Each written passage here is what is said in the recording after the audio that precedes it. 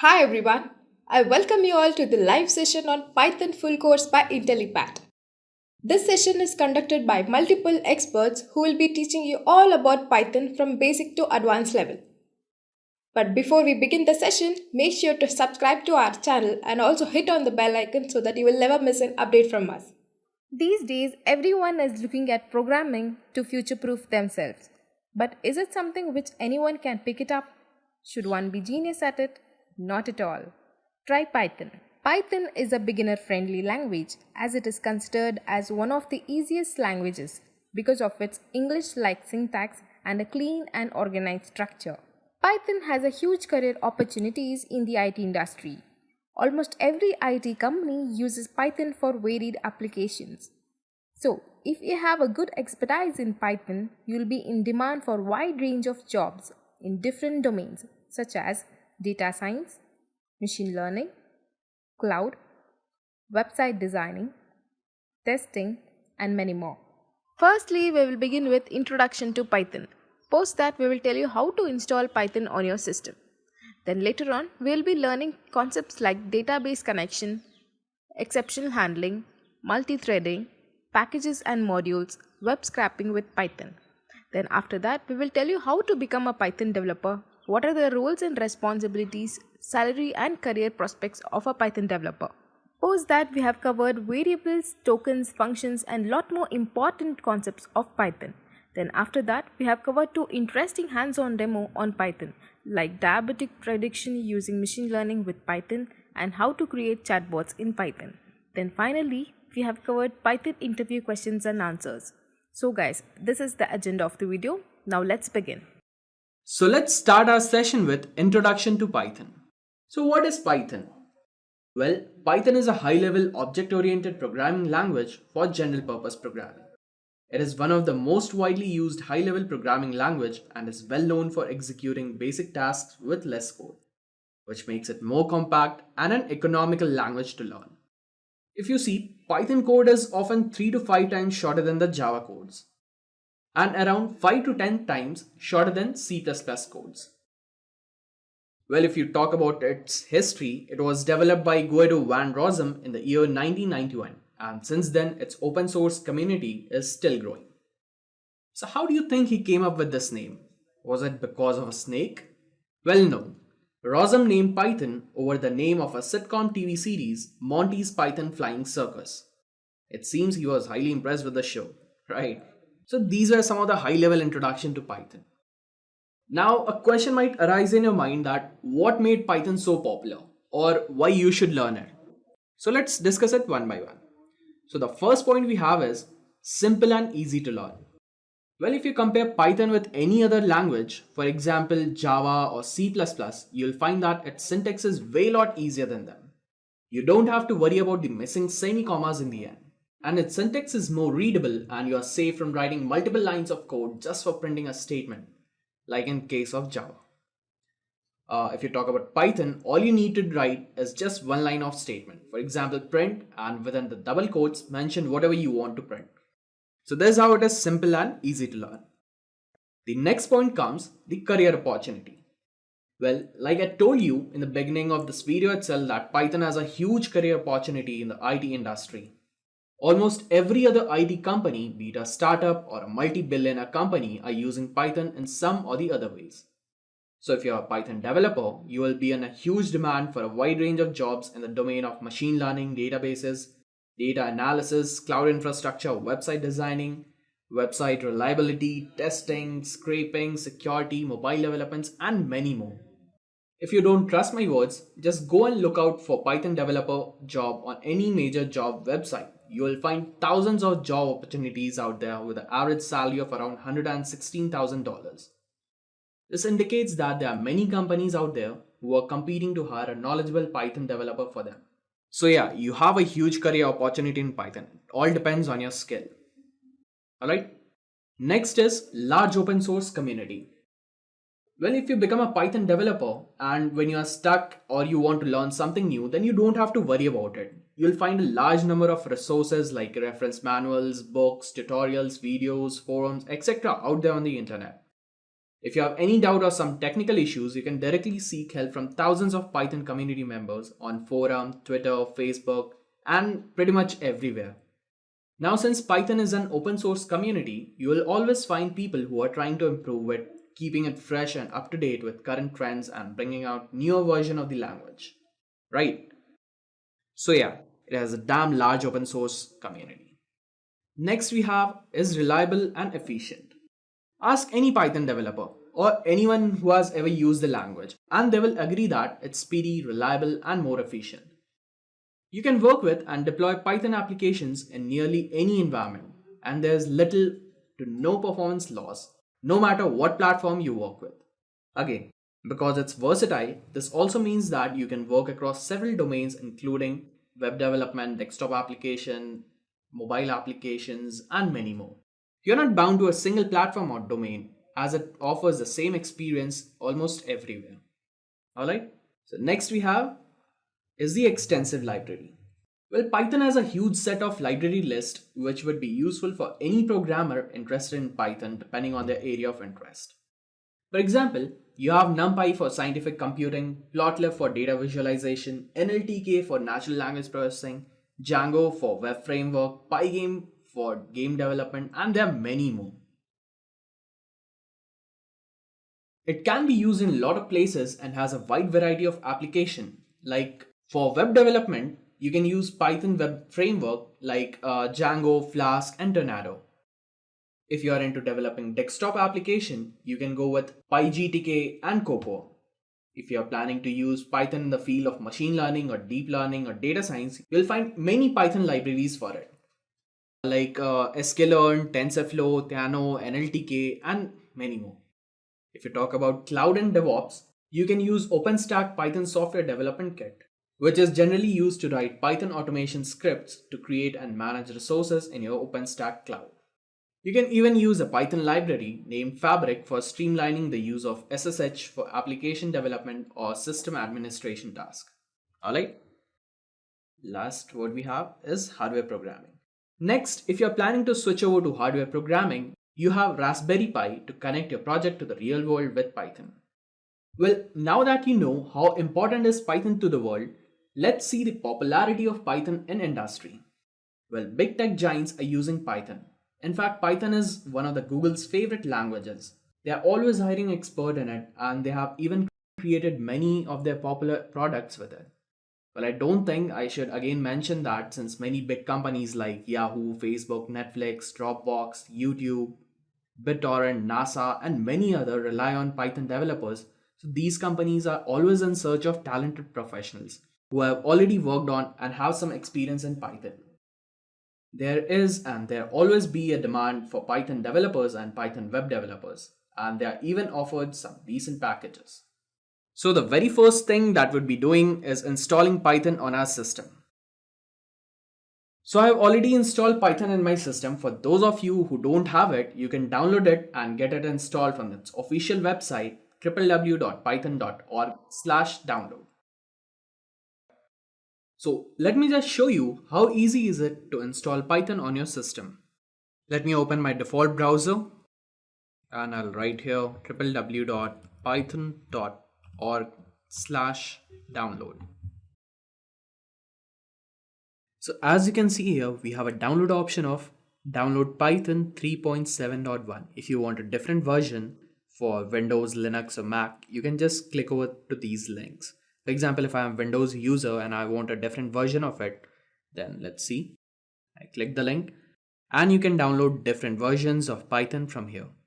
So the first two options that we got up here is latest Python 3 release, Python 3.7.1 and latest Python 2 release, Python 2.7.15.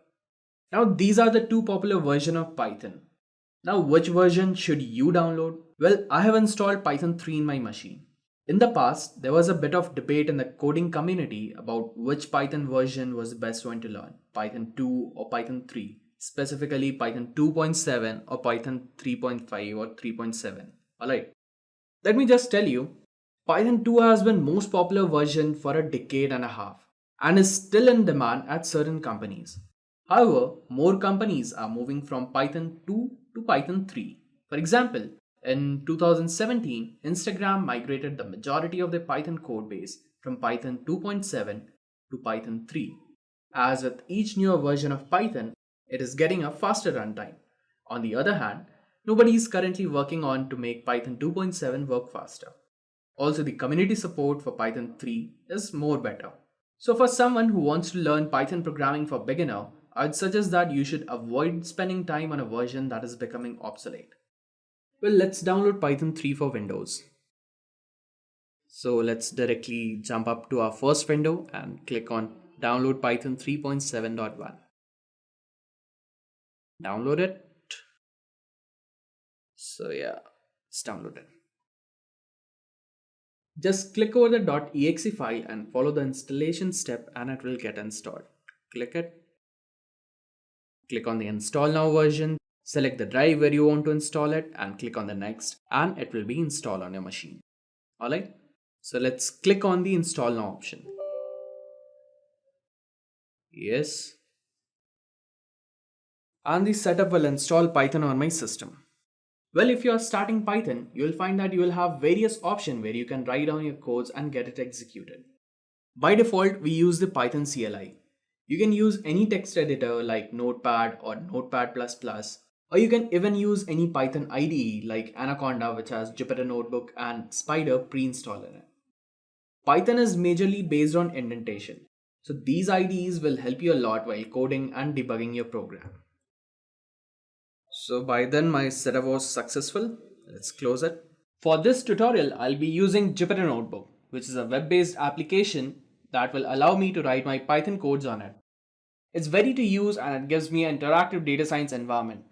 Alright?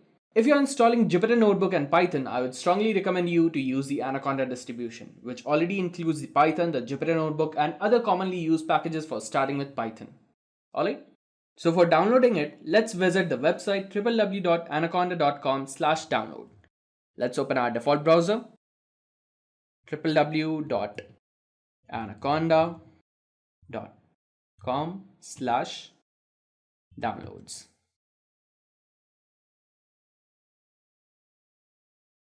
So as you can see, we have a download option up here. Just click over it and your installation will start. Open the downloaded file and follow this series of steps and install Anaconda on your machine. Alright. So for me, I have already installed Anaconda on my system. So let me just go over there and open it. Anaconda Navigator. This might take some time to start.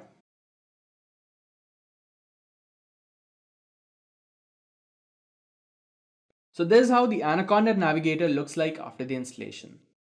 From here, I'll select my Jupyter Notebook and hit the launch button. My Jupyter Notebook will open in my default browser. So here's my Jupyter Notebook. It opened on the local host with port number 8889. So this is how the Jupyter Notebook will look like. So from here, go on to the new, select Python 3 from the notebook. And this will redirect you to the Python notebook page where you can write all the different sorts of Python codes on it, ranging from a beginner level to advanced one. Now that we have set up our environment for coding, let me just give you a glimpse of how easy is Python. You want to perform addition? It's as simple as 1 plus 2 equal 3. That's it. All you need to do is 1 plus 2 and hit enter. You'll get the output. Let's start with database connection, what exactly it is, what you'll be learning in Python, MySQL connection. So before that, let's understand what is database. A database is basically a collection of structured data in such a way that it can easily be retrieved, managed, and accessed in various ways. One of the simplest forms of databases is a text database. Relational databases are most popular database system, which includes like MySQL, Oracle database, SQL Server, Space, Informix, IBM DB2, NoSQL. And here we will be using MySQL. It's one of the easiest database to work with, especially with Python. We are working on MySQL. In general, if you want to store your data, so we need some database for that. So we will be storing in one database using MySQL. So let me walk you through about this in detail. So how does this Python connect to a database? It is very simple to connect Python with the database. So if you refer to this image here, which illustrates a Python connection with the database, where how a connection request is sent to MySQL connector, Python, and then that gets accepted from the database and cursor is executed with result data. So if you observe here, PyCharm application, it might be anything. You guys would have been worked on, I think so, Jupyter Notebook or Google Colab. So using that, using our PyCharm or Jupyter Notebook only. Okay, you guys are familiar with Jupyter Notebook. I'll take an example of Jupyter Notebook. And with this Jupyter Notebook, we create a connection to our MySQL. We need to install. So after installing, we need to make a connection between our Jupyter Notebook and the MySQL connector. After making connection, we need to call a cursor, dot cursor, and then we execute our SQL queries. Probably most of you guys would have been worked on the SQL. So most of you guys would have been worked on MySQL. You guys would know like the queries and all. So if you want to select some data from the database, like select star from employees table or something. So then you execute the queries. So that is how we make a connection from the Jupyter Notebook to the MySQL connector. Once the connection is made, connection request is sent to the MySQL. And once it is connected, the result data is sent to the connector and that is sent to the Jupyter Notebook. Then you can see the data and the result set. So this connection, how to make, and whatever the changes you make in the Jupyter Notebook, the same should be reflected in the MySQL also. You can just see that you will be learning in detail. So with Python database connection, let us see the parameters required to connect the database. Like first username is required, password is required, hostname is required. You need to simply mention your username. You give to work with MySQL server with the default username is root. By default, when you're installing the steps, I'll be showing it to you guys. By default, the username will be root for the local host. And the IP address would be 127.0.0.0. It is common. I'll just show how it works and all. If you want, you can just create your own username and password also. And the host name, basically, it will be default for the local host is this. If you want, you can set even that also. You can configure with different IP address. So this is about the database connection. And next comes the exception handling. So exceptions in the sense errors. Like definitely you would have come across many errors in Python. Like it will be many error, it would be syntax error, attribute error, and indentation error, many errors. So you guys will be working on a huge project in future.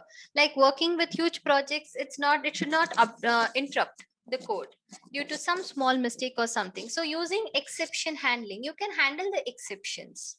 How can we handle the exceptions? That is through exception handling. So when an error occurs, or exception as we call it, Python will normally stop and generate an error message. These exceptions can be handled using try statement. So the example you can have a look at here, the try block will generate an exception because x is not defined. Here, I'm just printing x. I have not assigned any value to the x. X is a variable, there is no value. I'm just printing x. Definitely it will throw an error. Like x is not defined, right? So in the except block, so this is one block, try is one block, and except is the other block. In the except block, it will catch this error. Print an exception occurred. Usually, if there is no except, if you just type print x, you will get an error that x is not defined or something like that. So instead of that, you are printing an exception as an exception occurred. Or in if you want to give a detailed thing, you can mention here in the statement. Detailed sentence you can also give. It is your wish. Since the try block will raise an error, the except block will be executed. If this raises an error, this will get executed. Without this try block, the program will crash and it will raise an error. So always a good practice is to handle your errors. So whenever you're writing a code, just put all the main statements in the try block, and then the except block, if it catches any error, you can just put it in the except block. And even we have finally else left, we will learn that now. So Python provides two very important features to handle any unexpected error in your Python programs and to add debugging capabilities in them, like exception handling assertions. Like here are like few standard exception, like exception base class for all the exceptions, stop iteration, Raised when the next method of an iterator does not point to any object, you get this error. System exit, raised by the sys.exit function. Next is standard error, base class for all errors except stop iteration and system exit. You have come across this error frequently, arithmetic error. Base class for all errors except calculation. Operators. You get this error. Next is overflow error, raised when a calculation exceed the maximum limit for a numeric type. Overflow, like definitely when you're giving some range from where you're using the for loop, and if you're overflowing while printing it, if you're giving some other range, if it's not between 1 and 10, you get the overflow error, index out of range. Sorry. Next is floating point error. It is raised when a floating point calculation fails. Division error, when you're trying to divide by 0, by default it's not possible. Next is assertion error. You have many the statement, you get attribute error. Even attribute error you would have come across, raised in case of failure of attribute reference or assignment. So in the same way, we have many errors, only few are listed here. You will understand when we are learning the concept of exception handling. So even in exception handling, even we have the else block also. You can use the else keyword to define a block of code to be executed if no errors were raised. So if you have a look at the example, the try block does not generate any error here. You're just printing hello. Yes, by default it will be printed. There is no exception at all. So it will not go to the except block because there is no error raised in the try statement. Directly it will go to the else block. Print nothing went wrong. If there is an error, it will move to the except block. Print something went wrong. If there is no error, directly it will move to the else part and else will be printed. So this is how it works. Next comes finally. The finally block, if specified, will be executed regardless if the try block raises an error or not. By default, the finally is printed. Whatever you give inside the finally block, it will be printed. So like try, print X, it raises an error. It will come to the except block. It will print like something went wrong because X is not defined here. And even the finally is also printed. The try except is finished. So as I told you guys, will be working on huge project.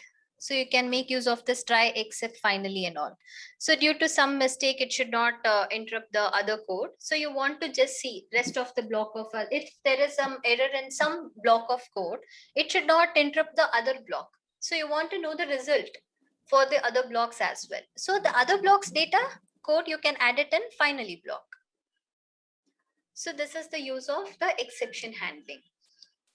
So usually if you don't add this at the starting line, if you have an error, it will stop. It will stop abruptly and it will throw an error.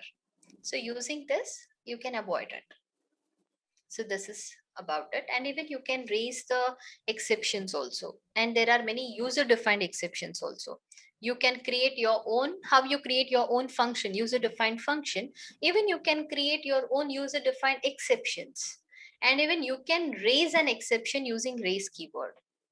As a Python developer, you can choose to throw an exception if a condition occurs. To throw or raise an exception, we use raise keyword. So raise an error and stop the program if x is lower than 0. If x equals minus 1, you're setting x equals minus 1. If x is less than 0, then raise exception. Sorry, no number should be below 0. You're raising an exception. So raise keyword is used to raise an exception. You can define what kind of error to raise and text to print to the user. Anything you can do. Next is type error like x equals hello. If not type of x is int, if this is not of integer data type, then raise an error, only integers are allowed. You can't print a string. So we'll just learn with many examples when we are learning this concept, how to raise. And now it's user defined exception. We are creating our own exception. So programmers may name their own exception by creating a new exception class.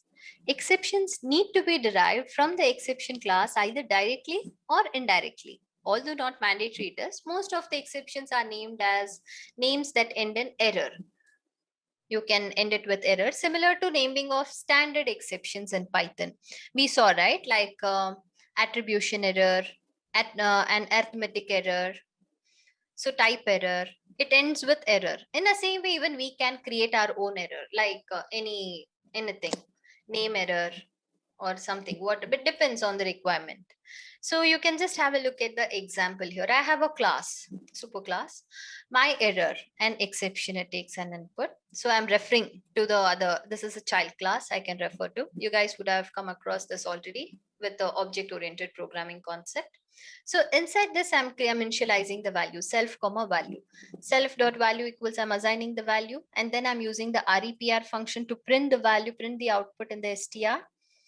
So in the try block, I'm raising my error and I'm passing 3 times 2.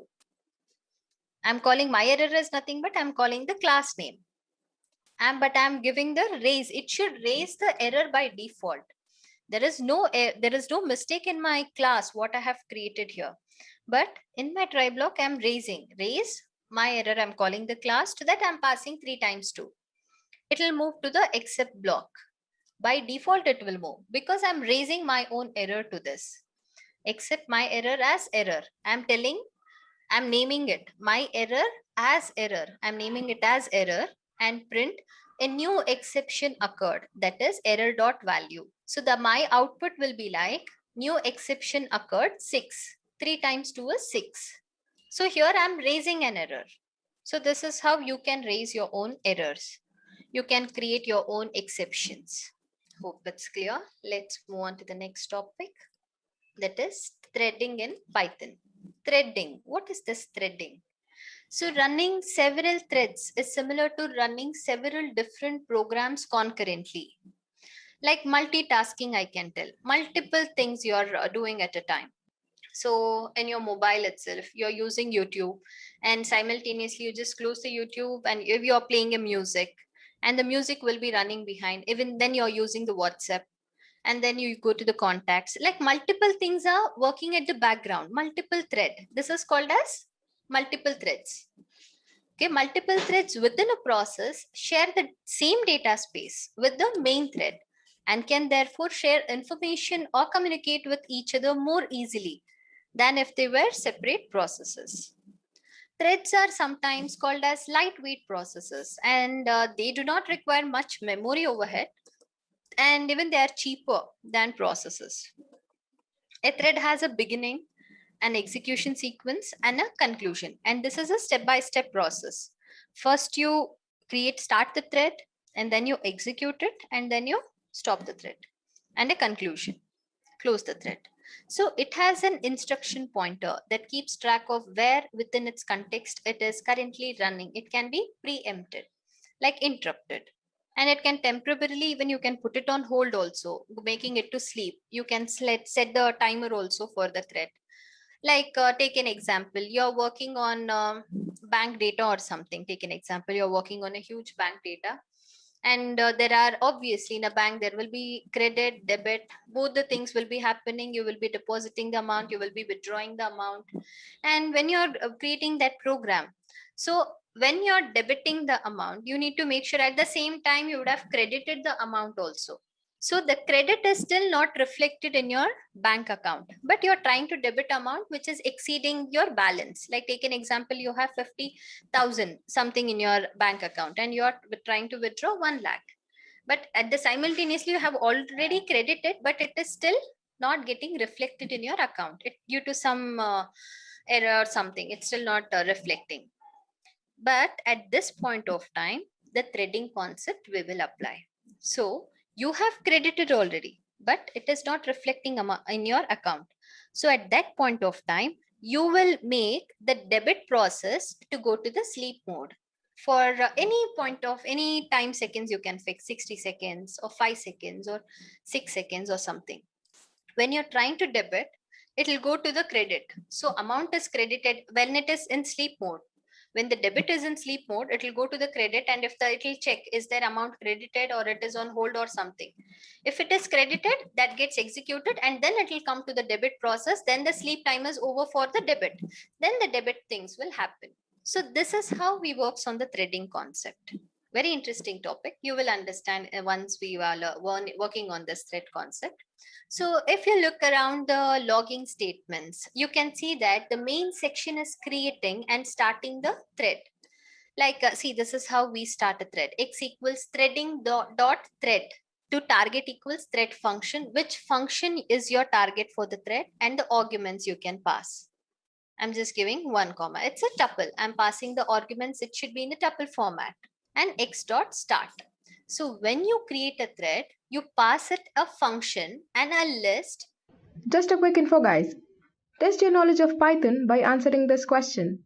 What do we use to define a block of code in Python language? A. Key. B. Brackets. C.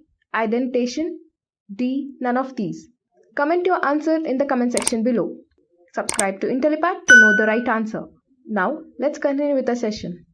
Containing the arguments to that particular function. In this case, you are telling the thread to run thread function. So thread function, we haven't named here yet. When you're working, you will get a better understanding. And to pass it, 1 as an argument to my thread function, I'm passing 1 as a input to my thread function. And then my thread is getting started. So there is threading dot get indent also, which returns a unique name for each thread. But these are usually neither short nor easily readable. Next comes the thread function itself doesn't do much. It simply logs some messages with a time dot sleep in between them. Next is about Python modules and packages. Let's start with the Python modules and packages. Python package. So package, I can refer it to I'll give a example. Like, you will be getting a package. In that package, there are some many items contained in that package. You have ordered something through Amazon and you are getting to your home delivery, and you have lot of things in your package. In the same way, you can create your own package in Python. In that package, you can add the modules, functions, classes. You can store all these stuffs inside your package. So this double underscore in a double underscore dot py file can be left blank or can be coded with the initialization code for the package. So whenever you want to create a package, so you would have used, okay, you guys are not aware about the PyCharm. I'll just walk you through PyCharm also once we start the class. In PyCharm, you can just directly create your package. Right click on the folder and create your new package. And by default, when you create your package, an empty .py file is created with the double underscore in a double underscore dot py file. This is created by default when you're creating a package. It's not mandatory to be empty. You can add the code also inside that. So initialization code, or can be coded with the initialization code. You can give the basic things, anything you want inside the init.py. And it's not mandatory. It might be empty also. So to create package in Python, we need to follow these 3 simple steps. First, we create a directory and give it a package name, preferably related to its operation. If you're working on a bank data, give it as a bank package. So name the package name as a bank account or something. Then we put the classes and the required function in it in your package. So where do you put these classes and functions? You just don't put it in the package. In the package, you have a modules. So in that modules, you will be having classes, functions, and all. You guys would have come across the modules like random, numpy, pandas. You import, right? Import this module first and then you use it. Seaborn. All these stuffs are the modules. So what happens? These all are data visualization, like Seaborn. You guys would have worked on the Seaborn. Okay, you're importing Seaborn. What is the use of Seaborn? It's for data visualization purpose. We import Seaborn. So what do you have inside the Seaborn module? So you have all the graphs. It might be in the colorful. You just see the bar graph, all these stuffs, right? You get colorful format for data visualization purpose.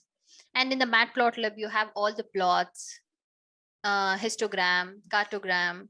Sorry, cartogram, it's for folium, histogram, and the bar graph, pie charts. All these things you can see in the plots, matplotlib. .py plot. So that's a module. In the same way, we can create our own module also, as how you create your own function, your own, just now I told exceptions also you can create. In the same way, you can create your own module also. Same way, you can create your own package also. So all these modules are kept inside a package. In this package is contained with all these stuffs. Finally, we create init.py file inside the directory to let Python know that the directory is a package. Like example, if you refer, we will demonstrate with a very simple example how to create a package with some Python modules. First of all, we need a direct. The name of this directory will be the name of the package which we want to create. First, you need to see the directory where you are storing the data or something. It might be your drive, any directory, any drive.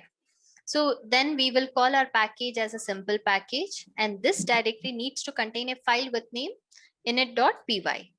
In that particular directory, this file should be present, and this file can be empty or it can contain any valid Python code.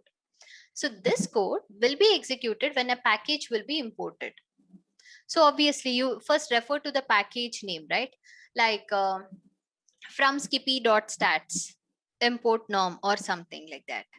So from, what you do is, from is the package name, import is the module name. So from the package, you are just importing this particular module. It's something like that.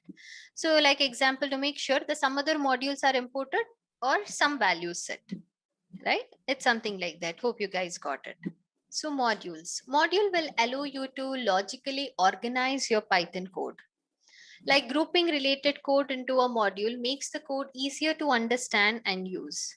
A module is a Python object with arbitrarily named attributes that you can bind and reference. Simply, a module is a file consisting of Python code. A module can define functions, classes, and variables. Module can also include runnable code. Like example, the Python code for a module named aname normally resides in a file named aname.py. With .py extension only, you need to add the code. So first you need to create an empty file .py, and in that py file you can add any code. So here is a function def test. I'm just passing some input as par print hello par whatever. If you give any name, my name is Bhavna, I just added hello Bhavna, return par. If you just give it, that will be printed. So whenever you're calling this module, when you just need to, in your Jupyter notebook, you can just type import what is the name, a name, right? Just you can give import a name. And if you just call, I haven't assigned any variable name here. If it is assigned to any variable name, if you just call par, you will be getting the output. Whatever the input you pass to this, it will return the output as hello Bhavna or something. If you pass name to that, you will be getting the output. So you are creating a module and you are saving it. So it reduces the task. When you're working on a huge projects, especially, this will be very helpful for you. When you're creating a module, and you can create any number of modules, support anything, a name, depends based on your requirement. No need to add. See, for example, every time you can't do the particular task or something, no need to repeat. It's something like a function. You just create it. It avoids the repetitive of code. So if you just refer to the module, everything you have in the module, it's just a ready-made for you. You get the answer instantly. So for that case, you can use the module. And if you want to, you need to import it. As I told, you can use any Python source file as a module by executing an import statement and some other Python source file. So the import is something like import module name. So whatever the name you have given. And next is about web scraping. Scraping word itself tells you you're scraping the data, fetching the data, you're calling the data. Okay. Web scraping, in this it's very interesting topic. It's like it reduces the task, especially you're take an example. You want to learn Python core, you'll just type in Google Python core training or Python core tutorial or something, and you get like many links. You can see even like many pages also at the bottom. So in order to just click on each and every link and seeing getting the data, you can scrape those data or you can scrape the pages. How can we do that? Let's see in web scraping using Python. So introduction to web scraping, why web scraping, and why Python itself for web scraping, and how does this work? and what are the libraries we have in web scraping, and what are the steps for it. We'll see now. Okay. In web scraping, it is an automated method used to extract large amount of data from website. So especially this is very useful, like people who are doing some research, they'll be in need of huge data set, right? So instead of going and just clicking on each data set and copying the code and copying the text or something and pasting it in their thing, it's very time taking process. So instead, they can just get it automated of data from the websites. Web scraping, web harvesting, or web data extraction is extracting the data on the websites are unstructured. It will not be in a structured manner. Web scraping helps collect these unstructured data and store it in a structured form. And there are ways to scrape websites also, such as online services, APIs, or writing your code. So even you don't have access to scrape all the websites, and few will be not be having permission to scrape it. And even there is some web path we have our scraping. Scraping, it doesn't mean they can from Intellipaat. We have some restrictions. They can scrape only the information regarding data science in Python or something like that. Only few things they can scrape. So you data from our Intellipaat data. You can just scrape the data, and even that won't be in the structured format. And then using the libraries, we can just convert it, and you can add it to any of the thing. You can add it to your Excel or document or anything, anywhere. You can just add those data.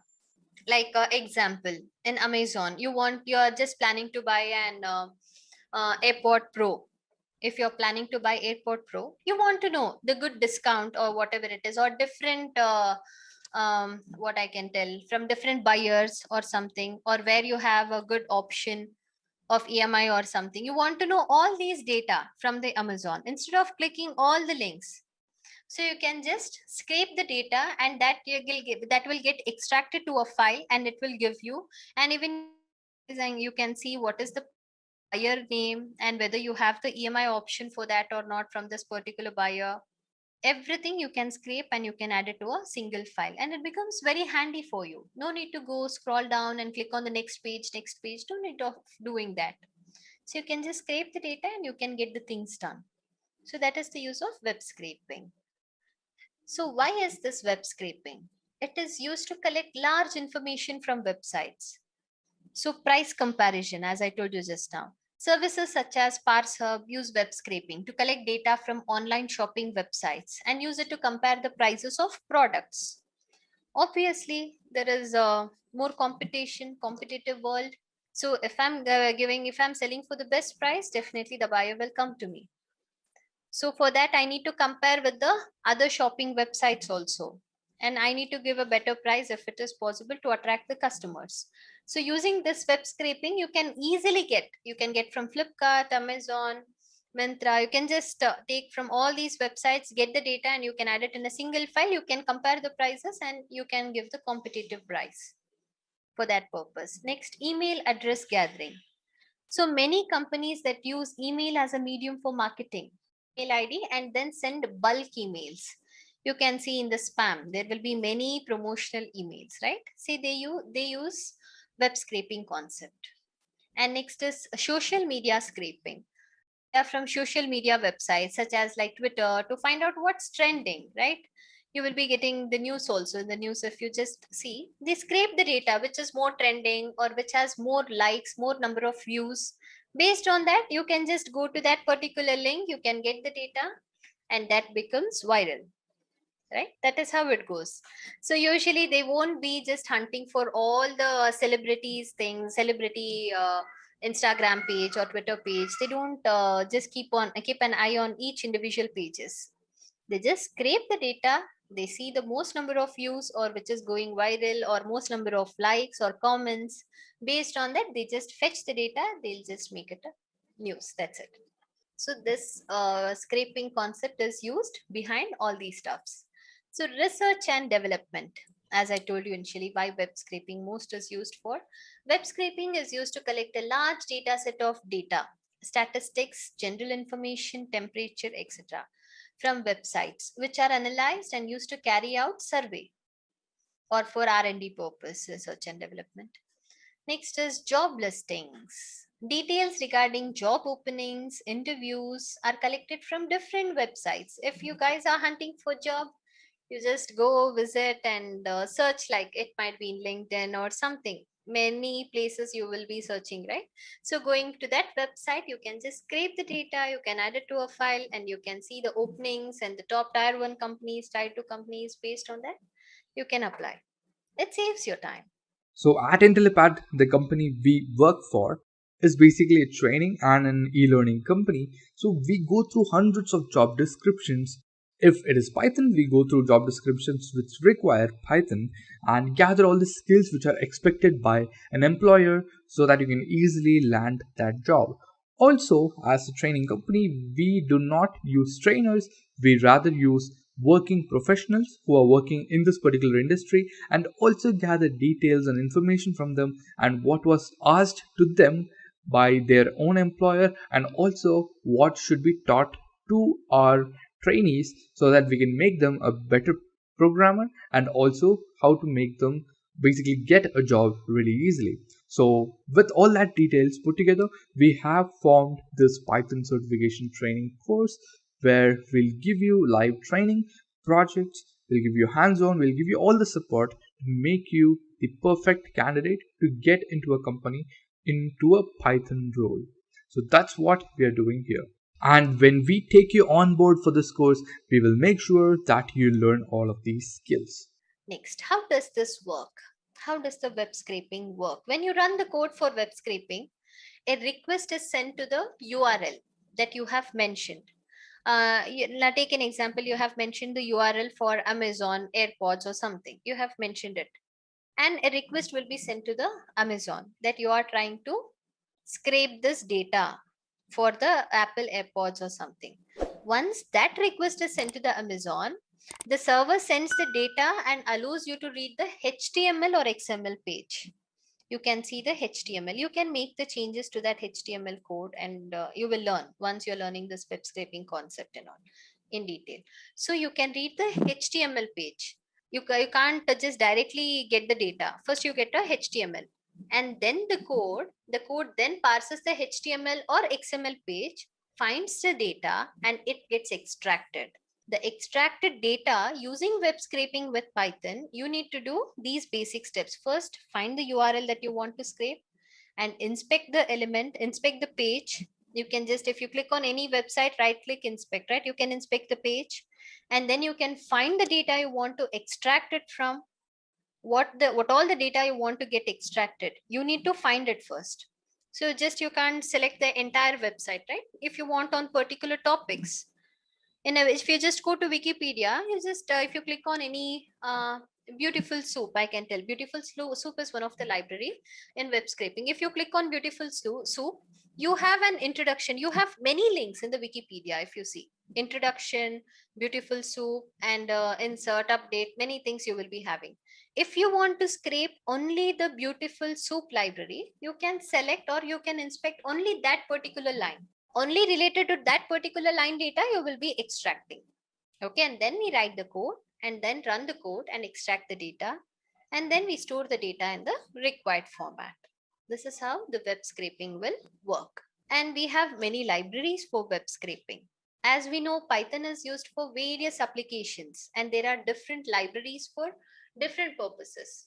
In a further demonstration, we will be using the following libraries: Selenium, Beautiful Soup, Pandas, but we will be using Beautiful Soup. This is widely used in Python, and it is one of the easiest way. Selenium is a web testing library. It is used to automate browser activities and all. And Beautiful Soup is a Python package for parsing HTML and XML documents. It creates parse trees that is helpful to extract the data easily. And next is Pandas. You would have learned already. Pandas is a library used for data manipulation and analysis. It is used to extract the data in the desired format. Right? This is about the libraries, and this is about web scraping. So the next question you might have is Python a new language? Is it an old language? Because if we do have very experienced developers among us who've been working with Java all their life, C++, C Sharp or anything, you might wonder, is Python a new language? Well, not exactly, because Python has been in existence since the 1980s. It's pretty much close to 40 years now. Python is almost a 40-year-old language, ladies and gentlemen. And the most important thing you need to understand is that it gained a lot of momentum. It gained huge popularity in the beginning of the 21st century, and basically since then, as I just mentioned in the previous slide, it has been rising and rising. And here's the person who created Python. His name is Guido van Rossum, and he's an amazing developer. You can check out more about him after the session, of course. And then coming to some quick Python facts that you might know or not know. Well, guys, do let me know if you know any of these. Let's consider Firefox. Firefox has over 230,000 lines of code, which basically calls to the working of Firefox, and it's all written in Python. How amazing is that? 230,000 lines of code of Python for Firefox, ladies and gentlemen. And then coming to Microsoft, of course, they have their own IDE. They call it as the Visual Studio Code, and this is basically used to promote worldwide Python development as well. And you can get pretty much free versions of this. And Python is open source, if you've been wondering. So Python has been used by the community, developed by the community, and implemented very well by the community as well. And then coming to Netflix, did you know that Netflix actually makes a lot of use of Python, especially in the field of data science? Well, everything from automatic image recognition, it might be a recommendation for all the TV shows and the movies we can watch on Netflix, and much more. But do understand that Netflix uses a lot of Python. And then coming to Uber, I'm pretty sure everyone knows about it, and they actually make use of Jupyter notebooks, and they make use of IPython to basically share and store all of the data with respect to the driver client interaction and all the ratings and all of that, and much more. As you can see on your screen, some beautiful usage of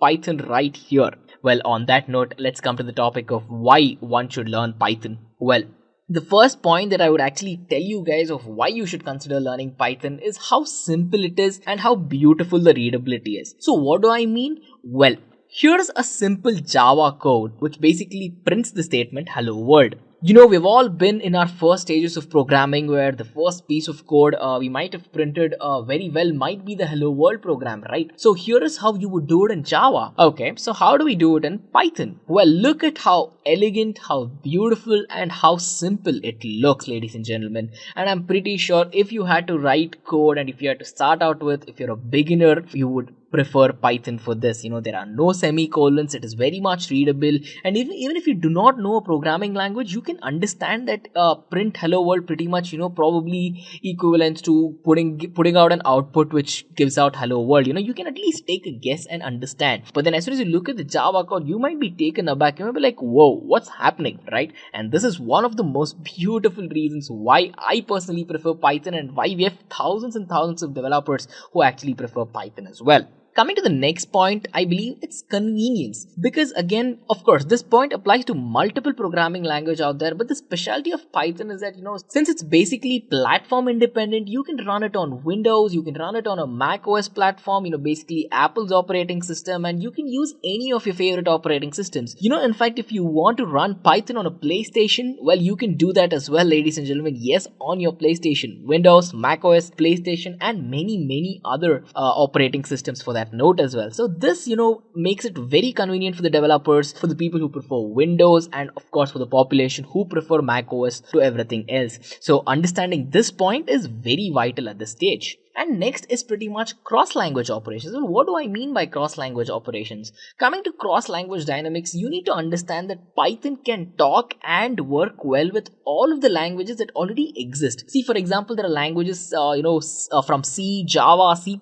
we have JavaScript, we have languages such as Rust, we have .NET, and we have all of these languages, platforms, firmware, libraries, whatever you want to call it. And basically, Python brings all of this together. And if you are an expert in JavaScript and you're trying to to implement JavaScript using Python? Yes, you can do that. Can you run some Java code using Python? Of course. And can you go on to use .NET alongside Python? Of course. Well, as you can see where this trend is heading, well, it is the number one language of choice for a reason, and I believe this is one of those reasons. So what do you guys think? Head to the comment section and let me know. And of course, coming to artificial intelligence. Well, ladies and gentlemen, I know you guys might be waiting for this at this point of time. Hey, what about data science? What about artificial intelligence and much more? Well, here it is. You must learn Python today because Python is one of the most preferred language in today's world to help achieve artificial intelligence.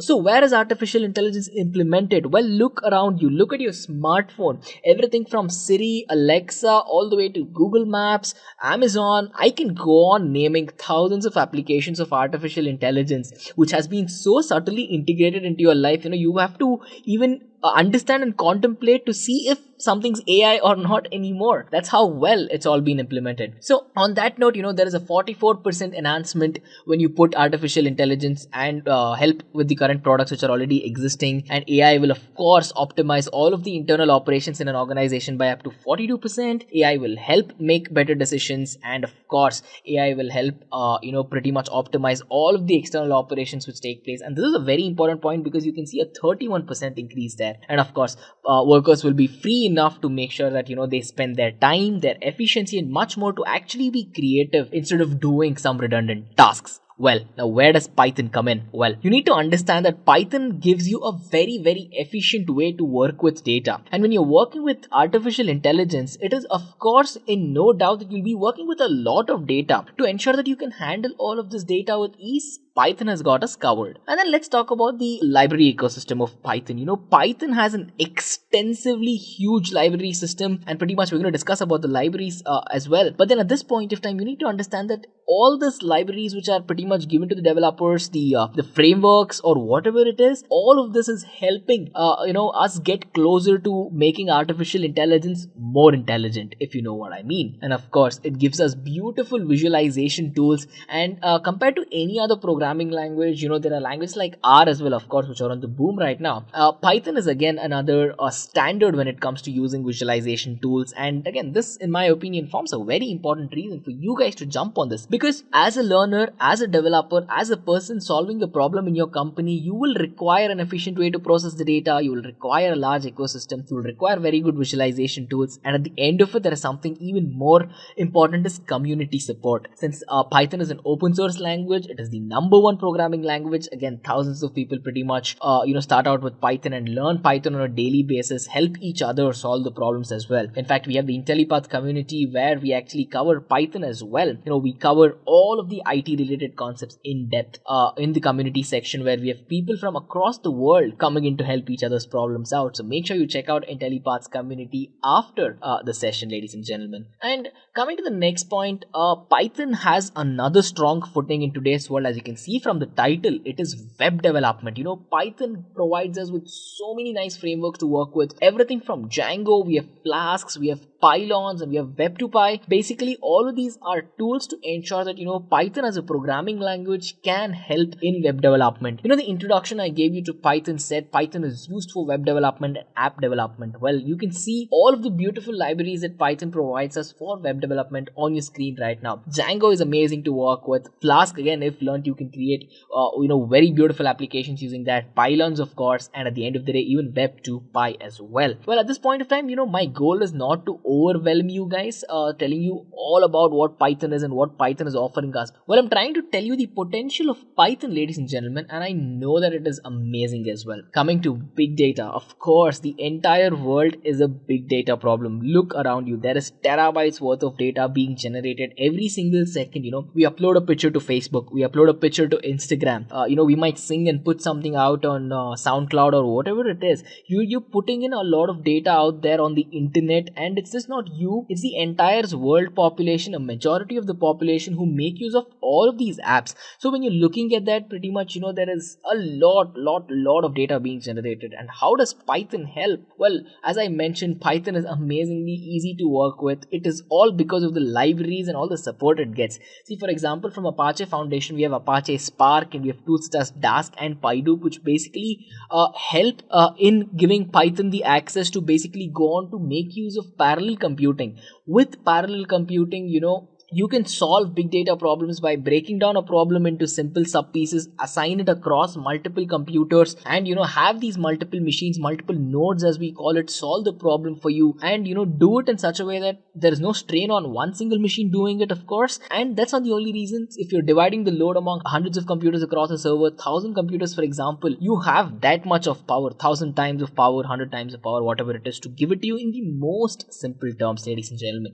So handling big data with Python is a breeze, and companies are looking out for all of these, and they want you as a big data expert there. So if you want to become a big data expert, you need to understand all of these concepts, and to understand all of these concepts, you need to first set across a programming language through which you're going to work, and use all of these frameworks that come with it, and go on to make use of it, right? So basically that is exactly what I'm trying to tell you guys here. When you hone in on a particular language such as Python, you have all of these beautiful frameworks to work with at the same time. Then coming to data science, of course, I've put in a fire emoji out there to tell you that data science has been on fire all of 21st century. Data science is pretty much booming right now. And in fact, guys, if you do not know, data science is being actively used right now to fight the outbreak of the coronavirus, which is spread across the world. And we have an entirely in-depth session covering basically on how machine learning and other technologies can actually be used to help fight the coronavirus, or COVID-19 as it's called as well. So make sure you check it out after this session.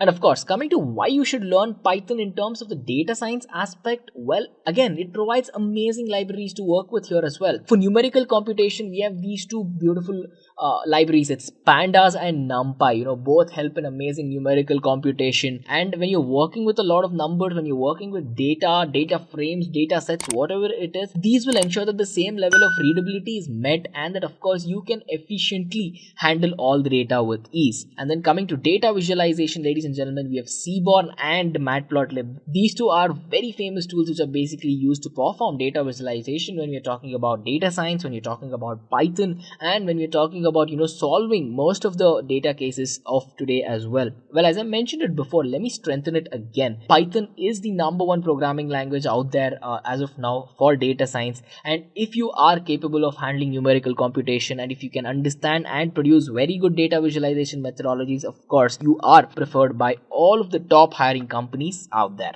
And this brings us to all the skills that is actually needed when you're working with Python, when you have to begin working with Python, or even general aspects of a programming language such as Python.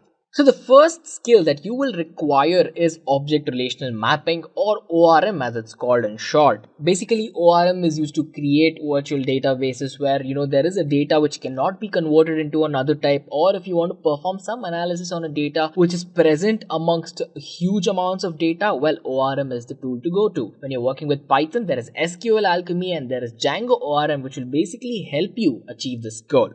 And it's as simple as that. Coming to skill number two. Skill number two is basically all the front-end technologies that you might be working on in case if you're looking at the web development aspect of Python.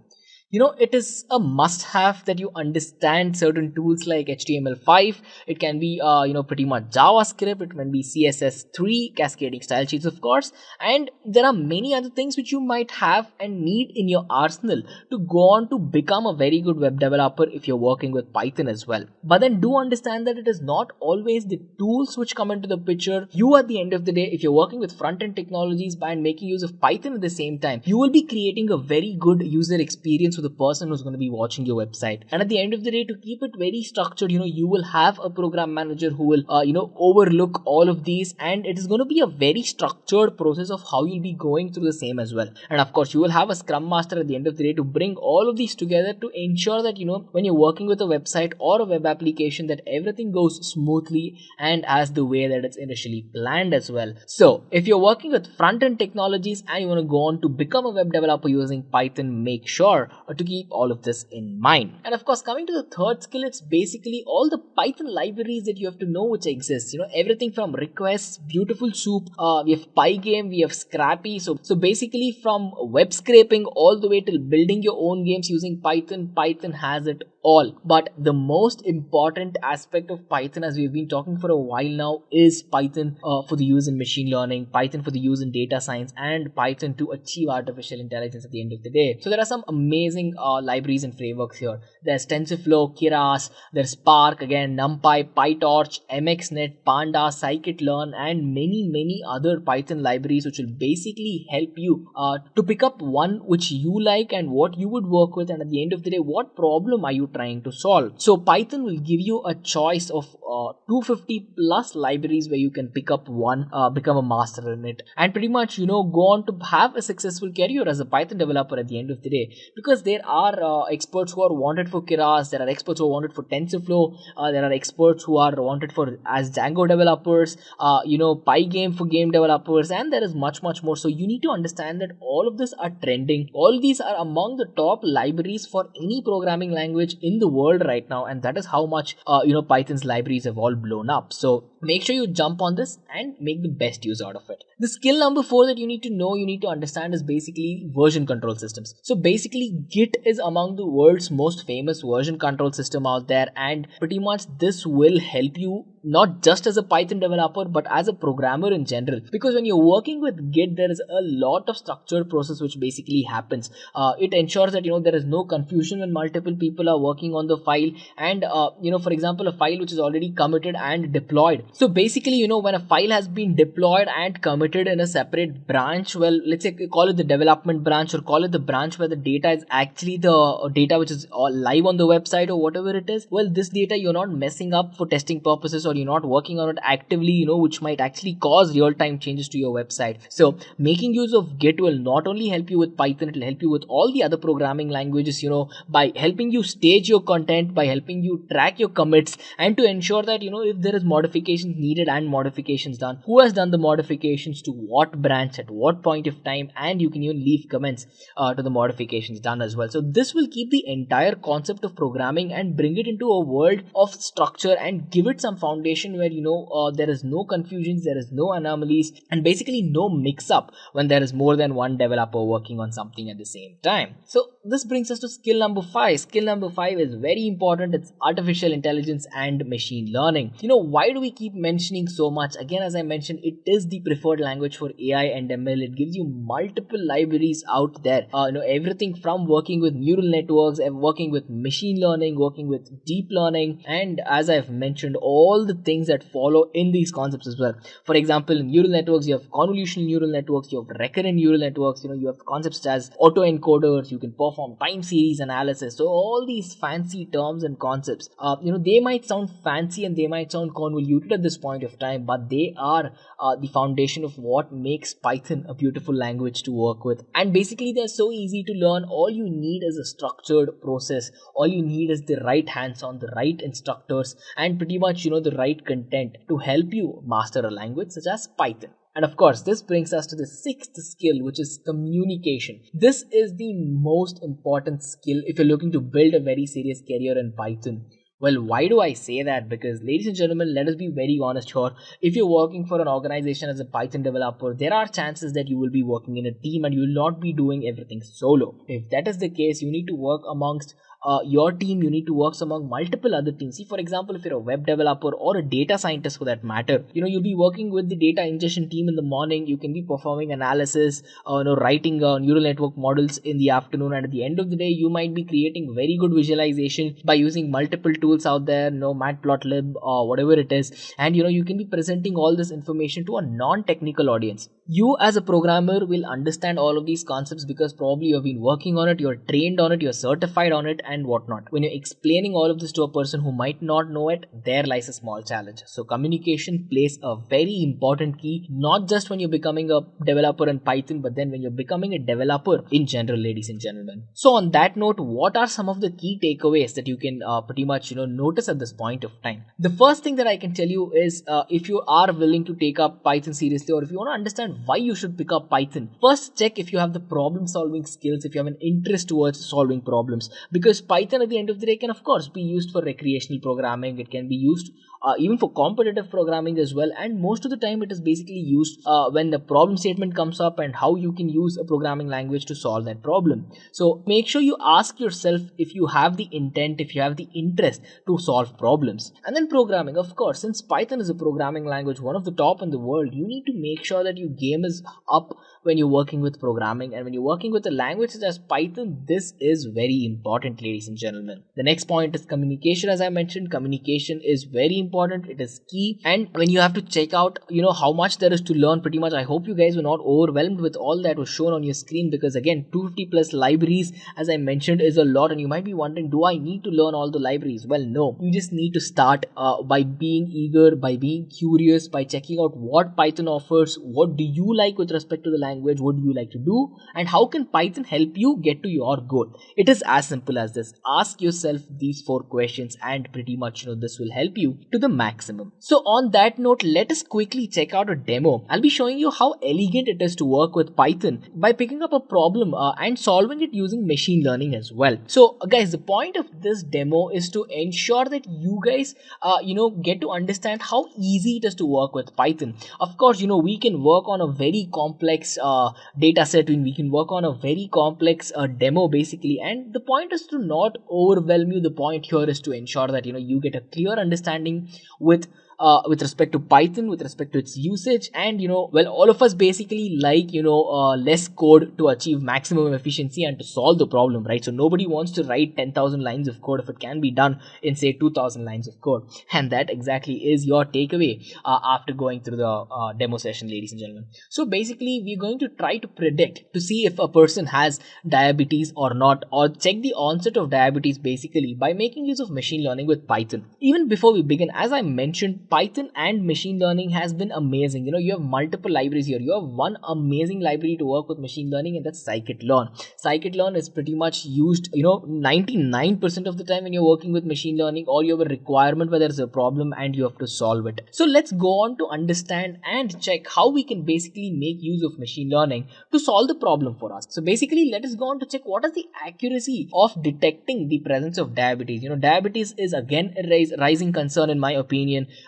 Be it a country like India, be it a country like USA, or let's say anywhere across the world, diabetes is a very deadly disease, right? Pretty much it is the condition where your body cannot maintain the blood sugar, and this will cause a lot of havoc if you're not diagnosed and if you're not prepared for it, or if you've been ignoring it for a while. So at the end of the day, it is basically your job to ensure to see how you can bring the world of computing and medicine together. See, medicine is a field where it's thriving on its own, and pretty much, it can do really, really well with or without the help of computing. Let's be honest. That is how it was for the last 100 years or so. The field of medicine has been grown exponentially. Coming to today's world, medicine alongside data science, medicine alongside the power of computing, it has stepped up the game of medicines to another level. And I'm sure over 70% of the doctors are going to agree to this, because again, to give you another case, in 2019, pretty much data science helped the doctors figure out the onset of early breast cancer in all the patients, and it sort of gave away a probability of 55 or 56% of detection. Ladies and gentlemen, we're talking about cancer where 1 or 2% can be can add a lot of things to your life, and it can take away your life as well. When you're thinking of numbers at that scale, you need to understand a 55% of probability to a patient saying that, hey, you have malignant cells in your system which might hurt you, or you have benign cells, they are not cancerous, they'll not hurt you, and all of this, giving this hope to a patient and then proving it with respect to validation. That in my opinion is very, very important usage of computers with the field of medicine, ladies and gentlemen. So without further ado, let's quickly jump in to understand how we can go on to predict diabetes with the help of machine learning. And the step 1 of any programming language, the step 1 of any problem statement is to understand the problem statement. And as the problem statement that I have mentioned, we need to go on to see how we can make the computer understand that, right? That's the point. Well, let's begin. Well, step 1 is to basically import all of the libraries libraries that you'll actually be using. So it is a common programming practice to all the beginners who might be watching this session that you import all the packages that you think you will require at the starting part of it, so you don't have to keep doing it at every point of time. So the step one is pretty much very important, where we're importing all the packages such as pandas and numpy for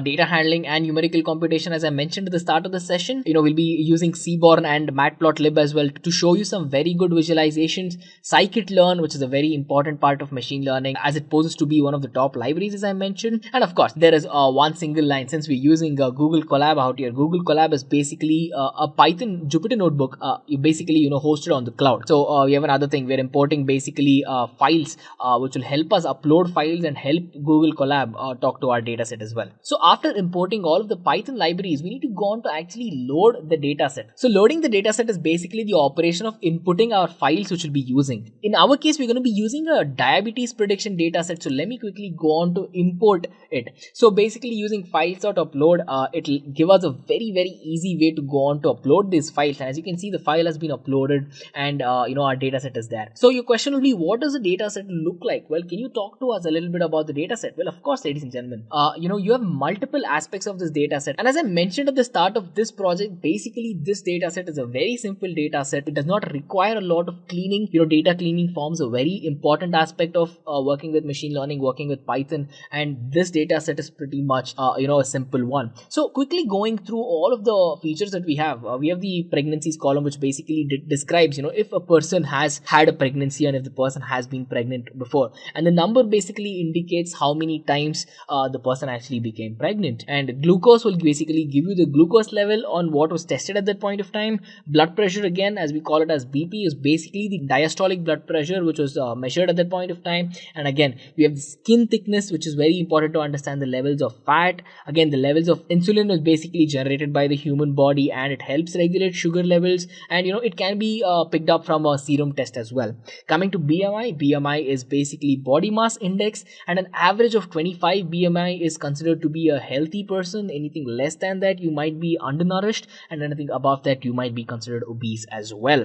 And then we have the diabetes pedigree function, which will basically tell you if there was an onset of diabetes in your family, because diabetes is something which is hereditary, as you might have read on the internet by now. So this basically will give us an understanding to see if it ran in your history, to see if it ran in the family history before. And then coming to age of course gives the age of the person. And the outcome is to basically check if the person is basically predicted to either have diabetes or not. 1 indicates the person is predicted to have diabetes, and 0 is the outcome where we detect that the person has not had diabetes in their life before. And then of course, coming to description of the data set, let us actually go on to use some concepts of descriptive statistics here. So descriptive statistics is very simple. We're going to be analyzing data using statistics, everything from the count of occurrence of that, what is the mean of all the values in the columns, what is the standard deviation, what is the minimum value of occurrence, what is the maximum value of occurrence. And of course, you can go on to check the 25%, 50% and the 75%. It's called as the IQR, interquartile ranges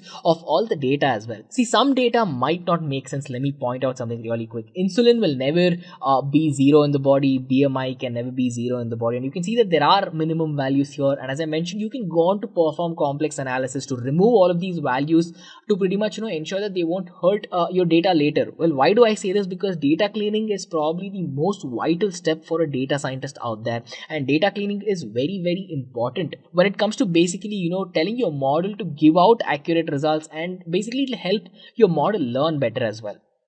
Just a quick info, guys. Test your knowledge of Python by answering this question. What do we use to define a block of code in Python language? A. Key.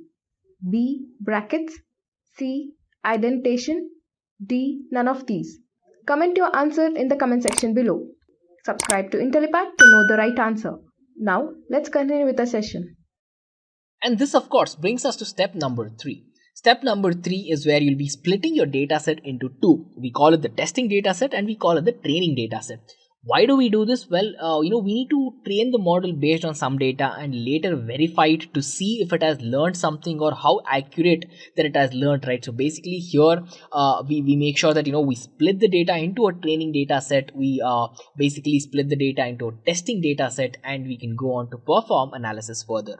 And the most important thing is that you need to go on to distribute it, and not just basically pick up the data. Hey, first 10 columns and the first 10 rows of these columns, let's split it to the training, remaining let's go to the testing data set. Well, no, we can actually go on to randomize all of this and distribute it with respect to the testing data set and the training data set. Well, this is basically done to ensure we can add some sort of randomness to our testing and our training data sets at the end of the day. And ladies and gentlemen, welcome to step number 4. Step number 4 is where all the magic is happening. Here is where machine learning is coming into the picture. So basically, we're using something called as GSCV for performing evaluation to see if a model can learn something and understand something. What is GSCV, you might be asking? GSCV is basically one of the amazing techniques. It's called as grid search cross validation, and this technique is used to understand what parameter can be used best, and how you can go on to evaluate what parameter will give you the best results at the end of the day. So you might be wondering, can I use just body mass index to check if a person is diabetic? Can I just check out using blood pressure to see if this person has diabetes or not? Well, with respect to grid search cross validation, your data, since it's being split into the test case and the training case, you can basically go on to tell your model to effectively use this validation case, which is basically the test case, against your training case to make sure that your model has learned well. You can go on to use multiple other things as well. There's something called as k-fold validation as well. With respect to k-fold, your testing data set is broken down into small chunks, and basically it is n folds times which is run across the training data set. What I mean by that, k is the number of times you want to run your testing data sets across the training data set. Well, again, not getting into all the details to basically overwhelm you again. To keep it simple here, we'll be using cross validation, and by making use of the gradient boosting classifier, we can ensure to find and evaluate what are the best parameters and how we can go on to use them to accurately detect the onset of diabetes. So let me quickly run this, and ladies and gentlemen, as you might know, this is the process where the machine is actually learning, and it's performing analysis by going through all of the data. And this is very important to know that this might take a small amount of time. I am thinking in my case this might take about 2 or 3 minutes, so we'll be back as soon as we get the results.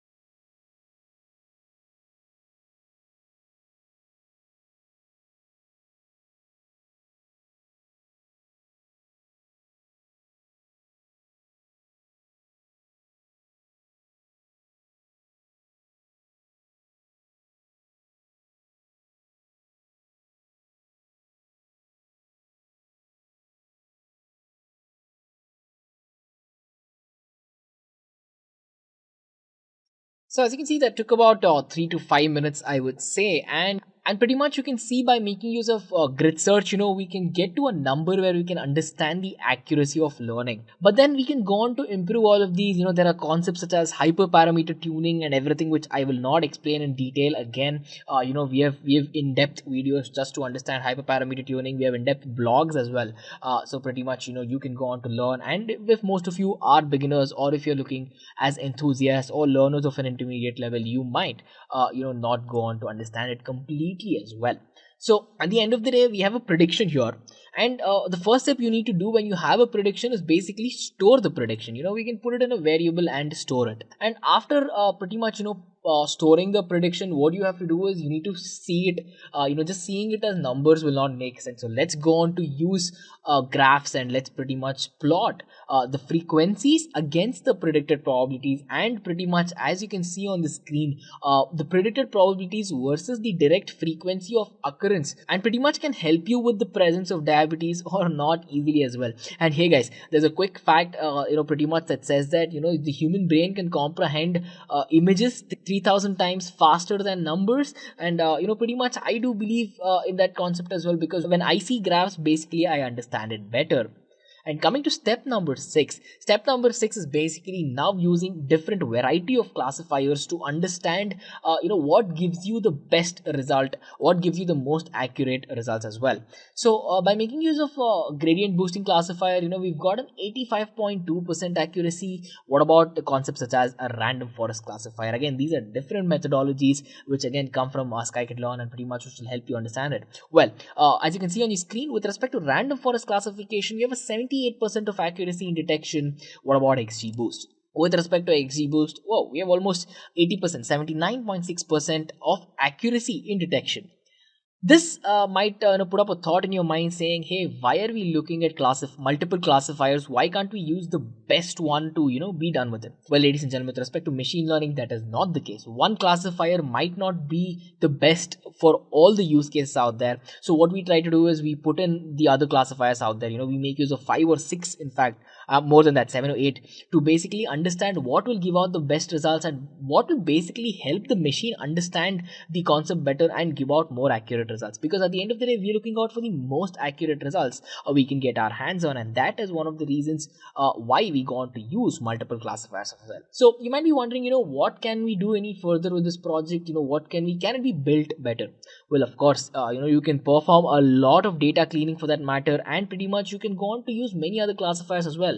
You can use k-nearest neighbors algorithm, which is basically KNN. You can use concepts of perceptron. You can make use of the concepts of decision trees and many other methodologies to check their performances, see what gives you the better performance. And in my opinion, gradient boosting, random forest, and XGBoost pretty much gave us high numbers of accuracy for this particular case, and I thought it was fitting enough to show you guys this.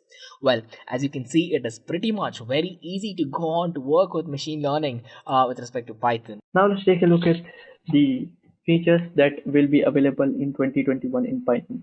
Python is very frequently updated, so new features are going to be available with every new version, and old features are going to be deprecated in every new version. So we recommend you take a look at the new feature list in Python whenever new version releases. So Python will have several features added to it in 2021. So one of those features is bit count, then there's strict zipping, and then there's the read-only proxy of dictionaries. Firstly, it's bit count. So as we know that computers don't really understand the source code that we write. To it's just a large blob of text. It's the job of the interpreter or the compiler to convert the code that we write into machine code. Machine instructions are at their very basic level written in binary. Binary is a number system which works with either 0 or 1, and it has a binary digit system. Binary digits in short are called bit. So if you ever hear 1 bit or 2 bit information, you mean there are 2 binary digits that represent the information. Both of them could either be 0 or 1. Now the bit count function is there so that you can count the number of ones in a binary format of a number or a string or whatever. So once that code is getting compiled and the value that you have is compiled, what will be the number of bits or ones in the entire string? Don't worry if you don't understand it. We'll take a look at that in the hands-on section as well, so that you can get a better understanding. Then comes strict zipping. In case you have not heard of zipping before, you might not have used Python that much, because zipping is by far one of the most common things that has happened. So zipping basically allows you to create a tuple out of 2 lists. If you have 2 lists with different values and you want to create tuples of the same indexes, you use the zip function. Strict zipping basically means that if the lists that you are providing to zip are of different lengths, you will get an error. Before this, what you would have to do is you would have to check them manually and say, okay, this is not working. You have given us different length of lists to zip, and we can't process this list, and then you move ahead. But this was a check that you have to do on your own, and sometimes you'd forget. So in Python, they have added this new feature in which when you create a dictionary, when you create a zipped version of 2 lists, you will have to provide lists of same length. If not, then you will run into an error, and we'll take a look at that as well. Finally, there are the read-only proxies of dictionaries. So in dictionaries, many times we want to create a read-only version of the dictionary. Now there are ways you can do that, but it's difficult to create a read-only version of a dictionary right at the beginning. So in order to use it correctly, we will have to use the newer versions of Python, because they come with a feature set that allows us to do that. And we'll take a look at that as well. So let's get started right from the beginning, and let's have a hands-on in which we understand all of this. So let's get started. Now for the hands-on, you would have to install Python. So let me just show you. You have to go to this programming python.org website. Here you can download the newest version of Python, and if you want to follow along, you can do that here. The code you write here is going to be interpreted in Python 3.9, and we want to use the latest pre-release version. So go to the download section, click on the operating system that you want to use it for, I will be using Windows. If you're on Mac, you can use here. If you have some other platform like Linux, you can click here. So I go to Windows, it opens it up, and it shows us look into this section which is on the right hand side. It's called the pre-release section. The stable releases are the versions that have been checked and all the bugs have been removed that were reported while the software was being developed. On the other hand, in the pre-release section, we might have some bugs, but you can try out the new features as well. So you can go here in Python 3.10.0. Before that, you would get Python 3.8.7 release candidate 1. But we want this to be the one. It was released on 7th of December 2020, so not too long ago, and you can download the installer here. If you want the help file, it's available. If you want the embeddable package, it's available as well. Choose the architecture correctly, install it, and you will be good to go. I have it installed and running, so I'll just show you what it allows us to do, right? So the first thing that we have to take a look at is something that we refer to as a bit count. So let me just show you. So I will create a number and I will save it inside X. Let's call it 108. Take a look at 108 and we have the value embedded in a variable X. Now, if I want to take it look at its binary representation, I have to use the function bin. This has been available for a long time. This is not Python's current version. As you can see, we have 1, 2, 3, 4 bits. So if I want to check how many ones are there, all I have to do is type bit count, press enter, and I get 4. If you are using some other version, as you can see, this is Python 3.10.0 A3. A3 is the third alpha version. If you're using older versions of Python such as 3.9, you might run into an error saying numbers don't have a property or a method named x.bit count. So in that case, you would have to upgrade. So this is how it happens. Now, if I were to change x to be equal to -108. Now, if I were to go back, take a look at the binary representation. It's the same thing, but I have a negative symbol added at the beginning to show me that it's a negative number. If I take a look at the bit count again, I get 4. So the number of binary numbers that are 1 here is the same. There's 3 zeros and there's 4 ones. So that's one way you can do it. So how does it work? Well, in a very basic sense, the way it works is what you do is you calculate the binary number, it returns a string, and here what you can do is you can just count the occurrence of 1. This should return the same thing, which is 4. So in case you're using older versions of Python, you can just create a function on your own, call it bit count, so just call it def bit count get a number, and here all you have to do is return the binary representation of x and then count 1 in it, right? So if I go bit count 108, you get the same thing. So if you're using older versions of Python and you want to use this feature, this is available for you to use it this way. All right, now let's take a look at zipping. Again, for those of you who are unaware of how zips work, let me just show you. I'll just scroll down a bit. Create a zipped version. I need to create two lists. I'll call them A. A is going to contain, I'm going to call it small a. Now I'm going to create few things here. I'll call them names. So John, Jane, Jenny, and Johnny. So we have a list. I'll create another list.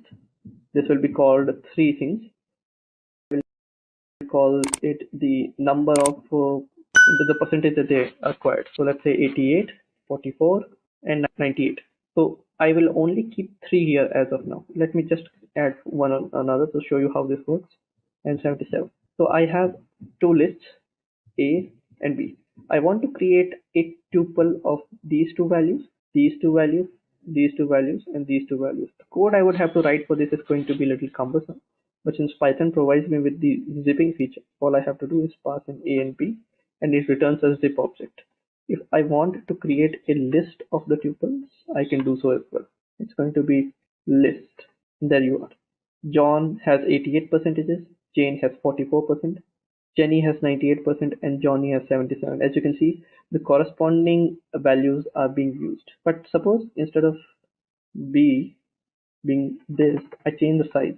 Now it's the length of A is 4, length of B 3, and length of B is equals to length of A. We are going to get false. But if I try to create a new list of zip and a, then I get only three values.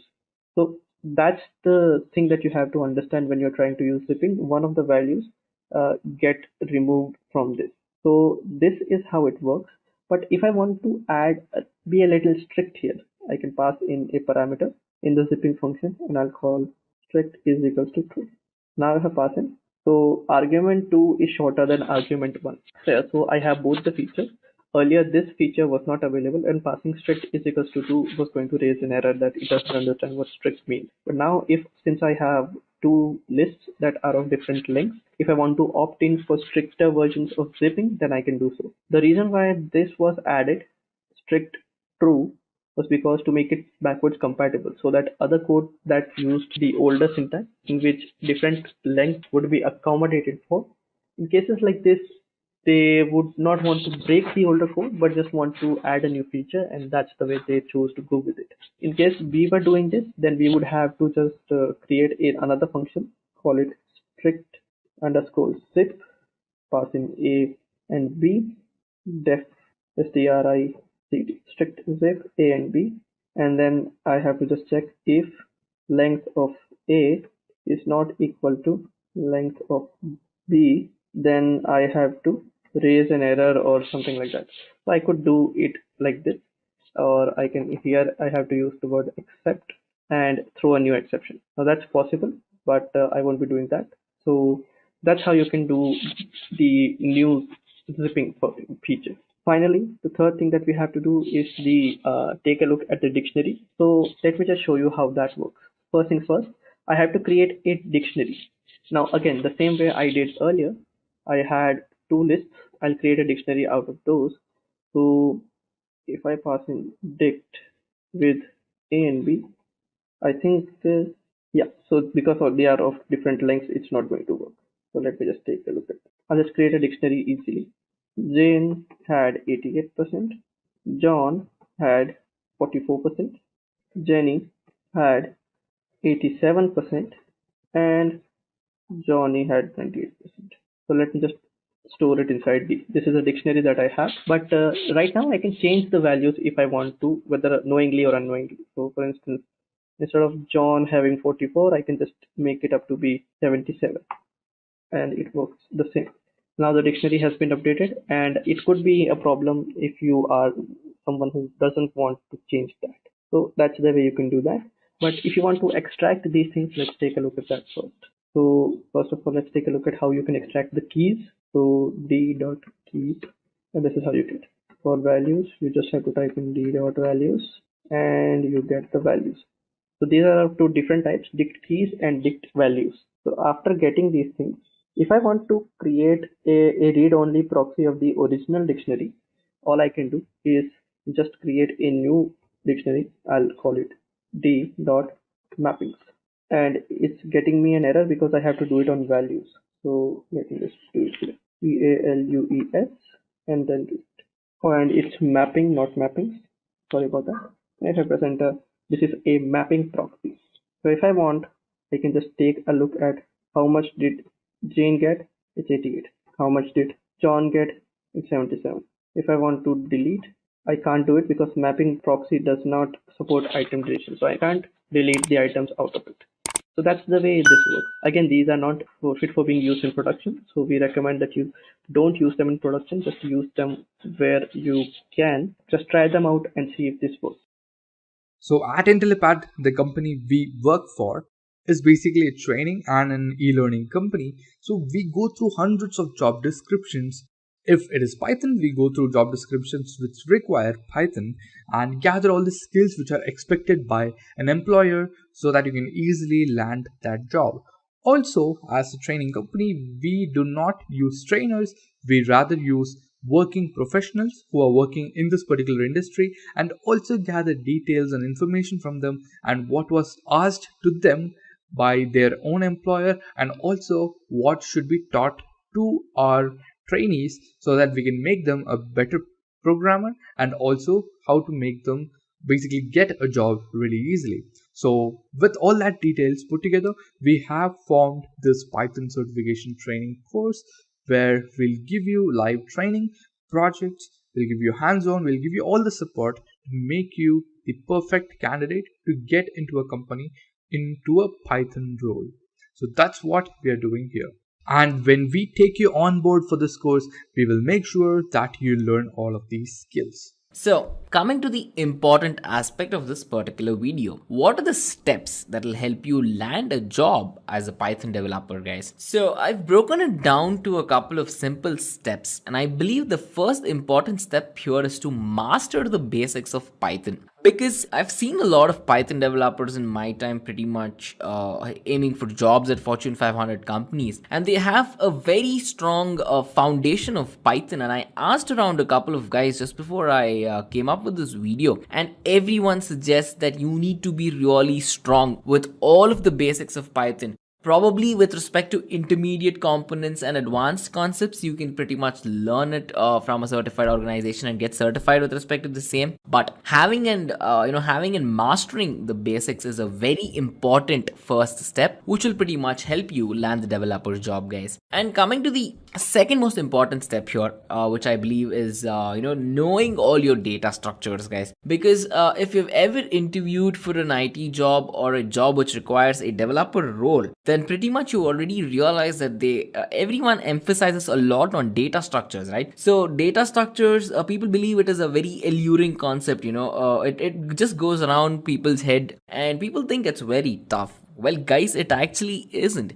You just need to understand. If your foundation isn't really good, you will find a lot of difficulty with respect to data structures. And hey, it's always good to go back to your roots, right? So if you're not strong in data structures, just head back to your basics, learn everything again. I mean, there's no harm in learning it again, learning it right. So you need to have the data structures knowledge, and then you need to know that a couple of data structures in Python. We have lists, dictionaries, and so much more. So you need to know how all of these works, and just not just knowing how they work, but then knowing how you can make use of them efficiently is again the second most important thing with respect to making use of data structures using Python, in my opinion, guys. So you need to know how you can turn a pseudocode into an algorithm into flowchart, probably a flowchart into your Python code directly, and work with your other teams on this as well. And step number 3, this is one of the directions that you can head to, is by learning Django and Flask. Well, these are very well reputed frameworks for web development which support Python, guys. So Django and Flask are pretty much again being used everywhere. It's so subtly integrated that we would actually not know. Let's say as consumers or non-technical people, it is not known of what's being used to develop a website or what's going on in the back end, right? So Django and Flask are very important modules, and I believe they're extremely vital frameworks for a Python developer to at least know. I would recommend you just learn the basics of what's going on with respect to Django, what's going on with respect to Flask,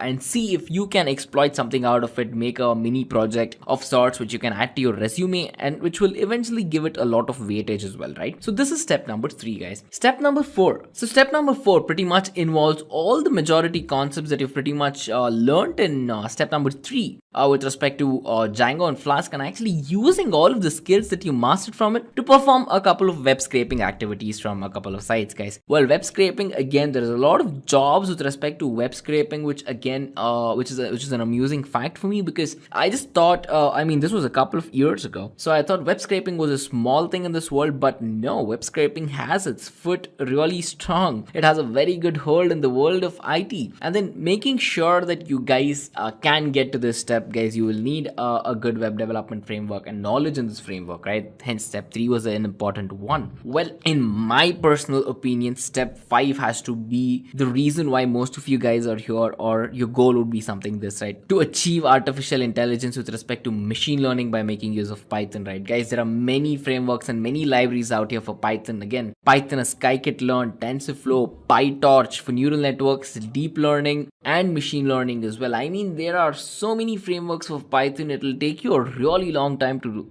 learn all of these. I mean, my intention here is to not overwhelm you with all of the concepts that are present here, but I do want to inform you that there are opportunities present there and you can exploit it to land a very good job, guys. So step 5 would be to pretty much familiarize yourself with respect to machine learning using Python, because probably from 2017 onwards, this is the most trending thing when someone talks about Python. It's either deep learning or it's machine learning, guys. And we already know the end goal of machine learning and deep learning is just to achieve artificial intelligence, right? So step 5 again is very important. And if you have a certificate that you've worked in machine learning using Python, that's a biggest bonus, let's say, or an upgrade you can give to your resume. And this will help you on your path to become a Python developer, guys. And step 6 is the next important thing after you work on your machine learning projects, is to know that you have to have a couple of projects. Let's say it can be beginner projects, intermediate projects, and advanced projects, right? So you can pretty much go on to build a calculator as your beginner project, have an intermediate project where you just make a game, and then have an advanced project where, let's say, you're doing some binary classification using machine learning, or let's say you're probably making use of recurrent neural networks and so much more. So you need to have some sort of projects, you need some sort of validation, because at the end of it, in an interview, you're just trying to sell yourself, right? Let's say your resume is just 2 pages, so you need to put everything that you've done in these 2 pages and sell yourself to the interviewer to convince him that you deserve the Python job, right? I mean, Python jobs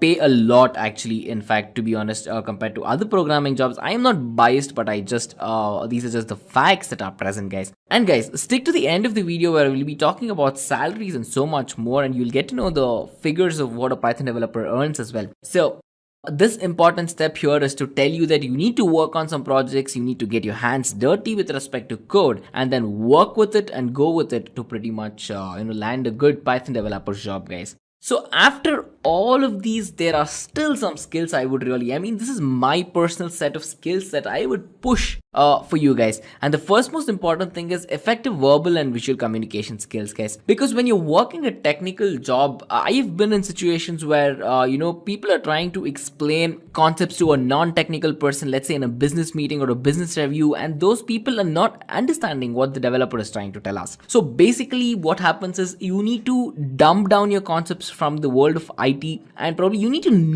to have that verbal skill to explain your code to a developer and to explain your code and concept to a non-technical person as well. So in my opinion, a good verbal skill is always not just a Python developer job, it's just great to have for any job, guys. And then the second thing is good team working ability, because if you are a hardcore Python developer, then you'll be writing hundreds or thousands of lines of code every day, right? Pretty much you will not be the only one working on an entire project in a Fortune 500 company. You will have a team, you will have a team lead, you will be working alongside your peers. So you need to coordinate with everyone. Then you need to have that ability where you can work together as a team and then just push all your skills together, bring everything into one umbrella and then work with it, right? So good team working ability is what I push for, guys. So, and then the third most important thing is you need to have this interest in collecting and analyzing a lot of data, because with respect to Python, most of the applications are either big data, machine learning, or neural networks. So you need to have this thriving desire to delve into data and understand data better, guys. So that I think is a good skill to have. And then lastly, it has to be good problem solving skills, because if you're taking the machine learning or the neural network path, it's a lot of mathematics and computer science, right? So you need to be very good at calculus as well. So I mean, not just calculus, you won't be using calculus all the time, but then hey guys, you will require that particular skill. And not just calculus, not just mathematics, good problem solving skills in general, guys. And then most of the Python developers have an educational background which is pretty much from computer science, information technologies, or they have a major in mathematics, statistics, and so much more. Well, this is again the requirement from all of the companies hiring a Python developer. Well, if you are not from a computer science background or an IT background and you still learned how to become a Python developer, let's say you just picked up our Intellipaat's certification and you got certified, well, you still apply for a very good job, and then you just need the skills. Well, people these days are not checking a lot of education, guys. They just need the skills that you have and pretty much a good couple of abilities like team working abilities, communication skills, and problem solving skills. And if you're good at this and Python, well, you're just into the organization, right? So on that note, let us quickly check out what a Python developer's resume looks like. Here is a very small sample resume that I picked up. So this person has pretty much worked as a junior Python developer at this company called as NRG from 1 year, worked as a Python developer at this company called Morningstar in San Francisco. The description pretty much says delivering projects with 1 or 2 days turnaround time or even within hours. So you need to have the ability to sit in code and finish a project having a less turnaround time. Designed and implemented the boot menu in 2-line displays in 3 weeks. So again, that is a very good achievement, probably in 3 weeks for this particular person. And then another Python ongoing job at Makerspace, made over 800 insertions, 150 deletions to 4 central framework repositories in less than 3 months. Took a position which combined 2 roles, Python developers and Scrum Master as well. Scrum Master for a team of 9 people. Introduced a new approach to submit render for layout and crowd department. I mean, this just should give you the overall picture of what a Python developer would do, right? So at the end of it, Python developer you need to be good with your time ability as well, guys. So how good are you at maintaining time? Because as you can see, usually the turnaround time for a Python developer is less, but then this depends on your organization as well. But you need to be good with time, you need to be good with code, you need to be good with working with a team, and that is a very important part of being a Python developer, guys. I mean, you can just check out pretty much you can just Google it out, a Python developer's resume, and you can pretty much go on to read what these people have actually done in their course at the particular firms, and it's staggering to see that the achievements of people can make even as junior Python developers or an experienced Python developer as well, guys. Just a quick info, guys. Test your knowledge of Python by answering this question. Which of the following is not a keyword in Python language? A. Val. B. Raise. C. Try. D. With. Comment your answer in the comment section below. Subscribe to Intellipaat to know the right answer. Now, let's continue with the session.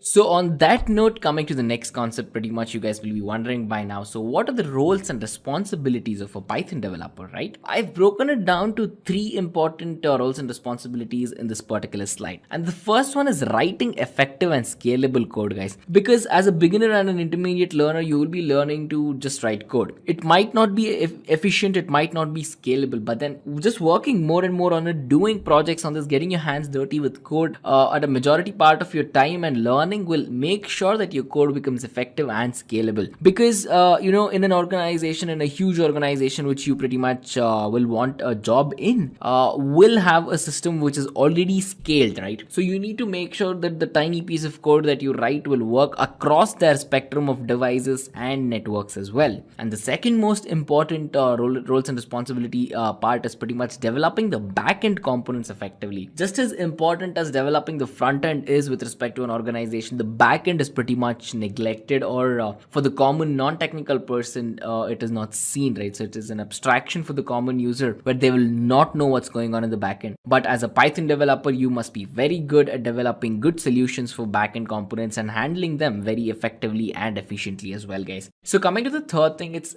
pretty much integrating this particular backend with respect to the front end easily. So you need to know how you can go about with a merger with respect to all the backend, let's say databases, data storage units and so much more, and you need to bring these together with your front end to integrate this well, guys. So these 3 I believe are a very important role for a Python developer, and there are more as well. I mean, you can just go on to find many roles and responsibilities of a Python developer, but I think those 3 are the most important ones, guys. So coming to a Python developer's job description, here is an actual job description from Accenture. I picked this up from the website indeed.com, which is very famous for searching and hunting for new jobs. And this is their requirement, guys. They say that they require very strong quantitative and analytical skills, and they require 2 years of experience in data science as well. And this includes Python, R, Scala, Julia, or SAS. They require 2 years of implementing and delivering projects in using CI/CD pipeline as well. So they require the continuous integration, continuous delivery pipelines here as well. And then they pretty much want you to have experience working with Git, Jenkins, Docker, Kubernetes, Kubeflow pipelines, and so much more. Again, 2 years experience in data science and using statistical methodologies. Well, this is the job description for a plain Python developer, guys. So look at the concepts that they pretty much ask you. You need to know Kubernetes, you need to know Python, you need to have worked with data science. Again, you will require some experience in machine learning methods, familiarity with clustering, regression, optimization, recommendation, neural networks, and other machine learning methodologies as well. Well, as I've been mentioning, mentioning, machine learning has been a big part in the world of Python, and then if you're strong in that, you can pretty much go on to hunt and get a really good job, guys. So here is another job description from this one's from Bank of America. Well, here they say you need to have exceptional development skills in Python on Unix, knowledge of agile development. Again, these guys need Scrum and Kanban and so much more as well. Solid object oriented design skills. OO is object oriented. With respect to distributed low latency, high availability systems, you need to have excellent problem solving capabilities, analytical skills in a high pressure environment. You must have a degree in computer science, physics, engineering, mathematics, or an analytical degree as well. A strong understanding of algorithms and data structures. See, I told you. And then a strong understanding of all the design patterns and why there has to be a pattern that needs to be used. Well, this responsibility, this role and responsibility again is exactly what we discussed a couple of slides ago, right? You need to give importance to data science. You need to have a degree in computer science. Well, again, this is debatable. If you do not, then you can pretty much get there, because I personally know a couple of electrical engineers who had the interest to pretty much pick up computer science a decade ago, and now they are pretty much vice presidents of big companies, working with respect to Python, working with respect to C# and so much more, guys. So a degree is debatable, but then it would be really great if you actually have that. If not, you will need to work your way up the ladder of development, and you need to prove to people that you can pretty much handle the development job, guys. So coming to the next important thing in this particular video is the Python developer's salary, guys. So in America, in the United States of America, the average pay for a Python developer is somewhere around $95,000, guys. This is American dollars. And then throughout the world, let's say in India, it's about 10 lakh rupees per annum, which is again great if you are just starting out or if you're an intermediate developer. But then this is just the average pay, guys. So the pay lasts from somewhere around 6 lakhs all the way till 15 lakhs per annum for a Python developer, from a beginner to an intermediate scale. I mean, if you're an advanced developer, then you can pretty much get a bigger salary here as well. But the comparing the entire world's average, I mean Australia, Europe, London, and so much more, the average base pay per year comes down to somewhere around $92,000. It can go as low as 60,000 American dollars and as high as almost $140,000 per year, guys. So this is really good amount, and you can tap into these with all the potential that you guys have. And I've seen a couple of comments from learners. You guys are just unstoppable. So you can pretty much get here. You can get here really quick, but then you need to sell yourself well. And I believe that having a certification will. Why you should learn Python. So basically, three simple facts are out there. First is that it is ranked third in the index of the popularity for programming languages. It is ranked third, and it tops the list given by IEEE Spectrum as the #1 language to learn. So in terms of popularity, as in the number of people who are using different programming languages, and there are a lot of programming languages with different company uses. So there are different companies who have created their own programming languages as well. So a lot of people work on those programming languages, like there's a programming language called ABAP, which is for SAP, where they do business-based programming. And then there is programming language called Apex for Salesforce. Then there is C++, C, Java, C#, and a lot of different languages which are out there. Among those, it ranks third in the popularity of languages which is being used, and it ranks #1 in the language that you should learn. So since it is very easy to learn, very easy to interact with, so easy to use, that's why it tops the list for being the #1 language that you should learn in order to begin your path in the programming field, if you will. And again, coming back to the point, the preferred domains like the data science, machine learning, and artificial intelligence, all inside of Python. And if you talk about it, even the web development, a lot of companies use Django for writing their backend. There also Python, that is a Python library which is again being used. Python there will also help you with that.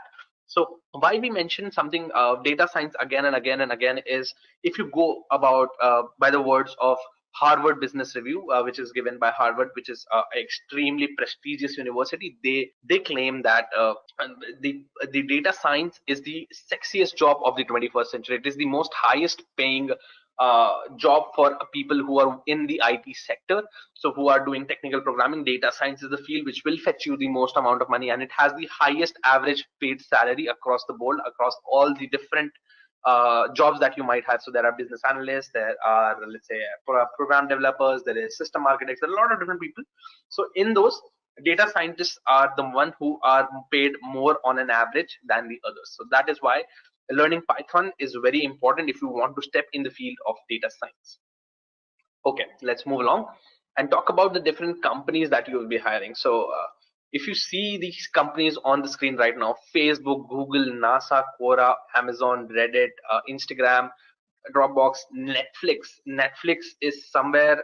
It's an extremely good company if you are interested in data science. They do not pick anyone very easily because Netflix, again, the data science department is crazy good in there. So these are the dream companies of almost every programmer who is out there. They want to work for the tech giants like Google, Facebook, or Netflix, and going for these.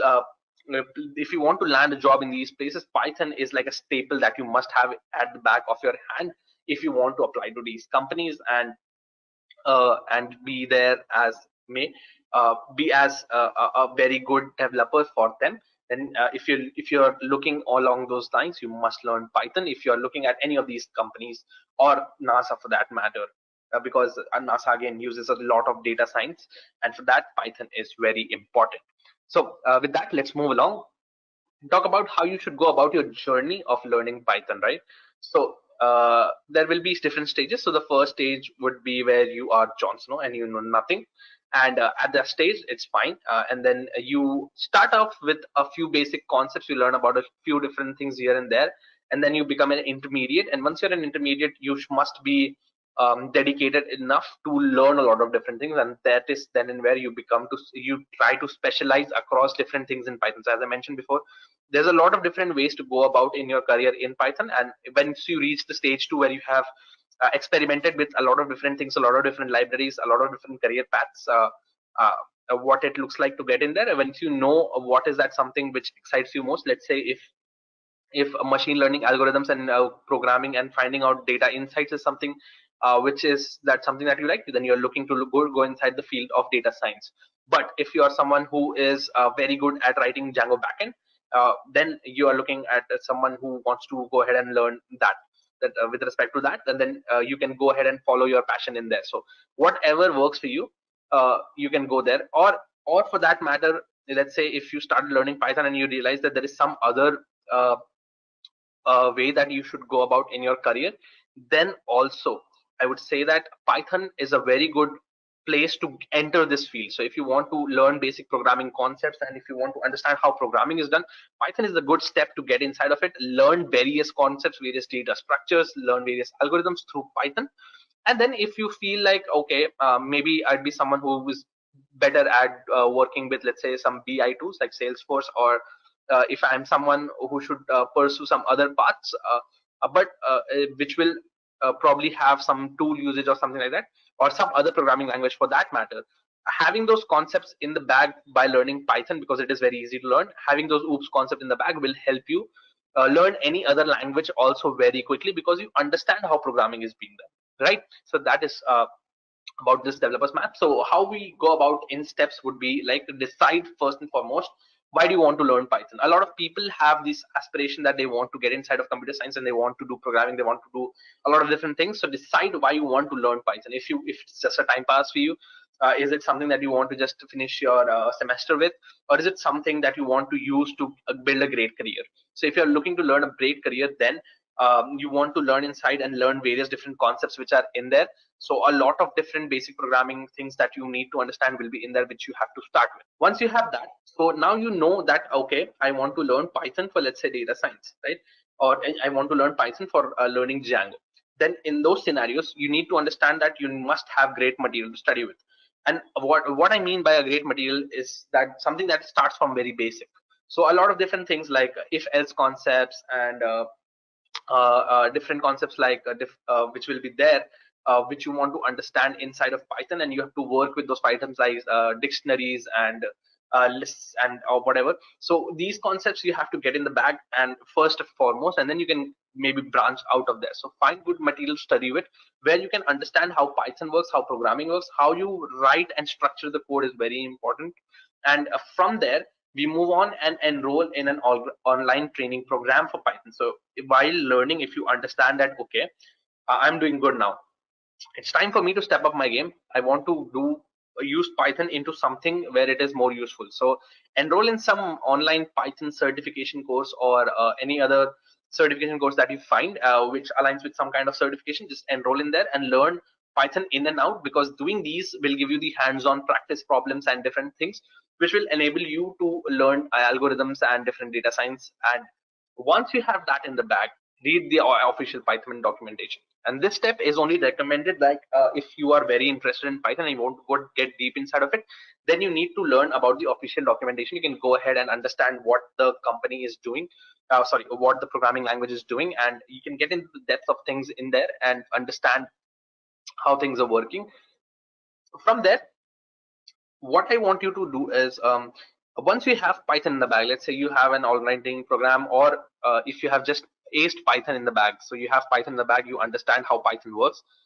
Uh, I'm gonna tell you honestly, just learning Python will not be enough if you want to have a very lucrative career.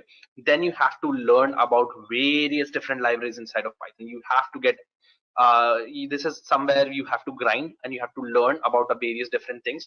And for this, you can enroll into various different data science courses or machine learning courses and AI courses, and find out different libraries which are there inside of Python, like Django and etc. You should branch out and explore whatever different libraries are out there across different fields, which and find the thing that interests you the most, right? So there's a lot of different fields out there, again, as I mentioned before, in Python itself.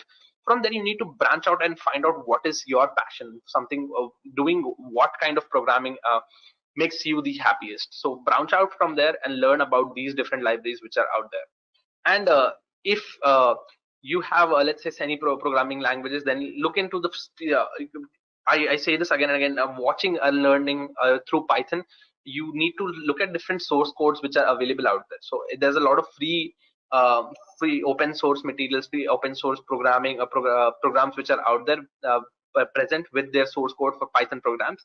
Just look into it, what people are doing, how people are programming, learn about it, and think about your own project problems, and then solve those projects through, let's say, it might be an artificial intelligence project where you recognize a guy's eye opening or closing, or if you want to recognize if that is an apple or an orange, it could be anything. So you just start learning through these different things and writing Python programs for them, and just find out what your passion is. And looking through the programming of different people will help you understand what is the industry standard and how clever people can be when they want to write code. So there are people who are extremely clever at writing code. Their code will be very efficient. By efficient, I mean 2-3 different things. I mean that their big O of n, which is with respect to the time complexity. So what is the time complexity that their code is taking? So the code will not take that much of a time. And then like let's say if you want to do one simple thing of, let's say, going across and reading different elements in array and finding a match, you can do it in different ways, right? So even if I write I can do it in various different kinds of ways. Some ways will require more time than the others, and finding that way which will take the least amount of time, and being that clever, being that cheeky, you get that when you see a lot of different kinds of codes that people have written, and you get a zest of different things, and then you start applying it yourself. So for that, it's very important that you explore different source codes which are present out there, so that you get a zest of things, right? So for that, that is there. So next point is, what makes a good Python developer? Again, any good Python developer or any good C++ developer or any good developer for that matter will have this same skill set. They will be the people who are excellent at problem solving. These people are excellent at problem solving, and this, you're not someone who has to be it's like not a god-given talent, right? Problem solving, you get problem solving through practice. So you see n number of problems and you understand the n number of solutions. So you see, let's say, n+1 problem, you have now n plus solutions that you can combine or mismatch and find out, okay, this might belong to this kind of problem and this is how it is being solved. So having that knack will only come from let's say a lot of practice, a lot of work on it, and a lot of seeing a lot of different problems. So having that problem solving mindset is very important. Then if you have then there is a lot of people who have n number of solutions, right? So they see a problem, they have the solution, but having the strong technical skills to implement that solutions in a very efficient manner is a whole new department, right? Even in computer science department, you'll see a lot of different people who are very good at problem solving, but they do not have that technical skills, or they do not have the knowledge about how it can be done in the most efficient way, and that's why their code maybe does not perform up to the level of their solution that they thought of. So implementing that solution to the level of the solution that you thought of is also very important when it comes to programming, and having strong technical skills can help you with that. Then you have to have good communication skills. This goes up across every job description which you find out, that strong communication skills is very important. That's why it's very important that you communicate across the board, because you may have a lot of good ideas, but you need to communicate that across the people, what you have done, what you are doing, and how it is better from the previous version. That has to be communicated, and that comes through strong communication skills. And finally, there is this eagerness to learn. So it goes without saying that, as I mentioned before, a lot of people learn Python and then they have to branch out, because there's so many libraries that you have to learn. And if you don't have the eagerness to learn these different libraries, then I'd say it's not worth it for you.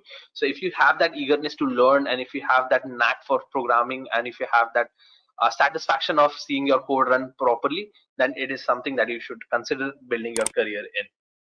Now, what next? So let's say we are at a stage now where we have, let's say, done the Python course. We understand Python. We have a Python certification as well, and I started seeing it across various different libraries. I know, let's say, 5-10 libraries by now. So what should I do now?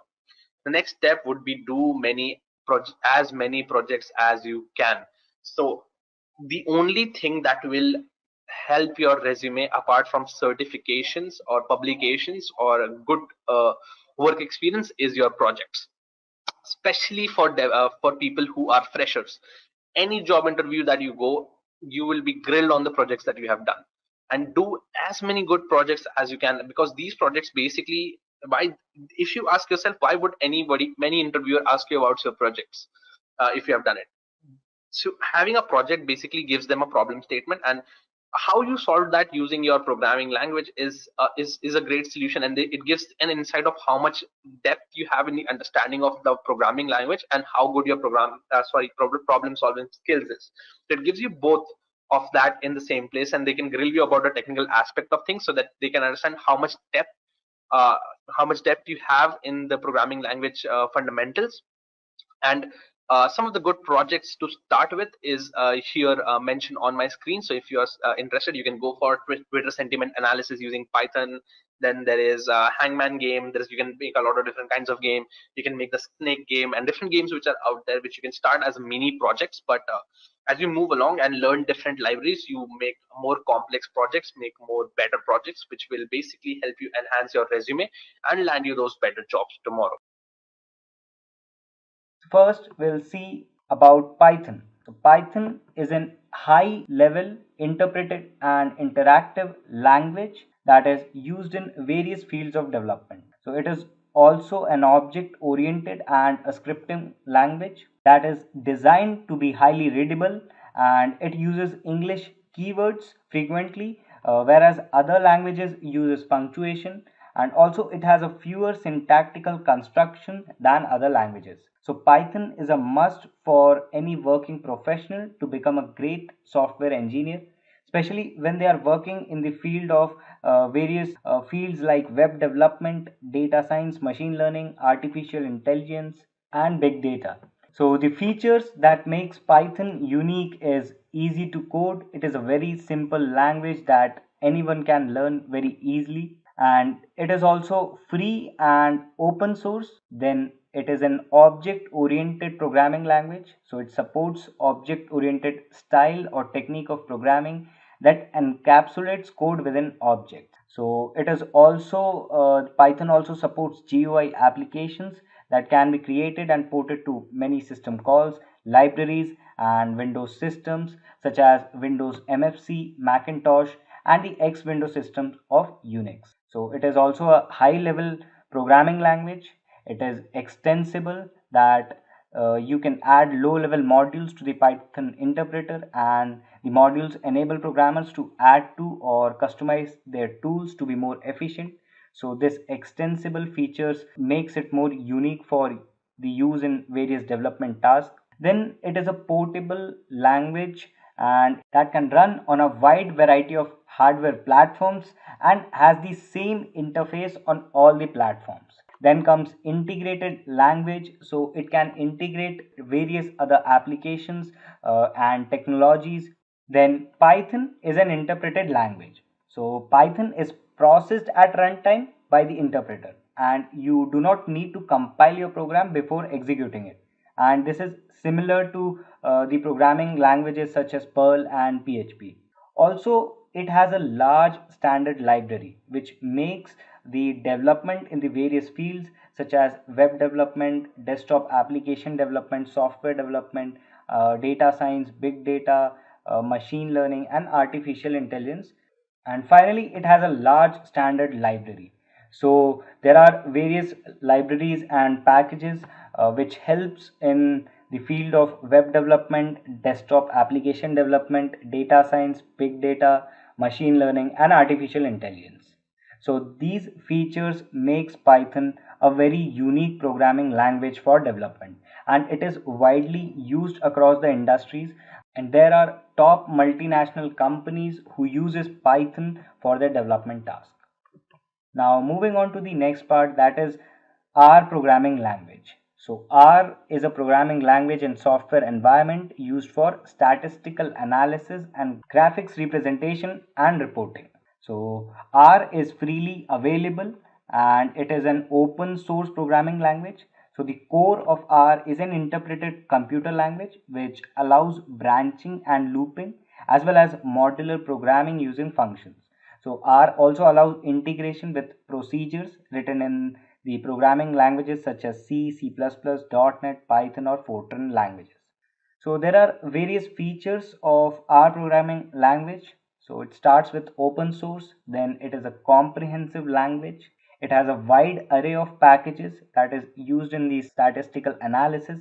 Then it has various graphical libraries that are used in data visualization tasks.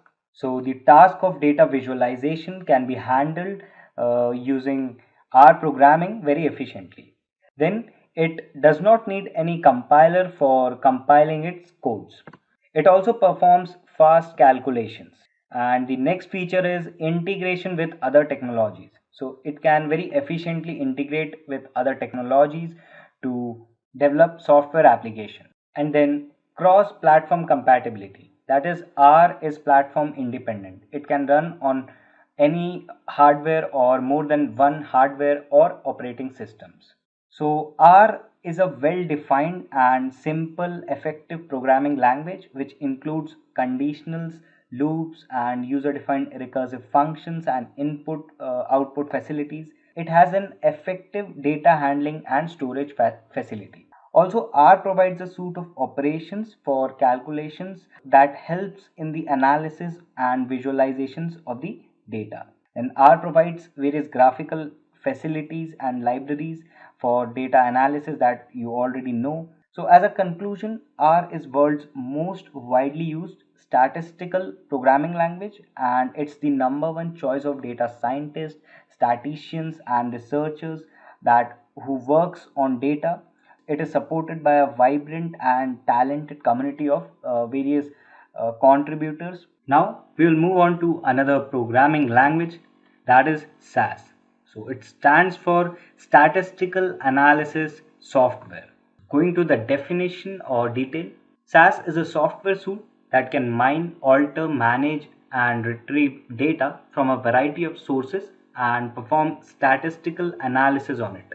And SAS provides a graphical point and click user interface for non-technical users. So it allows for data to be read from databases and spreadsheets from various statistical analysis. So SAS is a leader in business analytics. Through innovative analytics, it caters to business intelligence and data management. So it gives various software and services for business analytics. SAS transforms data into insight which can give a fresh perspective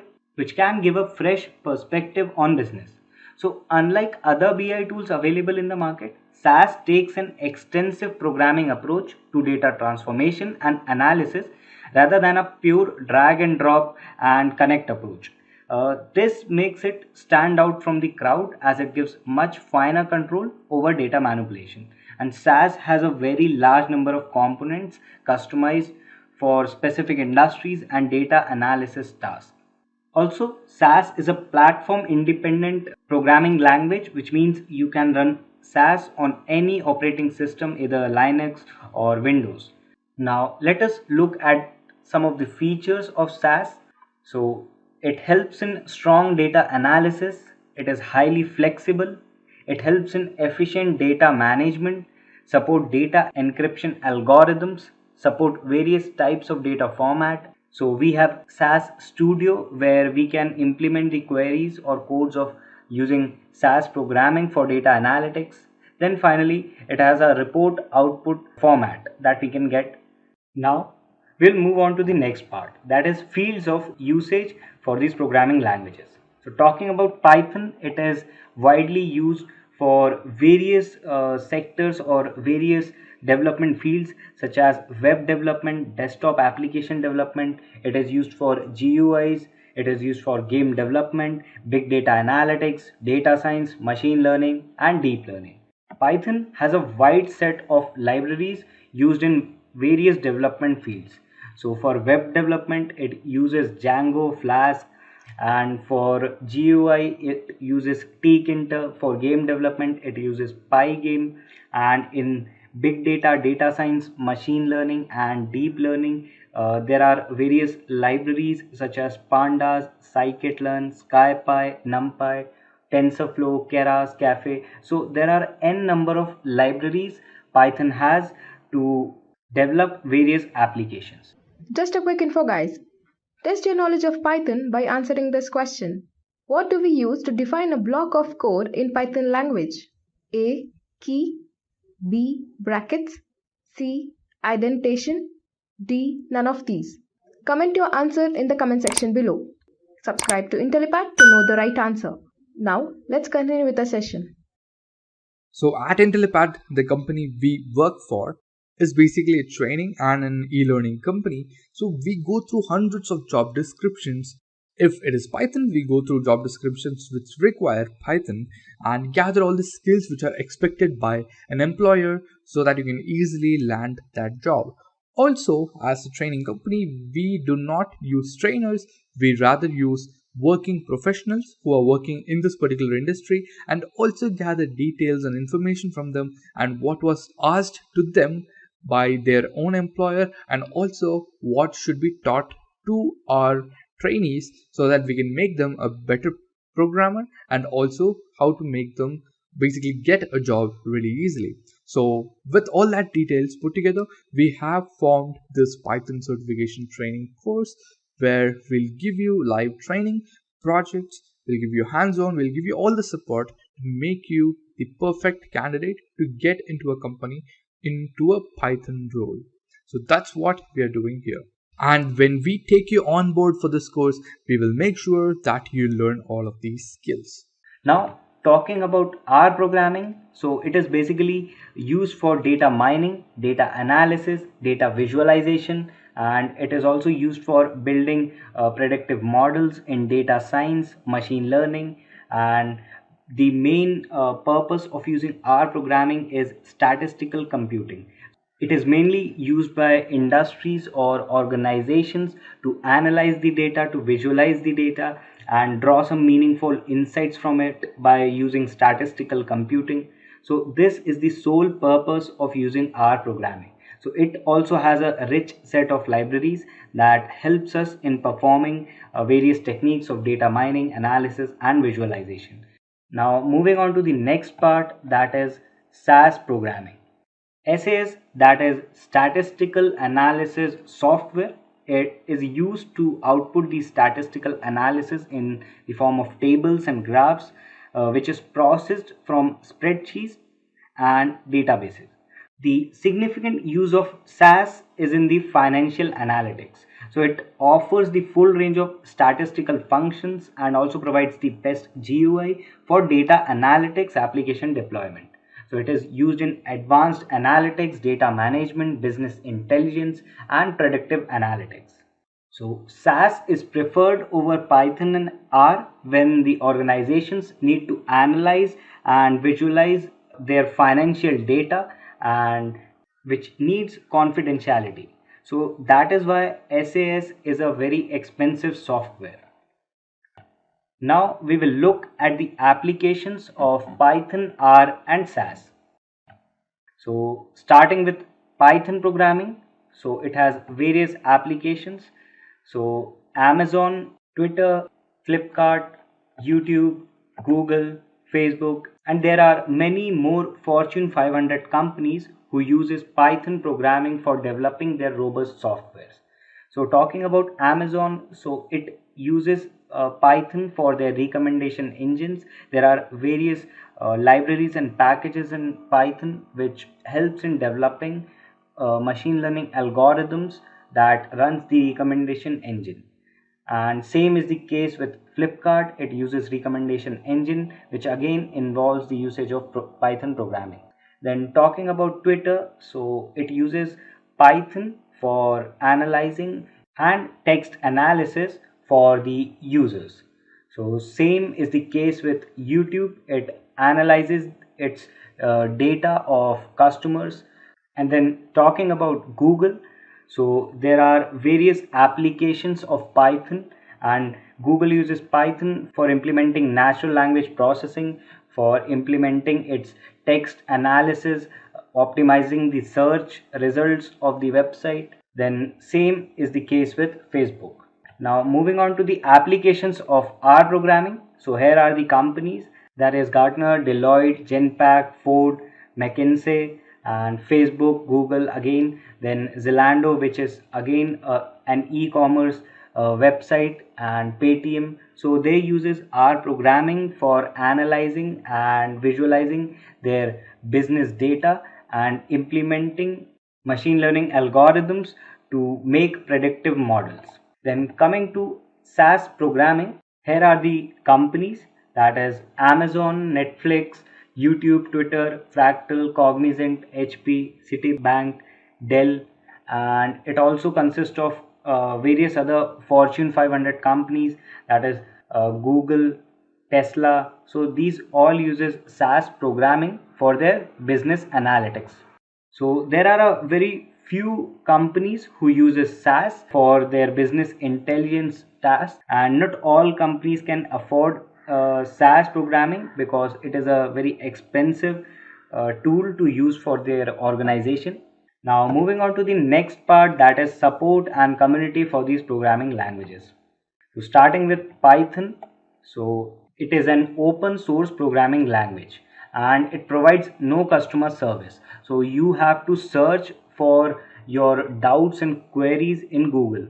But it has a very large community of Python developers who are from various fields such as web development, they can be data scientists, machine learning engineer, data analyst, big data engineers, game developers, and many others. So it has a very large community that can help you out in solving your queries. Now moving on to R programming. So again, it is an open source and free tool, and it does not provide any customer service, and it has a large community that can help you out to solve your queries, your doubts, and various R professionals who are expert in R programming and working can help you out in various data analytics tasks that you need to perform. Now coming to SaaS, so it provides a 24/7 customer service as it is a paid tool and it is a very expensive tool to use. So it has a very good customer service. So you can clear all your doubts, and there is also SaaS community that can help you out if you are stuck in a particular problem. Now let us move on to the final part of this video, that is job scope for these programming languages. So starting with Python and talking about number of jobs. So according to Forbes, in India there are 15,000 plus job available for Python developer in 2020, and in the United States the number of jobs are more than 50,000. So it is a very big number, and there are a plethora of opportunities for a Python developer. Talking about salary, so the average salary in India is 7,25,000, and in USA it is $1,15,500. Then moving on to the R programming, So number of jobs for R programming according to Indeed.com. In India, there are 2,500 jobs available for R professional in 2020. And in the United States, the number of jobs are close to 8,000.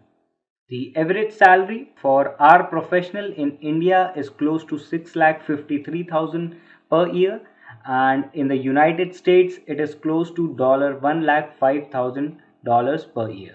Now moving on to the next part, that is SAS programming. So number of jobs according to Naukri.com. In India there are 1245 jobs available for a SAS programmer in 2020, and as per the stats from Glassdoor, for SAS programmer there are 4518 openings in the United States, and the average salary for SAS programmer is close to 5,40,000 rupees per year in India, and in the United States it is $1,10,000. Now, for choosing a career option, if you are into financial analytics, then you should go for SAS programming. And for getting into the field of web development, data science, big data, artificial intelligence, machine learning, and development of games, you should definitely go for Python, as it is a widely used programming language and it has a plethora of job opportunities with a very good salary. So you must go with Python. Now, if you want to get into the field of data analytics, then you should go with R. So you can see over here in the left hand side there is a Java code. So it prints hello world, and at the right hand side you can see a Python code that prints hello world. So you can see the difference in the length of the code in these two programming languages. So Python just uses a single line of statement using a print keyword to print hello world, and in Java you have to make a class and use various methods. So Python is extremely simple and it is popular due to, so while building robust or complex softwares, it requires a lot of effort and lengthy codes using other programming languages as compared to Python. So basically Python is popular due to its simplicity. So the features that makes it popular is expressive. So it is a very expressive kind of language. It is understandable, easily understandable and readable. Then it offers an easy to understand syntax, simple setup, and has many practical applications in various development processes. And the syntax isn't too annoying compared to other programming languages. And you can import a bunch of modules which can often make your code much shorter. So this is due to its simplicity. So the next thing is, it is an open source programming language. So in simple terms, you can freely distribute copies of this software and read the software's code, make changes to it, use pieces of it in new free programs, and that you can do these things. Now the next thing is, it is open source. So in simple terms, you can freely distribute copies of this software, read the software's source code, make changes to it, use pieces of it in new free programs, and this makes it open source and free for all. Now the next point is, it is object oriented programming language. So the Python supports object oriented features, and compared with other programming languages, Python's class mechanism adds classes with a minimum of new syntax and semantics, and it is a mixture of the class mechanisms found in C++. So Python classes provide all the standard features of object-oriented programming language except strong encapsulation, which is only one of many features associated with the terms object-oriented. Now, Python is also an interpreted language. That means interpreter executes the code line by line at a time. So when you see an interpreted language like Python, there is no separate compilation and execution steps. You just run the program from the source code, and this makes debugging in Python easy, and thus it is very much suitable for beginners. So internally, Python converts the source code into an intermediate form that is called bytecodes, that you might have heard of, and then translates this into the native language of your specific computer and finally runs it. So you just need to run your programs and you never have to worry about linking and loading with libraries and so on. So this makes it Now, finally, it is also a cross-platform language, and Python can run equally on different platforms such as Windows, Linux, Unix, Macintosh, and so on. A Python program written on a Macintosh computer will run on a Linux system, and maybe for others. So, thus, this makes it a portable language. So, it is a cross-platform language. Now, let's move on to the next part. So Python is portable and extensible. So this feature allows Python. Python's extensibility feature. Python's extensibility features allows us to write our some Python code into C or C++ language, and also we can compile that code in C or C++ language. And it is also portable, and Python language is portable, which makes it so if we have a Python code for Windows, and if we want to run this code on other platforms such as Linux, Unix, and Mac, then we do not need to change it. We can run this code on any platform. So this makes it portable, and it is very useful for building software applications. Now we'll move on to the next point, that is, it is used in web development. So Python can be used to build server-side web applications, and Python actually is not used in a web browser, but the language executed in the web browsers will be JavaScript, and then the projects are compiled from Python to JavaScript. So the web applications always uses a combination of Python as well as JavaScript to build an application. So the combination of both JavaScript and Python are used to build web applications, where Python is executed on the server side while JavaScript is downloaded to the client and run by the web browser. So there are various frameworks such as Pylons, Django, Flask, Web2Py that are used for web development. So starting with Pylons, it aims to make web development fast, flexible, and easy. And then now, if we talk about Django, so it is again an open source and free web application framework that is written in Python, and this framework provides a collection of modules that makes development easier, and also it provides the features that helps in rapid development and clean and pragmatic design of code. Then comes Flask, which is a micro web framework, which is also written in Python, and it is classified as a micro framework because it does not require particular tools or libraries to execute. It also supports extensions that can add application features as if they were implemented in Flask itself. Then is Web2Py, and it is also an open source web application framework, again written in Python programming language and designed to help to reduce tedious web application tasks such as developing web from scratch. So this is the use of Web2Py. So there are various frameworks that gives us the benefit of developing Python web applications rapidly and with efficiency. Now let's move on to the next part, which is Python is used in computer graphics and game development. So there are also various frameworks, that is Pygame, Tkinter, WXPython, Jython, which is used for computer graphics and game development. So it is also used to Python is also used to develop desktop applications, beautiful GUIs. So it can be made using modules such as PyQt5, PyQt4, WXPython, or Tkinter. Also, PyQt5 is the most popular option for creating graphical apps with Python. Now the next one is Python is used for software testing. So it consists of various frameworks that can be used for testing of softwares. Now there are various frameworks that are used in Python for testing, and it starts with PyTest, Testify, Unit Test, Nose, and Mimesis. So let's check in detail for what type of testing these frameworks are used. So starting with PyTest, it is a testing framework which allows us to write test codes using Python, and you can write code to test anything like database, API, and even you can check UI if you want. So but PyTest is mainly being used in the industry to write tests for APIs. Now the next one is Testify.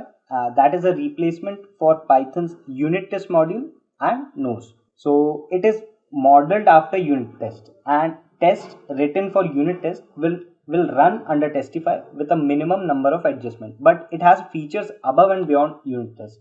And so basically it is the advanced version of unit test. Now checking with unit test. So unit testing is the first level of software testing where the smallest testable parts of a software are tested. So this is used to validate that each unit of the software performs as it is designed to do so. So the unit test frameworks in Pythons are like XUnit style framework, which provides the benefit of checking each and every unit of the software. And then comes Nose, that is a testing framework again, and it collects tests from the unit test and also supplies a number of helpful functions for writing timed tests, testing for exceptions and other common use cases. Then comes Mimesis, which is also a package for Python which helps generate big volumes of fake data for a variety of purposes, like using it for testing database or populating a testing database, creating beautiful JSON and XML files. So this is the use of Mimesis.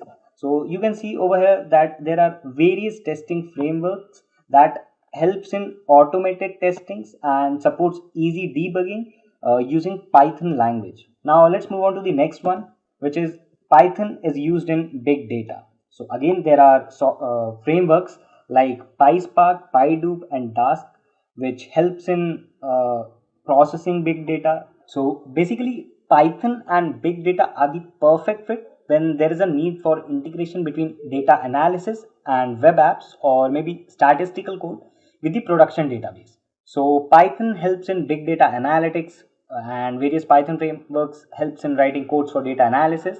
Also Python provides advanced support for image and voice data. So talking about frameworks, so it is PySpark framework used by big data. So first of all, talking about Apache Spark, that is an open source and it is one of the most popular big data frameworks that is used for scaling up the task in a cluster. So the Spark Python API exposes the Spark programming model to Python. Then comes PyDoop, that offers MapReduce API for solving complex problems with minimum programming efforts. After that comes Dask, which is popularly known as Python Parallel Computing Library, and through its parallel computing features, it allows rapid and efficient scaling of computation, and it also provides an easy way to handle large and big data in Python with minimum extra effort. Now let's move on to the next one, which is data science. So Python is widely used in data science. So there are various libraries such as Matplotlib, scikit-learn, pandas, seaborn, scipy, numpy, and there are thousands of libraries that is used by data science, and it mainly deals with data exploration, manipulation, visualization and descriptive analytics, and even creating machine learning algorithms. So starting with Matplotlib, it is a plotting library for the Python programming language, and its numerical mathematics extension is NumPy. Also, it provides an object-oriented API for embedding plots into applications using general-purpose GUI, like the general-purpose GUI toolkits like they are tkinter, Qt, or WXPython that we already discussed in this previous section of this session. Now, the next one is scikit-learn. So the scikit-learn is probably the most useful library for machine learning in Python, and it is also used for data analysis or data visualization in data science. Now coming to pandas, it is again a software library in computer programming and written for Python programming language. So they are used in Python to deal with data analysis and manipulation tasks. So to put it in a simpler words, pandas help us to organize data and manipulate the data by putting it in a tabular form. After that, Seaborn, that is used for statistical data visualization, and it is a Python data visualization library that is based on Matplotlib. So it provides a high level interface for drawing attractive and informative statistical graphics. Then comes SciPy, that is an open source Python library that is used to solve scientific and mathematical problems, and it is also built on top of NumPy extensions and allows the user to manipulate and visualize the data. So the reason for telling all the details about these Python frameworks is that you get to know about the specific libraries that are used in specific technologies such as data science, machine learning, big data, artificial intelligence, web development, game development, for getting into these fields as a Python developer. So that is the sole purpose of discussing about these libraries as well.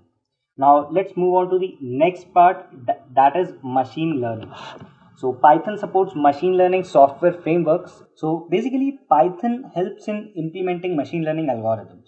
So here are a few of the frameworks to implement machine learning algorithms that are on Python, and it starts with accord.net. So it contains algorithms that perform vision processing, and they are usually used for the tasks like facial detection, image integration, and tracking moving objects. So after that comes Apache Spark. So it is an open source, also general purpose distributed computing engine that is used for processing and analyzing a large amount of data. So basically Apache Spark is written in Scala programming, and that compiles the program code into bytecode for the JVM. Then the open source for processing of large amounts of data. Then comes SciPy, which is again a library, Python library used for scientific computation and performing mathematical operations. After that, Cafe, which is a deep learning framework developed by Berkeley Vision, and it is written in C++ and has Python and MATLAB bindings. So it is used in integration with machine learning and deep learning. So we'll go to the next part, that is artificial intelligence. So artificial intelligence is one of the where Python is used extensively to build AI based software. So it does so by using various libraries, that is TensorFlow, Pandas, PyTorch, NumPy, Keras, and there are various other libraries that we come across for building various AI based softwares. So starting with TensorFlow, that is one of the popular libraries of AI. So it is a Python library and it is used for fast numerical computing and created and released by Google. So it is a foundation library that can be used to create deep learning models, or it can be used by wrapping libraries that simplify the process built on top of the TensorFlow framework. Then comes Pandas, that is used for data manipulation and visualization tasks. After that, PyTorch, that is native Python package and that provides a complete end-to-end research framework mainly used for research in deep learning field. After that, NumPy, that is a Python package mainly used for scientific computing. And then Keras, that is a powerful and easy to use open source tool for developing and evaluating deep learning models. Now moving on to the final point of discussion, that is career opportunities and salaries. So we can see various Fortune 500 companies such as Amazon, Google, YouTube, Facebook, Twitter, and Flipkart that are using various AI based technologies, machine learning, data science, big data to enhance their business. So Amazon uses data science to build their recommendation system. Google uses NLP, deep learning, AI, machine learning, data science for voice recognition system, Google Maps, and for search optimization. Then YouTube uses data science to provide their customers a better personalized experience, and so on. Facebook, Twitter, Flipkart uses these technologies. So all these technologies uses Python libraries to implement and to make their product a better version of before. So this wide acceptability of Python makes it one of the popular language in the industry. And due to this, the scope, the job scope and career opportunities for a Python developer is rising day by day, is and it is very high in comparison to other job profiles. Talking about job profiles, So these are the popular job profiles that are posted by the employers in various job portals. So starting with Python developer, then Django developer, web developer, software developer. After that, data analyst, data scientist, ML engineer, and AI engineer. Now discussing about the salary of Python developer. So the average salary in India is rupees 835k per annum, and in US it is 125k dollar per annum. So it is a very awesome package to start your career with as a Python developer. What chatbots actually are.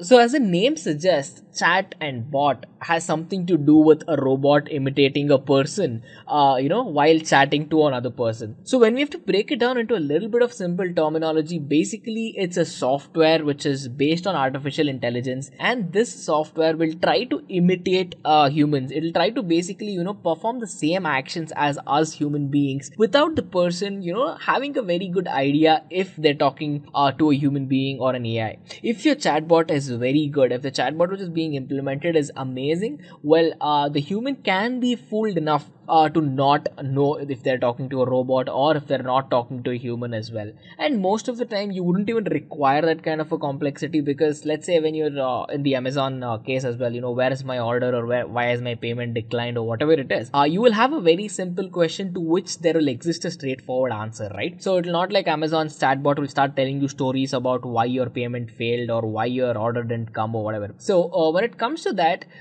if it is very subtly implemented, if it is very complex in the back end, you will not find a difference between it being a robot or it being a human being as well.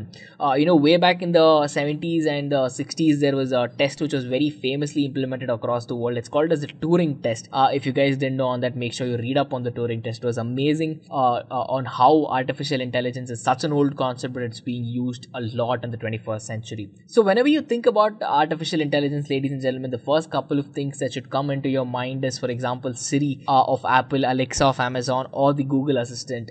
These chatbots again have been in our lives most of the time, right? For all the Apple users, you guys have Siri. For Amazon, we have Alexa, and for the Android phone mobile users, we have the Google Assistant. So you might have been using these on a daily basis, because one for sure, I use Siri a lot and I use Google Assistant a lot as well. And I do know people who use Alexa for their home automations and much more. So when it comes to stuff like this, from the simple Amazon chatbot all the way till a complex powered bot such as Siri, Alexa, or Google Assistant have been helping us daily. So in fact, you can ask the Google Assistant or Siri to play any song for you, and in fact, let's say you're sitting at a restaurant or something, you listen to a beautiful song that's being played, and you just want to find out what song it is. Instead of going through all the pain of installing a software which will listen to the song and tell you what song it is, or you asking the restaurant manager what song it is, just pop out your phone, say, hey Siri, what song is playing in the background. Siri, or in fact even Google Assistant, will actually analyze the song, it'll listen to it, and it'll tell you, hey, this is the song that's being played. How simple is that?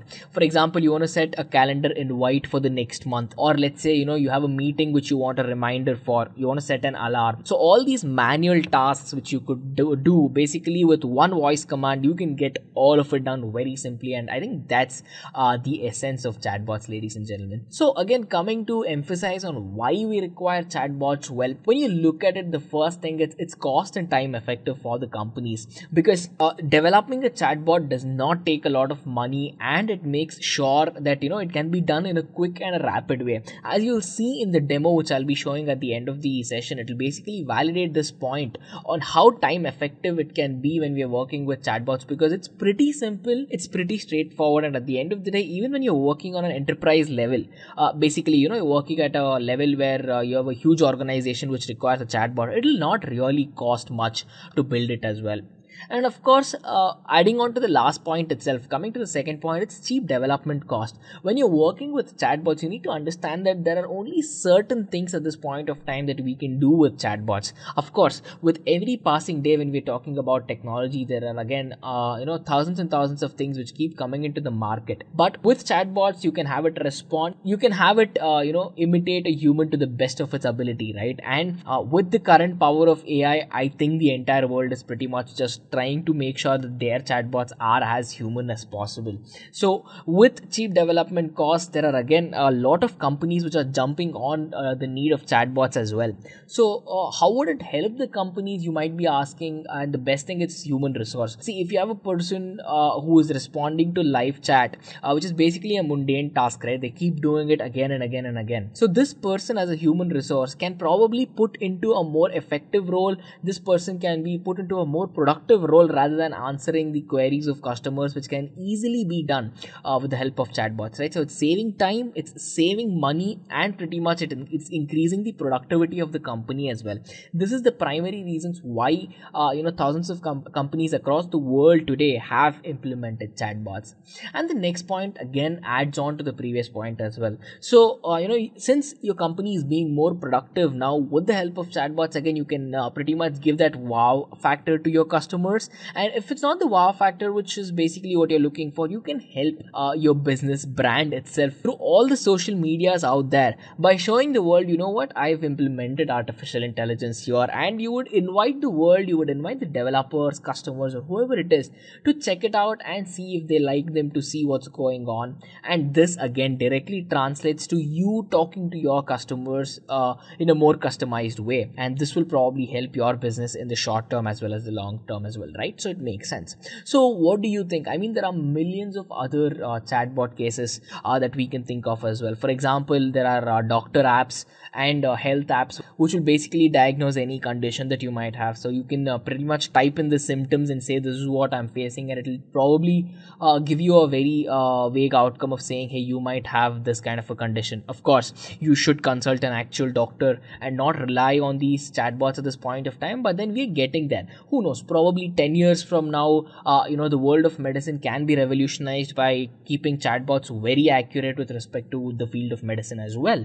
And that's the thing about artificial intelligence, right? So when you think about it, the possibilities are actually endless, and we've started seeing those endless probabilities in the last 10 or 15 years or so. Coming to the next point, which is chatbot evolution. So this is one important concept, because when we talk about traditional chatbots, so all these traditional chatbots that we have seen all these days basically are system driven. So by system driven, what it basically means is that they have access to a small amount of data and they have responses which basically they know what to reply for when you ask. For example, if you have to take the Amazon case again and simplify it to a level where there is a possibility is that the customer might ask two questions. The first question is where is my order, and the second question might be saying, why is my payment failed. So when you have to break it down into simple terms and the bot recognizes what question you might throw at it, giving the answer to it becomes very simple. So that was system driven. And automation scripts, as I just mentioned, if there are a certain number of questions which the business things that you can ask, they can program the answers automatically for this as well.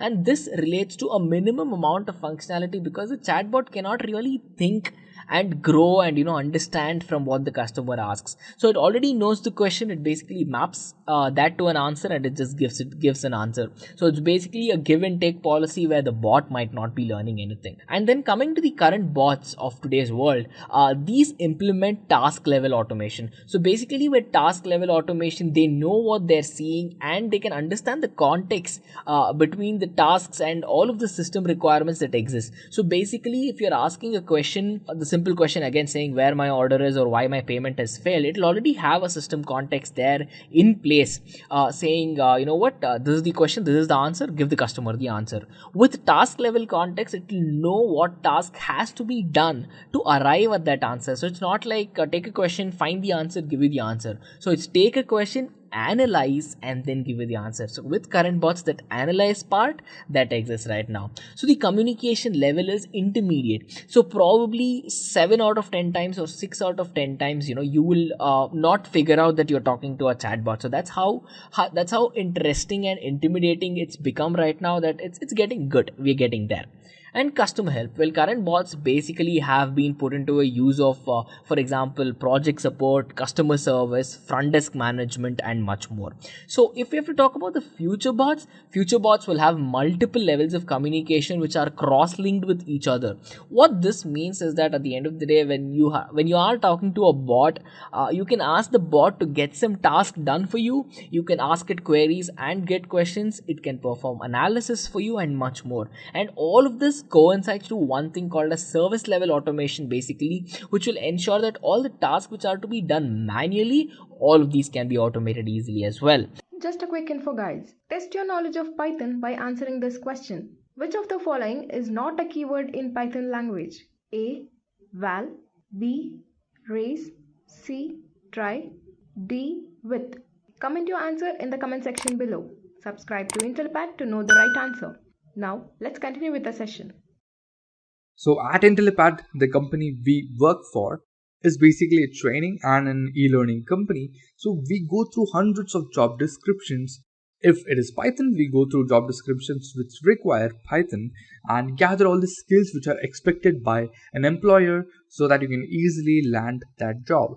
Also, as a training company, we do not use trainers, we rather use working professionals who are working in this particular industry and also gather details and information from them and what was asked to them by their own employer, and also what should be taught to our trainees so that we can make them a better programmer and also how to make them basically get a job really easily. So with all that details put together, we have formed this Python certification training course where we'll give you live training projects, we'll give you hands-on, we'll give you all the support to make you the perfect candidate to get into a company, into a Python role. So that's what we are doing here. And when we take you on board for this course, we will make sure that you learn all of these skills. So it understands system level context as the traditional bots. It understands task level context as the current bots we have in place. And the best part is it'll get people context as well. So it'll understand who you are, and it can start generating and recognizing patterns in between people, what people are requesting for, why they're requesting for, who requested it. So out of billions of people across the globe, if you keep asking and training your future bots on a certain number of questions, or you keep asking it something, it'll recognize that the question is coming from this particular person. So that's how powerful it can actually get.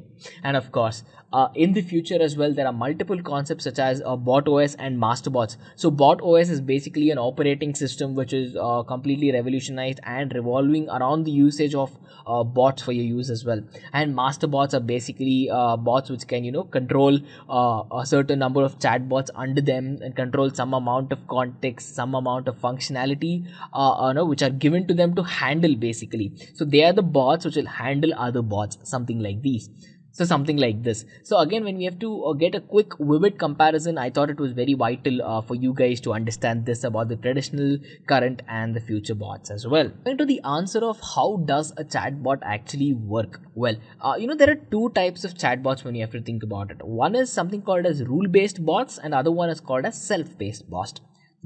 And the other one is basically self-based bots. So when you talk about rule-based bots, as the name suggests, there are some rules on which these bots will basically work on. You ask a simple question such as where is my order? Your bot will recognize the word where is and probably order. And this is a rule which is programmed in the backend which says when you find all these keywords, just give them an answer saying, hey, your order is here. Your order is on the way. Your order is delayed, whatever.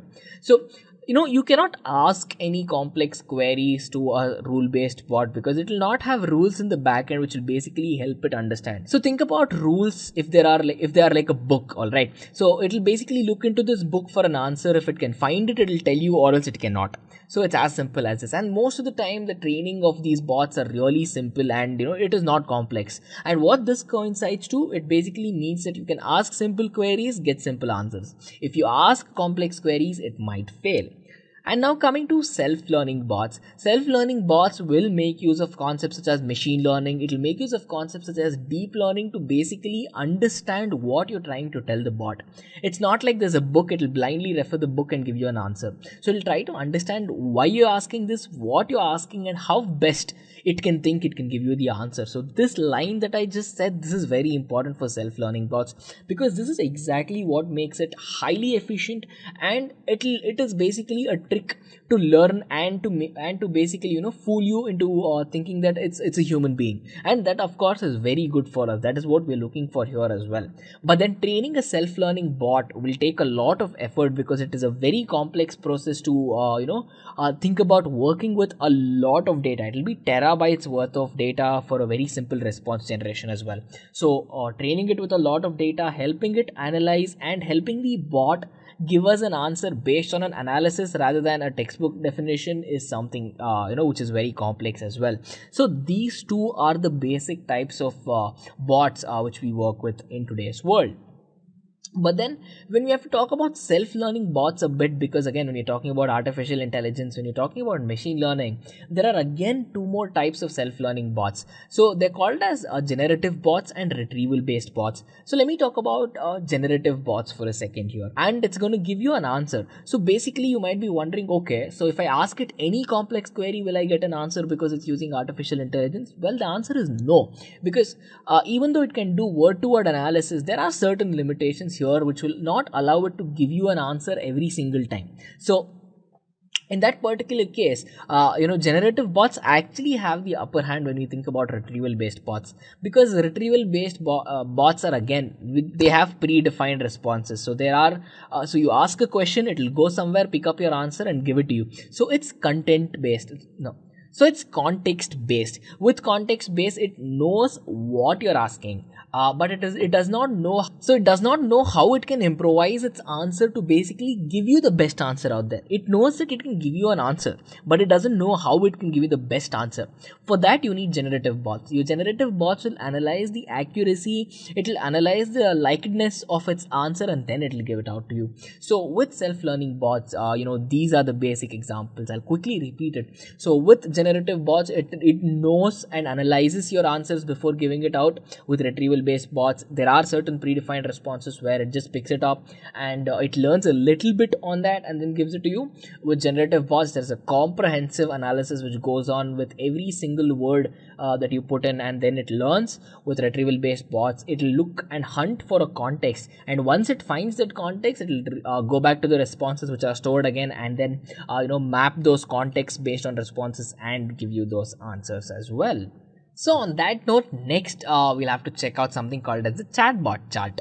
So basically, when you're working with a chatbot, right? So, there's a good chance if you're either talking to the chatbot via messenger, you're communicating via website, or, you're probably using a mobile to talk to Siri, Alexa, or all of the chatbots that we discussed.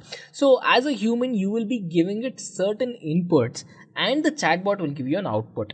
So whatever inputs you give, right, so it will go into something called as a chatbot server. So the chatbot server will have three important things if you're talking about self-learning bots. So it will have certain knowledge, and this is like the book that it will go on to hunt. And it'll have rules. Rules is basically like an index to the book saying this is where you need to look for the answers in the book. And then of course it'll have machine learning, it'll have artificial intelligence saying, learn to understand these rules and learn to understand where you can apply these rules to find the context in the knowledge. So it's something like that.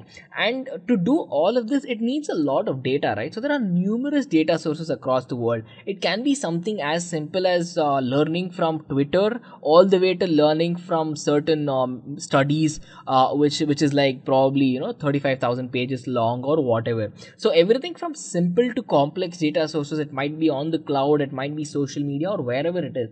Your chatbot server will pick up all of the data sources. It will try to understand what knowledge can it learn based on machine learning, and what rules it has to apply, so that it can arrive at this stage where it knows stuff. And then it's not important that it has to know stuff. What's important is that it has to find a way to convey all of this it knows in a human way, imitating a human, right? So that is again an important thing. So basically this is like a one picture, one stop solution to understand the basics of how a chatbot would work. On that note, we can actually go on to building our own chatbot. To do that, there are certain things we need to walk through as well. And the first thing is prerequisites when you're working with Python. There are two amazing libraries, and two among, let's say, thousands of beautiful libraries of Python, because I'm a huge fan of Python for the reason that it has amazing libraries. So there are two main things which we will be using to build a chatbot, and it's pretty common and obvious as well. So we have scikit-learn, which is basically used as the machine learning library for Python, and there is NLTK. So NLTK is again another amazing library, as we'll be walking through step by step to understand what makes NLTK what it is. So it's an amazing natural language toolkit. That is what NLTK stands for, and it's widely used in today's world to ensure that they can make a very good chatbot as well. So to give you a quick revision of what NLTK is actually used for, so this natural language processing, this natural language toolkit is actually used to process certain human language data. Well, mostly it's English, because again, English is a widely used language. So it is basically used to understand how this chatbot can be built by making it understand the words. See, for example, you will know what an apple is, you will know what a ball is, you will know what a cat is. This is because from your childhood till today, you've been taught A for apple, B for ball, C for cat, or whatever it is. So you have been programmed over the years where you know what all of these are. But then as soon as your computer sees a cat, there's a good chance that unless it has any training, it is just a text which says cat. It will not understand that it's seeing a cat, or that the context is a cat. So to teach it that context, saying whenever I type a cat, you think of cats. So that aspect is basically where NLTK comes into play. And to do all of this, there are many concepts. There's classification, there's tokenization, there's stemming, there's lemmatization, there's parsing, and all of this.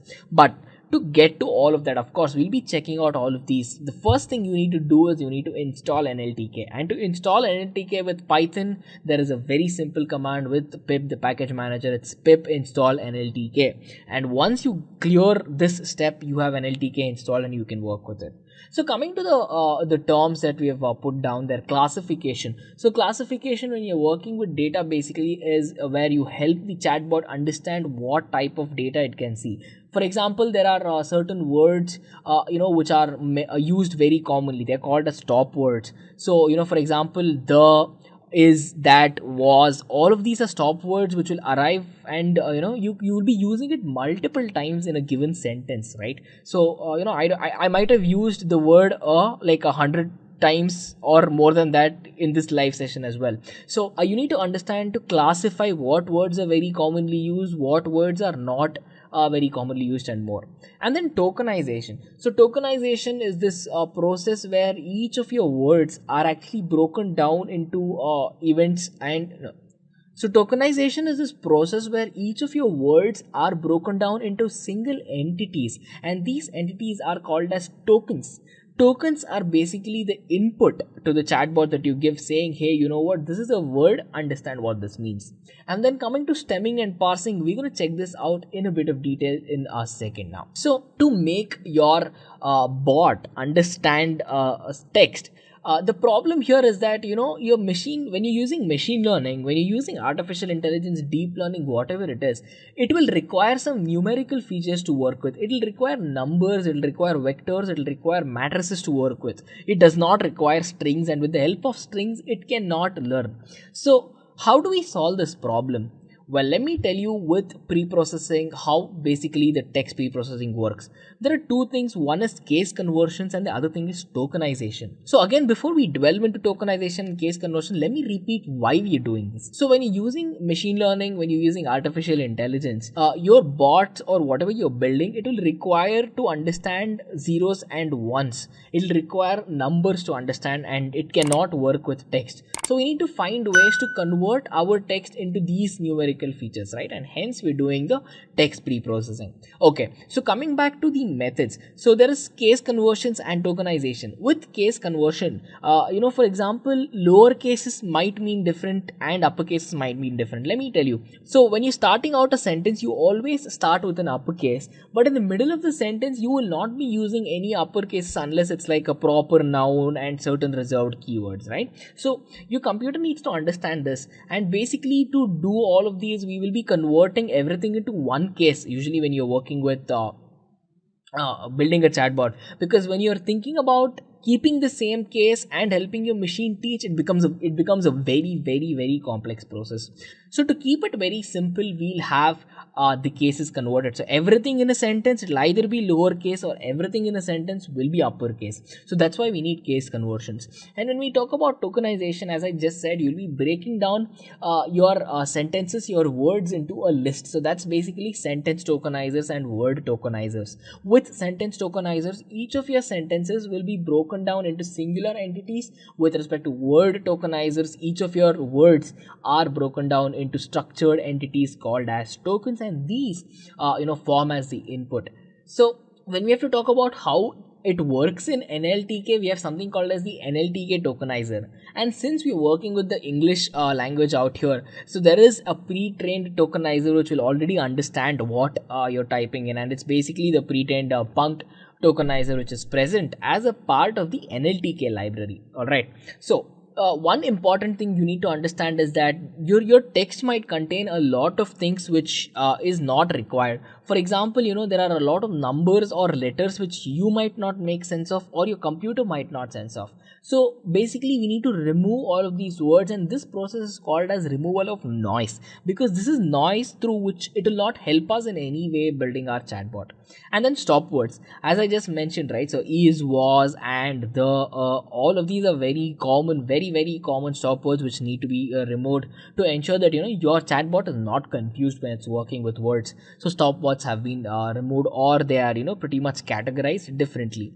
And then stemming and lemmatization is where things starts getting really nice, because when you're thinking about stemming, so stemming is basically a word which is derived from its stem. So let me give you an example of a stem word. A stem word may be learn, Learn, learn.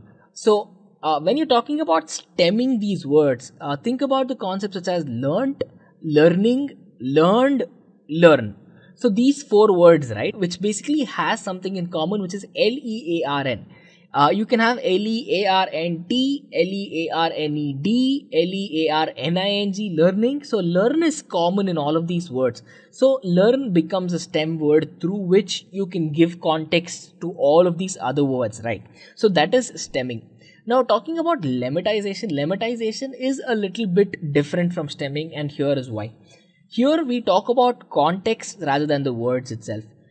See, for example, if I tell you good, better, and best, it gives you a positive connotation, and it gives you a general meaning of something is good, right? So good also means it's good, better means it's good, best means it's good. So you need to make your computer understand that good, better, best all have a positive connotation, and it means something is good in general. So lemmatization, all of these lemma concepts that we talk about, is basically this, giving your context some meaning. So I hope I was clear with stemming and lemming. Stemming is where we use these stem words and basically derive something out of each word's process, processing, processed, all of that. With lemmatization, it's basically context based learning, good, better, best, where you're giving meaning to the words you're checking about. And then talking about the input to a chatbot, it's of course when it has to learn, it needs input, right? So basically, as I just mentioned, since it cannot understand strings directly, all of these strings are converted into numerics. So basically we are doing this by converting text into numerics based on their requirement. If they're required, they're considered. If they're not required, they're not considered. And you might be wondering why a concept like this is called as the bag of words. Why can't you just call it input? So it's called bag of words because here we're trying to consider the words which have come in. So we do not care about the order of words which come in. So if there is a sentence which says, I like Intellipaat, with the bag of words, think of it like you're dumping the words in the bag where you do not care about the order. For example, I like Intellipaat can become Intellipaat like I like Intellipaat I or whatever order it is. So your sentence might not make sense grammatically, but all the words are there in a jumbled order. So it's like taking these words and putting them in a bag and jumbling them up, or even just putting it inside without any order. That is why it's called as the bag of words. And now coming into how it is basically processed.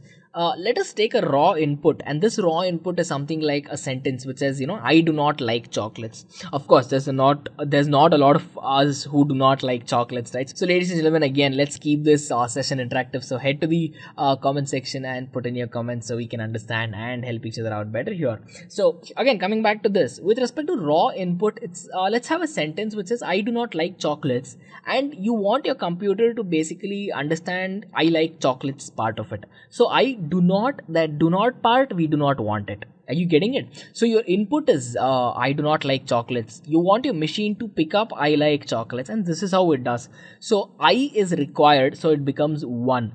Do not is not required, so do becomes 0, not becomes 0, like is required, like is 1, chocolates is 1.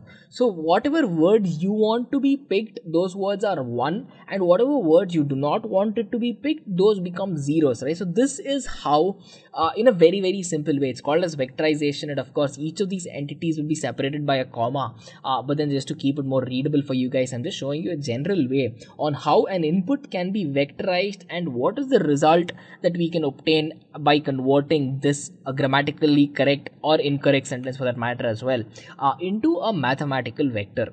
Alright, so I hope this is clear, and with that we need to check out something called as the TF-IDF formula. So guys, again, if you know what TF-IDF is, head to the comment section and let us know. So what is TF-IDF? Well, it's actually an acronym for term frequency and inverse document frequency. Well, fret not if you don't know what this means, as I'll be explaining all of this. So with respect to bag of words that we just discussed, right? So when you have an input which is a bag of words, it'll have a lot of words. So basically I told you we are ditching the order and we're just considering a lot of words, right? So that is the advantage and the disadvantage. The advantage is that there is a lot of words. The disadvantage is that your bot will not have a lot of information there. So there is a difference between having a lot of words and helping your bot understand all of these words, right? So this is where bag of words has a little bit of a downside which can be fixed, and it's fixed by giving it context and making it understand about these words.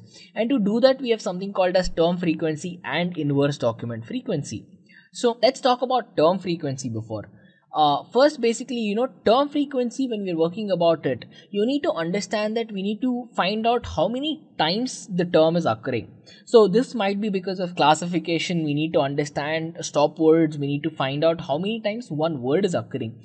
So if you have a sentence which has the word apple like 100 times, let's say it's a 10,000 word essay and you've used the word apple 100 times, you know it because probably you have used it. Now to make your computer understand that there is apple there 100 times, we need to find out how many times it has occurred divided by how many total terms there are in the document, right? So this will give you a term frequency saying, for example, if we do 100 by 1000, so there is a chance that 0.1% of every single time your word apple is occurring.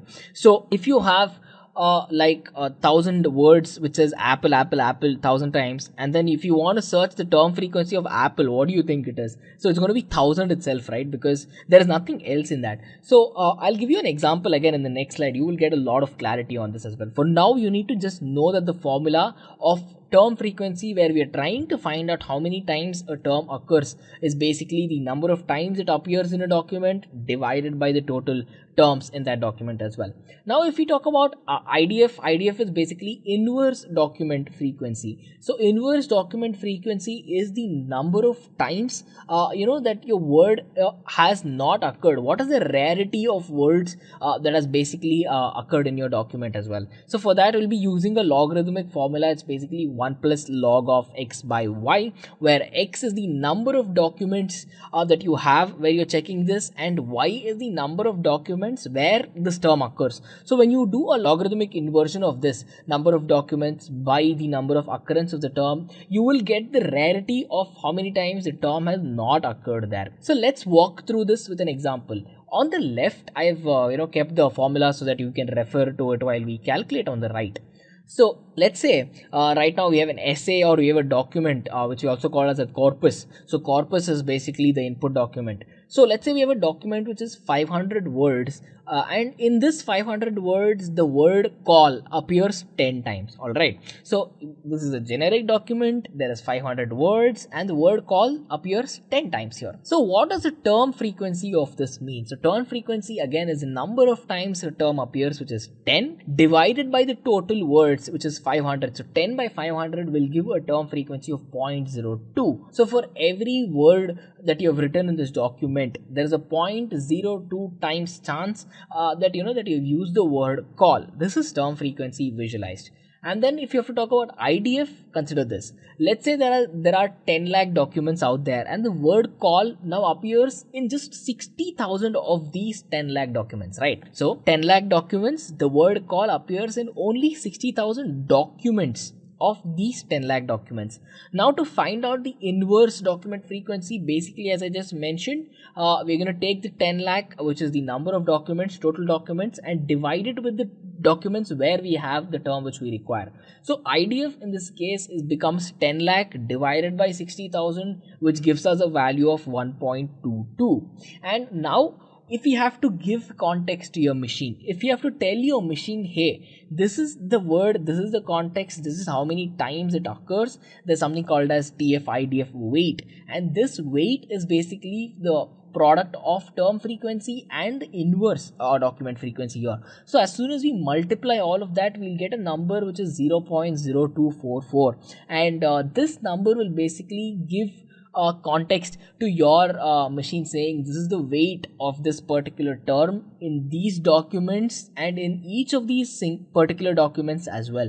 So your word in every document, in total number of documents added together, clubbed, and after you find the term frequency and the inverse document frequency, you will arrive at the weight of it. So on that note, we've seen all of these theoretically and we need to now check it practically. So let me quickly jump to the practical aspect of how we can go on to check it. So here I am making use of Google Colab. Google Colab is basically a Python Jupyter notebook which is hosted on their Google Cloud platform. So this is where we will check out a very simple demo use case of how we'll go on to work with chatbots by using Python. Here again, as we have walked through in the theory, we'll be making use of NLTK. NLTK is the Natural Language Toolkit, which is a beautiful library to work with when you're thinking about Python.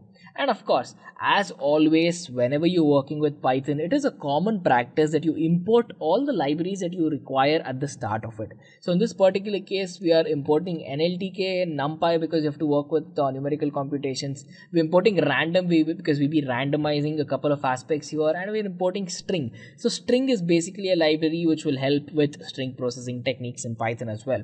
So if you are on a native Python environment which is different from Google Colab, you might have to install all of these before using it. To do it, instead of import, just type pip install, pip space install space NLTK, pip space install space NumPy as well. So with Google Colab, all of this comes pre-installed, and that's the reason all we have to do is we have to just import them and it starts working. So after importing all of the libraries, the first step is to make sure that there is some data through which we can teach the chatbot, right? So this is where we'll have a file.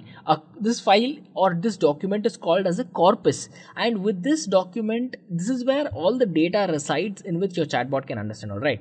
So to do that, first we'll be using the file function. We'll be using an open function where the file we have, we'll call it as chatbot.txt. Of course, you can call this anything else you want. You'll be opening it in the read mode because you're reading it, and if there are any errors, we're going to ignore those errors for now. So after reading these document, we'll be converting it to lowercase because, as I told you, case conversion is very vital for data pre-processing, and we will download the punked part of the tool case because we're working with English language and this is already a pre-trained library that is present, right? So this is a one-time download that you'll have to do. And of course, we have something called as WordNet. So WordNet is basically a database which consists of relationships in between each of these words, all right. So with WordNet you will have an access to like 200 languages. With respect to Punkt, it will give you the pre-trained library for English as well. And in fact, the WordNet is it's a pretty old library of data. It is present with us from the 1980s as well. So that's a fun fact for you guys.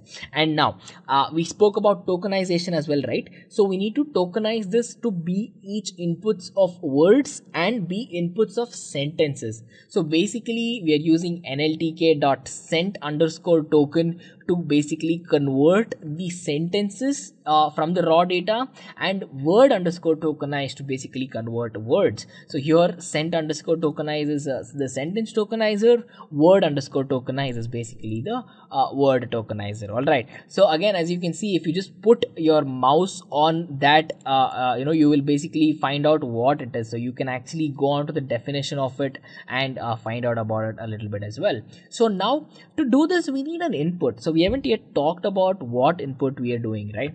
So in fact, let's go to a Wikipedia page and give chatbot. So there is a Wikipedia page called chatbot, and this is like a basic input to our model to train. So what we'll actually do is, we'll take everything here, just hit Control A, in fact, copy all of this and basically put it to a file, create a file called as chatbot.txt and just put all of this there. So you will have something like this, and this is like a text file through which your chatbot can learn something. All right, it's simple as this. After that, save it, call it whatever you want, but then you have to remember the name because you have to input this, right? So now coming back to the input, as soon as I hit play, now it's going to say an error because it does not know where my chatbot.txt is. It's on my desktop and we're running it on the Google Cloud. So let me quickly upload the file here, chatbot.txt, and as soon as this is uploaded, I can run it again, and now it sees my chatbot.txt file. It will convert everything to lowercase, it will download everything that's required, it will convert it into sentence tokens, it will convert everything into word tokens. So we did all of this by making use of 5-6 lines of code, and it's this simple, guys. Just a quick info, guys. Test your knowledge of Python by answering this question. What do we use to define a block of code in Python language? A. Key. B. Brackets. C. Indentation. D. None of these. Comment your answer in the comment section below. Subscribe to Intellipaat to know the right answer. Now, let's continue with the session. And now, coming to the next aspect of the same step 2, basically here is where we'll be printing an example to see our sentence token and word tokens to see if it has worked, right? So now, as you can see, I just hit print and we're trying to just print a sentence token here, and we're trying to print a word token here as well. So whatever sentence here, you can give any sentence for checking here, and then you can just paste to see if this this sentence, which is the raw input, if it is converted into a token or not. So as soon as I hit play here again, it is obviously converted into sentence tokens and word tokens as well. So coming to the next step is basically pre-processing and handling your data. So as I said, WordNet is basically like a dictionary out there with more than 200 languages, and where it understands your words. Now we discussed about lematizer. With respect to lematizer, we give this word certain context, right? So that's basically what we're doing out here. With lemmatization, we are giving it context. You can think of the example which I just mentioned, good, better, and best. There as well, right? So basically step 2 is all about that. And then coming to step number 3 is basically where you will be programming a greet response. See, for example, with any chatbot, right, be it Alexa, be it Siri, be it Google Assistant, whatever it is, as soon as you say hi or hey, it will not tell you something which is very vague. It'll greet you back. It'll be very nice to you, and it'll say, hey there, what's up, or how's it going, whatever it is. It's like a human conversation. So when you say hi to someone, they'll not just nod their head. 90% of the time they'll say hi back to you, right? So to give it that human touch, step 3 is all about giving greeting inputs and responses. So if you give it a response saying hello, hi, greetings, sup, what's up, hey, or whatever it is, it will give you a response back with hi, hey. It'll nod its head, it'll give you hi there, hello, it'll say I am glad you're talking to me, and all of that. So you can change these inputs and these responses to whatever you want. So basically this is not very complex. If it sees any of these, it'll give you a random input of this. This is where we require the random function that we inputted, right? So you might be wondering, where it's not like you give hello and it tells you hi every single time. You can say hello 10 times and it'll give you 10 different outputs from this response here. So as soon as we run this, we are taking the inputs and we're generating random greeting responses and printing to the screen. Now coming to step number 4. Step number 4 is where we start giving out responses. So to give out certain responses, so you need to understand that we'll be using the TF-IDF concepts. So I hope you guys remember the term frequency concept, the inverse document frequency there. Now we have to import all of these, right? So basically these are all part of scikit-learn. It's part of the concept called as the feature extraction, which is based on textual inputs. So we're going to import that, and you might be seeing the second thing which is being imported here as well. So the second thing which is imported is something called as cosine similarity. So cosine similarity is a part where you'll be checking out and teaching your chatbot about how to find certain behavior inputs and how to find and understand what your difference is and the similarity is in between what the user types and in between what document is present. Do you understand that? So in our case, the document is the Wikipedia article that we took up, and the user input might be something where, you know, it has to learn and map this user input to the document. So that is where cosine similarity is used as well. Of course, you know, we can discuss the TF-IDF concept or cosine similarity in a lot of depth, but then I do not want to overwhelm you guys with loads of information here, alright? So we're trying to keep it simple, and as you can see, it's just a couple of lines, and you know, we have almost built our chatbot. So after generating these responses, we need to write a function for concepts such as where, you know, we are thinking of stop words, we are pretty much, you know, removing all these stop words, understanding it, and we haven't talked about what happens if your chatbot doesn't understand you, right? So if it sees stop words, it knows what to do. If it sees a greeting message, it knows it has to greet you back. But then if you type random stuff there, it has to give you a response, right? So it cannot stay idle. So basically we are trying to print a message here saying, hey, I'm sorry, I do not understand whatever you have typed. So with respect to this function, it's pretty straightforward, it's pretty easy. If it doesn't understand something, it'll tell you it doesn't understand you. And step 5. Yes, step 5, or probably we can call this step 6 as well. So this is the last step where you will be programming the start point and the end point. So starting, when you run the chatbot, instead of greeting it, it will probably say, hey, my name is this, I can help you with this, and you know, I want to quit. No, and if you want to quit, you know, just type something, you know, type bye bye or whatever. So in fact, there's actually a tiny mistake here which I will clear, which is a spelling mistake, which is can. I mean, come on, everyone does spelling mistakes. All right. Now, so basically, what I'm trying to tell you guys here is that as soon as your chatbot starts working, it'll print out this message. It'll say, chatbot, hi, my name is Samplebot. I can help you with chatbots if you need. This will be anything else, because you know, we randomly picked a Wikipedia article for chatbot. You can pick up anything. It doesn't have to be a Wikipedia page. You can make it learn on a blog of your choice and then give you responses to the questions you ask. And then if you want to come out of the loop, this is basically working on a while loop where it's constantly waiting for your input. If you want to quit, you can just type bye, and if it sees a bye in the input section, it'll say thank you or thanks, and it'll basically quit. So as soon as we go ahead and run this, you know, it says, chatbot, my name is Samplebot, how can I help you? You know, if you want to quit, type bye anytime. So let's say hi to our chatbot. It'll say hey. Again, as I mentioned, it is a random response that it is giving to us based on the greeting pool, right? So I can say hi again, and it will say something else apart from hey. So it says hi there. Another time, let me say like hey or something. It'll say something else. So as you can see, it's not giving you the sample a response that it is supposed to give. So it is generating random responses and it's giving it to you out there. Now let's just say we want to quit. All you have to type is bye, and as soon as it says bye, it's like, okay, thank you for talking, bye bye. And it's pretty simple like this, right? So even this we achieved with like 5 or 6 simple steps in Python, which is really amazing. And in fact, let's run again. In the chatbot article, there's this person called as Alan Turing, who is considered to be the father of intelligent machines. So let's ask the chatbot, who is Alan Turing. Let's see if it can find that out. Of course, the responses will be pretty vague. It will not be very accurate.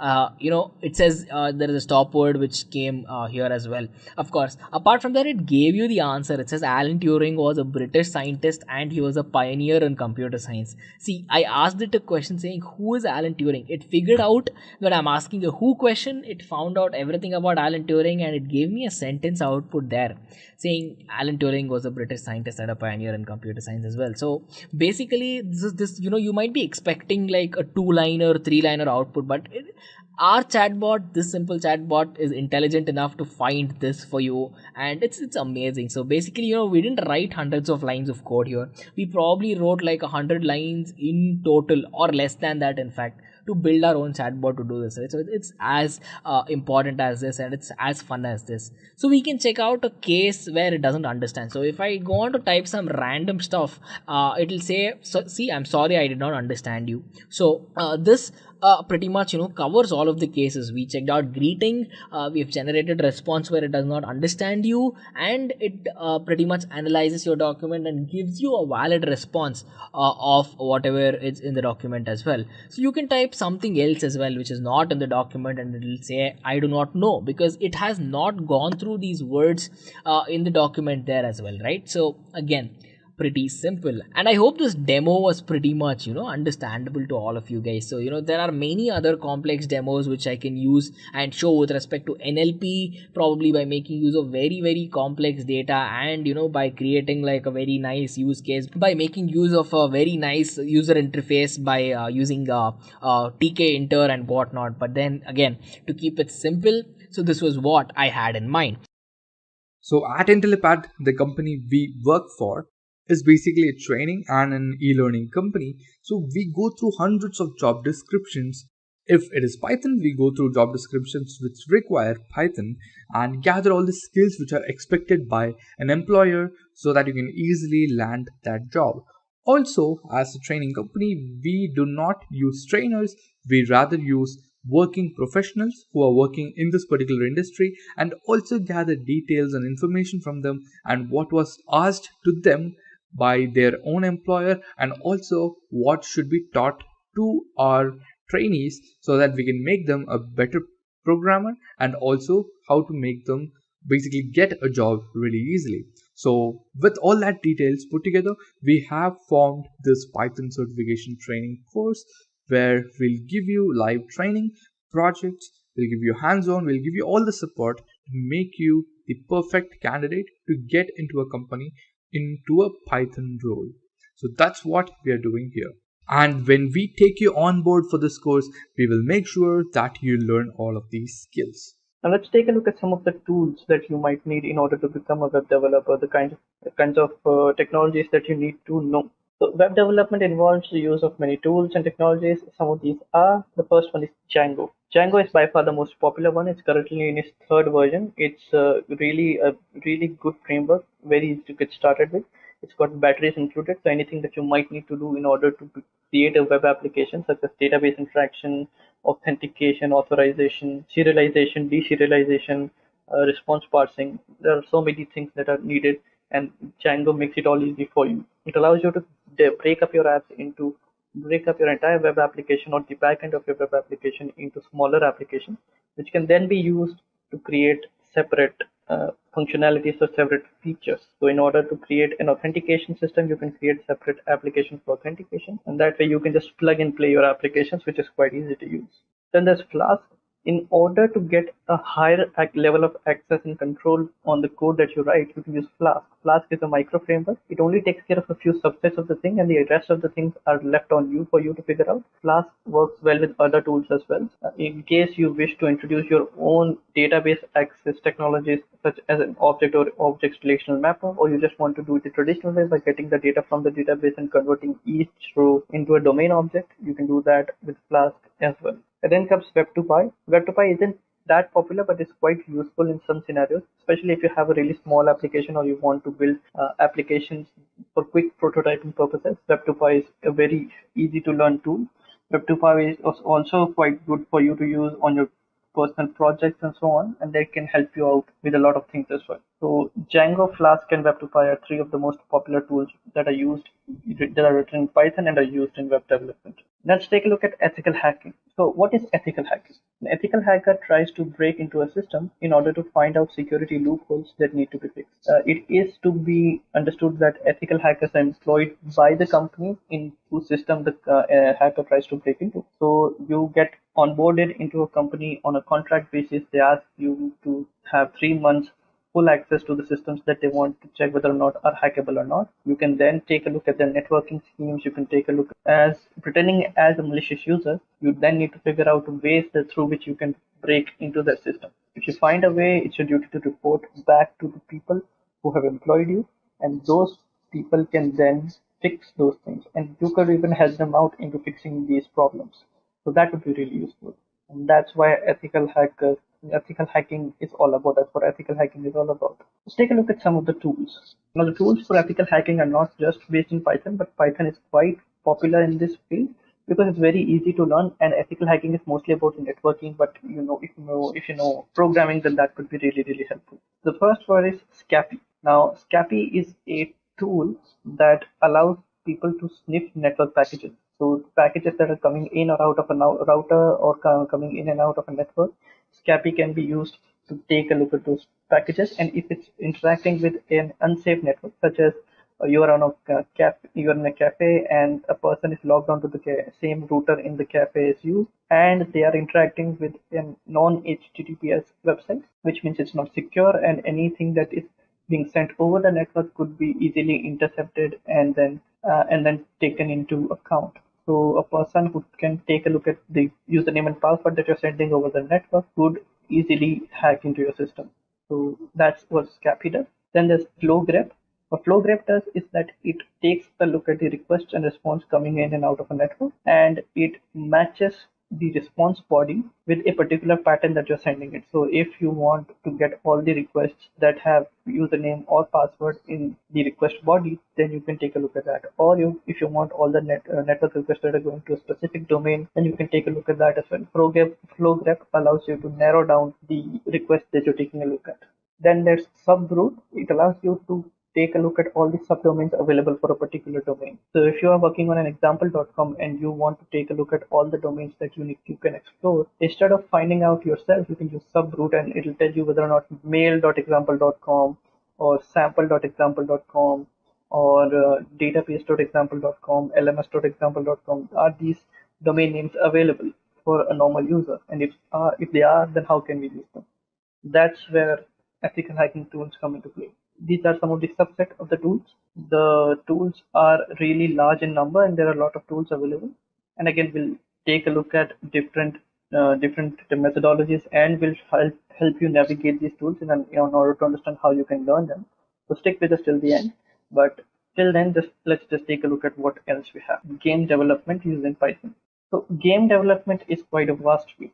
Many people get into programming to learning how to build games of their own. Now, game developer uses Python to build games which can be played on a variety of platforms such as computers, mobile, and so on and so forth. There are many ways that you can build games using Python, and we'll take a look at some of them now. So let's take a look at the tools. The first one is Pygame. Pygame is one of the most easy to use Python gaming frameworks. It allows you to build games using some of the most common technologies that you come to use, such as sprite sheets and collision detection, and it does all of these things for you. Many of the gaming engines that we will discuss will take care of the physics for you. So in case you throw something in the air in a 3D game, how does it then get back onto the surface that we have created, and what the interaction will be like? All of that is taken care of many of the game engines.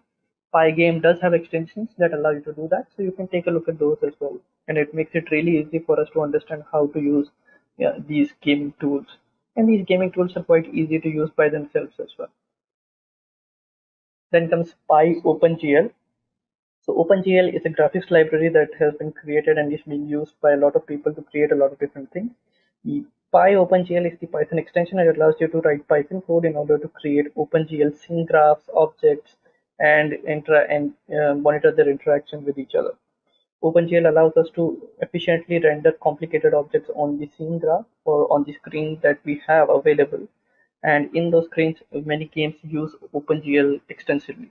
So in order to create stellar visuals and great graphics, you need to understand how to use OpenGL. And for Python users, you can use PyOpenGL for that. PyOpenGL also allows you to write your own OpenGL scene graphs and interpret some of the OpenGL objects that have been created by other people. So it's quite easy for us to use as well. So do understand how to use that and try and use that as well. Then comes Kiwi. So in case Pygame didn't work out for you, you found it to be too complicated or confusing, then Kiwi is an alternative to that. Kiwi also does many of the same things that Pygame does, but it's very easy to understand. It's very easy to use. It also allows you to create applications or create games that can be used in either of the mobile applications or the desktop applications or many other places. So you can take a look at Kiwi as well if Pygame seems to be a little too daunting for you. But I would recommend that you check out all of these tools, get a feel for which one serves your needs the best, and then use that. And now let's take a look at data scientists. So a data scientist takes a lot of data and gets useful insights out of the data, or what they do is they take the data and train a model which can make predictions by learning from the data. So data science has elements of machine learning as well. Data science is part of machine learning and a part of broader range of artificial intelligence, which takes a look at the data and figures out what we can extract out of it in order to get better predictions. Take a look at some of the tools that are available for us as data scientists. So we have data scientists. As data scientists, we have many tools available. These are a few subsets of them. The first one is Pandas.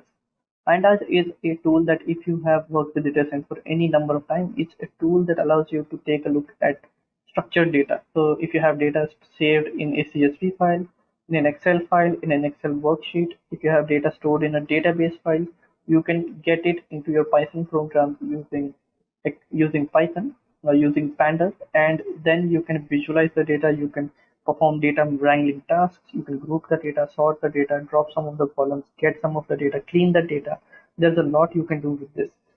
Especially the cleaning part and the cleaning the data, dropping columns, all of this is done ridiculously fast in Pandas. It is very performance optimized, so it's very useful in that regard as well. Then comes NumPy. NumPy is by far one of the most popular languages out there. So NumPy is one of the most popular libraries out there.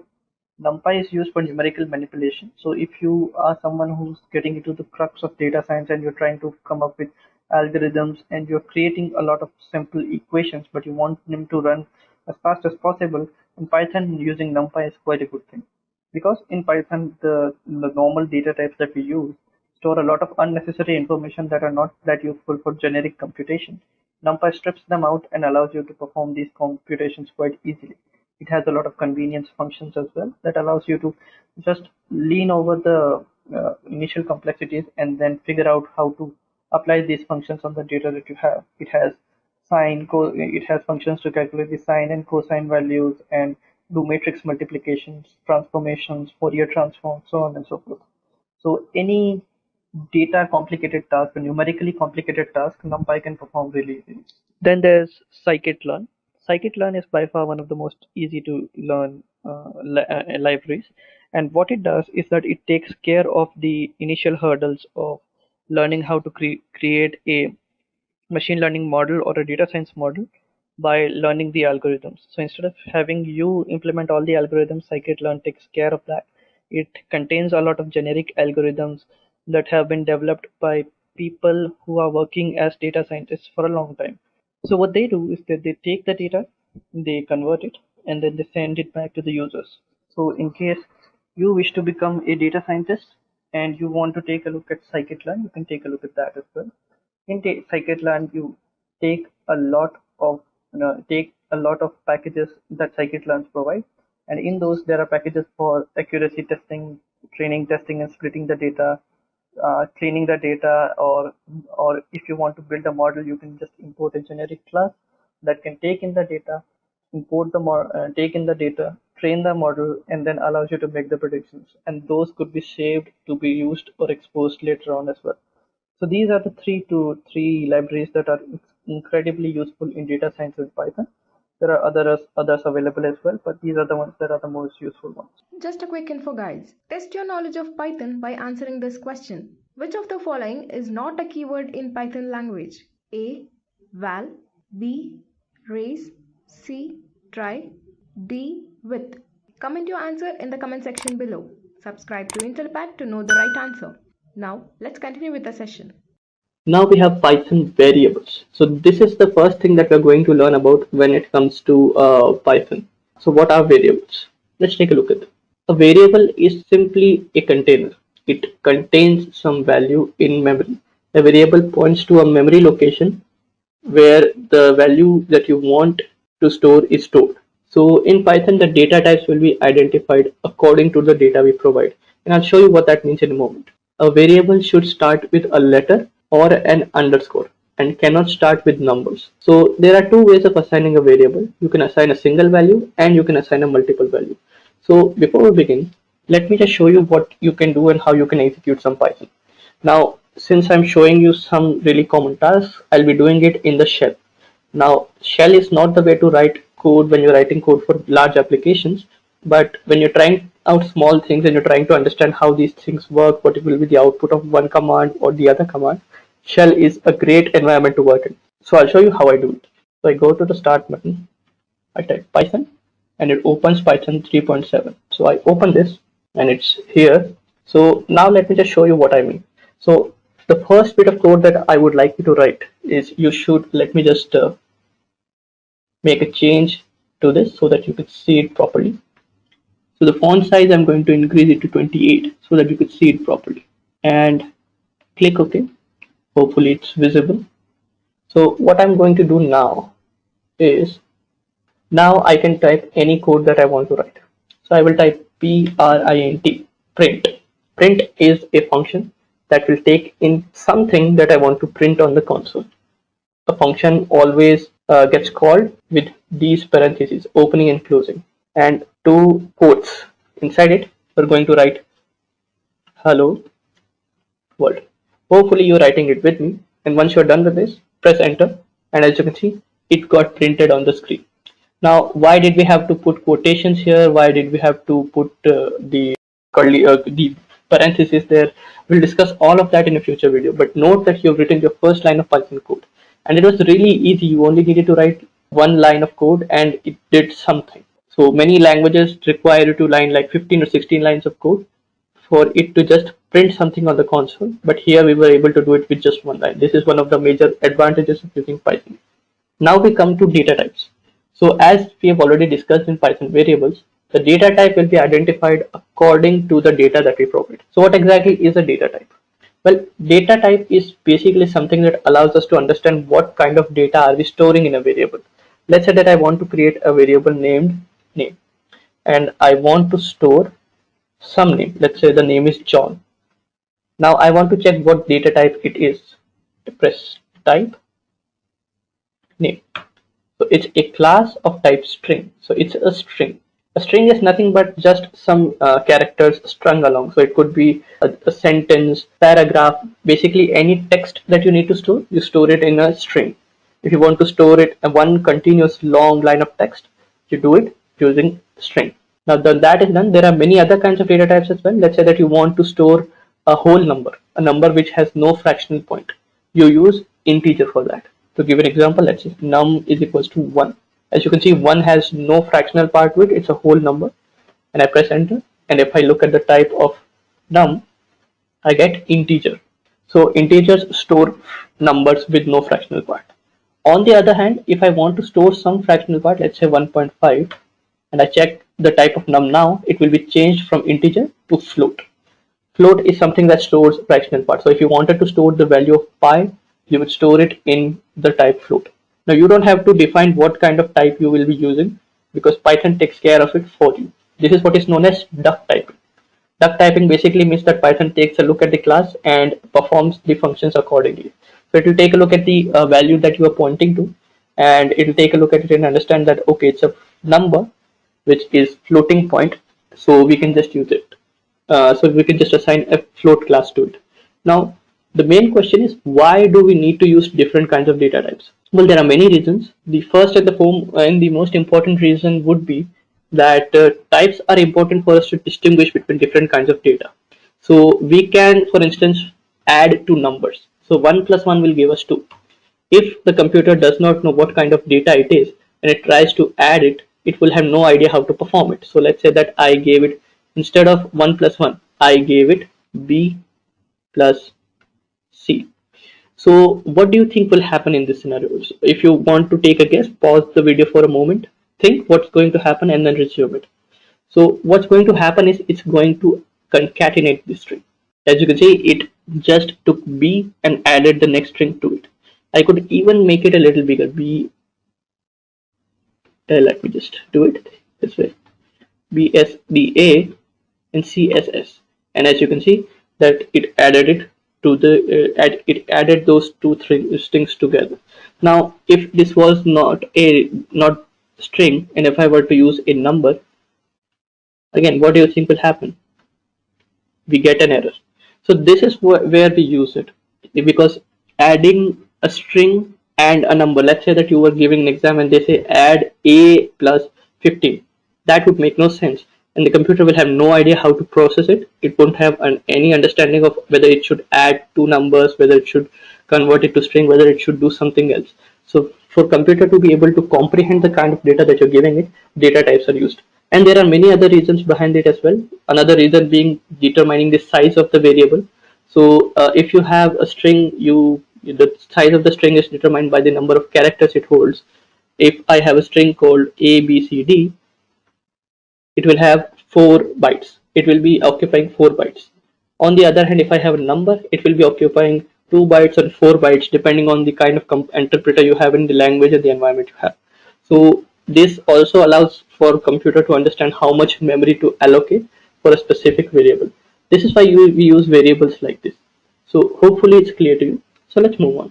So now we'll take a look at how to assign values to a variable. I've already given you a little taste of how that happens, but let's take a look at this. So we can assign a single value, or we could assign multiple values. So let's take a look at how that works. Let's say that I want to assign, as I've already showed you how I do that, but let's just do it again. Let's say that I want the age. I want to store someone's age. Let's say they are of age 25. I press enter. This is assigning a single value to a variable. So I'm assigning 25 to age. If I were to type name, comma, age n equals 25, this is going to show me an error because it does not know how to unpack this value. This is just one value and I'm expecting two values. Now if I were to move ahead, instead of doing this, as we've already seen, the naming conventions are also there, so you can't name a variable with that begins with a number. So if I wanted to name something underscore name, that would work just fine. As you can see, this is fine.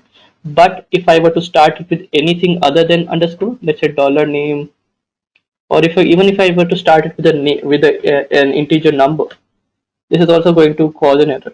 So anything other than a character, which is anything from A to Z, whether it's small or big, and anything that is not underscore is going to cause an error. So always make sure that you're assigning the variable names correctly.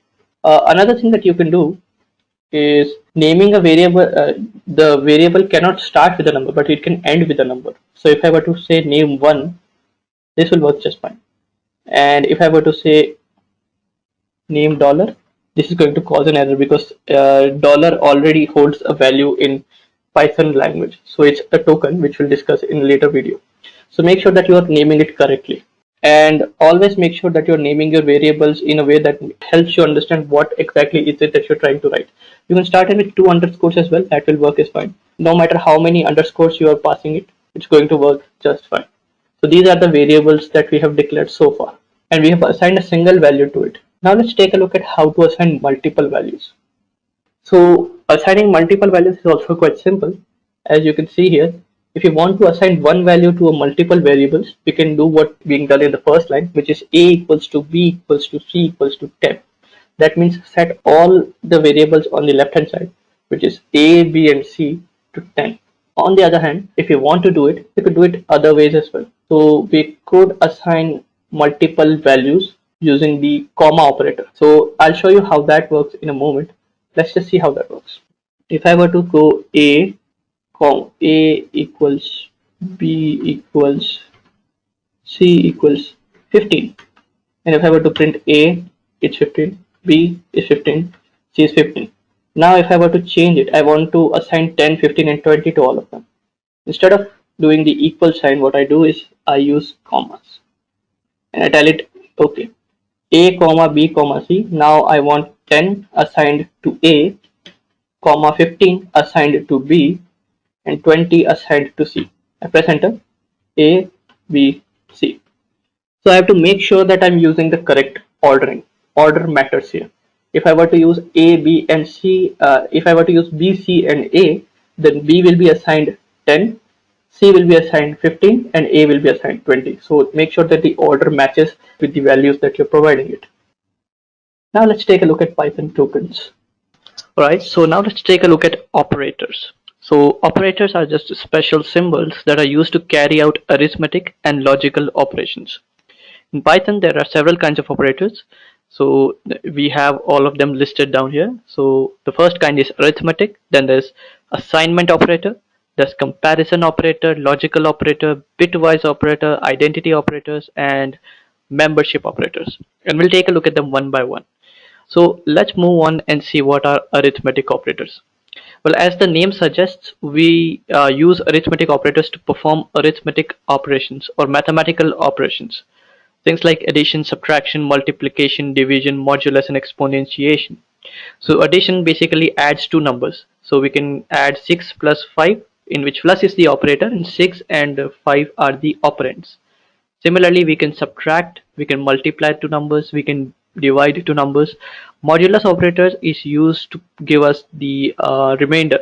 So if I were to go 7 modulo 2, it will give me 1, because when we divide 7 by 2, we get a remainder of 1. And similarly, exponentiation is used to raise a number to a specific power. So for instance, if I were to type 7, then 2 times the multiplication symbol, which is the asterisk, and then I type 2, that means that we are multiplying 7 by itself 2 times. So that's what these operators are for. These are very easy to understand. These are just basic mathematical operators, and they are very commonly used in Python. Then comes assignment operators. So assignment operators, as the name suggests, assigns a value to variable. So let's say I have a variable x and I want to assign the value 10 to it. I want it to hold the value 10. So I could just type x is equals to 10, which is what is shown here. Now there are some extensions to the simple assignment operator, which is the equals operator. You can add a plus right in front of it, and what it will do is it will add more. It will add the number that is on the left hand side of the operator to the right hand side of the operator. To give you an example, as you can see, we have plus equals is the operator, and we type x equals to x plus 2. Let's suppose that before we execute this was already executed. The x is equals to 10 statement was executed, and x contained the value 10. After I run this code, what will happen is we'll take a look at the number that x holds, which is 10, and it will add 2 to it, so it will become 12. Now following the same logic, we have minus equals. So the minus equals operator is going to do the same thing, but instead of adding 2, it's going to remove the number that's on the right hand side. So x equals x minus 29 will subtract 29 from the already existing number in x and assign that new value to x. Similarly, there's multiply equals, there's divide equals, and there's or equals. So this is basically a binary operator or and bitwise operator, and we'll take a look at that in a moment. And then there's comparison operators. So comparison operators, as the name suggests, are used to compare two values. Let's say that I have two values that have been entered by the user, and I want to compare the values in them. So this is where this comes into play. Now let's say that you have a login form and the user enters the registration name, the registration number, then they enter their password, and just to make sure that they have entered the correct password, you have a confirm password field as well. So when you're validating the form, you need to check whether or not password in the password field and the confirm password field are equal to each other. So this is where the double equals come into play. Now the reason why we have two equals and not one is because one equals is used as assignment operator. The operand on the left hand side gets assigned the value on the right hand side. Here we are comparing the two values, so operands on both the sides will be compared to each other. Then just the opposite of it would be the not equal operator.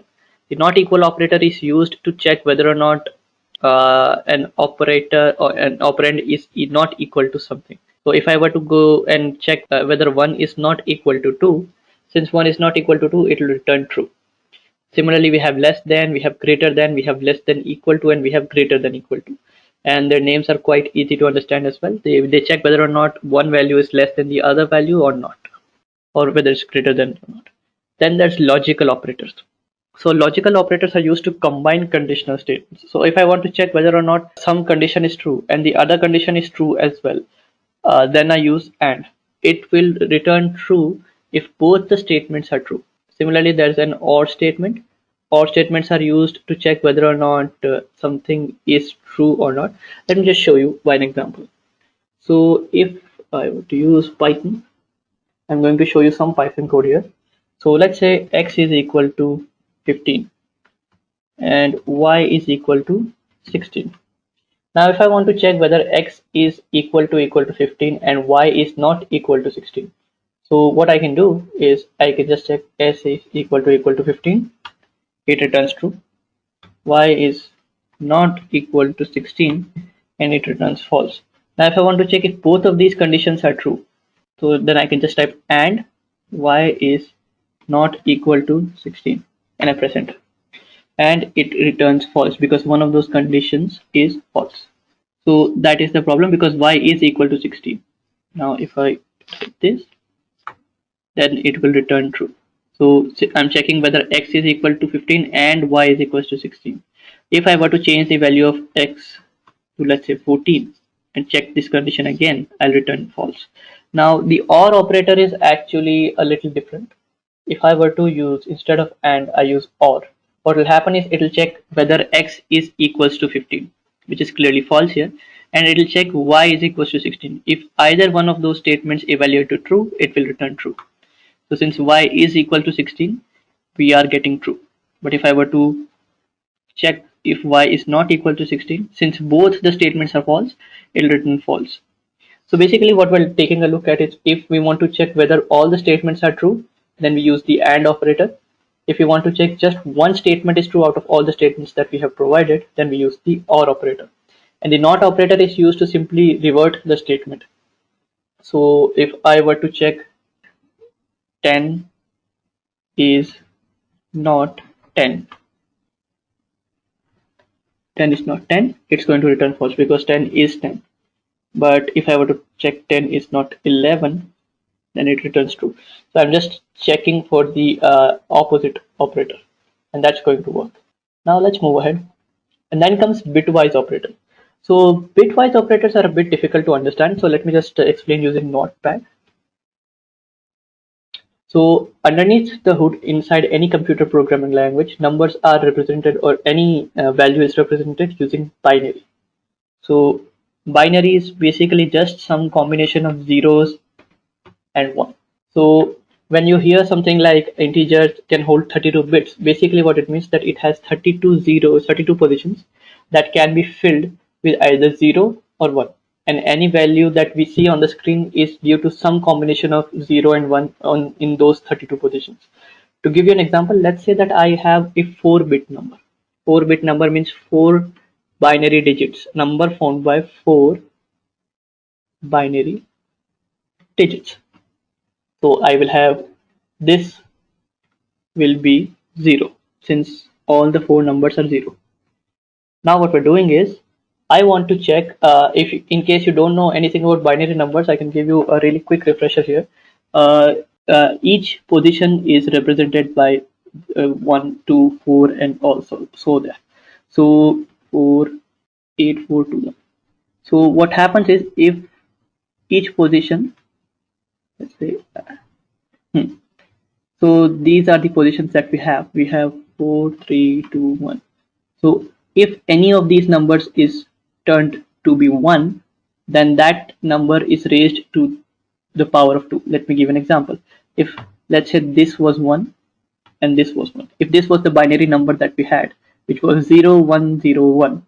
So the way we do this is we take a look at it and we go 2 raised to the power of 4 and you multiply it by the binary digit that's there, which is 0. And we do the same thing for all of them. So if I was to do the same thing to all of them, let's just do this. Now we will go 2 raised to the power 3 and the number at the third digit position is 1.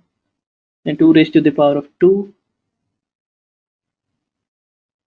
and the number should be 0 and 2 raised to the power 1.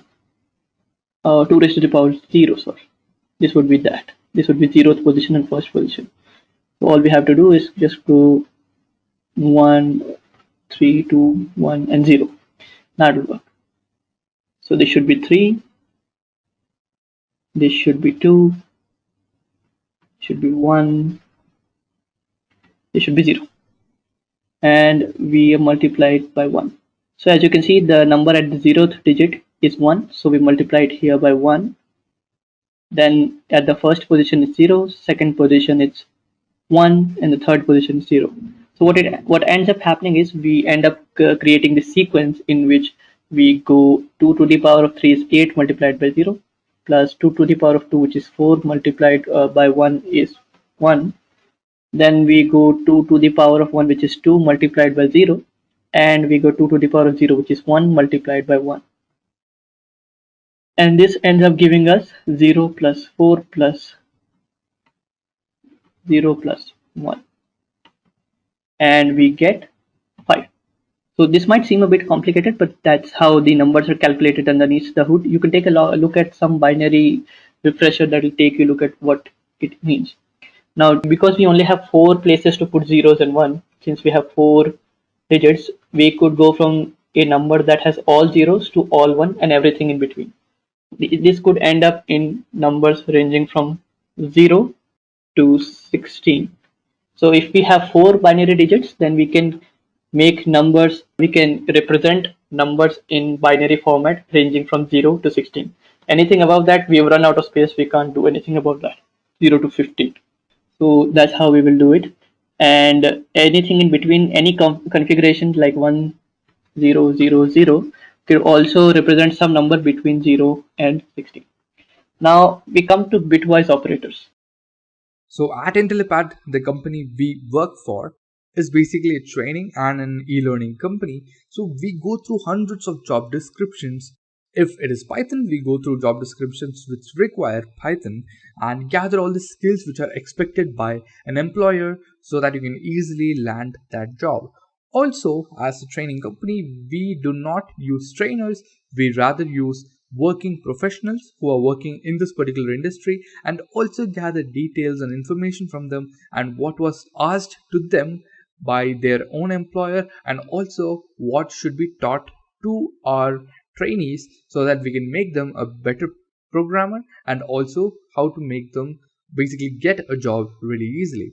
So with all that details put together, we have formed this Python certification training course where we'll give you live training, projects, we'll give you hands-on, we'll give you all the support to make you the perfect candidate to get into a company, into a Python role. So that's what we are doing here. And when we take you on board for this course, we will make sure that you learn all of these skills. So what they do is they, instead of operating on the numbers that we see, they operate on their binary forms. So Let me give an example. We have an AND operator. So what AND does is, if I were to give you 0 and 0, it will return 0. Similarly, 0 and 1 will return 0, 1 and 0 will return 0, and 1 and 1 will return 1. So what it does is very much like the AND operator that we had taken a look at previously in the logical operators section. It takes a look at all the operands. In this case, we have two operands because it's a binary operator. And we take a look at the left operand and the right operand. And if both of them are 1, then we get 1. If either one of them or both of them are 0, then we get 0. So this is what it looks like. Similarly, for OR, what we end up doing is, just as we did in the logical operator, just one of them need to be true. So 0 could be considered false and 1 could be considered true, and then we'll get the value. So since both of them are false, both of them are 0, we get 0. 1, we get 1. For the second and the third one and all of them, we get 1. So as you can see, this is what the operators do, the binary and binary OR operators. XOR is a bit special. So XOR is used for exclusive ORs. That means both of them should not be same. Either one of them has to be 1, but if both of them are 1 or both of them are 0, then the value that is returned should be. Just a quick info, guys. Test your knowledge of Python by answering this question. What do we use to define a block of code in Python language? A. Key. B. Brackets. C. Indentation. D. None of these. Comment your answer in the comment section below. Subscribe to Intellipaat to know the right answer. Now, let's continue with the session. These are exclusively used in the building of logical gates and all that, but they are also used very much in programming. And there are some very nifty tricks that you can do with binary operators that could allow you to create more efficient programs. So do take a look at them. So these are all the operators that we have studied so far. Let's take a look at left shift and right shift. So what left shift does is, let's say that I have a number like this and I want to shift it by 2. So this number represents 1. Now what I do is I want to shift, I go left shift 2. This basically means that whatever number we have, shift it to the left by 1. So what happens is, it will shift all of these zeros by 1 and pad the left part with 0. Basically move it to the left hand side by the positions that I have. So since I have given 2, it will do it twice. So as you can see, first one was at the 0th position, then it was shifted 2 times. So now it's 1 and 2 in the second position.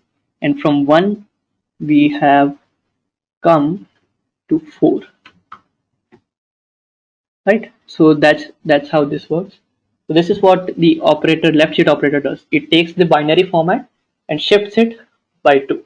Now, on the other hand, we also have right shift operators. And it does exactly the same thing, but it does it in reverse. So if I were to give it this and just change the left shift operator to the right shift operator, it will give me back the original result.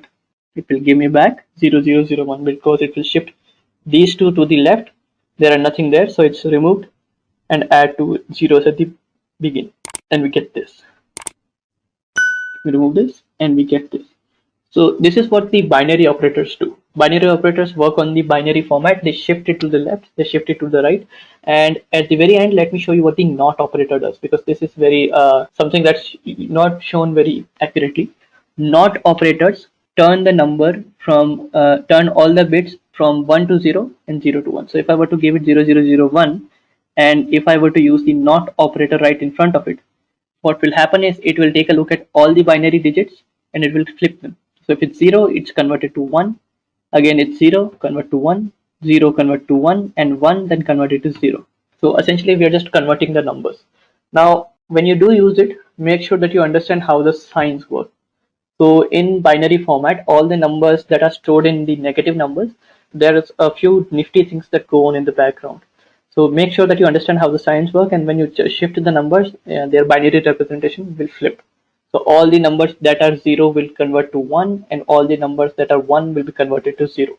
So that's how the binary operators work. They are very easy to understand once you understand the basics of how binary works underneath the hood. And you can do some pretty powerful and pretty efficient things underneath the hood when you understand the binary digits work. So let's move on. And then we have identity operator.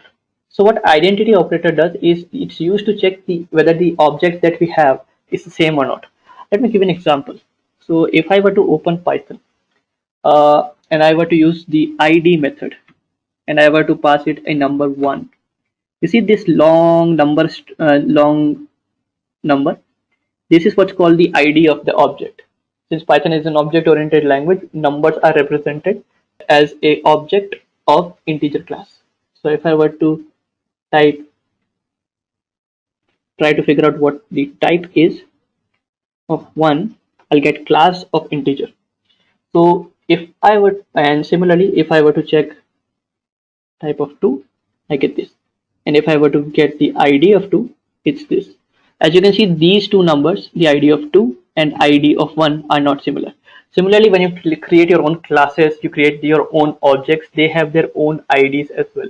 This is used to differentiate between two objects that have almost the same structure, but still there are two separate objects. So if I have two different kinds of strings or two different kinds of numbers, let's say I have 11, and I check the ID of this, it's this, and this is this. So as you can see, both of them have 11, and they don't have the same ID because strings are immutable. So as you can see, these have the same numbers, 1818752 and same. So these are used to check whether the ID of two objects is same or not. So if I were to check with the is and is not operator, if I were to check 1 is 1, since both of them have the same ID, it will return true. But if I were to check 1 is 1, it will return false. So this is what happens with this. If I were to check 1 is not string 1, then it's true. So that's how it works, and this could also be applied to objects. When you're learning object-oriented programming, you can create your own objects, and then you can take a look at that. And then comes the membership operator. Now this is also very quite useful, and I think Python has it and many other languages don't. So it's an operator that allows us to check whether or not a number is in a sequence or an object. So to give you an example, let's say that I have a list of numbers. So I have 1, 2, 3, 4. Okay, I have 1, 2, 3, and 4, and then nums. So I have 4 numbers in a list. Now, if I want to check whether a number, let's say entered by the user, is present in this list or not, then I can simply, instead of just going through each, running a loop and then going through looking at each number, going is 1 equal to the number that the user entered, is 2 equal to, is 3 equal to, is 4 equal to that number, I could just make Python do it easily by typing 4 in nums. Let's say the user entered the number 4, and it returns true because 4 is present. If I were to check 8 in nums, it will return false because 8 is not present in the string. But if I were to add it and then take a look at nums, and now if I check if 8 is in the nums, it is. So that's what the membership operator does. If you want to check whether something is not present in nums, I can just do this and it will return false. And if I were to go and remove dot pop, so 8 is removed. If I take a look at nums now, and if I check whether 8 is not in nums, it will return true. So that's how that works. So membership operators are just used to check whether or not something is present inside a container or inside a group of sequence that we have. And with that, we have come to the end of operator section, and we'll move on to data types in Python. So a Python token.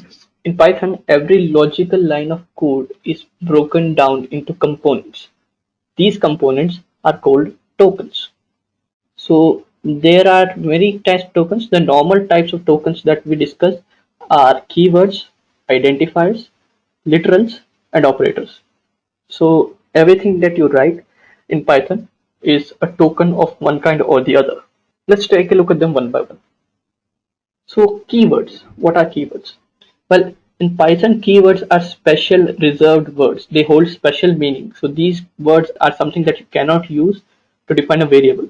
So they convey a special meaning to the compiler or the interpreter. When the compiler or the interpreter takes a look at this word, they'll understand that it has to perform certain action. It has to allocate memory, it has to create something on the call stack, it has to do something in the background instead of just treating it as a normal variable. Now, each keyword has a special meaning and a specific operation. So we'll take a look at them one by one. We'll come across many keywords. We'll take a look at them what they mean one by one. We should never use keyword as a variable, that because that's going to cause a lot of problems when we run into later code, and we'll understand what that means in a moment as well. So these are some of the keywords that Python uses. So as, and, continue, break, except, del, len, from, import, pass, lambda. There are many others. And these all hold special meaning. And as you get deeper and deeper understanding of what Python has to offer and how you can use Python to create your own applications, you'll understand where these keywords are used. The main point that you should understand is you should never use them as a variable name. So again, let me show you an example. Let's say I open the Python console. Now, if I want to type ret is equals to 7, this works just fine. But if I were to type return return, that's a special keyword, and we'll take a look at what that means in a moment. But if I were to assign it to 7, I will get an invalid syntax error, mainly because return is already a keyword. If I were to type return 1, again that would work just fine. But if you try to use some keyword for this is going to cause a problem. Now that that is done, let's take a look at something else. So these are the keywords, but there are other tokens as well called identifiers. So an identifier is mainly a name that is given to something in Python that we can give that allows us to identify it later on. So these could be names given to a variable, names given to a function, a class, or an object. In case you're not familiar with function or class or object, you are familiar with variables because this is what we just discussed. But functions, classes, objects, everything else will be discussed later on. So don't worry about if you don't understand it as of now. You'll get to understand it throughout the runtime of this presentation. So there are certain rules that we need to follow when we're naming an identifier. The first thing is no special character except underscore can be used as an identifier.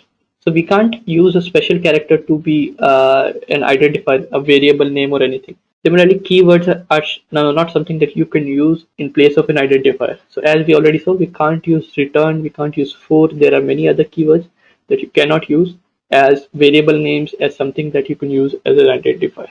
Then Python is case sensitive. So that a variable which is named var with v capitalized and a variable named var with every characters in small lowercase, these are two different identifiers. So if I were to type var with v capitalized equals to 7 and type small v small a and small r equals to 7 and if I equals to 8, and if I were to print the values of both, we will get different values. So these are two different things. In when Python interpreter takes a look at it, it will assign two different buckets for them.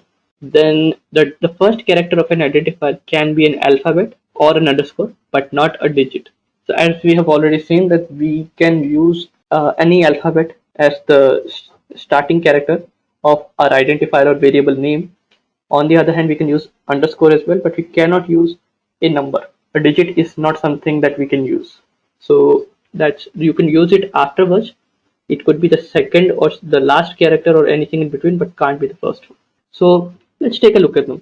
If I were to open the Python console, we have several ways of doing it. In Python, a variable is also an identifier. So let me just show you the casing problem. So variable is 7. And if I were to name it with a capitalized V, it's a 7. And if I were to name all of them capitalized, it's 7. So let me just change it. Now it's 7, it's 71, and it's 72. So if I were to print VAR with everything in lowercase, it's 7. If I were to print it with V capitalized, it's 71.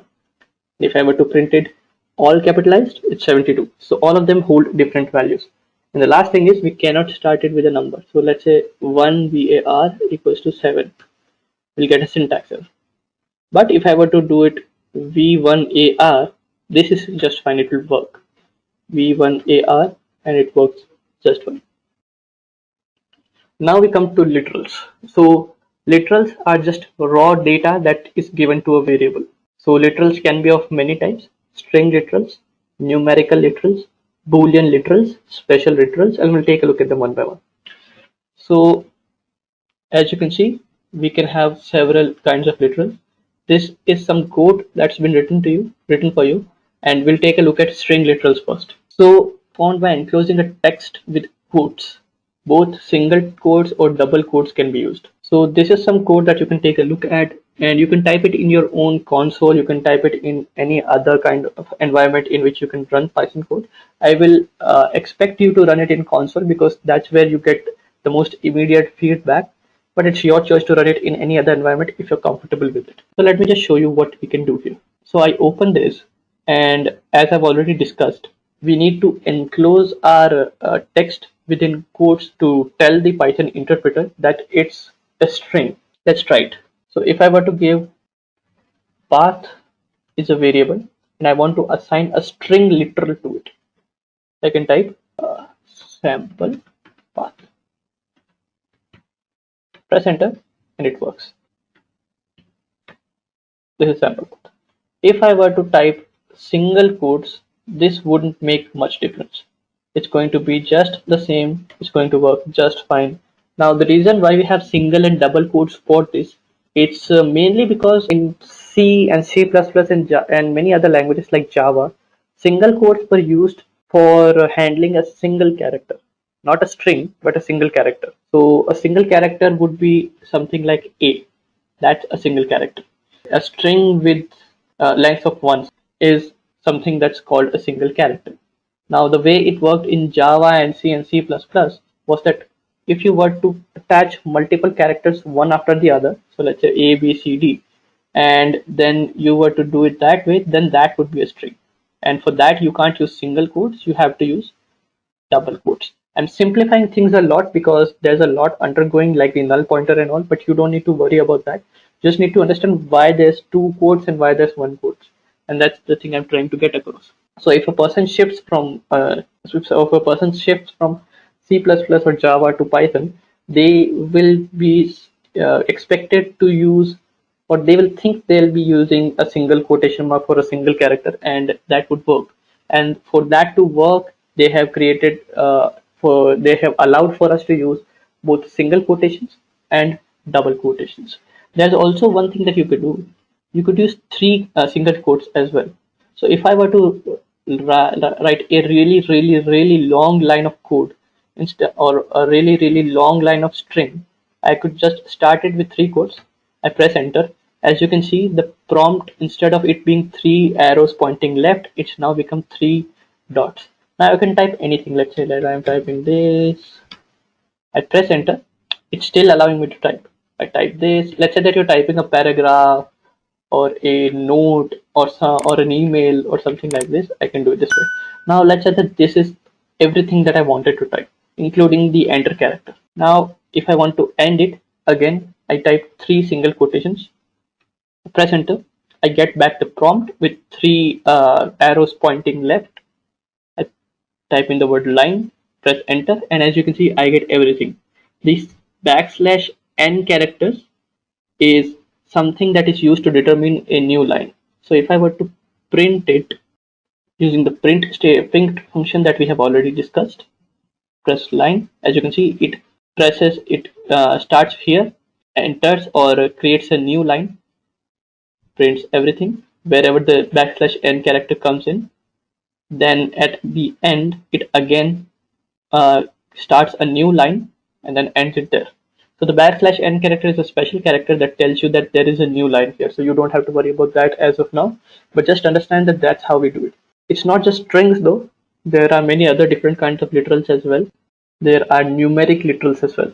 And numeric literals allow us to use variables that can store numbers. Now we can have positive and negative whole numbers with no fractional part as integers, as we have already discussed. We could have real numbers. Real numbers are numbers with fractional part using the float variable, and we could have long. Long is also something that could be used to store values, but the important thing is that it could store a much larger value than integer. So as you can see in the description, it says an unlimited string of integers followed by uppercase L or lowercase l, and I'll show you what that means in a moment. And then it's also something that you could do. You could store some complex numbers, so numbers with real and imaginary parts. Now if you worked with mathematics, if you worked with real and complex numbers, that you will understand what I'm talking about. If you've not worked with it, that's totally fine. It's not something that's used very often. It's only used in special cases where you need to display complex numbers. So in our case, let's just take a look at this. We have a positive and negative numbers. So we can store that in integer as well. Let's say that I want to store negative 77. I can store it in number, or positive 77. I can store it in number, and the type of number will still be a class of integer, right?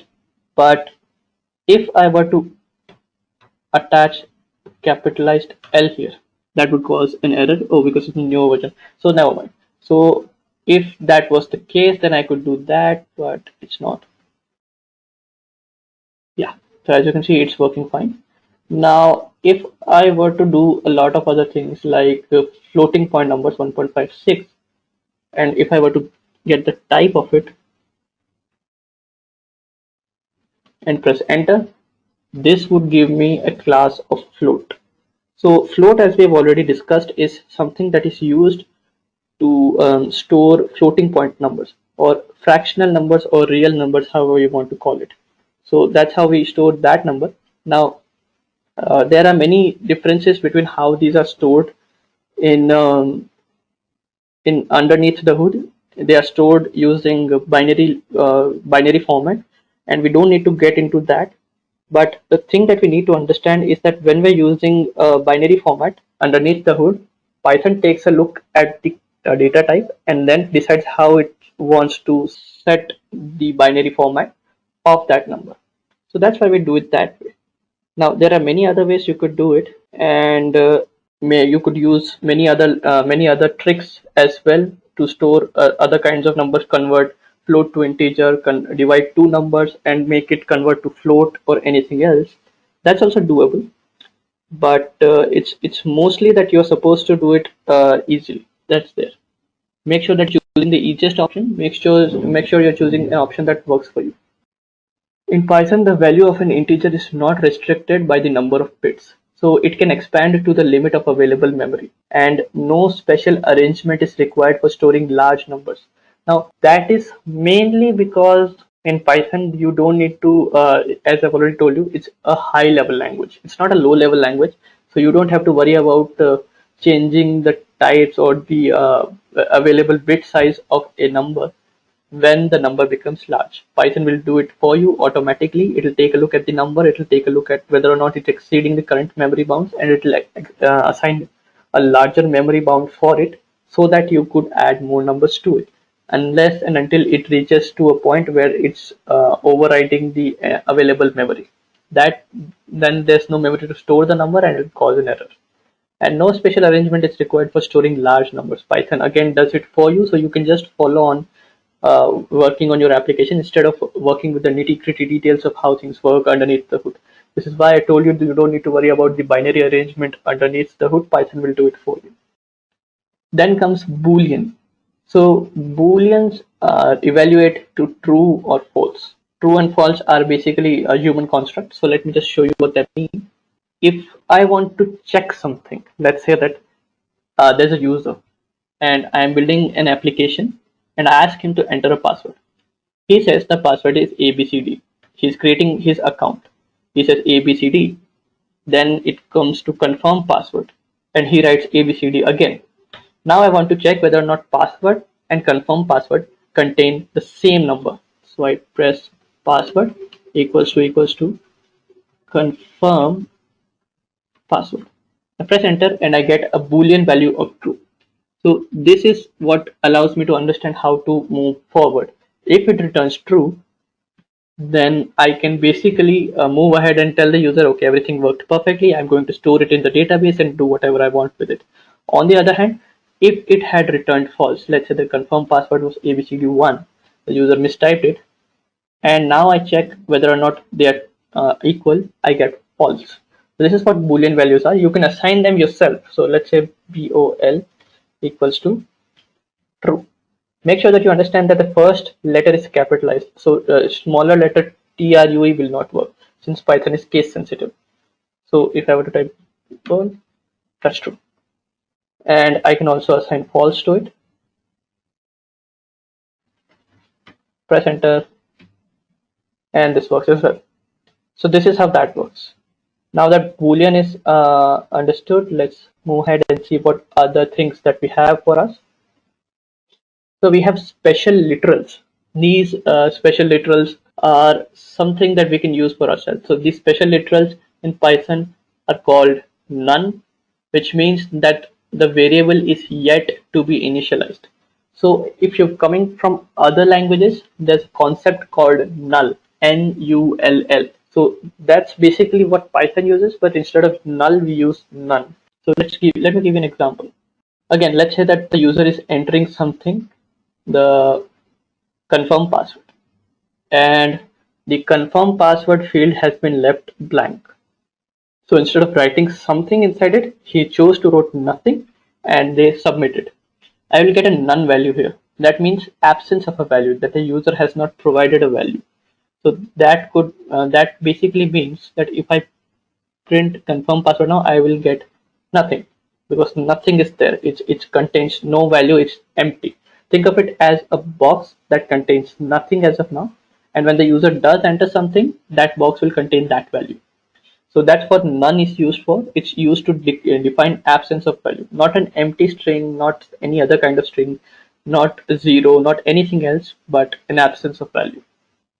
And the type of none is none type, in case you were wondering.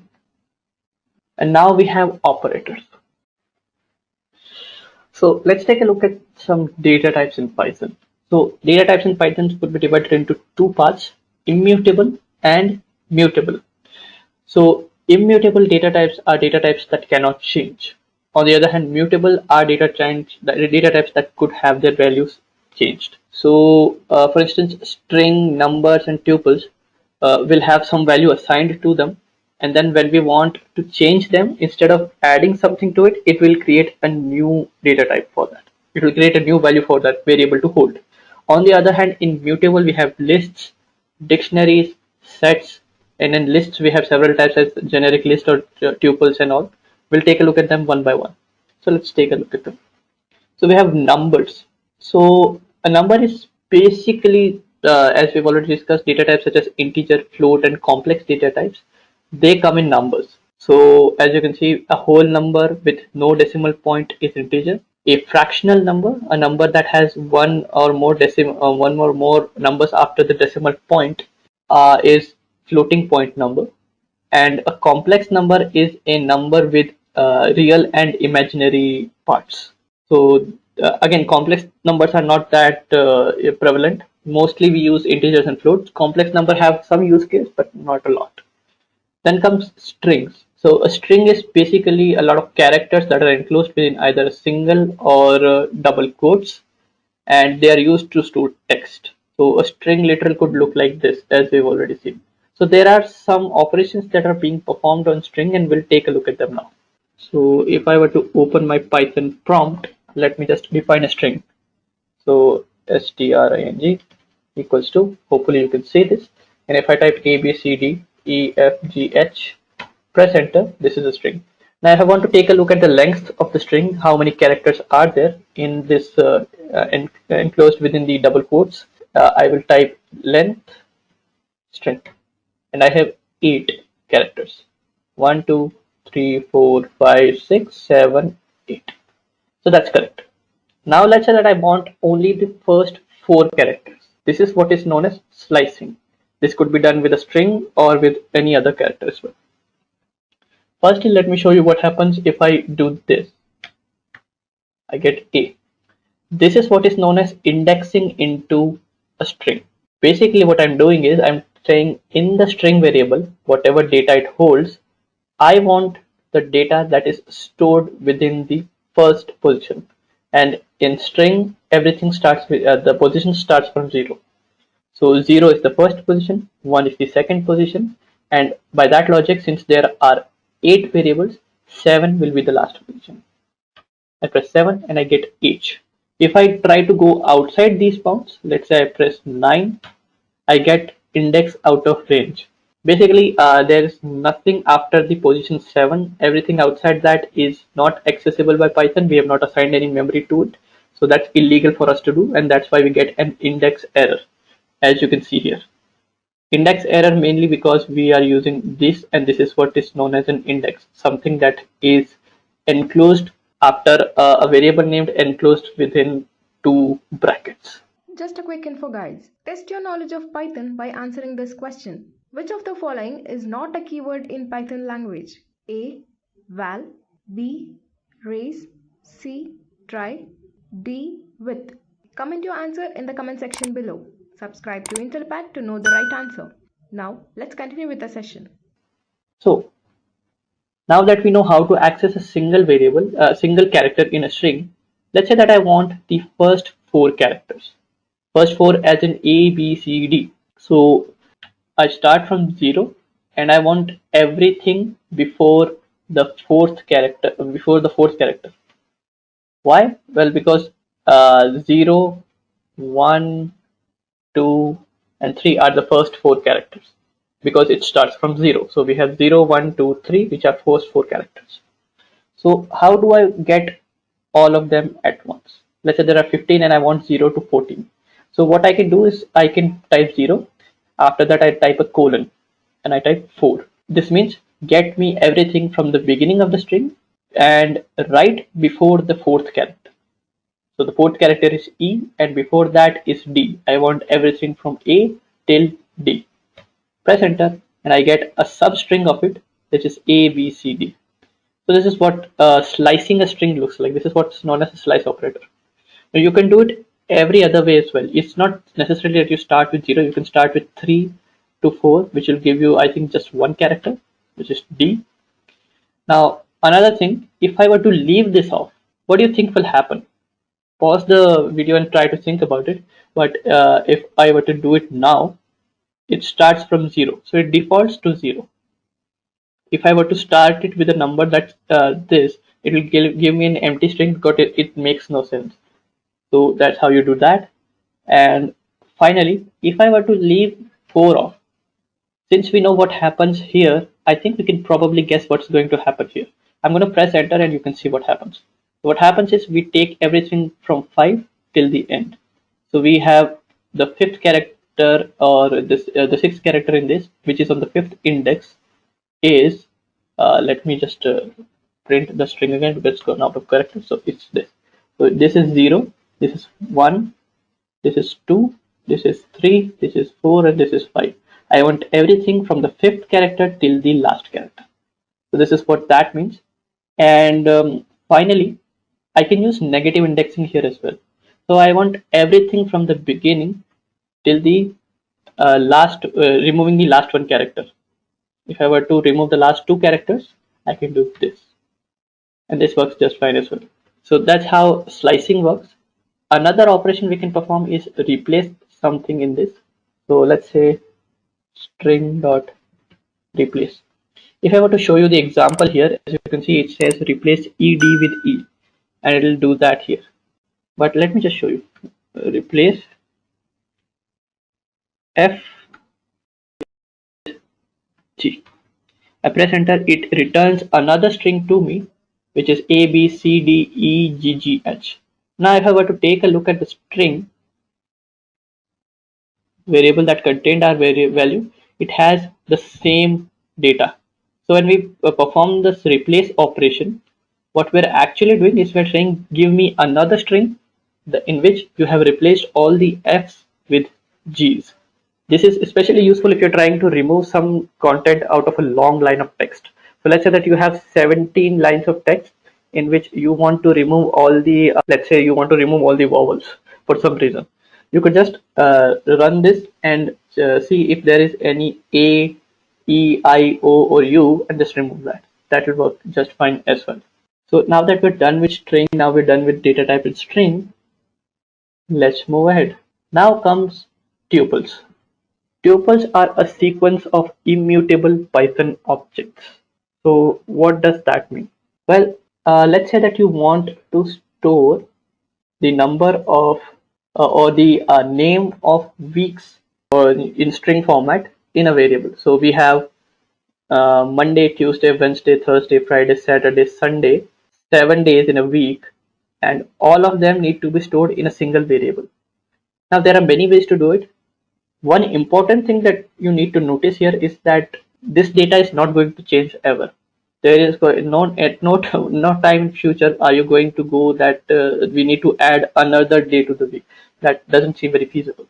So because it's not going to change, we are going to use an immutable data structure or an immutable type, which means adding something to it is going to be it's not going to be something that's allowed. So let's say that I want weeks. Now I want to store everything in one. I could certainly create variables that say sun, which will contain Sunday, and similarly Monday, Tuesday, Wednesday, Thursday, Friday, Saturday. That's certainly doable, but again it runs into the same problem. Let's say that we had 14 things that we needed to store. Let's say that we had 100 things that we needed to store, and we needed to access them using one variable. That would be very difficult to remember the variable names of 100 different kind of variables. It would be better if you could store them just in one variable and then access them using the position syntax that we had discussed earlier in string, like this one. So this is where tuples come into play. So let's say weeks, and I enclose it in brackets, but that's not really necessary. But I would do that here. Now let me just type in Sunday, and you could type it with me. Monday, Tuesday, Wednesday, Thursday. Make sure that you're separating them with commas. I'm typing a space after commas to make it more readable. That's not really necessary. Friday, and finally Saturday. Press enter. I press weeks, and this is what we get. If I were to take a look at the type of this, type, it's tuple. So now I said I used commas here, and that's not really necessary. If I were to use this would also work. The way Python identifies that this is a tuple that we want to into the data is by taking a look at this comma. So it takes a look at this line. It says, okay, weeks need to be assigned some value. It takes a look at Sunday. It says, okay, one string, and this comma. That means other values are also going to be assigned, and this is a tuple. Even if I had not put the parentheses before and after, opening parentheses and closing parentheses to enclose this list, it would work just fine. Now, one thing that I would like to show you is if I were to go weeks 0, I get Sunday. Weeks 6 should give me Saturday, right? But if I were to assign some other value to it, let's say any gibberish value, I press enter and it gives me another. Tuple object does not support item assignment. Now this is one of the major advantages of using immutable object. It does not let anything in the data that you have already entered to be manipulated. So if you have entered a list of something that you know is not going to ever change, then tuples are the best option for you. So this is why we use tuples. So now let's take a look at something else. We have lists, dictionaries, and sets.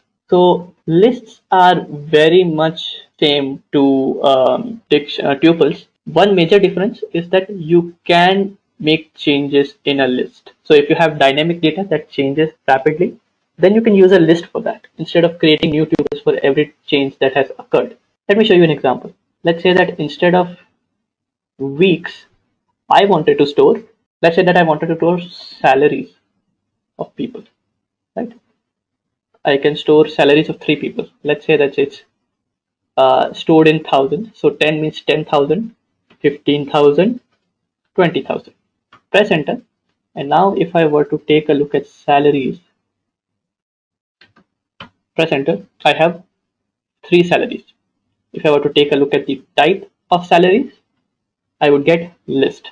It's not a tuple, it's a list. That means that if I want to change the salary of a person, because it does happen that a person gets promoted, they get an increment or whatever happens. They say that the person at the index 0 is now going to get a salary of 18,000. And now it does not throw any error because I am using a list and I can store any kind of data. It's still a list. And if I were to print it, now it's 18. Another cool trick that I can show you is that instead of this doing it like this, let me just assign 10 to it. And let's say that the thing that I want to do is I want to, instead of assigning a new salary, I want to add 8,000 to the to the person's current salary. Now there are many ways to do it. First way to do it would be uh, salaries of 0 equals to salaries of 0 plus 10. So what happens here is I take a look at this. I want to assign the value at index 0 to be the current salary of the person and add 10 more to it. Let's add 8 more to it to add consistency. So as you can see, this is what it looks like. And now if I were to look at it, it works just like that. But as you can see, the typing this is quite long. It's a bit repetitive. So you get, if you've already taken a look at the operators slide that we have taken, that we have gone through, one operator there was plus 8. Now what will happen is it will add 8 to the already existing salary of the person at index 0, which is 18. So 18 plus 8 would give you 26, and that's what we've got. So you can do it this way. You can add, remove, you can add data to it as well. So I could go salaries dot append. Append will allow me to add a new salary for a person. So let's say that it's 28. I press enter. Now instead of 3, it contains 4 salaries. Append is not something that you could do on a tuple. So that's how you do it. And another thing is that instead of storing all everything as an integer value, you can store data of any type. Let's say that I want to store 1 a and I want to store a floating point value as well. This is also doable. So I can type mixed equals to this. This is one of the advantages of using Python. Many languages don't allow for this kind of intermixing of data when just trying to store it in an array or in a list. So you can take a look at that. Now if I were to type mixed, I get this. I can store any other kind of data. I can even store another list inside a list. So if I wanted to store another list, 155, comma b, I'm just adding some gibberish value just to show you. This is doable. I can add another tuple to it. This time I need to put this parenthesis. So to describe, I'm adding a tuple, 88, 77, and it's done. Now if I take a look at mixed, I have this. If I want to take a look at mixed of 4, right? It's tuple, and I can take a look at the type of the tuple. So to see if it's a tuple or not, and it's a tuple. And if I were to take a look at the type of something at index 3, it would be a list. So you can nest any kind of thing, but just don't go too crazy with it. That could cause a problem. You will not be able to comprehend the data that you have if you go extremely benign on it. Then we have dictionaries. In other languages, they are called hash maps or hash tables. So a major advantage of using a dictionary over a list is, firstly, it allows you to create a key value pair. So again, let me just show you.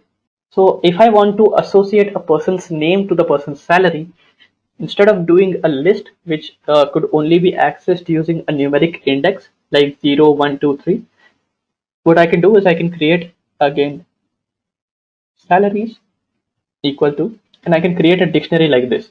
Add 2 curly braces. Inside it, add the key, which would be the person's name, let's say John, and end the quotation. And now the person whose name is John gets 15,000. Let's say that there's another woman who's named Jane. She gets 14,000. Let's say that there's another woman named, another man that's named Johnny, and he gets 5,000. Press enter. And now if I were to print salaries, it will display the key value pairs. If I were to take a look at the type, it will give me a class of dictionary. So that's all good. But one thing that it allows me to do now is I can access it using the person's name. So let's say that I have salaries. I want to get the salary of Jane. I press enter, I get 14. That means Jane earns 14,000. Let's say that instead of Jane, I want John. As you can see, John gets 15,000. And if I were to use a name that doesn't exist, I'm going to get an error. This is called a key error. This key does not exist. Now, a way to come across this or come over this is, instead of indexing directly, you can use get. So I want salary of John, but if it's not available, give me 15. So I'm getting 15 because that's the salary of John. And if, let's say that I were to use some other key that is non-existent, the person named John ASD is not available in our dictionary. So if I press enter, I'll get 18, which is the default value. I could set it to anything. I could even set it to 0. So now if I try to access a person whose name is not available in our dictionary, I'm going to get 0. So that's one of the major advantages. Another is really fast. So even if you have like 10,000 records, the way hash table works or the dictionaries work underneath the hood is, instead of it going through all the 10,000 names and finding the name that you want it to find, it does some clever tricks and makes it really, really fast. This is why if you are doing something that requires really fast access to some data, and you can give some unique key for that data to be accessed, then definitely use dictionaries instead of using lists, because in lists you could in lists do something like this: store a list of list in which the first thing is the person's name, second thing is the person's salary. I could do it here as well. The first thing is the person's name, Jane, and the salary of Jane is, let's say, 80. Okay. Now if I wanted to, I could define a function that could find this or do a lot of things.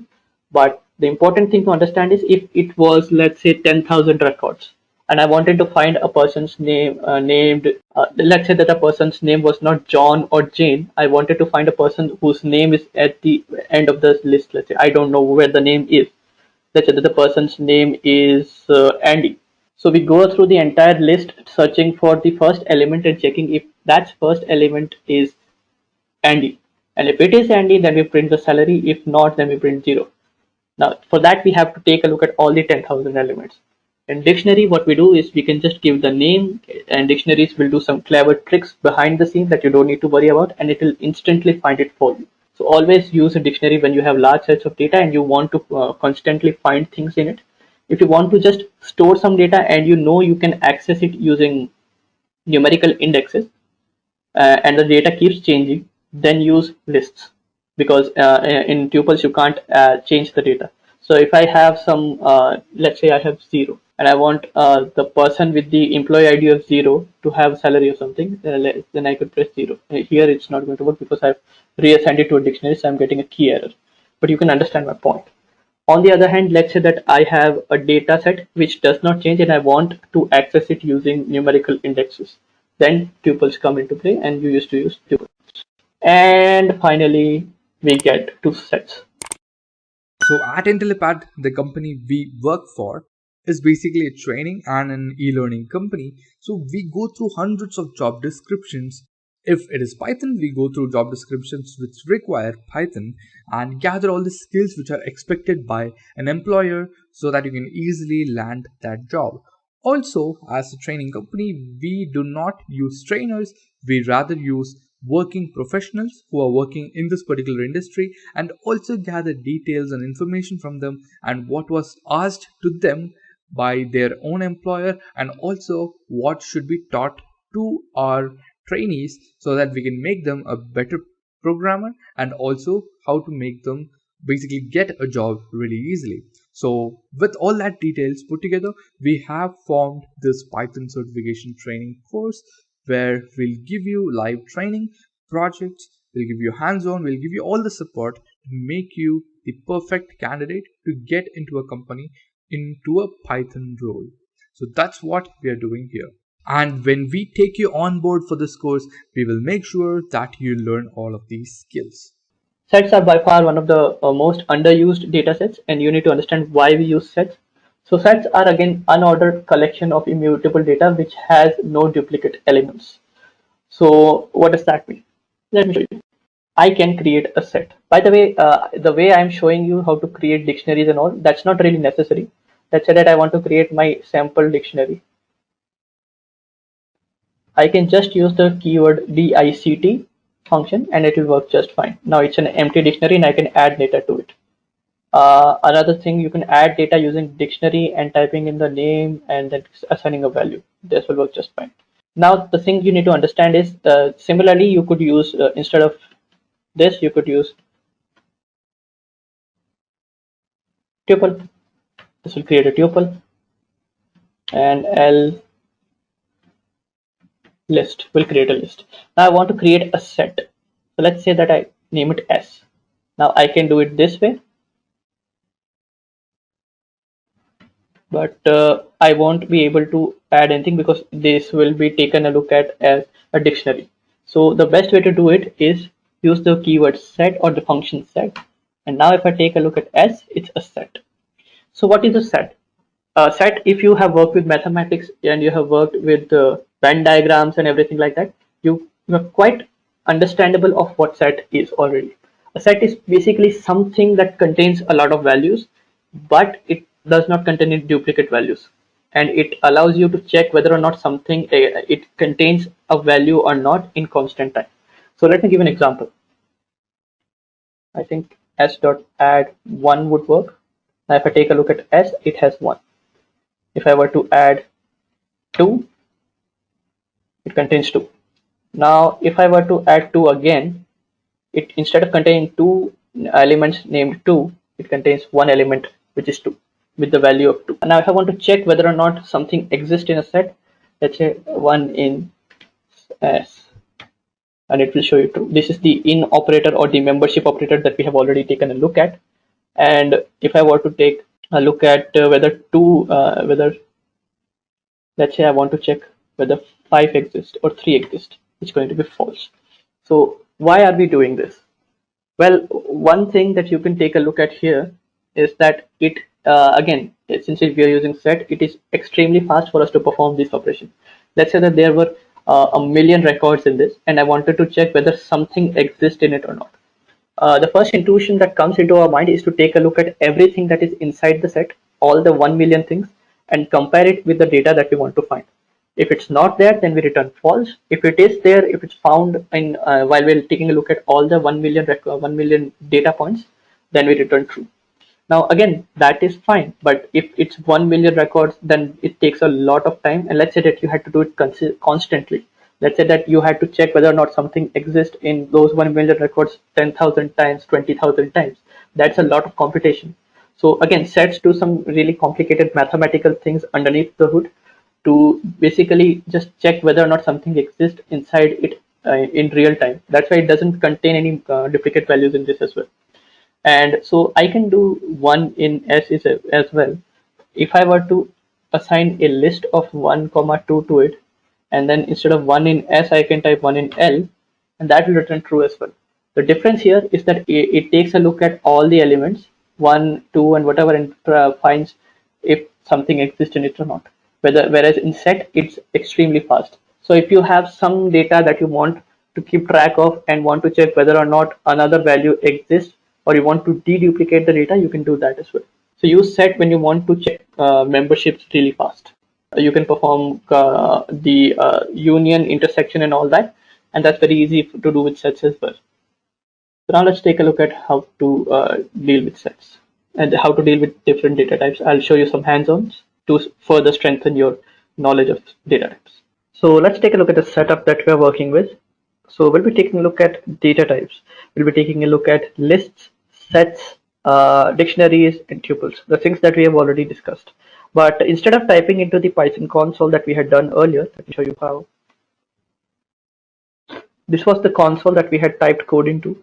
Now for typing out single lines and executing them, this console is actually very good. But let me just exit out of it. When you want to type in a lot of code and you want to open a code file and do execute it and run all that, I would recommend that you use Visual Studio Code. So let me show you what it is. Let me just open a new window, and here type in VS Code. Press enter and open this. Once you've done that, you can download it for Windows or for any other operating system that you have. After you've downloaded it, you can install it like any other software that you install. But after doing that, just right click on a folder that you want to open it into, type and press the open with code function. It will open VS Code folder. So it's done. And as you can see, there are no files as of now in this folder. The folder's name is hands-on, in which we'll be performing the hands-on. Let me create a file called app.py. Py is the extension, the Python extension. Press enter. Now, just to make it clear, you don't have to use VS Code if you don't want to. You can use Notepad for this as well. Just go to the folder, create a file named app.py and right and click on edit. It will open it in Notepad and you can make the changes there as well. There's virtually no difference. Now what we need to do is I open this and let me just make some changes. I'll increase the font size so that you can see a little better. So it's loading some extensions, and while it's doing that, open the command prompt. To do that, just go onto the address bar, delete everything, type cmd, press enter. The reason why we do it this way is because we want to open this command window in this folder so that the files that we create, the app.py file, I want to run it using the Python command. If you've installed Python, then it's already available for you. Here you can do it this way. Now if I open this, as you can see, I can type in a lot of things. So let me just increase the font size. I think it's now I'm going to type some Python code. Hopefully it's visible to you all. So in Visual Studio Code you can write code, and the reason why I'm choosing this is because it shows you some syntax highlighting. It shows you if you've written something wrong. It auto formats the code for you. It does a lot of things for you right out of the gate. So to perform this, what I'll do is the first thing we'll have to do is we have to use lists. So let's say that I create a list named nums equal to, and the numbers that I want to insert in it are 1, 2, 3, 4. So the first task I want to do is I want to print it. So I print nums, save the file. When you save it, this icon changes from a filled circle to closing to an X. Now that is done, open the command prompt and type python Python and the name of the file, which is app.py. Again I press enter and it's there. Let me just increase the font size here as well so that it's easier for you to see. Let's say it's 28. That's easier to see, right? Yeah.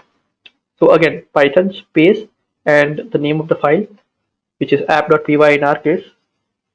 And one thing that you should notice is that app.py is in the folder in which the command prompt is open. So it's C user, my username, desktop, and in the desktop we have a hands-on folder inside which we have created the app.py file. This is why this is working. Another thing you can do is you can press this command, but it would work sometimes and sometimes it won't work. So I don't like doing it that way, and it gives you this line of code as well, which is fine. But we're doing the same thing. We're typing Python and the name of the file. So you can do it either way that you want. Now that is done, let me just add a comment. So a comment is basically something that you add in a code so that you can explain your code better. Now if I type anything here, this code will not be executed by interpreter. It's just for the reader of the code So any person who's reading the code can take a look at the comment and understand. So I'll type declare array and print, declare list and print, right? If I run this again, it's not going to make any difference because it's a comment. Now that that is done, let me show you how you can add something to the list. So you get the append method. In the append method, I can type in a number. It could be of anything. It doesn't need to be a number. It could be a string. It could be an object as well. I'll type in a number though. Let's say that I want to add 5 to it. I save it. I print it again. Run it. And I think I've run into an error. Yeah, I want to print nums. Sorry. And as you can see, now nums has 5 in it. I can do a lot of things in it as well. Instead of that, I could use the pop method. Pop method removes the last element if I don't pass in an index. So if I were to store the value, what it does is that it removes the value and returns it so that I can also take a look at what was removed. And now if I print nums, run this. This is the number. I added 5 to it. It's this. Remove the element at the end, which was 5, and now I printed it's 4 again.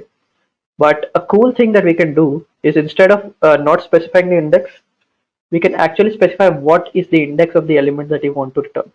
So if I want to remove something at the beginning of the list, I type in 0.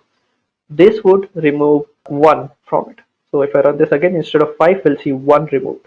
So 1 is removed, and now it's 2, 3, 4, 5. So again, you can do a lot of things with it. One of the things was this. Now let me show you something that's really interesting. So if I want to print all of them, what I do is I use the for loop, and we'll discuss this in a later slide, but just to give you an example of where looping is useful. If I have 10,000 elements, instead of accessing them one by one and writing things like print num 0. Just a quick info, guys. Test your knowledge of Python by answering this question. What do we use to define a block of code in Python language? A. Key. B. Brackets. C. Indentation. D. None of these. Comment your answer in the comment section below. Subscribe to Intellipaat to know the right answer. Now, let's continue with the session. And then I keep going on like print num1, num2, num3. So I print all the 4 numbers. What I can do is I can just print a loop and tell it that I want to print everything inside the list. So everything in this list, I want to do something with it. And what I want to do will be indented here. Do you notice that I put a tab after this? Or Visual Studio Code does it for me. This is what's called indentation. This is what tells Python what is the code that I want to execute in a particular block. So if I type print x, and if I do this, as you can see, it's printed 2, 3, 4, all of them in a new line for me. So this is what the loop looks like. Now, if I had not done it this way, if I had done it this way, then Python would have no idea whether or not I want to include this line in the loop, whether this should be executed in the loop or not. Or to give you another example, now I want to print done. Done will be printed at the end of the file. So if I run this, it's printing done after each execution. But if I unindent it, if I push it to the left side, I run it again, and now it's printing done afterwards. So Python looks at it, goes, okay, everything that's underneath this for loop that's indented 1 point to the right is going to be something that needs to be executed within this loop. And this is how Python reads your file and understands what is the code that I need to perform and how. So make sure that you understand the indentation. Now that we have looped over this as well, let me show you something about tuples. So instead of 1, 2, 3, 4, 5, if I remove the parenthesis, what do you think will happen? Press enter.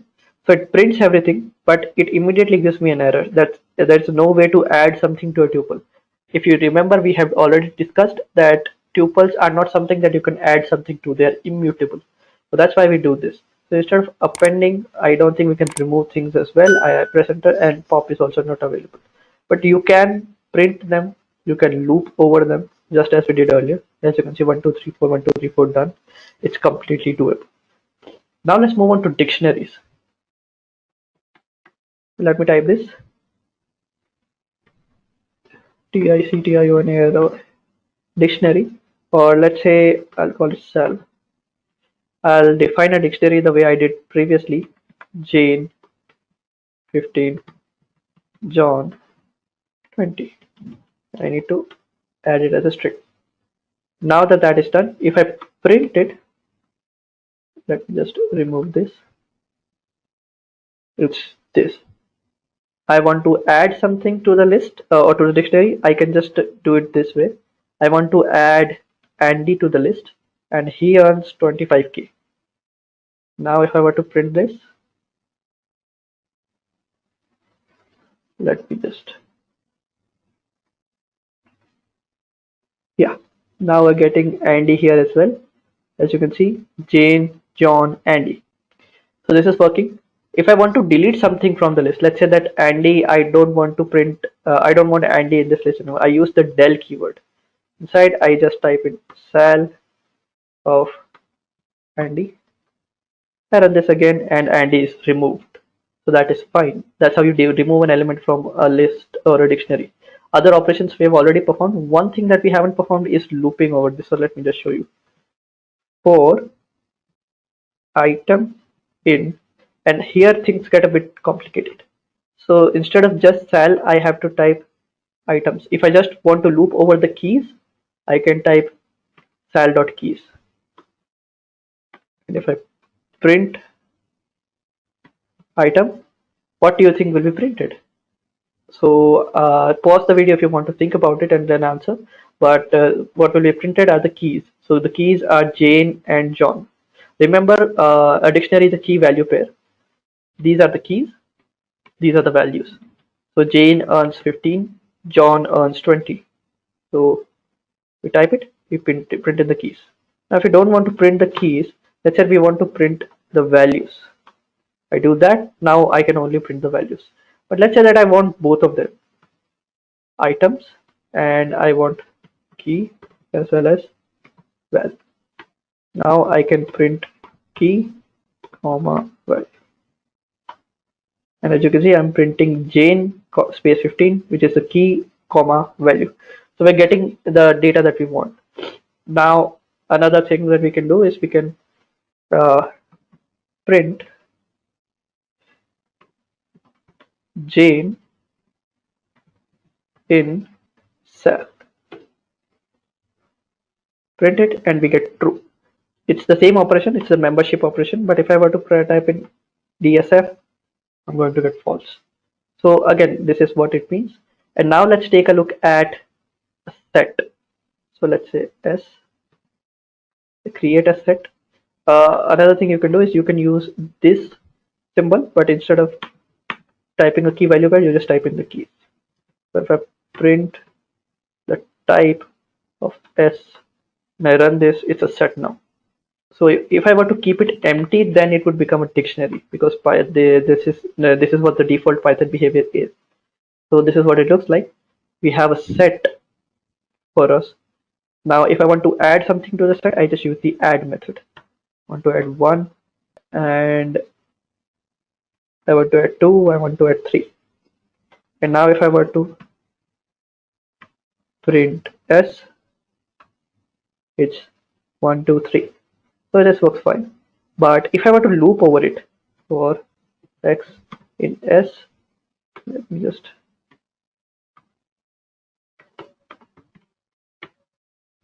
print X. As you can see, we get all the numbers in it. And if I were to print the same thing that we did earlier, 1 in S, I'll get true. And if I were to print 4 in S, I get false. So this is what this looks like. This is what our code looks like. This is how it works. So hopefully that was informative. Now let's move ahead and see what else can we learn about Python. So now let's take a look at comprehensions. Comprehensions are quite an interesting feature in Python. They're very easy to use. They're very informative, and they are quite fun to work with. So let's see what they mean.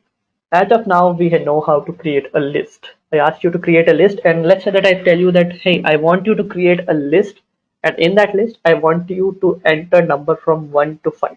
What are you going to do then?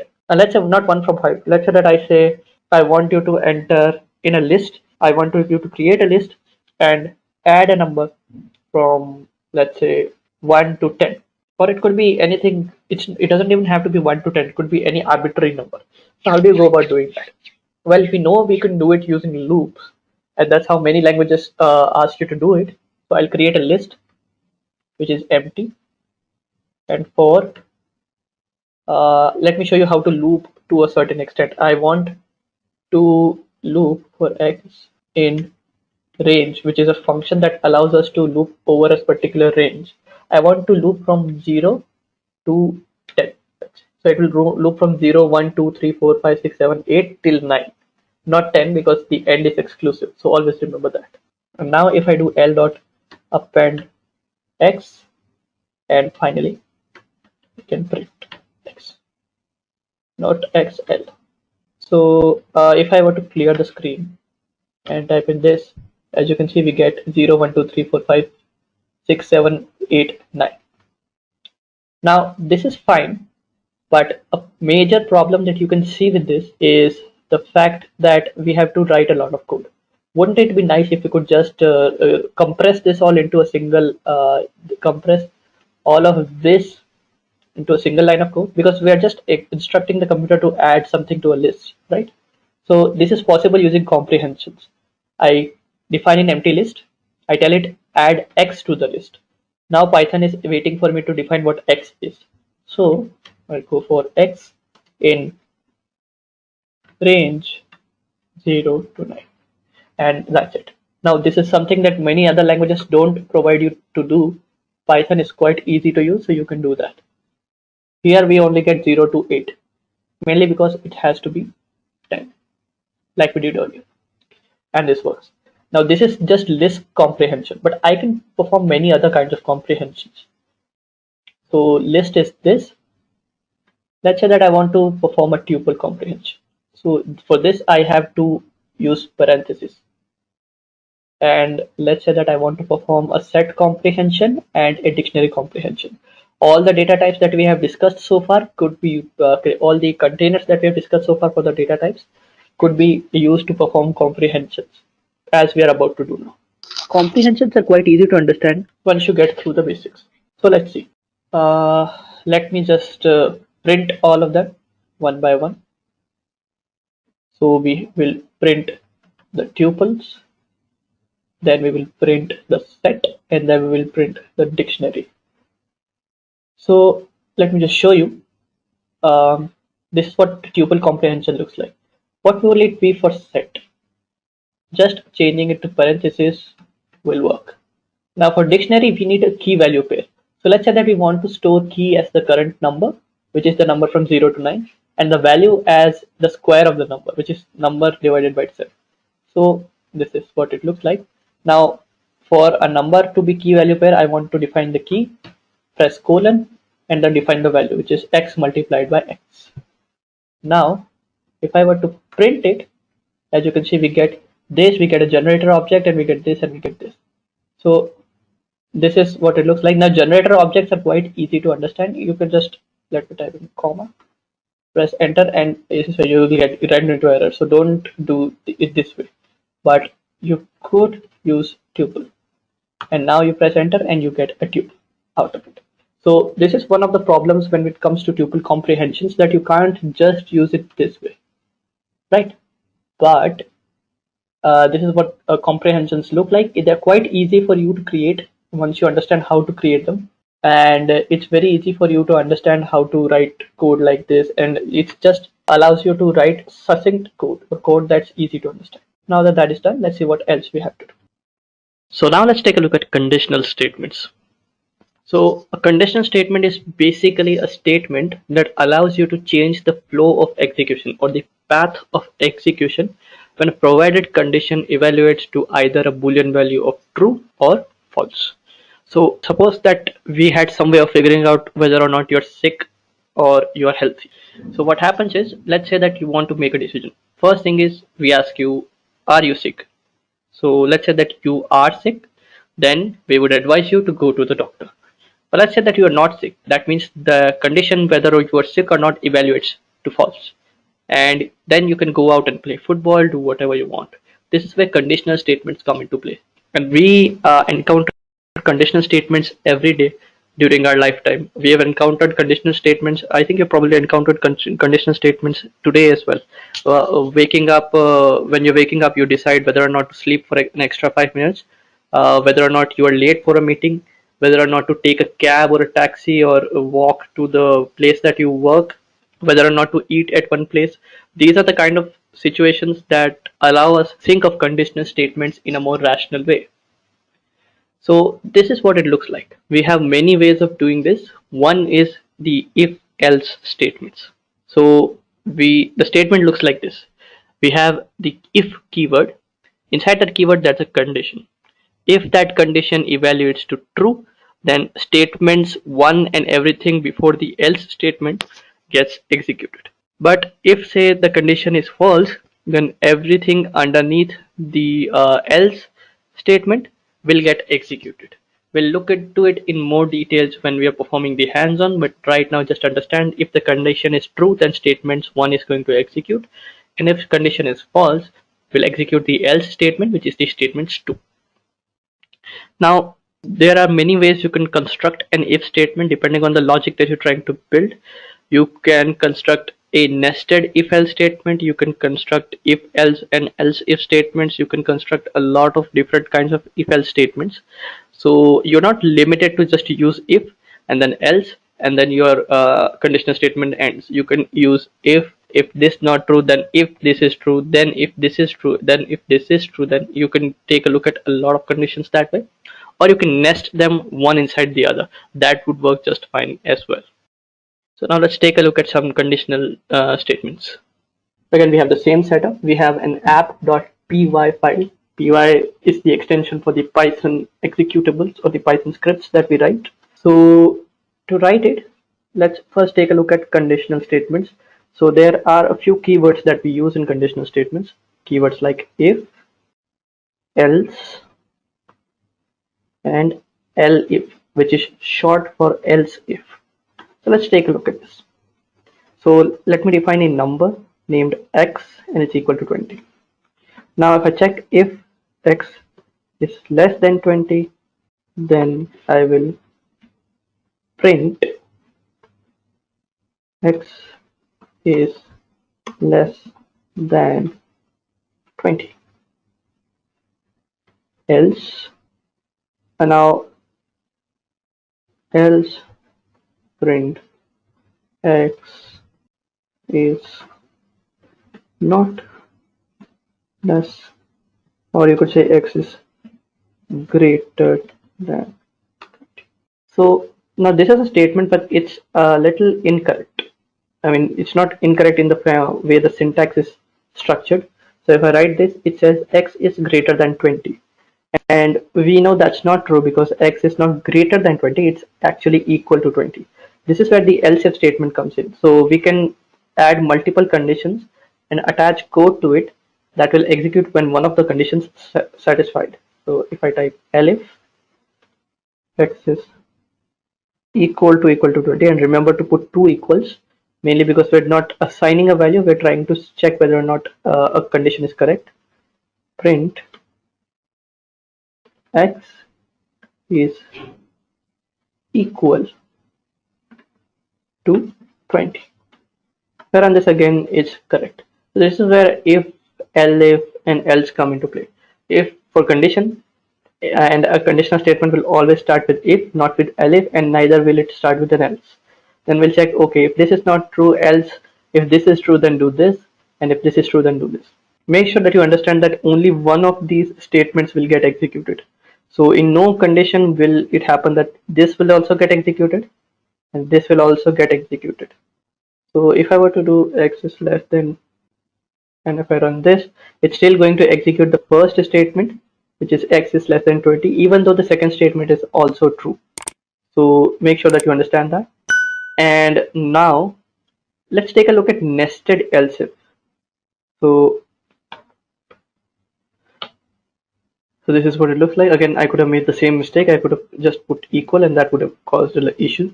Now, nested else basically means an if statement, and I want to check if x, let's say x is less than 20 and is less than 15 as well. And I put it 10.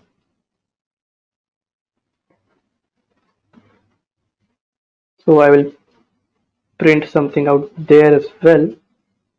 X is less than 15, and I can type in else. I can write some code. X is greater than 15, and finally else. X is greater than 20. So if I run this, x is less than 10, 20, and x is less than 15, which is true. Now if I were to give it a value something between 15 and 20, x is less than 20 but is greater than 15. So what's going on here? Let's take a look at the path of execution. We assign a value of 17 to x. We check this condition. We check if x is less than 20. It is less than 20. We go down. We print x is less than 20. We go down. We check x is if it's less than 15. It's also true. So we go down and we print this.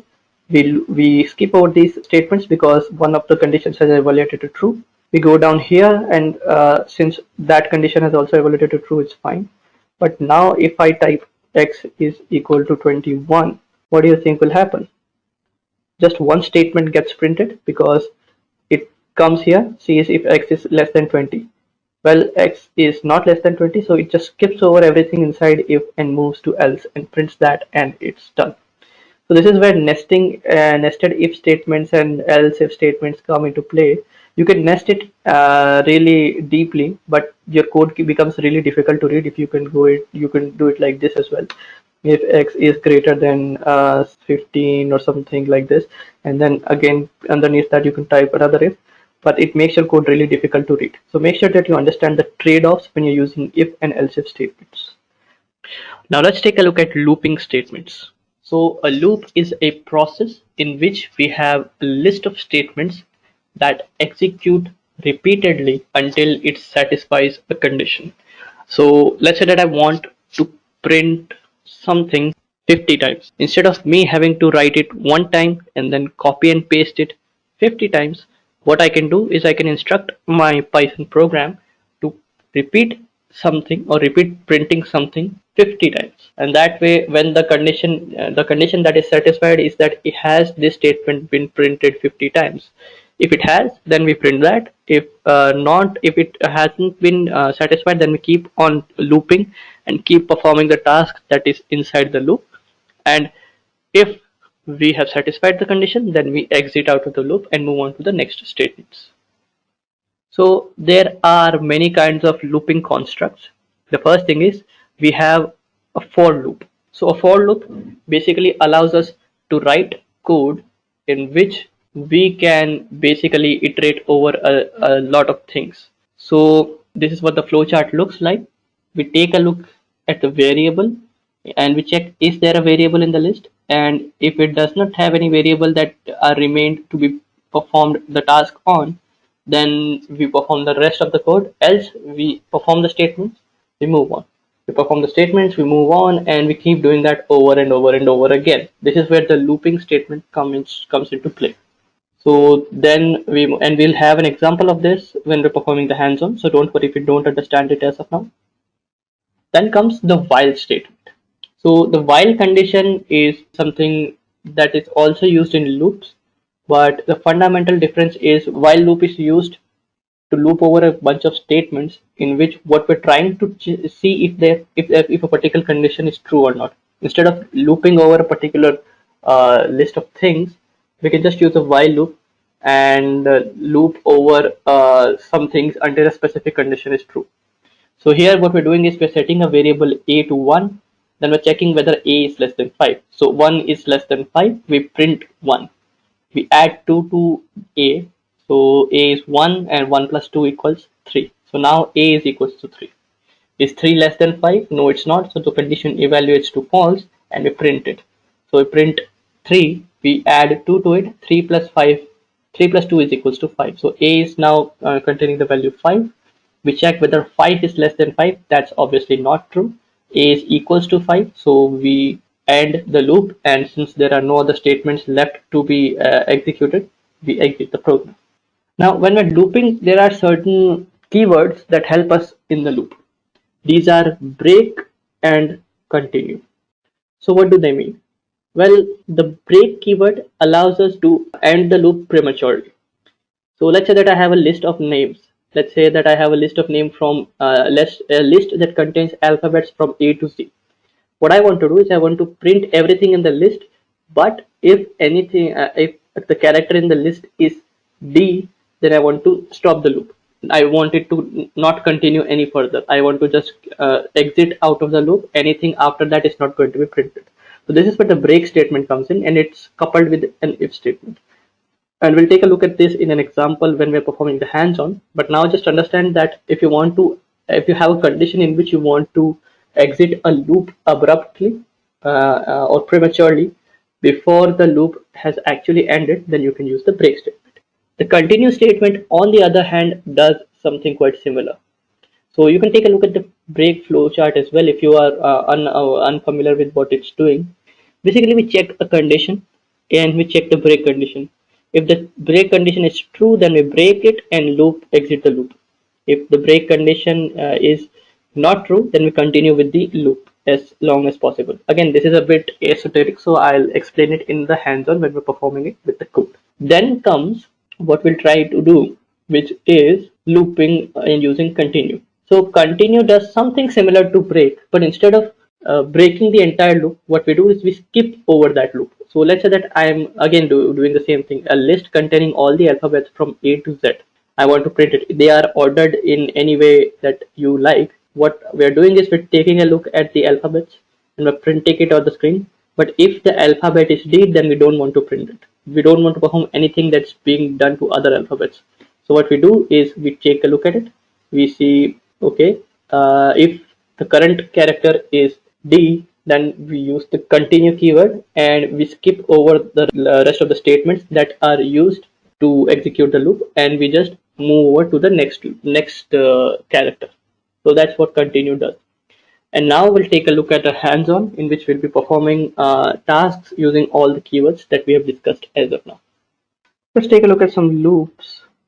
So again, we are in our app.py file, and I'll write some code for you to run to understand loops. So we'll take a look at for loop and while loop. The first thing I'd like you to see is we're going to be printing a number from 1 to 10. So let me just show you. So this is a classic example of loop for x in range. Range is a pretty common function used in Python. If you've never used it, I would suggest getting comfortable with it. It basically means, I'll explain the code in a moment. So what we're doing here is we're instructing Python that, hey, I want to loop over something. Every time the loop iterates, I want the value to be stored in x. And what I want is the range to be going from 0 to 10 minus 1, which is 9. Always remember, range is exclusive of the end. So if I were to type 11, that will go from 0 to 10. So that is done. Now what happens is when I print x, what it will do is it will start ranging from 0. So it takes a look at 0, prints 0, goes 1, increments it by 1, goes to 1, prints 1, 2, 3, 4, 5, 6, 7, 8, and it goes to 9, prints 9, and then it is out of range, so it stops abruptly. So let's see. If I were to run this, as you can see, it's printing, but let me show you a trick. When you're printing something, type the end equals comma, right? So in space. So now if I print this, instead of each thing being printed on its own line, what's happening is it's going to print it with a comma and a space between the next element. As you can see, that's the reason why there's a comma and there's space here as well. So that is done.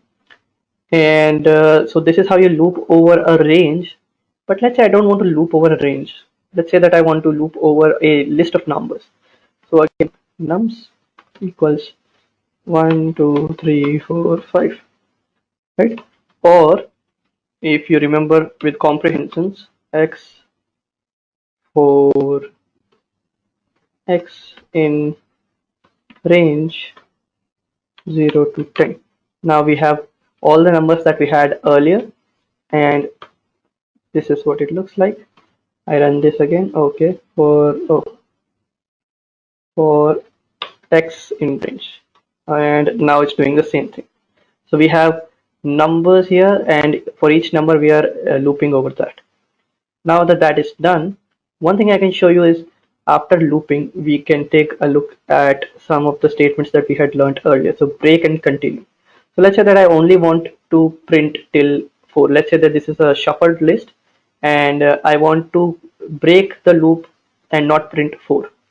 So if x is equals to 4, then break, else will print x. So I do this 0, 1, 2, 3, it encounters 4, and since the condition is satisfied, executes the break statement, gets out of it, and the program is not ended yet. If I want to type something below it, I can type like this. Just a quick info, guys. Test your knowledge of Python by answering this question. Which of the following is not a keyword in Python language? A. Val. B. Raise. C. Try. D. With. Comment your answer in the comment section below. Subscribe to Intellipaat to know the right answer. Now, let's continue with the session. Done, and it prints it there. What's happening here is I have just, as soon as I encounter the number 4, I just quit the loop. So everything that's after 4, it's not being executed in the loop. If I change break to continue, notice what happens. So we have 0, 1, 2, 3, 4 is skipped, then we have 5, 6, 7, 8, 9. So what happens, it takes a look at the number, it's 4, and we continue. We say we don't want to print 4, we move ahead. So this is something that can be helpful. Let's say that you're trying to print something out of a list, and you don't want to print the name of people whose salary is less than, let's say, 40k. So what you can do, if person, let's say that for each x0 index is x dot salary is less than 40, then continue. So this would have the same effect as it did earlier. This is what it means. So this is where we move on to the while loop. So let me just define a number is equals to 10, and instead of 4 we'll use a while loop. While a is not equal to 0, print a, and then a minus equals 1. So if I run this, it prints numbers from 10 to 1 in reverse order. So what do you think is happening here? So basically I have defined a variable named a, and I'm checking whether or not it's equal to 0. If it's not equal to 0, then perform this task. One thing that you need to make sure is if you're trying to check whether something is equal to something, and if it's not, then you need to manipulate it inside the loop. If I don't do this, then this will run forever. As you can see, it's going to keep printing on 10. I've interrupted it using Control C. I don't want it to run forever. So if I do this, then it understands how to do this. It'll take a look at the number. It's 10, print 10, and in decrement 1, it becomes 9. 9 is not equal to 0, print 9, go ahead, remove 1. 8, not equal to 0, print 8. 7, and this is how we go till 0. We print 1, then we in decrement 1, which becomes 0, and we take a look at this. So we go, okay, is 1 equal to, is 0 equals to 0? That is true. So this statement evaluates to false, which is not equal to 0. So what happening is we are printing the things until this statement becomes true, and when a becomes 0, this statement becomes false, and we move out. So as long as this evaluates to true, our loop is going to continue. While, or another way of reading is, while this is true, keep executing whatever we are executing. So that's a while loop. Now why use while loop over for loop? There can be many scenarios where you want to use for loops. I like using for loops mainly when Mainly when, as you can see, if I can travel back in time, yeah. So mainly I like using for loops when I have a list of values, something that I can easily access in a loop like this. Doing this with while loop would be a little difficult. Let me show you how. So I would need to have an index started with 0 and check while index is not equal to the length of nums minus 1. That is one way to do it. Or you can check if while index is less than nums value minus 1.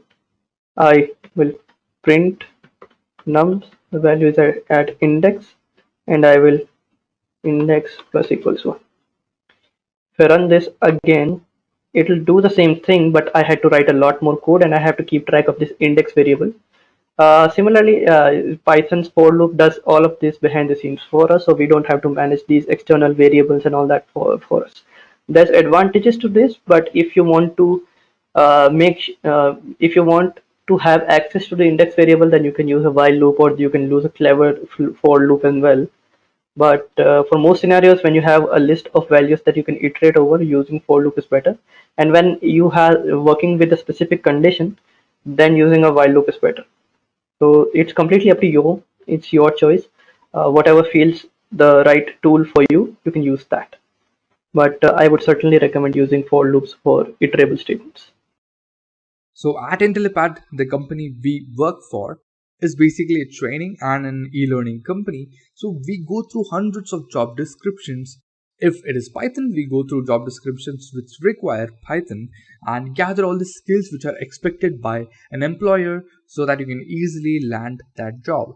Also, as a training company, we do not use trainers, we rather use working professionals who are working in this particular industry and also gather details and information from them and what was asked to them by their own employer and also what should be taught to our trainees so that we can make them a better programmer and also how to make them basically get a job really easily. So with all that details put together, we have formed this Python certification training course where we'll give you live training projects, we'll give you hands-on, we'll give you all the support to make you the perfect candidate to get into a company, into a Python role.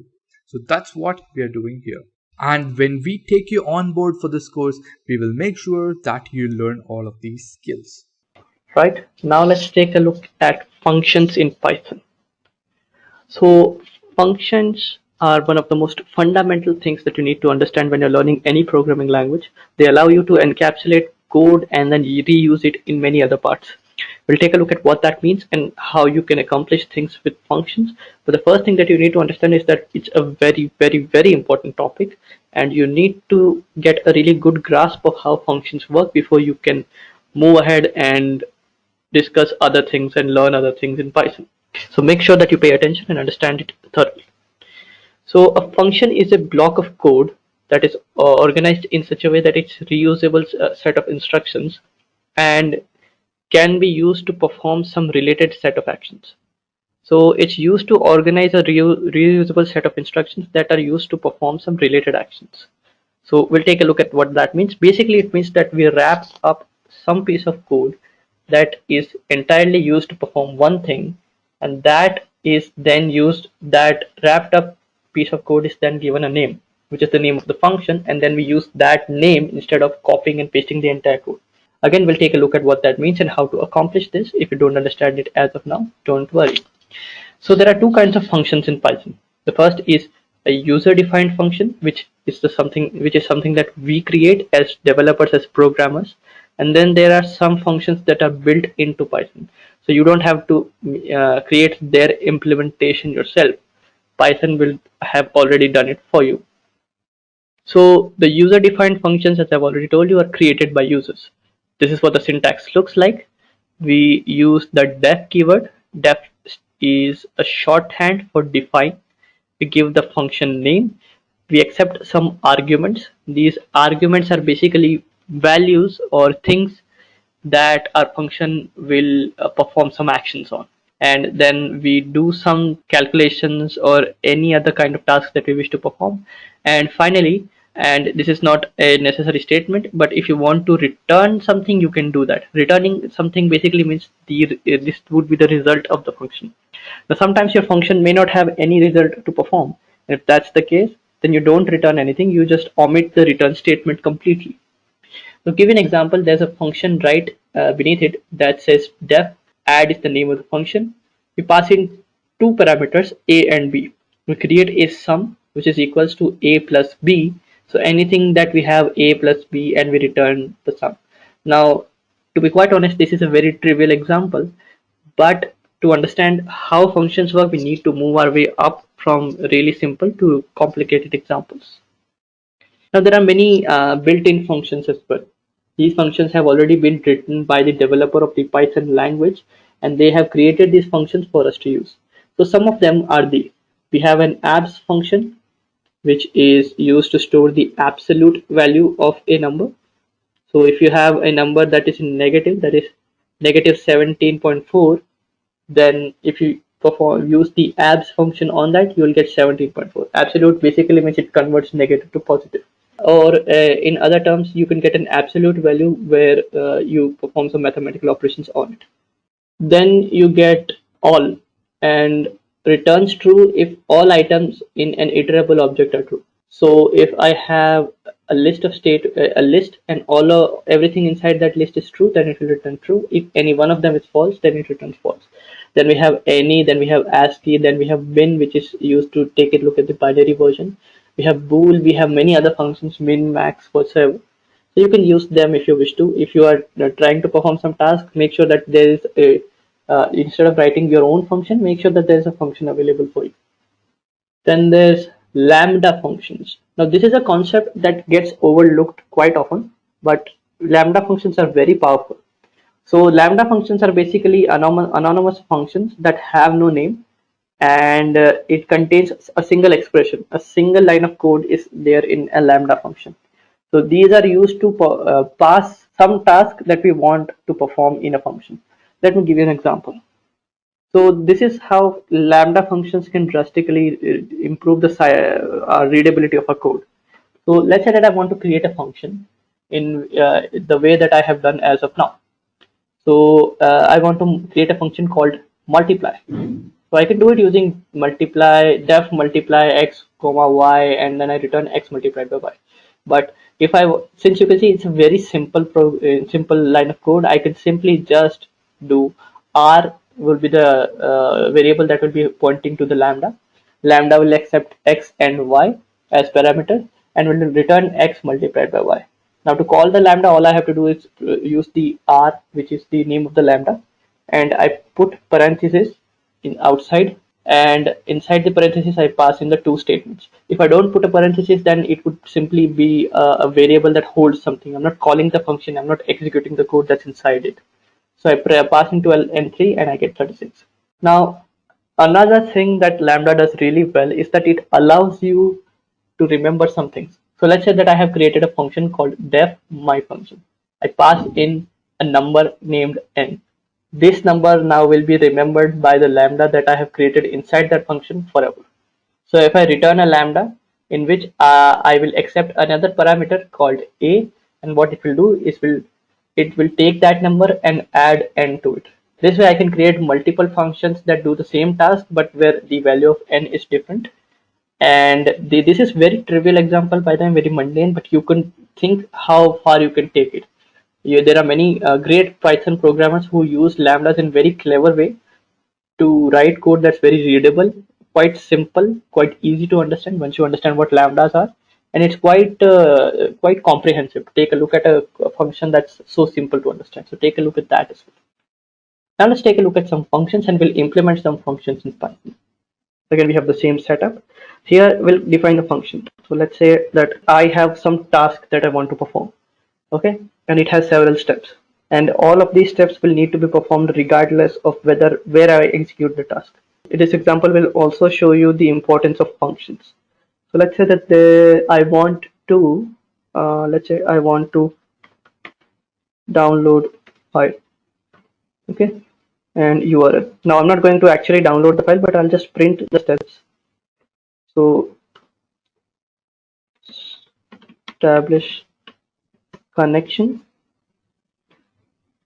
Then these are the typical connection steps you need to perform when you're trying to download a file from the internet. Open the connection, download data, close connection. So now if I want to download anything, any file, let me just print the URL. Or another thing I'd like to show you is that you can add strings or concatenate strings. So this way. So if I do this, then it will print establish space connection space and then add whatever URL is right at the end of it. Open connection and let me print the URL, download data and close connection. Alright, so if I were to call this function download file and let's say that the URL is ftp colon / www.abc.org. Now if I were to run this, let me just run this here, it's going to perform these tasks. But the major advantage of using a function is now if I want to perform the same task over some other place, I can copy and paste it into different files and it will do the same thing over and over again. So if I were to print this, as you can see, it's done everything for me. Let's say that I want to change the URL df ijk, and if I run this, it's downloaded it for all different purposes. But now let's say that I want to change something in this step. After downloading it, I want to log it to some place. Let's say I want to make sure that this is recorded in a database that I had downloaded this file. So log to db, and this is the URL I downloaded it from. Now if I run this, as you can see, this change, let me just so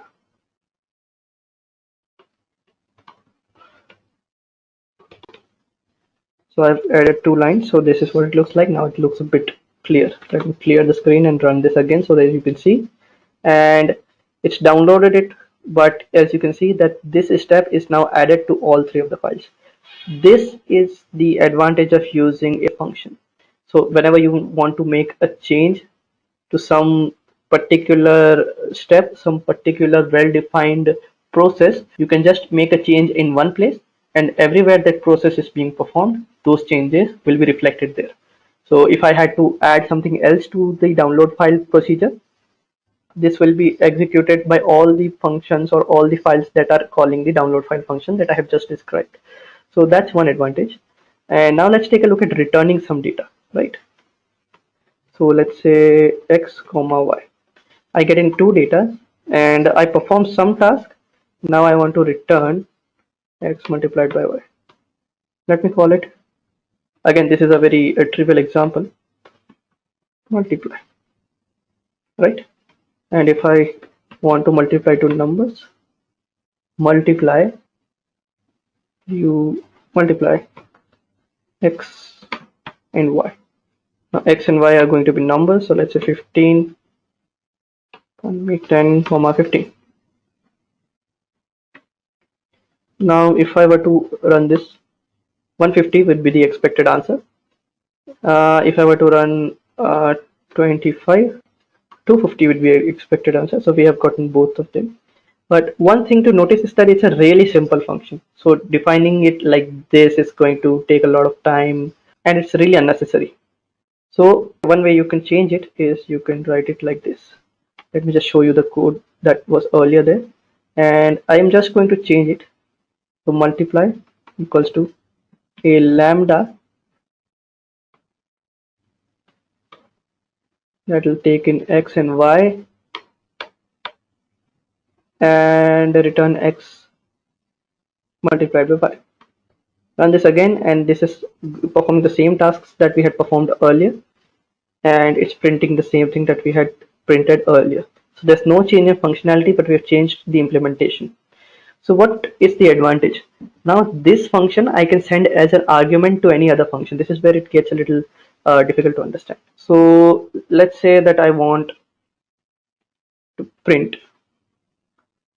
Let's say that I want to. Oh yeah, one thing I can do is def create multiplier, and it will give me x and y will be given to me on the time of execution.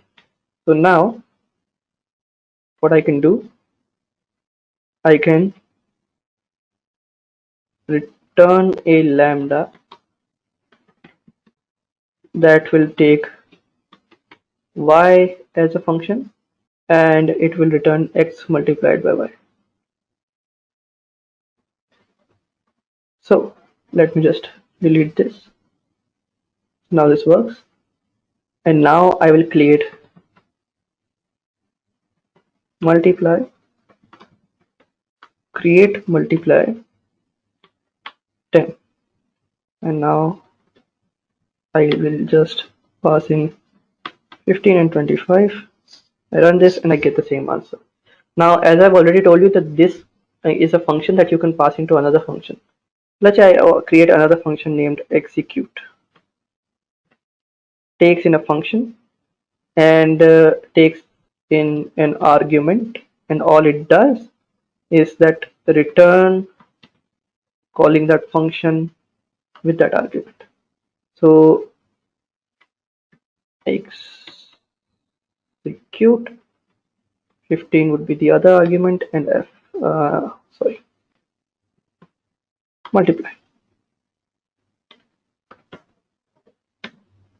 multiply and we want to execute. If I run this again, it's doing the same thing, but it's doing it for me. Now I can make changes to it. I can basically log the calls to a console called f with and okay, I've gotten an error. Yeah, I need to convert it to a string. Now it works. So it called f with 15 and it called f with 25. So I can log this to a database to make sure that it's being executed correctly and so on. Taking a look at what are data structures. So a data structure is a particular way of organizing and storing data in a system's memory so that it can be used efficiently for some purpose. A good example of this would be and arranging data is a very important aspect of any programming language. Some kind of arrangement of data might be better suited for one purpose than other purposes. To give you a more concrete example, if I were to give you a few numbers, let's say from 1 to 10, let's say I were to give you 10 numbers of any, I were to give you 10 numbers, and those 10 numbers were given on a card. All of those cards were placed face down in front of you, and you had the option of arranging them in any way possible by looking at their value. Then I would ask you to check for a particular number to be existing in one of the cards. So if I were to say, okay, check whether 10 exists in one of those cards, what you could do is, if you had arranged them all in a linear fashion in a random order, you can just take a look at each card and see whether or not it contains the number 10. So that's easier for you to do for 10 numbers, but let's say that the scale increases and now you need to do that for 100 numbers, for 1000 numbers, for million numbers, and for even billion numbers. That is going to be really time consuming. On the other hand, if you had stored it in a different way, let's say that you had stored it in a way in which when you get the data, what you do is you first take one card, see if it is what the number of the card is, place it someplace, then take the other card and see whether or not it's smaller or larger than the card you had previously taken. If it's smaller, you put it on its left hand side a little below, and if the card is larger, then you put it on the right hand side, and you keep doing it again and again and again. This forms kind of a tree like structure. in which a card is at the top, all the numbers smaller than the card is on the left hand side, all the numbers on larger than the number on the top is on this right hand side, and this rule is followed on for all the cards.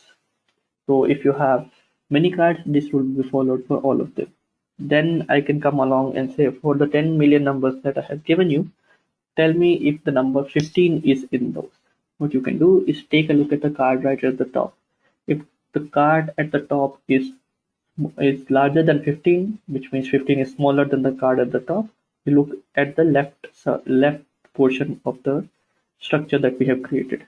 On the other hand, if it's larger, then you look at the right portion, and you keep repeating the step.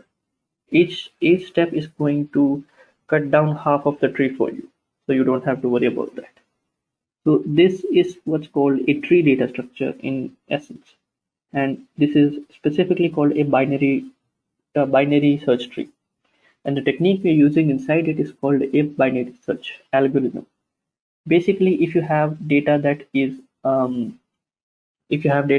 sorted in a particular order, you have the ability to look at the data that's right in the middle of the deck, figure out what the number is. If the number you are looking for is smaller than the number, then you have to discard everything that comes after that card, the middle card that you have chosen. If it's larger than the number, then discard this and everything that comes before it.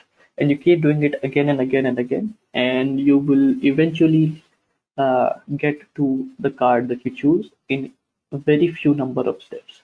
In fact, the number of steps is different from linear to logarithmic scale, so it's quite different. So this is one of the ways that storing data in a particular way can help you.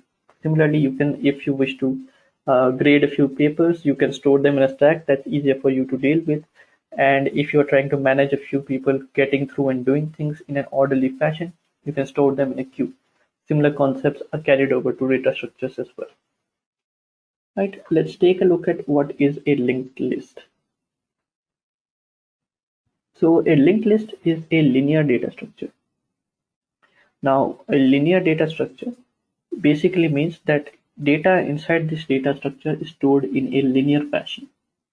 Linearity basically means that there is an order. One data point comes after the next data point, and that comes after the next data point. So this is how linear data structures work. The most common and famous example of a linear data structure is an array or a list in Python. If you have used other languages such as Java and C++, then you are using arrays, and those have linear data. Those are linear data structures as well. So each element or node in a linked list, and node is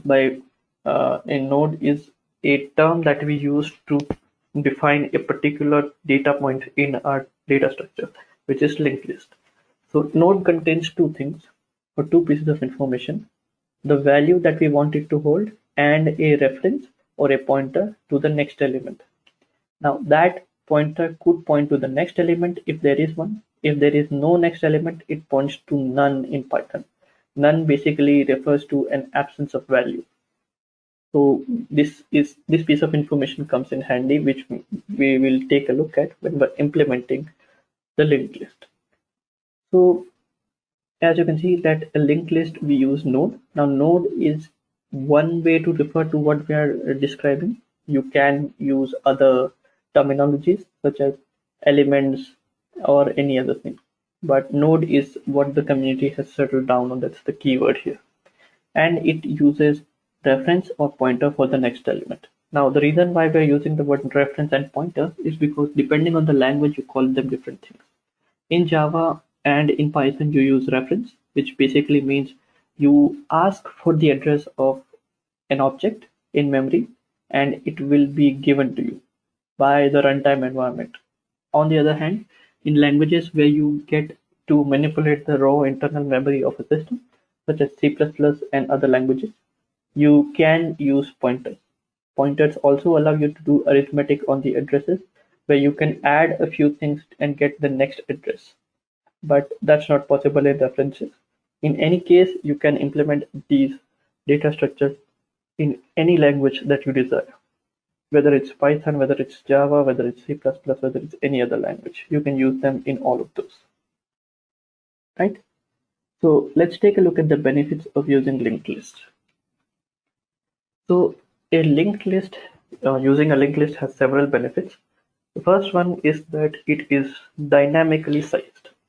A dynamically sized linked list basically means that it is a list in which you can add as much data as you can, or as many nodes as you want to, as long as there is space in memory for you. Now you might be wondering that that's also the case with arrays or lists in Python, and we'll get to that in a moment. But since lists are also dynamically sized, there is one tiny bit of problem with lists that we'll discuss later on. But the important aspect is that they are dynamically sized. Now, similar concept to list in Java and C++ and other statically typed languages is arrays. Arrays are not dynamically sized. They cannot be sized dynamically. They only have one type, and you cannot add more data to it after a certain point. You have to define the capacity of an array when you're declaring it and when you're instantiating it. In C++ and Java, if you have created an array that can hold 10 memory items, you can't add 11th one. That would be considered an illegal operation, and that would cause your program to crash. Just know what the error is and how you can use linked list to solve those errors. Arrays are not bad. They are used for specific purposes, and if you want to only store 10 memories, then using a linked list is just an overkill. So understand the problem and then use it. In any case, linked list can be dynamically sized. It allows for faster insertion operations. So let's compare it to other data structures such as arrays, as that's the only one we know right now. In an array, let's say we have 1,000,000 elements, and I want to add something right at the beginning of the array. Even though it might be dynamically sized, what I would have to do is firstly grow the size of the array. So from 1,000,000, it should now be able to store 101,000,001 element. Then I have to shift all the elements one place back. So the element that was at the uh, uh, at the millionth place now needs to go to the 1,000,001st place, and that way we need to shift all the elements available. Just a quick info, guys.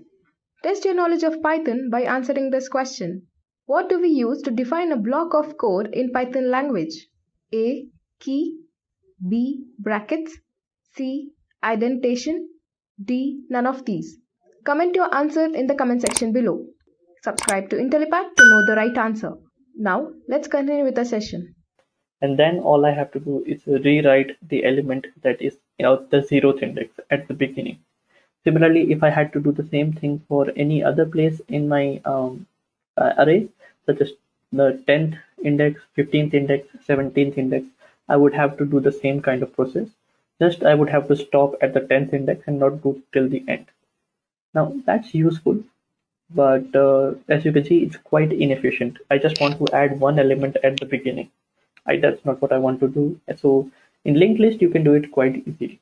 Since in linked list, all you have to do is just create a pointer, point its next pointer or reference, store the next reference to the beginning of the list, and point the pointer that's pointing at the beginning of the list to the current pointer. It might sound very typical, but don't worry, we'll take a look at that in the demo. So you don't have to worry about that. But that's the way it works. So this is why insertions are much faster in linked lists. This is why linked lists are preferred in situations where we have data that is being dynamically added. So we need to figure out where we want to add it and how we can do that. Next, let's take a look at faster deletion. So again, it's the same problem. If I wish to delete 10 elements from my array at random points and I want to shrink the array. Now I have to firstly remove one element, shrink the array from the back, then do the same thing again and again and again. That is also quite inefficient. In linked list, all I have to do is just make sure that there are no dangling pointers. That means that if I'm removing an array or I'm removing a node, I just want to make sure that the node that is occurring previous to the current node and the node that is occurring next to the next node are connected to each other. That's the only thing that I need to take care of. Other than that, we just have to remove the data. The rest all will be managed by my either the garbage collector, or it's something that I would have to take care of on my own. Now, again, depending on how you are implementing these structures, you can implement them in several different ways, but it generally leads to a faster deletion time. Then comes memory utilization. Now, many data structures need contiguous blocks of memory. In linked list, you don't need continuous blocks of memory. So, for instance, if I want to store 10 million data points or 10 million nodes of linked list, I just need to find 10 million small patches of memory where I can store my linked list items, and the rest I can just point to the memory address of the next element in each of the node, and it will work just fine. On the other hand, the memory utilization is not going to be great in arrays, because in arrays we have a lot of we need to have contiguous blocks of memory. This is how arrays are implemented underneath the hood. This is also why we need to define a fixed size right at the beginning, because it's more efficient that way. So when we have an array and we want 10 million data points, what we need to do is we need to firstly find out a block of memory in which I can store 10 million data points, and assign that block of memory, that block of contiguous memory, to my program, so that it can add 10 million arrays, 10 million indexes inside my arrays, inside my memory. Now, that's easier for us to do, but it causes a lot of overhead for on our memory's part, because let's say that there are few patches of memory that can store 2 million, 4 million, and 4 million again. Now, for our memory to be able to be used by arrays, our computer or our operating system would have to defragment the memory, which basically means just rearrange the memory in such a way that all the empty space is patched at the bottom, so we can easily use this again. That takes a lot of time and could hang our computer and could lead to degradation in our computer's performance and speed. So let's take a look at how we can fix something like this. So we use linked list for that. But before that, let's take a look at lists versus linked lists. So what is the difference between a list and a linked list? A list is a Python programming construct. So when we're talking about list, we're talking about the native Python implementation of a list. And a linked list is going to be something that we will be implementing in a few moments' time. So in Python, we already have a built-in data structure named list, but it is a little different than linked list. So although it might seem that the internal implementation of Python's list might be the same as linked list, mainly because we are using dynamically sized linear data structures, there's some key differences. A list is stored as a contiguous block of memory, while a linked list is stored as a bunch of nodes scattered around memory connected to each other. So if you want to store some small pieces of data, then you can use lists.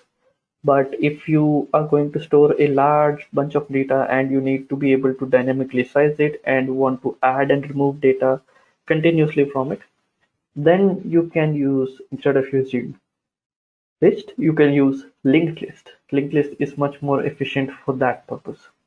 You can use lists for that as well, but the memory consumption is going to be high and it's going to lead a degradation of performance. So it's up to you which one you use. You just need to understand how to use, or in which situation to use which one. Both these are tools. Understanding which tool to use when is going to be really going to be the key to building good software. So now let's take a look at the types of linked list. So there are many types of linked list. since linked list is a very versatile language, we are going to mention only 3 of the most used types of linked list, but you can use other kinds of linked list as well. The first one is singly linked list. In a singly linked list, we only share a single reference to the next one. So basically what it means is that we have a data point that contains, or a node that contains some data and reference to the next element. If I go to the next element, I can't go back to the previous element. There is no dual connection. It's just a single line of traversal. So this is what a singly linked list is. Then comes doubly linked list.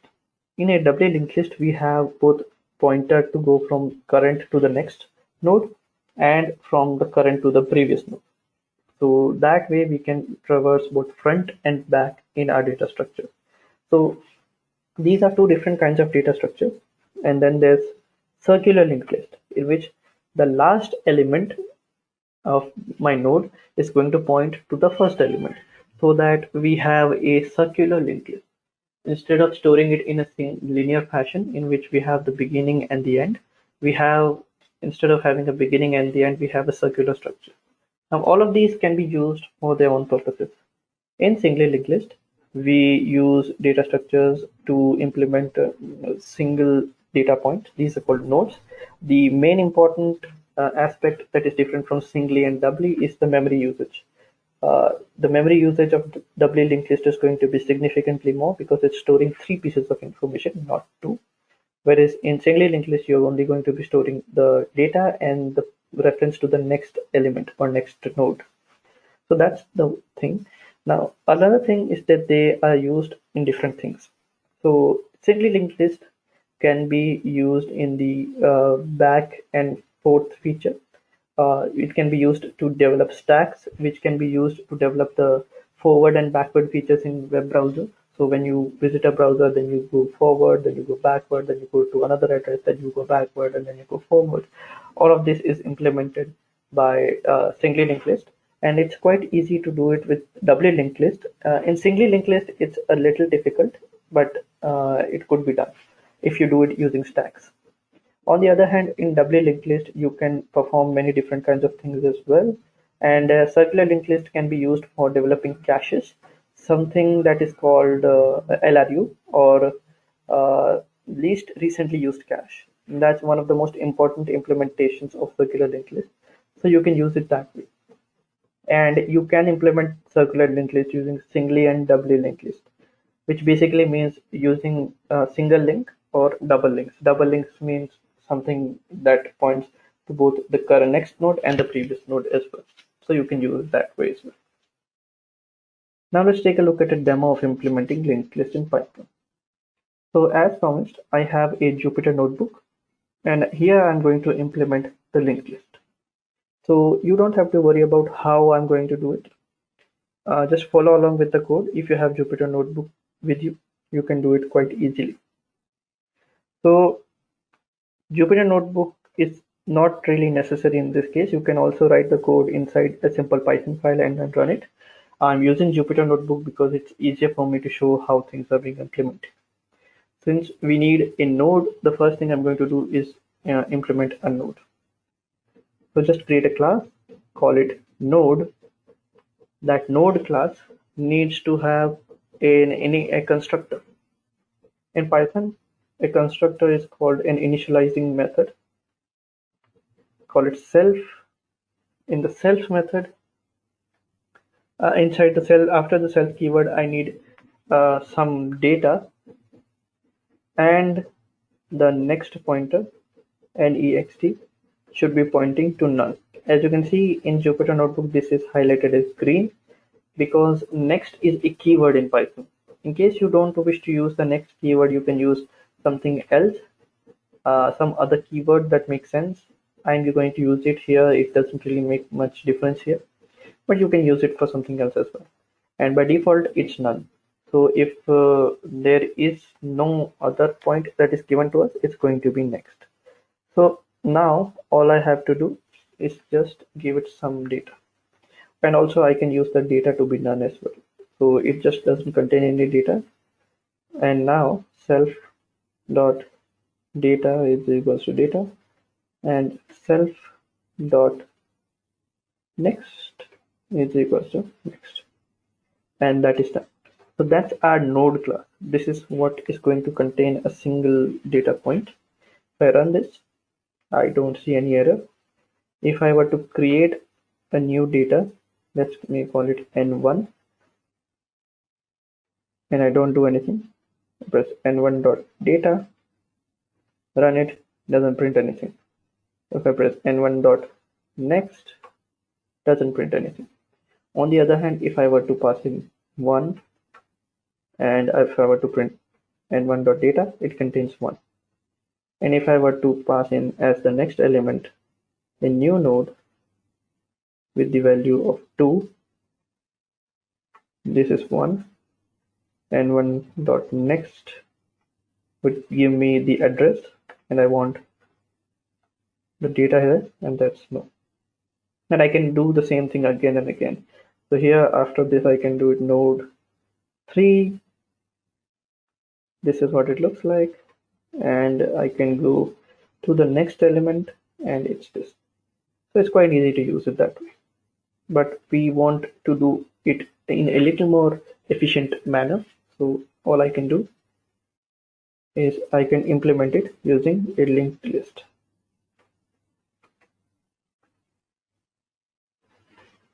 Now inside the linked list, I don't need to inherit it from any other class. Here I am initializing it, and all I need is self. So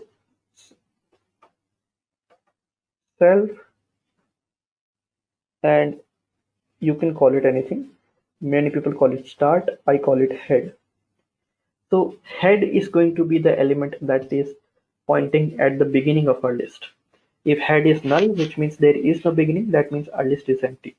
And if your head is not none, that means that there is some element at the beginning. How many elements are there? That can only be determined by going through the entire list. But we know that there is something at the beginning. That's all we want to know. So with that, we have created the initializer or the constructor function. Now comes the meat of our application. Here we have to implement the insert function or the insert method, since it's inside a class. First parameter is self, second parameter is data. Now comes the interesting aspect. So what we do is we create the new node here. So it contains the data, and the next pointer is going to be pointing to nothing. Now it is up to you how you want to implement it. What many people do is that they create two separate functions: insert front and insert back. Now this depends on how you want to implement it. I want to keep this simple, so I'm just going to call it insert. Insert front and insert back basically mean I want to insert some data at the beginning of my list, and insert back would mean insert some data at the end of my list. Depending on how you wish to implement it, both are valid reasons. Just understand why you want to implement it at the front or at the back. Now all I want to check is if, not if self dot head is not none. Now I could simply just do this, if self dot head. That would lead to the same thing, but I want to be more explicit here. So basically means if there is some value in the head, the head is pointing to, that means our list is initialized and there are some elements already there, and I want to put it at the end. All I have to do is I have to current is equals to self dot head, while current dot next is not none.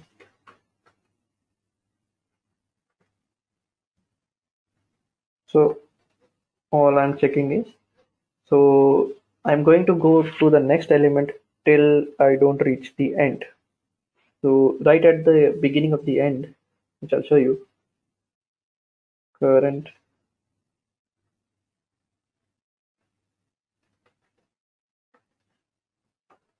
is equals to current.next. So what I'm doing is, let's say that I have a list in which I have one that point to 2, that point to 3. Let me just make it a little easier to read. Now what happens is I take a look at the head. Head is going to be pointing to 1. From here I take a look at the head and I understand that there are elements here. So I assign this to current, which is here, and then I keep checking, does it have any next element? It does. So I go to the next point, which is here, current is equal to current.next. Then I check if there's some element after it. There is. So I go there. Then I check if there's some element after it. There is not. So current is currently pointing to the end of the list, right? So after reaching there, all I want to do is current.next is equals to new node. So let's say the new node is 4. Now current.next is going to be equal to 4. In actuality, it's going to be pointing to none here. So I'm checking if the next element is not none, then move ahead. It is none, so I'm going to go to 4 and its next element is none. And now we're done. So this is how this is working. We have inserted an element when there is no element present inside our, when there is some element present inside our list. But what if there is no element? Well, then we can just basically do it this way. Self.head is equals to new node. And we're done. I'll have to add an else clause here, and we're done. So we have created the insert function. Now insertion is fine, but what if we want to print the list? That is where we come here. So def print list, and I don't need any argument other than self current is equals to self dot head, and while current is not none, all I have to do is print current dot data. Okay, so this is done. Now all I have to do here is create a linked list, which I can call it anything. I'll call it list, or for simplicity's sake, I'll just call it L. Linked list. I have created an object of linked list, which means this code ran completely, this portion of it. Now I have to insert some data here. So L dot insert 1, that works. 2, that works. 3, that works as well. So as you can see, I didn't have to define a particular size. The size is being automatically generated for me. It's automatically being increased in its size. Now, if I print the list, as you can see that it is going on uninterrupted, right? That's a problem. So let me just call cell dot, and this is a problem that we're going to see in a moment. Restart and clear output is going to be the one. This is also one of the reasons why I chose Jupyter Notebook. And now let's take a look at why this failed. And the reason is quite simple, because we have not moved ahead in our list. What happened is, after we print the data, we want current is equals to current dot next. This is a mistake that many of us make many times.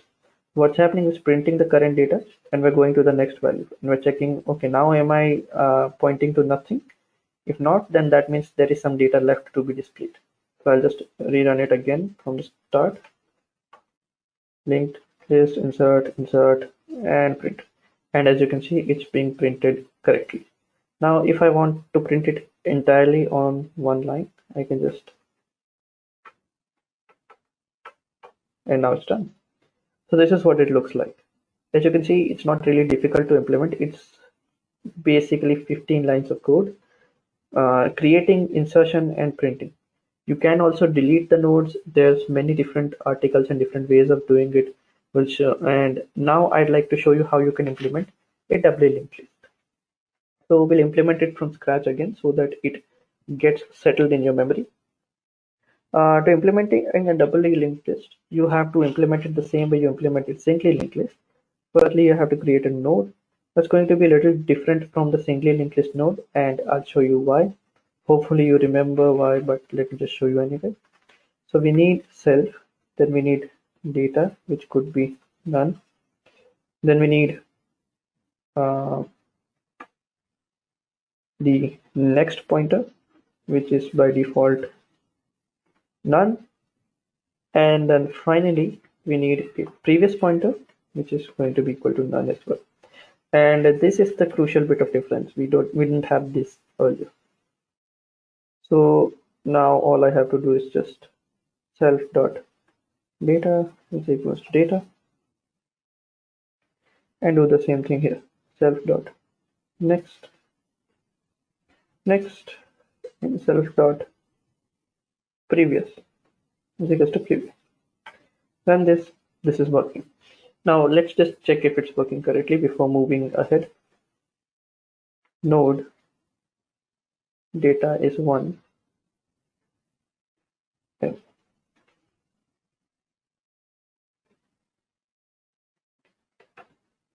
Okay, so I print n dot data. This is what it prints. Now I want something to be before and after this, right? So I can just do it this way. Node 1, node 2 is going to be this. Or we can do it this way. We can create 3 nodes. 2 and 3. N1, N2, and N3. So N1 dot next is going to be N2. So right now what we have done is this. We have created 3 nodes, N1, which is 1, which is pointing to 1, N2, which is pointing to 2, and N3, which is pointing to 3. Now what we want to do is, we want to convert it to this. N3 plus N2 should also be pointing backwards, and N3 should also be pointing backwards. This is the whole reason why we do doubly linked list. So N1 should have a reference to the N2. N2 dot previous should have a reference to N1. So this could be done. Then N2 next should be N3, and N3 dot previous is equals to N2. If I do this, now if I were to print N1 dot data, prints 1. If I were to print N1 dot next dot data, I have an invalid syntax error here, N3. Now if I were to do it, if I want to go a step back, I can just do previous, it should print 2. And again, if I go previous, it should print 1. That's how that looks like. Now if I were to do this, here's if I want to implement it in a doubly linked list, all I have to do is type class doubly linked list, def init, we pass in self, and that's about it what we need to pass in. The implementation is going to be quite similar. It's just going to be one piece of difference which I will highlight. By default it's not pointing to anything, so it is working. Def insert. To insert something, what we need is the reference to self and some data. So all we have to do if self.head is not none, which means that there is some value in self.head, then all we have to do is firstly we have to create a new node as we had done earlier with the data. And now if there are some values, first we have to get to the end of the data. So current is equals to self.head while current dot next is not none. Current is equals to current dot next, and we keep doing that. Once we reach till the end, we make current dot next to be equal to new node, and now comes the new bit. New node dot previous is equals to current. So what happens is, let me just visualize it for you. As we had done earlier, let me just use this. So we have the first node, which is head. It is pointing to 1, let's say, which is pointing to 2, which is also pointing backwards, right? And now we are here. Just a quick info, guys. Test your knowledge of Python by answering this question. Which of the following is not a keyword in Python language? A. Val. B. Raise. C. Try. D. With. Comment your answer in the comment section below. Subscribe to Intellipaat to know the right answer. Now, let's continue with the session. The next of 2 is pointing to none thus far.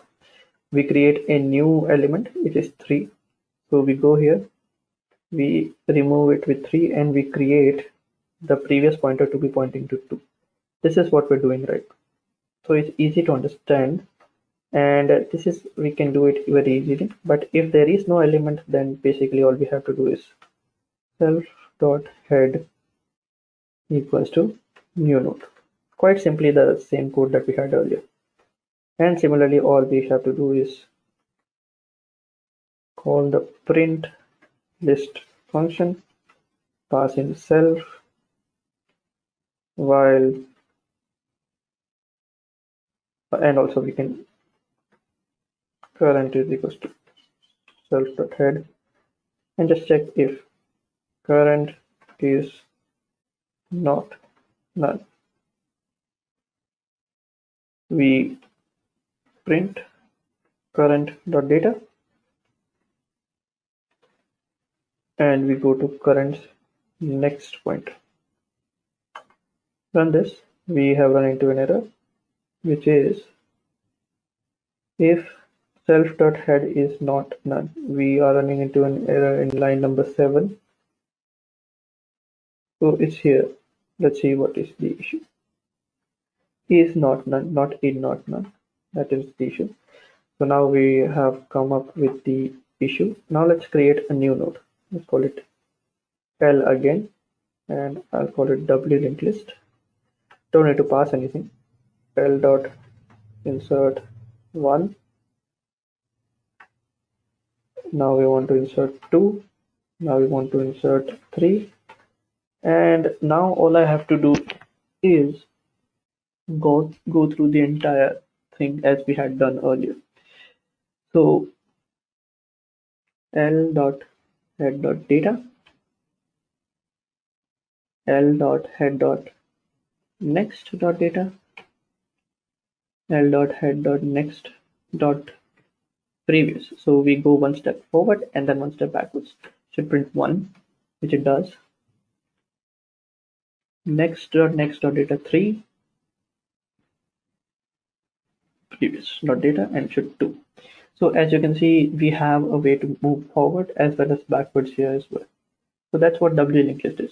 You can do other things as well. Deleting items here is going to be a little tricky, so just make sure that you have access to the previous and the next nodes, and that way you can take the previous nodes next pointer pointed to the current element's next node. And the next element's previous node should be pointed to current element's previous node, and then you can just remove the data that you have. It's very easy to do, quite easy to do in many ways. So we're done here.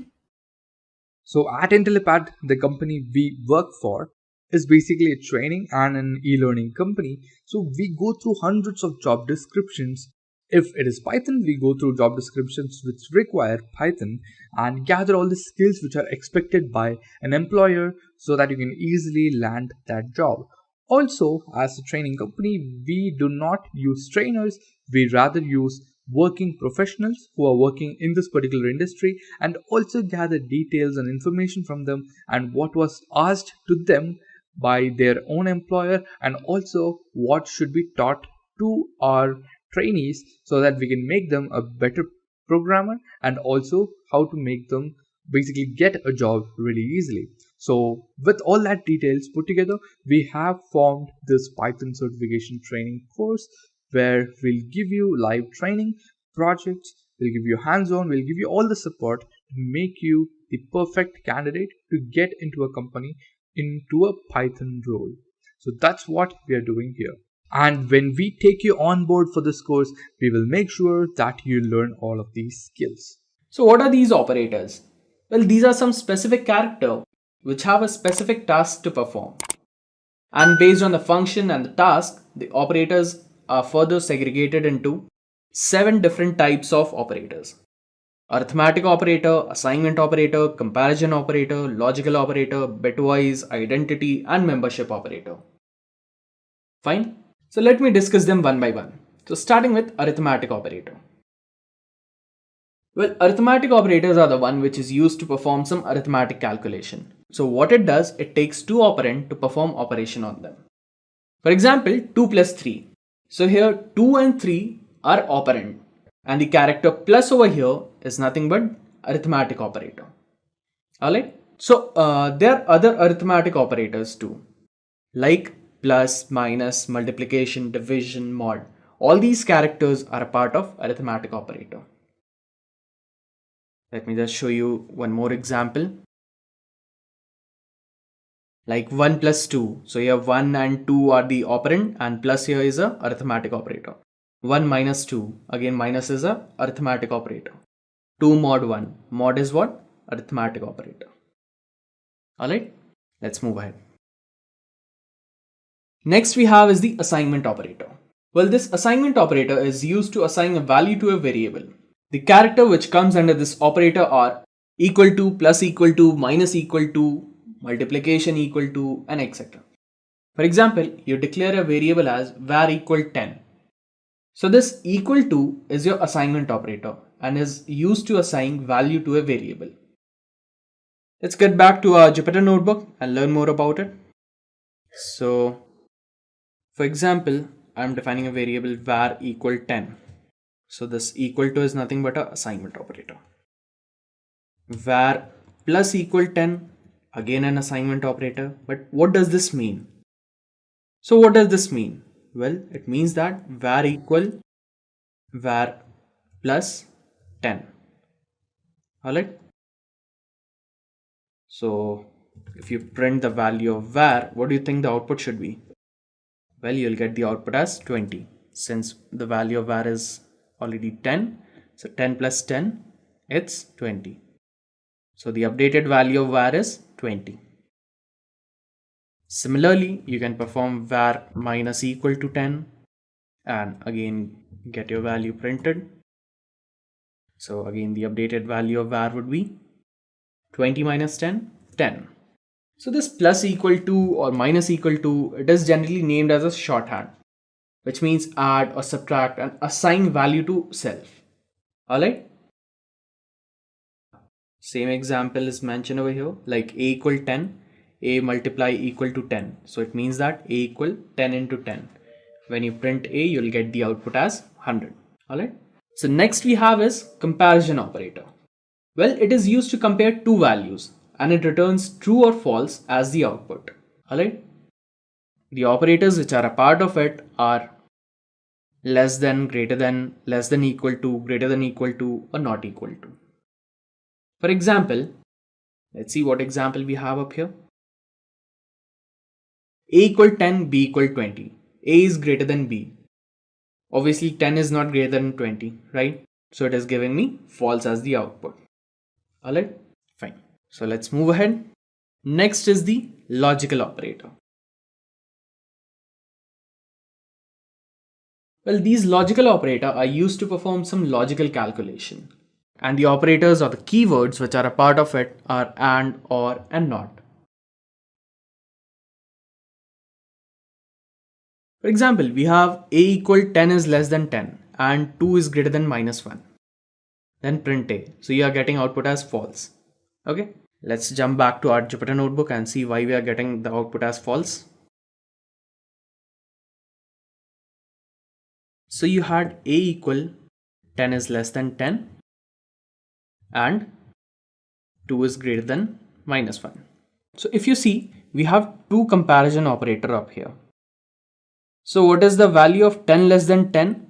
Since it is a comparison operator, so it will give me a false, right? 10 is not less than 10 and 2 is greater than minus 1. This is true. So you can summarize this as false and true. Alright. So since it's false and true, therefore it equals to false. Well, how? Well, do you remember the binary calculation that you have learned in your college? It's like 1.1 equal 1 or 1.0 equal 0 or 1 and 1 equal 1 or 1 and 0 is 0. So consider true as 1 and false as 0. So false and true is false. Alright, that's why you got the result as false. Now if you print the value of A, you'll get the output as false. Alright, so next we have is the bitwise operator. So this operator is used to perform the bitwise calculation. This operator includes and, or, left shift, right shift, not. Alright, so let's see their use one by one. Let's see the example what we have up here. So we have 7 or 5, the output is 7. 7 and 5, the output is 5. So how do you think we are getting this output? Let's see the calculation. So how it is calculated. So if you convert 7 into its binary form, it's 111. And if you convert 5 into its binary form, it's 101. Now if you are performing OR, so basically you are performing a binary addition on it. And if you are performing an AND, you are performing a binary multiplication on it. Alright, so let's see. So if you are performing a binary addition on it, so 1 plus 1 is 1. 1 plus 0 is again 1 and again 1 plus 1 is 1. So that's why you are getting the OR of 7 and 5 as 7. Even you can verify this using the calculator.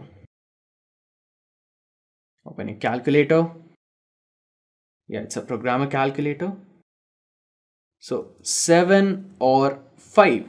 So you'll get the output as 7. That's correct. Fine.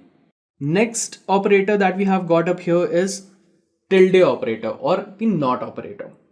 Well, this operator is used to perform a not operation. So what is not of 7? What is not of 7? It's minus 8, right? How it is minus 8? Let me just show you using a notepad. Let's open notepad. Alright. So 7 in its binary form with 4 bits, what it is? 0, 1, 1, 1. Alright, if you perform a not of 7, that is not of 7, what you will get? All the bits would be switched. Like 0 would be converted to 1, again 1 to 0, again 1 to 0. So you'll get 1000 and automatically a negative sign would be added at the beginning. So you'll get minus 1000 in binary form, which you convert into decimal, you'll get it as minus of 8. Alright, that's why the output of not of 7 is minus 8. Fine. Next is the left shift and right shift operator. Let's see what is the output first. For example, I'm trying for a right shift. Then 10 right shift 2. What is the output? It's 2. Let's see how we got the output as 2. Open our notepad. Let's remove this. So 10 in its binary form, what it is? It's 1010. Alright. Well, when you're performing the write shift, you're telling the interpreter that you want to shift your bits toward right. And how many bits you want to shift is basically 2. Since you have mentioned 10, write shift 2. Alright. So 1010 shifted 2 bits to the right. 00 and remove 10 from the end. Alright. So this is how you are shifting 2 bits towards the right. So you got the result as 0010. Now if you convert this into decimal form, you'll get the output as 2. Fine. So it's like you're trying to push 2 bits from the left towards the right. Is it clear? Alright, fine. Let's move ahead. Next we have is 10 left shift 2. What is the output? It's 40. Let's see how we got that output. Again, 10 in its binary form is 1010. So when you're performing a left shift, it's like pushing the bits from right towards the left. So 10 left shift 2 is like 1010 and you are adding 2 bits in the end, since you are shifting 2 bits to the left. So you are getting 101000. So let's convert this into its decimal form. So 101000 in its decimal form is what? 40. So that is why you're getting the result as 40. So there's a shortcut trick. Well, the shortcut trick is that just add zeros equal to the number of bits that you want to shift towards the left. Alright. For example, I want to perform 10 left shift 3. So my output should be 101 triple 0 and one more 0. Alright. Since I'm moving 3 zeros. Alright. Since I'm moving 3 zeros towards the left. So let's convert it.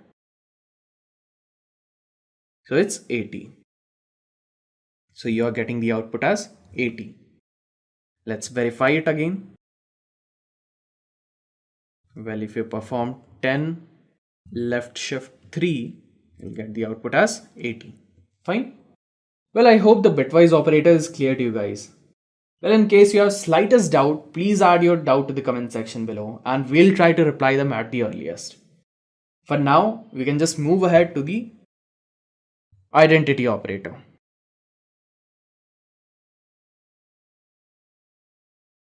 Well, these operators are used to test if two operands shares an identity. The operators which are a part of it are is and is not. These are basically two keywords. Alright? For example, what we have up here, x equal 10, x is 10, it's true. Or x equal 10, x is not 10, it's false. Alright? It is just used to test if the operand shares an identity or not. Alright? So next and the final operator in Python is the membership operator. Well, this operator is used to test whether a value is a member of a sequence or not. The sequence may be a list, it can be a string, or it can be a tuple. I know some of you guys might be thinking, what is this list or what is this tuple? And guys, I'd say that just be patient. I'll teach you about them in detail during this session. For now, you can just understand that this list is almost same as array, which you had already studied in C, C++ or Java. It's almost same as that. Alright? And this membership operator, it is used when you want to check if a certain element is present in a list or not. So let's see what are the operators which are a part of it. So well, we have in and not in keywords which are a part of this membership operator. Alright, let's see an example. So what's the example up here? So we have defined a list, or you can say we have defined an array, which consists of dog, cat and wolf. So we are checking for lion and pets. Since pet is the name of a list or an array, you can say. So we are searching for lion and pets. So since there is no lion in it, so the result is false. Next, what we are doing, we are seeing for wolf and pets. So yeah, wolf is present in pet. So we are getting output as true. Alright. So this was all about the Python token. So moving on ahead, we'll learn about data type in Python. Well, Python has majorly two data types: immutable data type and mutable data type.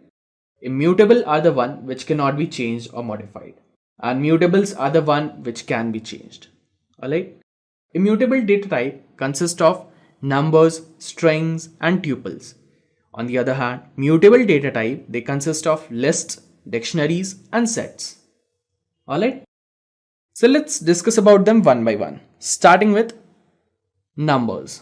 So under the topic of numeric literal, I have already discussed that Python has four different types of numeric literals: integer, long integer, floating number, and complex number.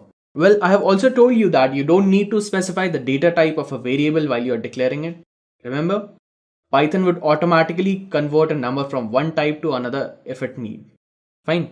Don't worry if you want to explicitly convert one data type to another. You can do it using int function, long function, float function, or complex function. Alright. You have that option available with you. For now, let's just move ahead and see how we can find the data type of a variable. Let's see. Suppose I'm declaring an integer variable a equal 10. Let's define a name.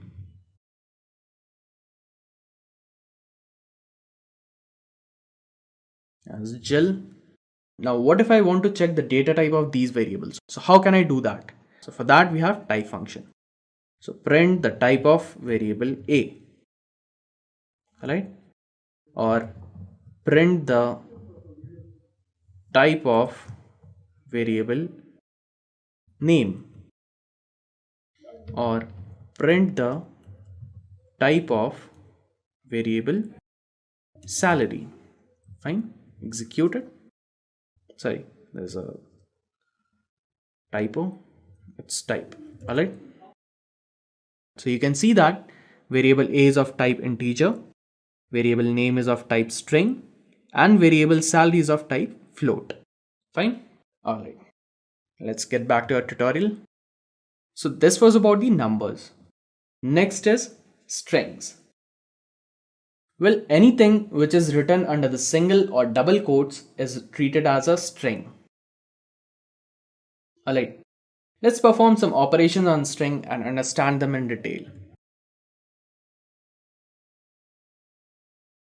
Suppose I have first string as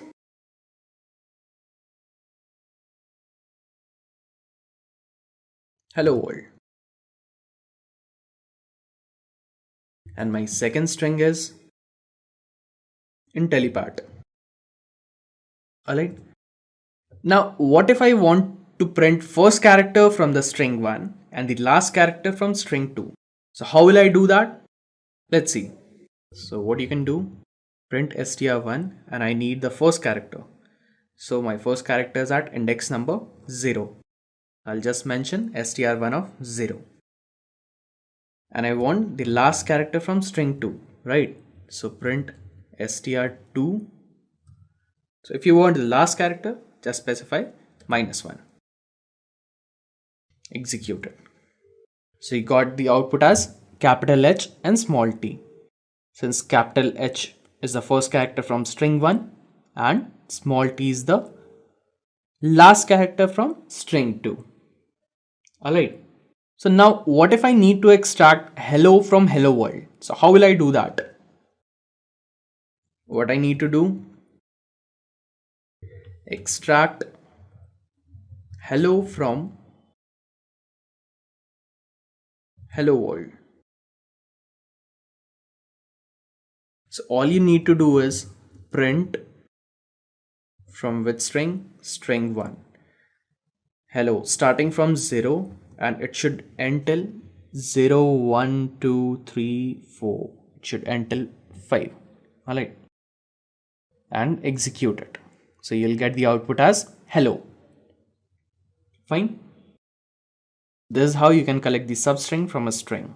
One thing to remember is that if you check the index number of hello, so it would end at 0, 1, 2, 3, 4, 4, right? So when you want a substring, so you have to mention it as +1. So 4 plus 1 is 5. So 0 till 5. It won't include the fifth position. Generally, If you are extracting a substring, the last number which you are including, that thing is not included. It means that everything which would be between 0 and less than 5 would come as the substring. Alright, let's perform some operations on it. So first we have is the find function. So what are these find function?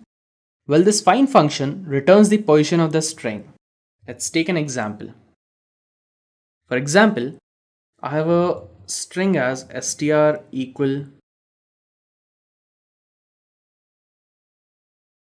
attachment. And what I need to do, I want to find the position of the substring me from it. So str.find, and inside that just mention what you want to find.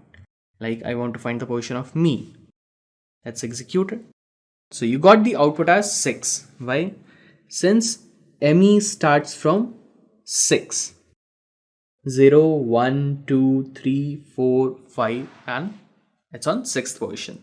So that's why you got the position as 6. Next is replace. Well, this replace function is used to replace one character or string with other. Fine. It's like, what if I want to replace this me with m? So str dot replace. What I want to replace? First mention that I want to replace me with what I want to replace. It's m. Fine. Executed. So you got the output as attachment. attachment. Fine. me is replaced with m.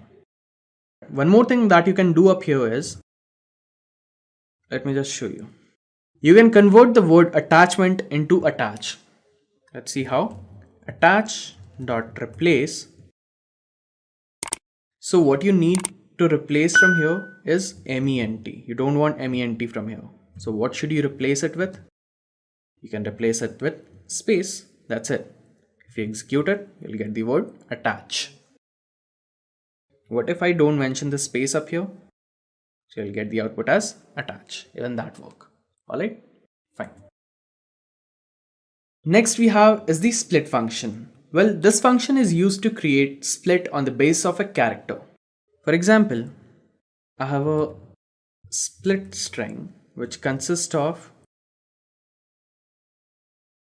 word 1, comma, word 2, comma, word 3.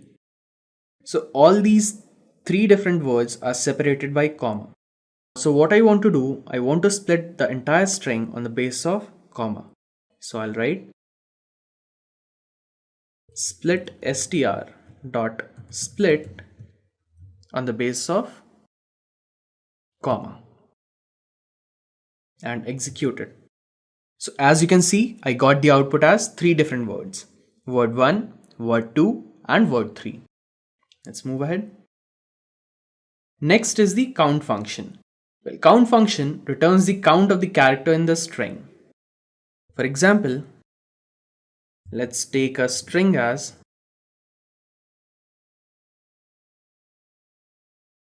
str3 equals Intellipaat. Now I want to find the count of letter I from this particular string. So str3 dot count, I'll mention I. Let's execute it. So what do you think the output should be? INTELLIPAAT. So do you think it should be 2? Well, according to me, it will be 1. I'll tell you why. See, the output is 1 because, remember I told you Python is case sensitive. So both the uppercase and lower cases are treated differently. So if I'm searching for small I, that small I is just appearing once. So I got the count of small I as 1. Now, what if I convert this string to uppercase? Dot upper. Let's convert it to uppercase. Okay, that's it. str3 dot upper. So it gave me Intellipaat. Let's store it in some variable like str4 equal str3 dot upper. Fine. Now if you count the number of i's in str4, you'll get the output as 2. Why? Since in capital Intellipaat you have 2 i's. Alright? Fine. So we discussed about the upper, which converts the character string to the uppercase. Fine. Next is the max or min function. Well, these functions are used to return the max or min ASCII values. For example, let's take a string 5 as anything. For example, exclamation mark, at the rate, hash, 123, capital A, small b, small a, c, capital C. Alright. So this is my string 5. Now I want to find the maximum ASCII value from it. So what I'll do, I'll just write max str5. Execute it. I must to mention this. Put it under the quotes. Execute it. So the character with maximum ASCII value is small c. Alright? Or what if I want to find the minimum ASCII value from string 5? Let's check for that. So minimum ASCII value in string 5 is of exclamation mark. Fine. So let's move ahead. So next we have is the tuple. Tuple are a group of values within the parentheses, and since they are immutable data type, so the values within the tuples cannot be changed. For example, we have defined a tuple up here as my group equal A, B, C and D. Alright. So this is the example of a tuple. So let's move ahead and perform some operations on it to understand it in detail. Let's get back to our Jupyter notebook. Let's define a tuple as my tuple equal within the parentheses. I'll mention A, then B, then C and D. Alright, so this is my tuple. So the very first function that we are going to perform on it is concatenation. So what are these concatenation? It is used to add two strings or character. Alright. Basically, concatenation is used to add two or more tuples. Alright. For example, I'll define another tuple as my tuple 1 equal E and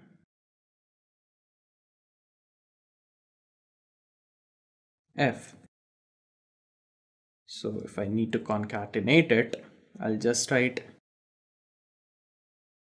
my tuple plus equal my.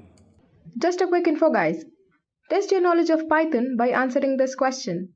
What do we use to define a block of code in Python language? A. Key. B. Brackets. C. Indentation. D. None of these. Comment your answer in the comment section below. Subscribe to Intellipaat to know the right answer. Now, let's continue with the session. Tuple 1. And let's print it. Print my tuple. Let's see the output. You got an error as invalid syntax. What is the invalid syntax up here?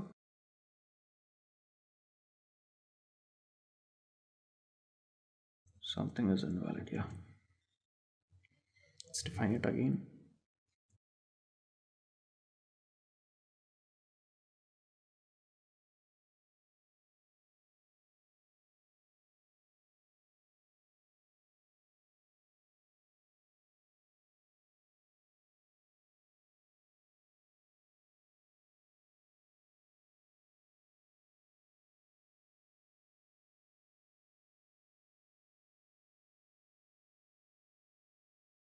Okay, this semicolon is missing up here. Fine. Executed. So yeah. So this concatenated me and gave me the result as A, B, C, D, E, and F. So this is how concatenation is done in tuple. Concatenation.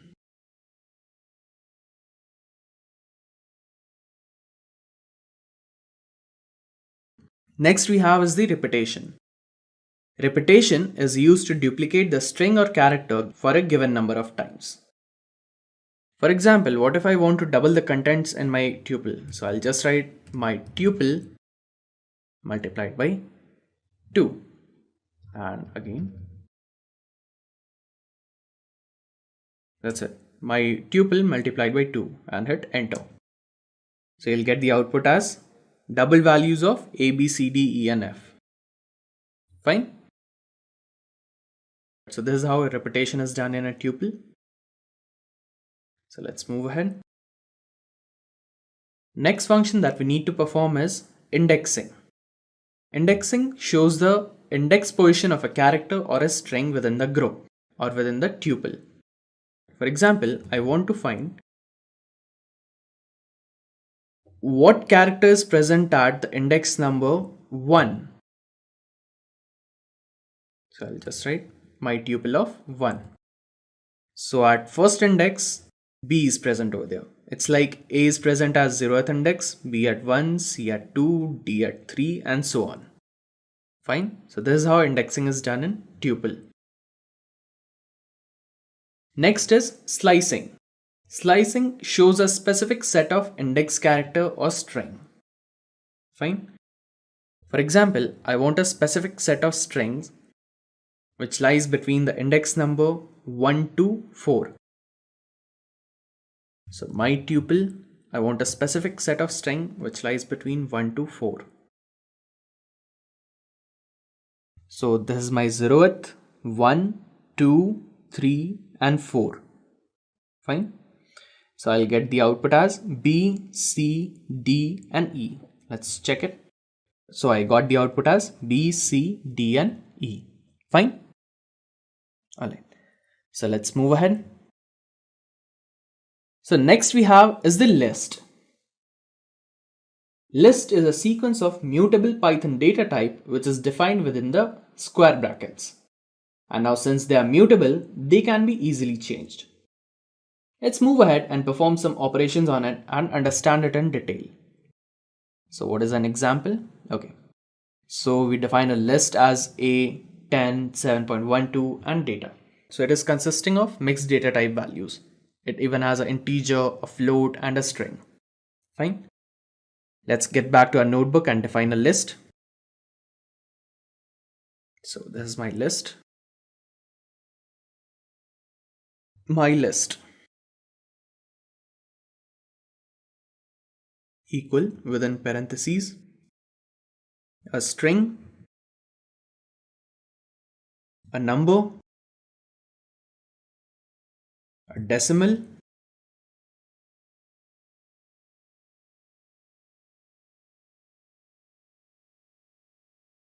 and a string with multiple character. Fine. So this is my list. Now let's see what are the operations that we need to perform on it. First is concatenation. Well, again the concatenation is same as the one which we learnt in tuple. It is used to add 2 or more lists together. Let's define another list as my list 2. My list 2 consists of element as, let's take Python, or it consists of an integer. Now what if I want to concatenate my list with my list 2? So what I'll do, my list plus equal my list 2. Let's see what is the result. Let's print the value of my list. So you got the result as A123 3.14 John Python 20 Python 20. So you got this result 2 times because yeah, I executed it twice. It's my fault. So what you can do, you can just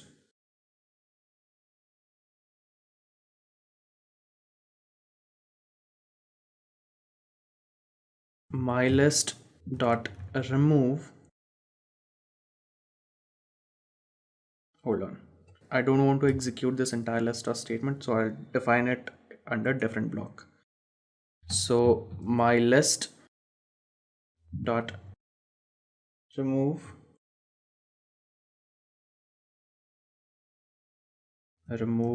Python.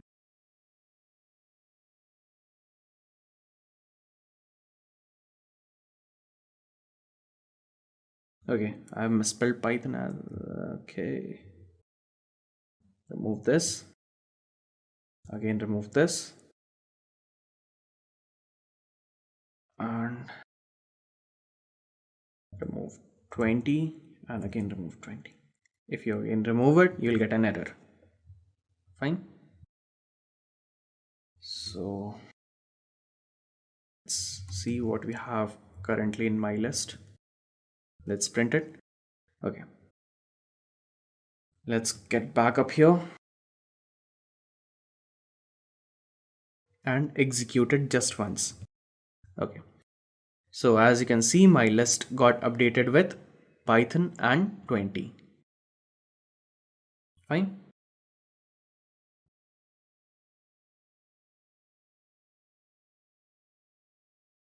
Next is repetition. Well, repetition is again same as tuple. It is used to duplicate your list with n number of times. Well, next is repetition. It is used to multiply your list by n number of times. For example, my list into 2 would duplicate your list with each element appearing twice in the list. Alright? Fine. Next is slicing. Again, same as tuple, if you want a specific portion of a list, we can just mention the starting index number and the ending index number plus 1, and it would return us the sliced list. Alright. For example, as you can see here on the screen, we have my list, and inside that we have A1, 3.14 and Python. And we want a sublist from 1 to 4th index number, like 1, 2, 3, 0, 1, 2, 3 plus 1. 4th won't be included, so we'll get the output as 1, 3.4 and 3.14 and Python. Alright. Next is append. Well, appending is adding any value to a list. It's almost same as the function what we did up here. Right? It's like my list dot append and add any values with which you want to append. Like I want to append with 10 and print my list. That's it. So as you can see, we got 10 in the end. Fine. So moving on ahead, next we have is extend.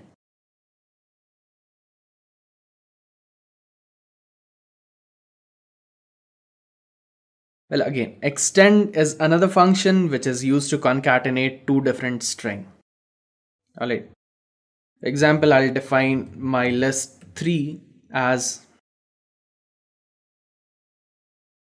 C and D, and I want to append my list with my list 3.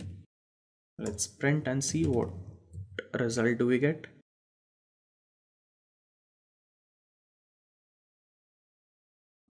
So as you can see up here, C and D got added with my list. Fine. Well, next is insert.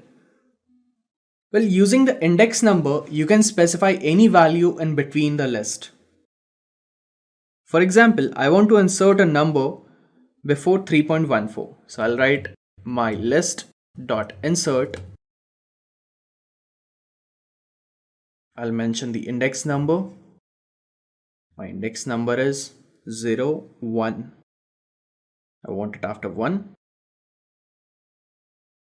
And what value I want. For example, I want to insert not 20, 30.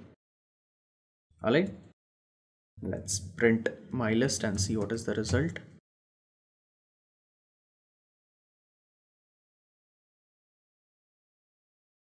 You cannot use a string up here. You just have to mention the number, index number. So yeah, you got my list at first position. So what if I want to insert it before 3.14? That was my target, right? Now your updated string is this 0, 1, 2, 3. So you want to insert it at third position and you want to insert 40. So at third position, that is 0, 1, 2, 3. So after 1, 2, 3, 40 would come. So after 1, 2, 3, 40 is up here.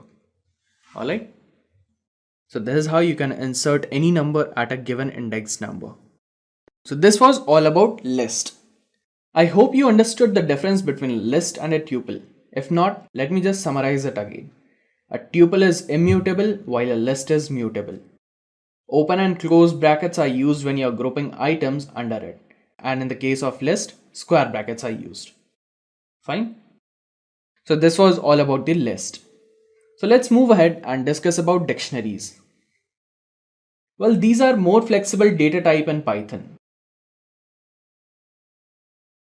And you define a group within the curly braces. Fine.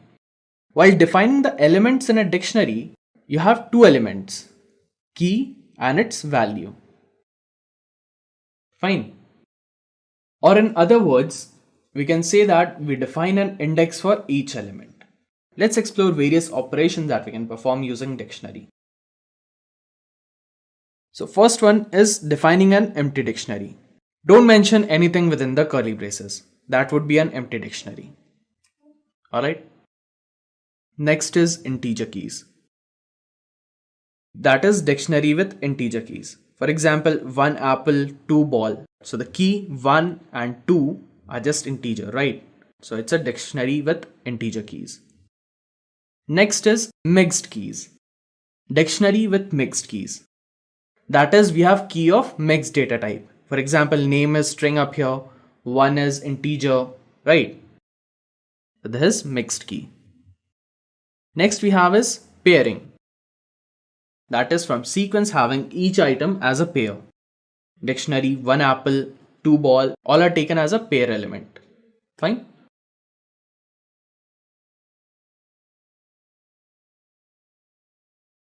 Next is accessing dictionary. So what if I want to access a dictionary? So I can directly access using the key. Fine. For example, the word 1 is associated with key 1 and word 2 is associated with key 2. So if I want to access word 1, I can directly write my dictionary of 1 and it will give me output as word 1. Fine. Let's move ahead.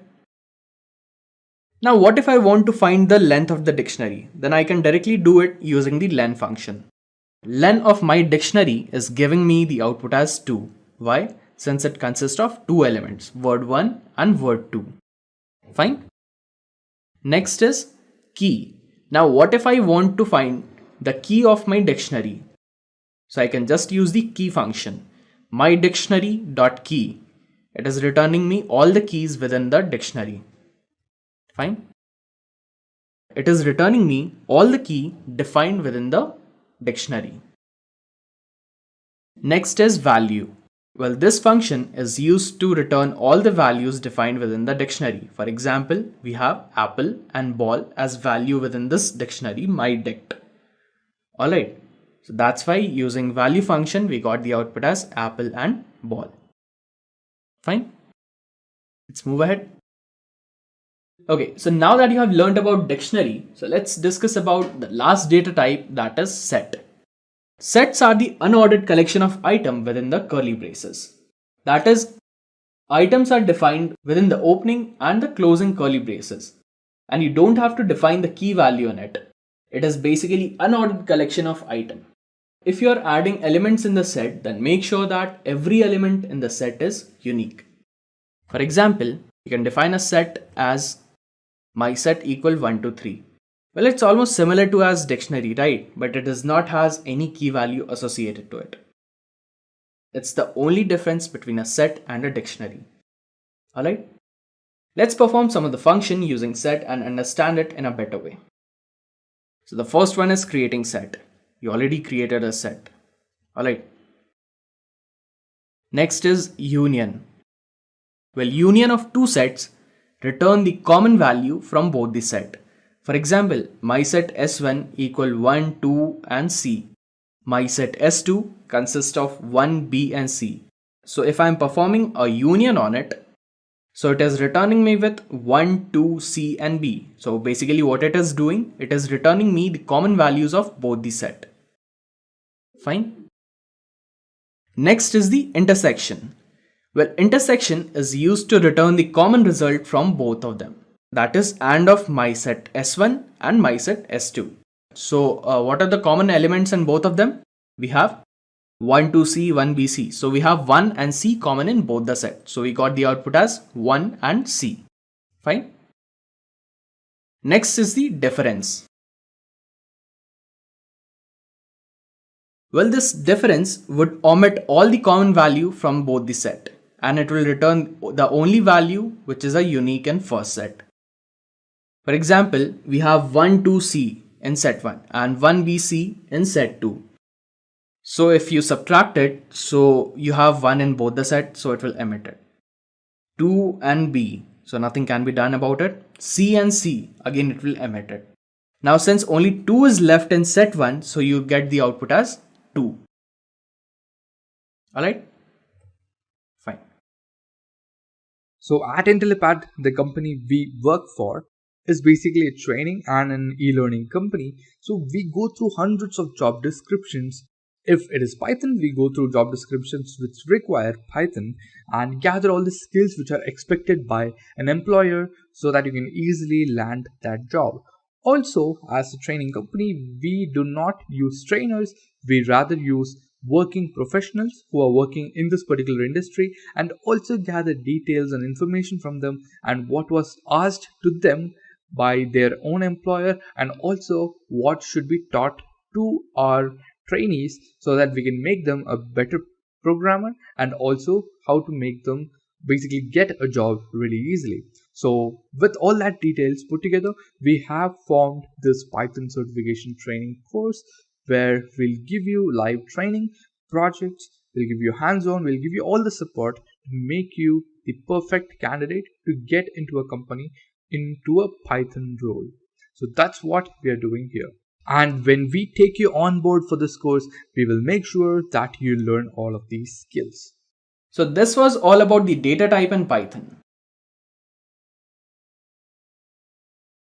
So now that your base is clear, let's have a quiz. So what would be the output of the following code? Test1 equal Python programming and print test1 from 2 to 6. In order to know the correct result, do post your answer in the comment section below. Alright, so let's move ahead. Next is the Python flow control.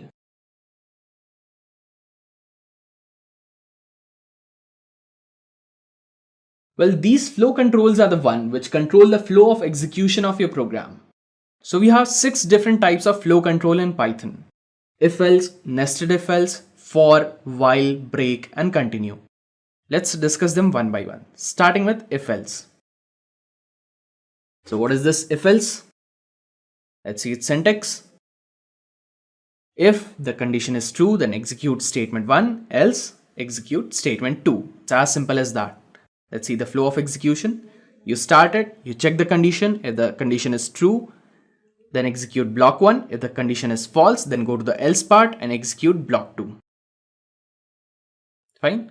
Yeah, this block 1, it comes under if part. Alright. Let's move next. Let's move ahead.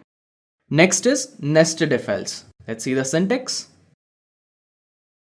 If condition 1 is true, then execute statement 1. Else, if condition 2 is true, then execute statement true. If none of them is true, then execute statement 3.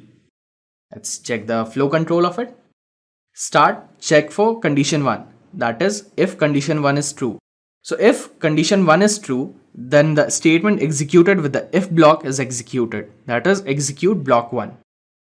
If first condition is false, then go and check for the second condition, that is else if condition.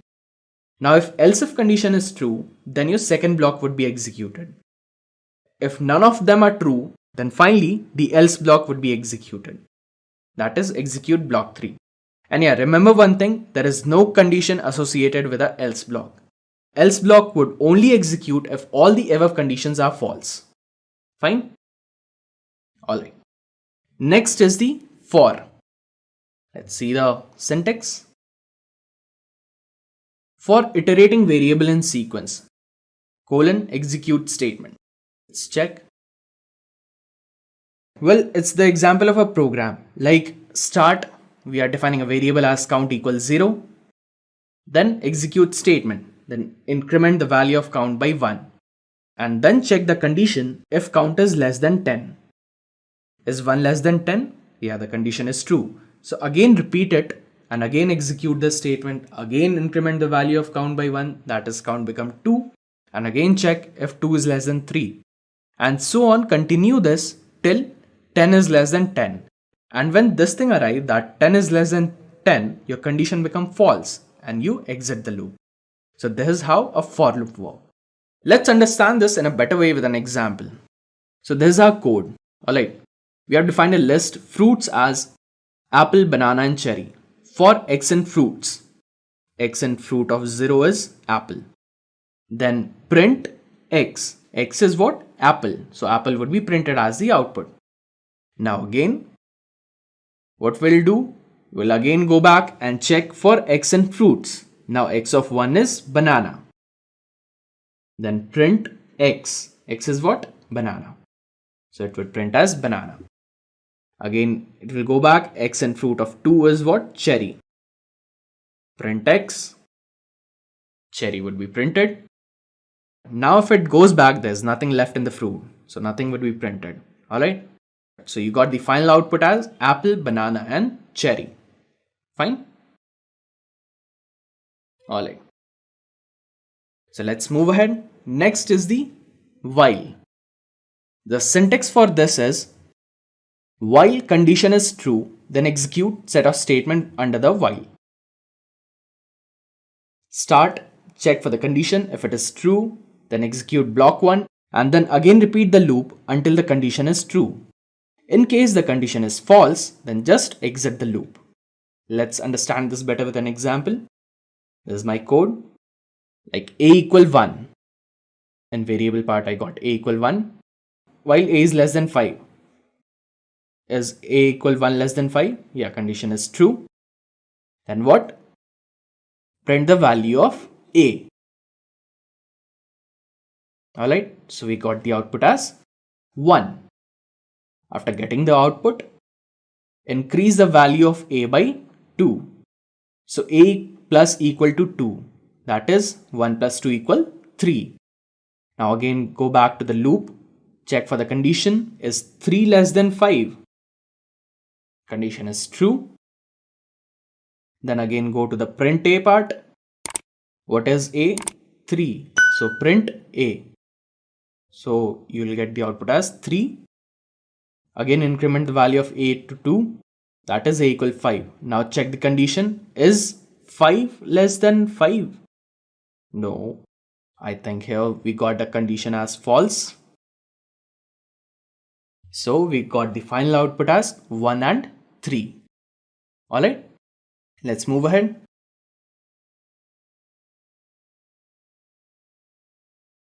Here's another example. A equal 1. In the variable part a equal 1.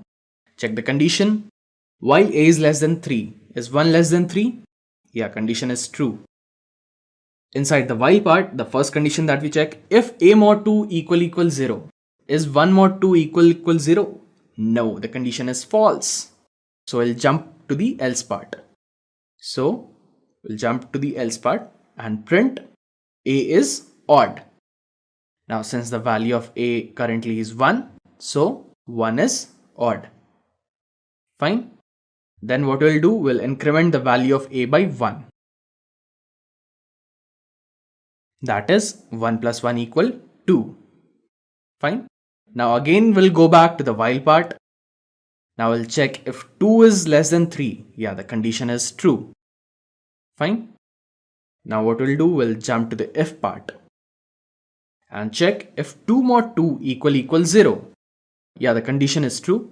So this time we'll check if 2 mod 2 equals 0. So yeah, the condition is true. So what it will do, it will print the if part statement. That is, A is even. A in this case was 2. So 2 is even. Fine. So this is our output. Next, again it will go and increment the value of A by 1.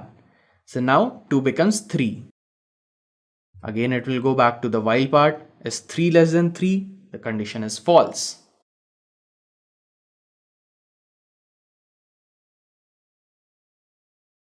So your final output is 1 is odd and 2 is even. Fine. So this was about the while statement. Let's move ahead and learn about break. So this break statement, it is used to break the loop at a certain condition. Alright. Let's understand this with the help of this flowchart. Start it, check the condition. If the condition is true, then check the break condition. If the break condition is false, then only execute block 1 and repeat the loop. If the break condition comes to be true, then break the entire loop and then exit the loop. Alright. Let's check it with an example up here.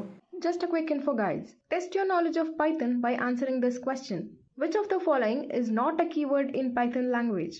A. Val. B. Raise. C. Try. D. With. Comment your answer in the comment section below. Subscribe to Intellipaat to know the right answer. Now, let's continue with the session.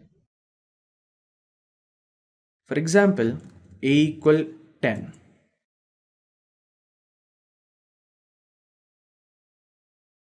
While A is greater than 0, check for if A is not equal to 5. If A is not equal to 5, then print A.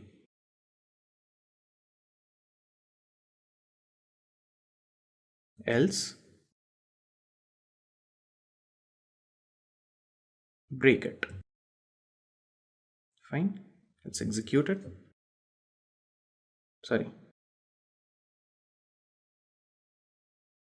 Just manage. A minus.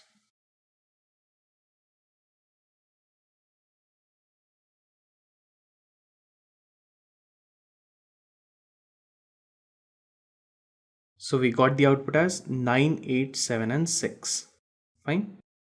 So the moment loop becomes 5, we got exited out of the loop. Next we have is the continue statement. Well, the continue statement won't break the loop. So it will just skip the statement in case the condition is true. Let's understand this with the help of this flowchart. So start, check for condition 1. If it is true, then check for continue condition. If it is false, then execute block and repeat. Then in case if the condition is true, then stop executing that particular block for that particular loop and cut for that particular iteration, and again go back and repeat and check the condition. Alright, let me just show you. Let's just replace this break with continue and let's see what is the result. So yeah, see, got the output as 9, 8, 7, 6, 4, 3, 2, 1, but you didn't got 5 up here, right? Why? So as I told you, this 5 was skipped. Fine. So this was all about the flow control. So let's proceed and learn about function. So what are these functions? Well, a function is a block of organized reusable set of instructions that is used to perform some related action. But why do you even need a function? Well, what if you have to write a program in which you have to use same set of code again and again? For example, you wrote a code of 20 lines or 40 lines, and those 40 lines of code are coming in your main program at 10 different places. And you have to use those 40 line of code 10 different times in the program. So I don't think that none of you would be interested in writing the same lines of code again and again. So in order to resolve this issue, they created function. So well, this function is a block where you write your code which you think you might use it again at some point of time. Therefore, it allows the reusability of the code and thus minimizes the redundancy. In Python, there are basically two types of function. The first one is the user-defined and the second is built-in function. Let's see them one by one. So what is a user-defined function? Well, any function defined by user is a user-defined function, right? Syntax. It starts with the keyword def, after that an identifier for a function name, and then you pass the arguments into it. Alright, followed by semicolon, and after that you mention the set of statement inside it. Alright, let's see an example. For example, if you want to add two arguments, so you define a function as add, and inside add you pass two parameters as a and b. So sum equal a plus b and return sum. That's it. So it's as simple as, let me just define a user defined function for you. It's like it starts with the keyword def. After that I'll write a function name as add. Inside that I'll pass two arguments a and b, semicolon, and this function should return me the sum of a and b.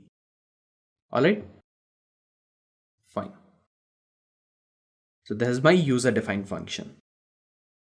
Next is the built-in function. Now these built-in functions are a predefined set of functions in Python. We have abs function which returns the absolute value of a number. We have all function which returns true if all items in an iterable objects are true. We have any function, ASCII function, ben function, bool function, and many other built-in functions are available there in Python. If you want more information about it, you can just check out the Python official doc. Alright. Now that we have defined a function, now let's see how we can call a function. So calling a function, well, there are two ways of calling a function. You can either call it by passing a value or by passing a reference. Let's see them one by one. So first is pass by value. Calling a function by passing the value. For example, a equal 10. Def that is keyword. So we are defining the function as print the value of b is b. And again inside the function we are updating the value of b to be 100 and print the new value of b is b. And then what we are doing, change it and we are passing a. Now since the value of a was 10, so this function would take the value of b as 10. So print value of b is 10 and new value of b is 100. Let me just show you in order to resolve this issue. Let's define the value as a equal 10. Define my function. Inside that I'll pass an argument as b. Print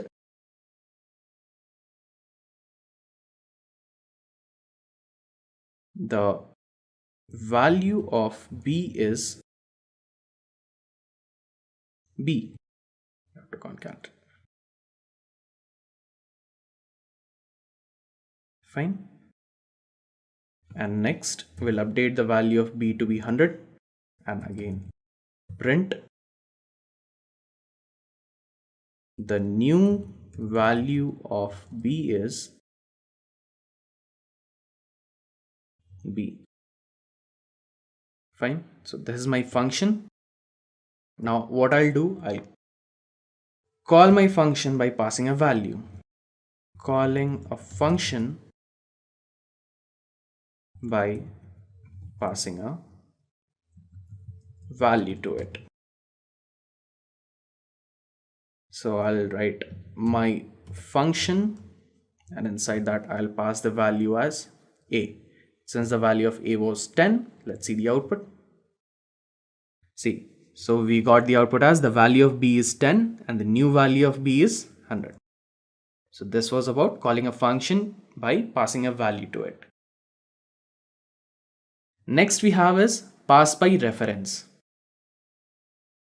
Calling a function by passing the reference. For example, so we have a list as C 10, 20, 30. So we are defining a function as change them and we are passing an argument d to it. Inside the function we have print value of d is d. D of 0, it's a numeric constant. We are defining it as 99. D of 1 as 98. Then print the value of d is d. Then change them. Now when we are calling a function by passing the reference, so what we are doing, we are just passing the entire list to it. So what will get the output? We'll get the output as value of d is 10, 20 and 30. And the new value of d is 99, 98 and 30. Let me just show you with an example. C equal 10, 20, 30, right? Now let's define my function 2. Inside this d is what? Print the value of d is d. Alright. Next we'll define some numeric literals like d of 0 is equal to 99. D of 1 equals 98. And then print the new value of d is again d. Fine. This is my function. Now if I call my function using pass by reference, so my function 2, and I pass the value c into it. So let's see what we get the output. So we got the output as the value of d is 10, 20, 30 and the new value of d is 99, 98 and 30. Fine. Let's move ahead. Well, when a parameter is passed by reference, the caller and the callee uses the same variable for the parameter. Well, if the callee modifies the parameter variable, the effect is visible to the caller's variable.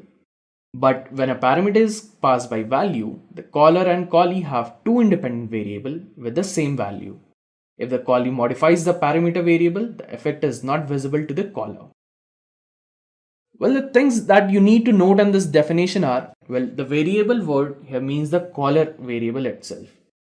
That is, if I pass a local variable by reference and assign to it, it will assign the caller's variable itself.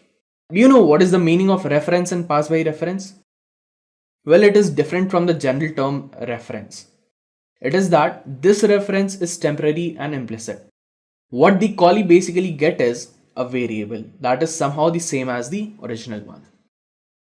Here on the screen is a very good example of pass by reference and pass by value. Alright. In pass by reference, you are filling a cup using the reference of the cup, and in pass by value, you are actually filling the cup using some values. So this was all about how you can define a function and how you can call it in Python. So let's begin this session by checking if you actually knew anything about these. So, did you know that whenever you talk to any of the customer services, customer supports, or any of the other tools out there, there is a 90% chance that you're actually talking to a chatbot and not a human being? Did you know this? Well, 90% of the time. So, let's say, you respond or you communicate with certain companies, for example, like 10 times, out of which 9 times you're talking to an artificial intelligence powered machine and not a human being. Did you guys know this? Well, this is a fact, and I think this is amazing to begin with, because whenever you are concerned with talking to Amazon, for example, Amazon is a very famous e-commerce site, as most of you would know. So you can leave them a message saying, hey, where is my order? I ordered, for example, this item, this mobile or whatever it is on this date, and I don't know where it is. So certain responses like this, instead of having a human reply to you, they can actually program in such a way that there is a chatbot sitting at the background, and this bot will basically have all the details about your order, and it can tell you where your order is, when it will reach you, if there are any delays, why there are delays, or much more. So for mundane tasks like this, this was just a very quick example for you guys. Chatbots have been implemented everywhere. For example, when you think about Netflix as well, even Netflix, for example, let's say your subscription was ending or something, and you just ping them asking, hey, I just paid, but my Netflix still says, my subscription is not paid for. In that case, there's a chatbot which will actually reply saying, it takes 20 minutes or 30 minutes for your payment to be confirmed into our systems. And I mean, this happened to me just 3 days ago. So basically, I was working on chatbots in Python, and again I realized I was actually talking to a chatbot when I just went to watch something on Netflix as well. So that's just, I was saying, these are two very simple examples. 9 out of 10 cases you will actually be talking to a chatbot. For example, if you just check out the Intellipaat website, we have Alex is an AI powered chatbot as well. So basically, whenever you use the live chat option on the Intellipaat's homepage, you are actually talking to a chatbot as well, and it's a powerful chatbot. So if you haven't checked it out, make sure you check out after the video. Again, I'll be showing it to you at the end of the session as well. So if you want to check it out, make sure you stick till the end. So on that note, we need to understand what chatbots actually are. So as the name suggests, chat and bot has something to do with a robot imitating a person, while chatting to another person. So when we have to break it down into a little bit of simple terminology, basically it's a software which is based on artificial intelligence, and this software will try to imitate humans. It'll try to basically, perform the same actions as us human beings without the person, having a very good idea if they're talking to a human being or an AI. If your chatbot is very good, if the chatbot which is being implemented is amazing, well, the human can be fooled enough to not know if they're talking to a robot or if they're not talking to a human as well. And most of the time you wouldn't even require that kind of a complexity, because let's say when you're in the Amazon case as well, where is my order, or why has my payment declined, or whatever it is, you will have a very simple question to which there will exist a straightforward answer, right? So it'll not like Amazon's chatbot will start telling you stories about why your payment failed or why your order didn't come or whatever. So when it comes to that, if it is very subtly implemented, if it is very complex in the back end, you will not find a difference between it being a robot or it being a human being as well. Way back in the 70s and the 60s, there was a test which was very famously implemented across the world. It's called as the Turing test. If you guys didn't know on that, make sure you read up on the Turing test. It was amazing on how artificial intelligence is such an old concept, but it's being used a lot in the 21st century. So whenever you think about artificial intelligence, ladies and gentlemen, the first couple of things that should come into your mind is, for example, Siri of Apple, Alexa of Amazon, or the Google Assistant.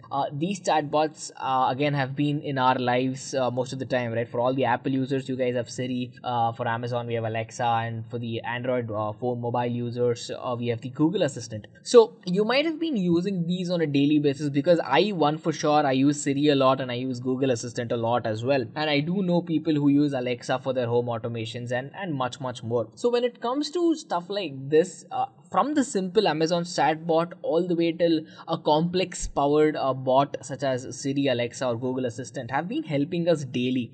So in fact, you can ask the Google Assistant or Siri to play any song for you. And in fact, let's say you're sitting at a restaurant or something, you listen to a beautiful song that's being played, and you just want to find out what song it is. Instead of going through all the pain of installing a software which will listen to the song and tell you what song it is, or you asking the restaurant manager what song it is, just pop out your phone, say, hey Siri, what song is playing in the background. Siri, or in fact even Google Assistant, will actually analyze the song, it will listen to it, and it will tell you, hey, this is the song that's being played. How simple is that? For example, you want to set a calendar invite for the next month, or let's say you have a meeting which you want a reminder for, you want to set an alarm. So all these manual tasks which you could do basically with one voice command, you can get all of it done very simply. And I think that's the essence of chatbots, ladies and gentlemen. So again, coming to emphasize on why we require chatbots, well, when you look at it, the first thing, it's cost and time effective for the companies, because developing a chatbot does not take a lot of money, and it makes sure that it can be done in a quick and a rapid way. As you'll see in the demo which I'll be showing at the end of the session, it will basically validate this point on how time effective it can be when we are working with chatbots, because it's pretty simple, it's pretty straightforward, forward. And at the end of the day, even when you're working on an enterprise level, basically, you're working at a level where you have a huge organization which requires a chatbot, it'll not really cost much to build it as well. And of course, adding on to the last point itself, coming to the second point, it's cheap development cost. When you're working with chatbots, you need to understand that there are only certain things at this point of time that we can do with chatbots. Of course, with every passing day, when we're talking about technology, there are again, thousands and thousands of things which keep coming into the market. But with chatbots, you can have it respond, you can have it, imitate a human to the best of its ability, right? And with the current power of AI, I think the entire world is pretty much just trying to make sure that their chatbots are as human as possible.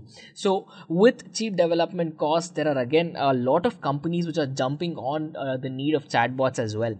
So how would it help the companies, you might be asking? And the best thing is human resource. See, if you have a person who is responding to live chat, which is basically a mundane task, right? They keep doing it again and again and again. So this person as a human resource can probably put into a more effective role. This person can be put into a more productive role rather than answering the queries of customers, which can easily be done with the help of chatbots, right? So it's saving time, it's saving money, and pretty much it's increasing the productivity of the company as well. This is the primary reasons why thousands of companies across the world today have implemented chatbots. And the next point again adds on to the previous point as well. So since your company is being more productive now with the help of chatbots, again you can pretty much give that wow factor to your customers. And if it's not the wow factor, which is basically what you're looking for, you can help your business brand itself through all the social medias out there by showing the world, you know what, I've implemented artificial intelligence here. And you would invite the world, you would invite the developers, customers, or whoever it is to check it out and see if they like them, to see what's going on. And this again directly translates to you talking to your customers in a more customized way, and this will probably help your business in the short term as well as the long term as well, right? So it makes sense. So what do you think? I mean, there are millions of other chatbot cases that we can think of as well. For example, there are doctor apps and health apps which will basically diagnose any condition that you might have. So you can pretty much type in the symptoms and say this is what I'm facing, and it'll probably give you a very vague outcome of saying, hey, you might have this kind of a condition. Of course, you should consult an actual doctor and not rely on these chatbots at this point of time, but then we're getting there. Who knows, probably 10 years from now, the world of medicine can be revolutionized by keeping chatbots very accurate with respect to the field of medicine as well. And that's the thing about artificial intelligence, right? So when you think about it, the possibilities are actually endless, and we've started seeing those endless probabilities in the last 10 or 15 years or so. Coming to the next point, which is chatbot evolution. So this is one important concept, because when we talk about traditional chatbots, so all these traditional chatbots that we have seen all these days basically are system driven. So by system driven, what it basically means is that they have access to a small amount of data and they have responses which basically they know what to reply for when you ask. For example, if you have to take the Amazon case again and simplify it to a level where there is a possibility is that the customer might ask two questions. The first question is where is my order, and the second question might be saying, why is my payment failed. So when you have to break it down into simple terms and the bot recognizes what question you might throw at it, giving the answer to it becomes very simple. So that is system driven.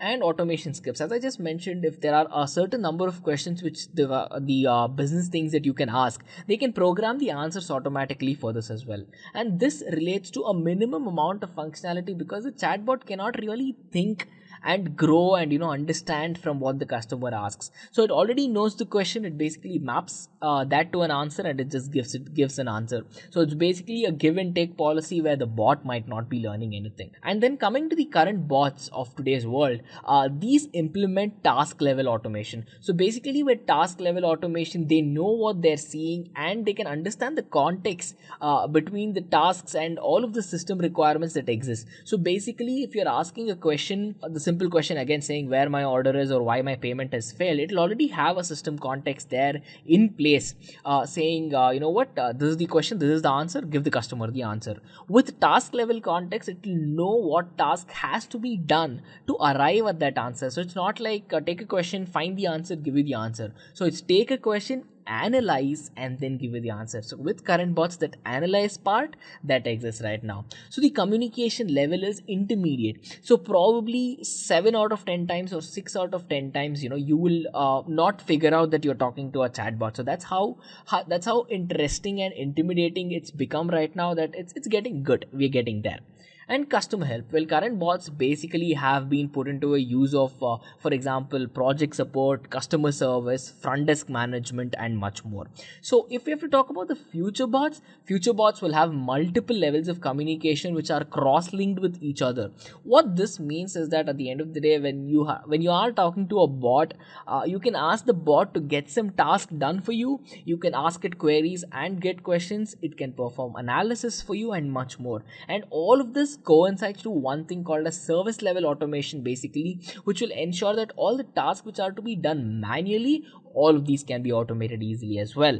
So it understands system level context as the traditional bots. It understands task level context as the current bots we have in place. And the best part is it'll get people context as well. So it'll understand who you are, and it can start generating and recognizing patterns in between people, what people are requesting for, why they're requesting for, who requested it. So out of billions of people across the globe, if you keep asking and training your future bots on a certain number of questions, or you keep asking it something, it'll recognize that the question is coming from this particular person. So that's how powerful it can actually get.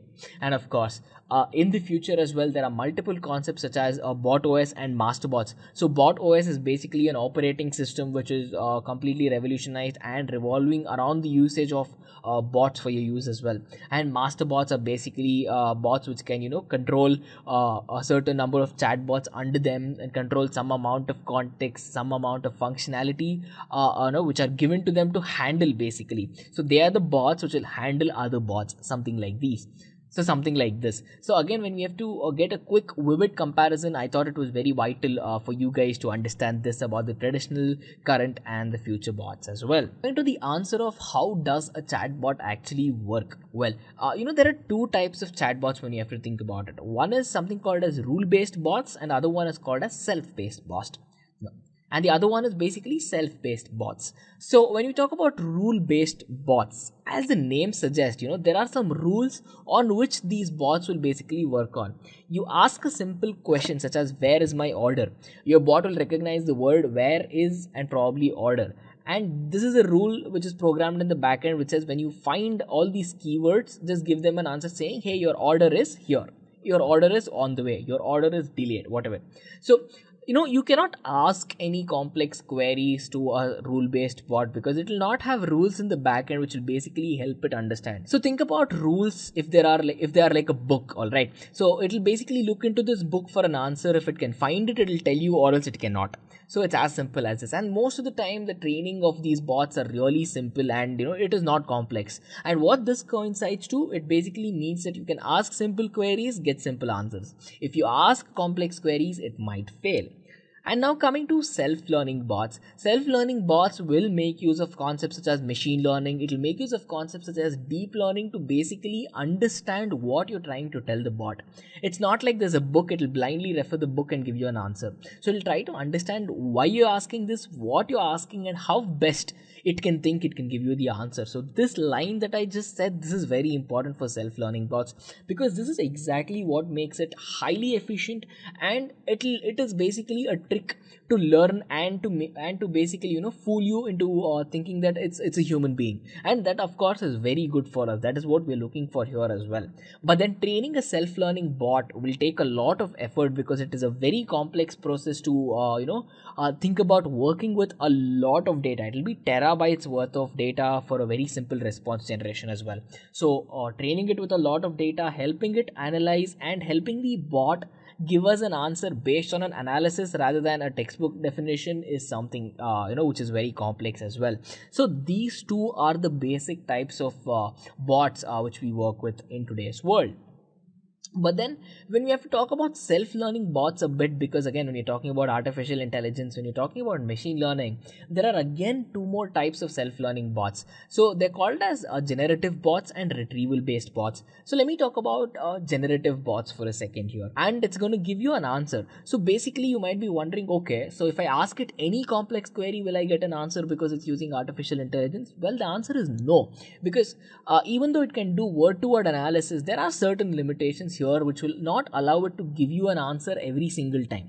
So in that particular case, generative bots actually have the upper hand when you think about retrieval based bots, because retrieval based bots are again they have predefined responses. So there are so you ask a question, it will go somewhere, pick up your answer and give it to you. So it's content based. No, so it's context based. With context based, it knows what you're asking, but it does not know. So it does not know how it can improvise its answer to basically give you the best answer out there. It knows that it can give you an answer, but it doesn't know how it can give you the best answer. For that, you need generative bots. Your generative bots will analyze the accuracy. It will analyze the likeness of its answer, and then it will give it out to you. So with self-learning bots, these are the basic examples. I'll quickly repeat it. So with generative bots, it knows and analyzes your answers before giving it out. With retrieval based bots, there are certain predefined responses where it just picks it up and it learns a little bit on that and then gives it to you. With generative bots, there's a comprehensive analysis which goes on with every single word that you put in, and then it learns. With retrieval based bots, it'll look and hunt for a context, and once it finds that context, it'll go back to the responses which are stored again, and then map those contexts based on responses and give you those answers as well. So on that note, next we'll have to check out something called as the chatbot chart. So basically, when you're working with a chatbot, right? So there's a good chance if you're either talking to the chatbot via messenger, you're communicating via website, or you're probably using a mobile to talk to Siri, Alexa, or all of the chatbots that we discussed. So as a human, you will be giving it certain inputs, and the chatbot will give you an output. So whatever inputs you give, right, so it will go into something called as a chatbot server. So the chatbot server will have three important things if you're talking about self-learning bots. So it will have certain knowledge, and this is like the book that it will go on to hunt. And it'll have rules is basically like an index to the book saying this is where you need to look for the answers in the book. And then of course it'll have machine learning, it'll have artificial intelligence saying hey, learn to understand these rules and learn to understand where you can apply these rules to find the context in the knowledge. So it's something like that. And to do all of this, it needs a lot of data, right? So there are numerous data sources across the world. It can be something as simple as learning from Twitter, all the way to learning from certain studies which is like probably 35,000 pages long or whatever. So everything from simple to complex data sources. It might be on the cloud, it might be social media, or wherever it is. Your chatbot server will pick up all of these data sources. It will try to understand what knowledge can it learn based on machine learning, and what rules it has to apply, so that it can arrive at this stage where it knows stuff.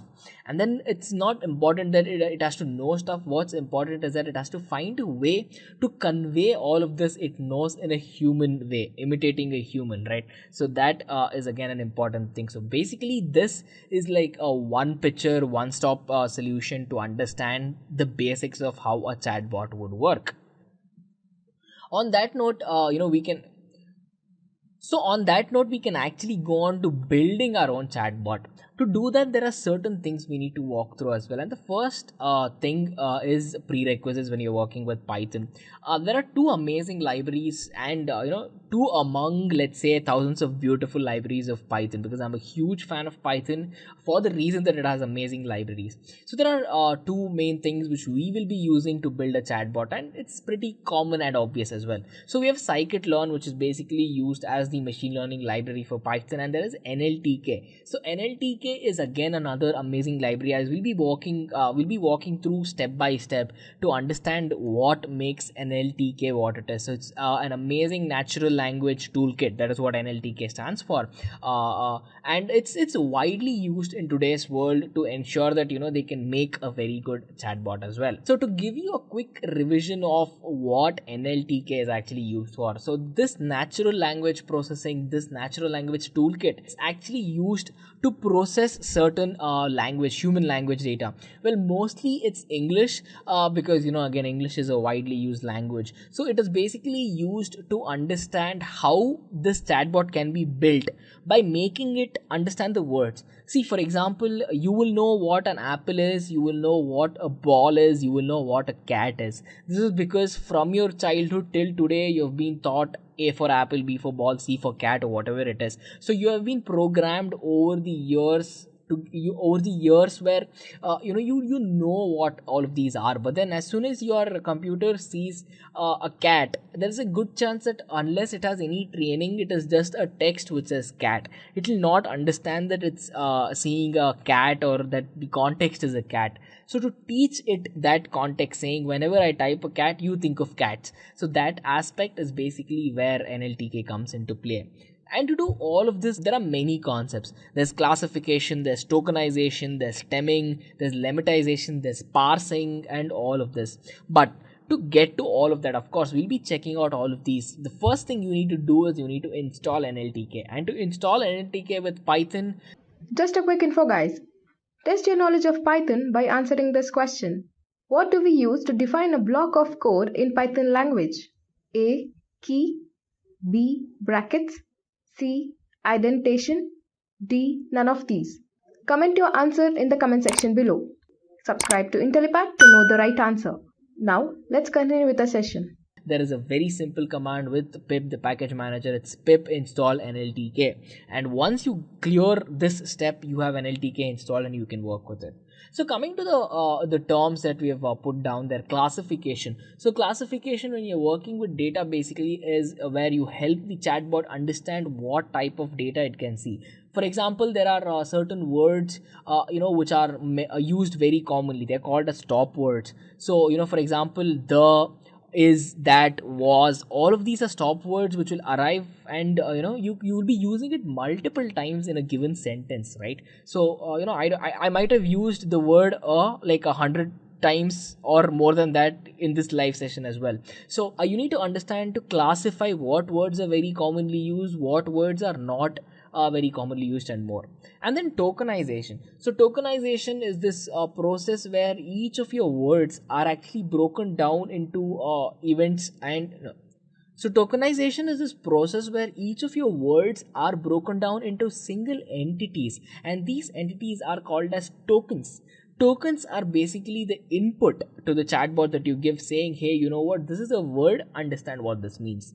And then coming to stemming and parsing, we're going to check this out in a bit of detail in a second now. So to make your bot understand text, the problem here is that your machine, when you're using machine learning, when you're using artificial intelligence, deep learning, whatever it is, it will require some numerical features to work with. It will require numbers, it will require vectors, it will require matrices to work with. It does not require strings, and with the help of strings it cannot learn. So how do we solve this problem?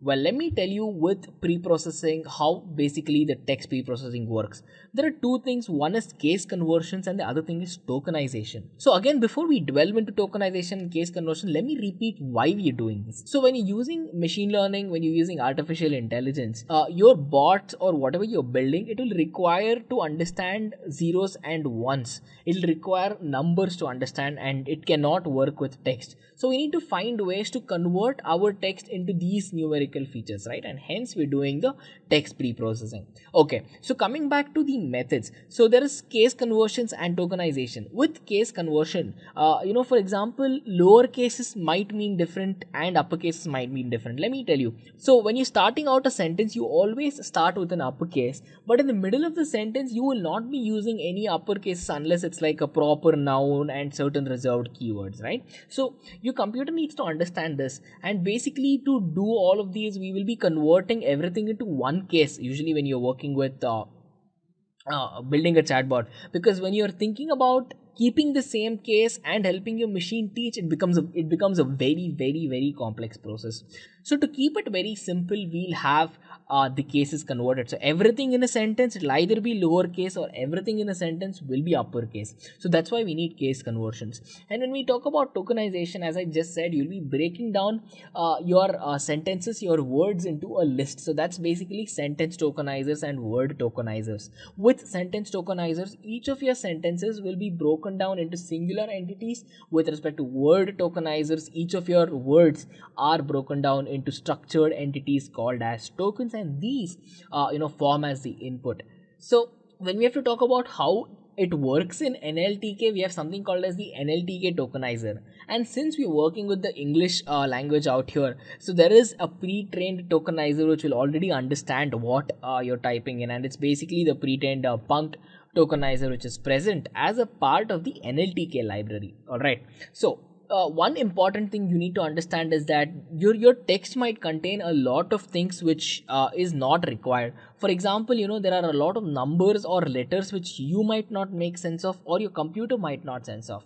So basically we need to remove all of these words, and this process is called as removal of noise, because this is noise through which it will not help us in any way building our chatbot. And then stop words, as I just mentioned, right? So is, was, and the, all of these are very common, very common stop words which need to be removed to ensure that your chatbot is not confused when it's working with words. So stop words have been removed, or they are pretty much categorized differently. And then stemming and lemmatization is where things starts getting really nice, because when you're thinking about stemming, so stemming is basically a word which is derived from its stem. So let me give you an example of a stem word. A stem word may be learn, Learn, learn. So when you're talking about stemming these words, think about the concepts such as learnt, learning, learned, learn. So these four words, right, which basically has something in common, which is Learn. You can have Learnt, Learned, Learning, learning. So learn is common in all of these words. So learn becomes a stem word through which you can give context to all of these other words, right? So that is stemming. Now talking about lemmatization is a little bit different from stemming, and here is why. Here we talk about context rather than the words itself. See, for example, if I tell you good, better, and best, it gives you a positive connotation, and it gives you a general meaning of something is good, right? So good also means it's good, better means it's good, best means it's good. So you need to make your computer understand that good, better, best all have a positive connotation, and it means something is good in general. So lemmatization, all of these lemma concepts that we talk about, is basically this, giving your context some meaning. So I hope I was clear with stemming and lemming. Stemming is where we use these stem words and basically derive something out of each word's process, processing, processed, all of that. With lemmatization, it's basically context based learning, good, better, best, where you're giving meaning to the words you're checking about. And then talking about the input to a chatbot, it's of course when it has to learn, it needs input, right? So basically, as I just mentioned, since it cannot understand strings directly, all of these strings are converted into numerics. So basically we are doing this by converting text into numerics based on their requirement. If they're required, they're considered. If they're not required, they're not considered. And you might be wondering why a concept like this is called as the bag of words. Why can't you just call it input? So it's called bag of words because here we're trying to consider the words which have come in. So we do not care about the order of words which come in. So if there is a sentence which says I like Intellipaat, with the bag of words, think of it like you're dumping the words in the bag where you do not care about the order.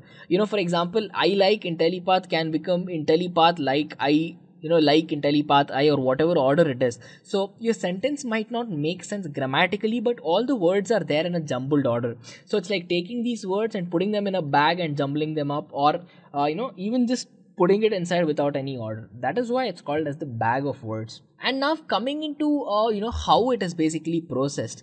let us take a raw input, and this raw input is something like a sentence which says, I do not like chocolates. Of course, there's not a lot of us who do not like chocolates, right? So ladies and gentlemen, again, let's keep this session interactive. So head to the comment section and put in your comments so we can understand and help each other out better here. So again, coming back to this, with respect to raw input, it's let's have a sentence which says I do not like chocolates, and you want your computer to basically understand I like chocolates part of it. So I do not, that do not part, we do not want it. Are you getting it? So your input is I do not like chocolates. You want your machine to pick up I like chocolates, and this is how it does. So I is required, so it becomes 1.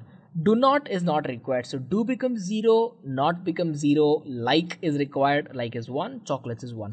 So whatever words you want to be picked, those words are 1, and whatever words you do not want it to be picked, those become zeros, right? So this is how, in a very very simple way, it's called as vectorization, and of course each of these entities will be separated by a comma, but then just to keep it more readable for you guys, I'm just showing you a general way on how an input can be vectorized and what is the result that we can obtain by converting this grammatically correct or incorrect sentence, for that matter as well, into a mathematical vector. Alright, so I hope this is clear, and with that we need to check out something called as the TF-IDF formula. So guys, again, if you know what TF-IDF is, head to the comment section and let us know.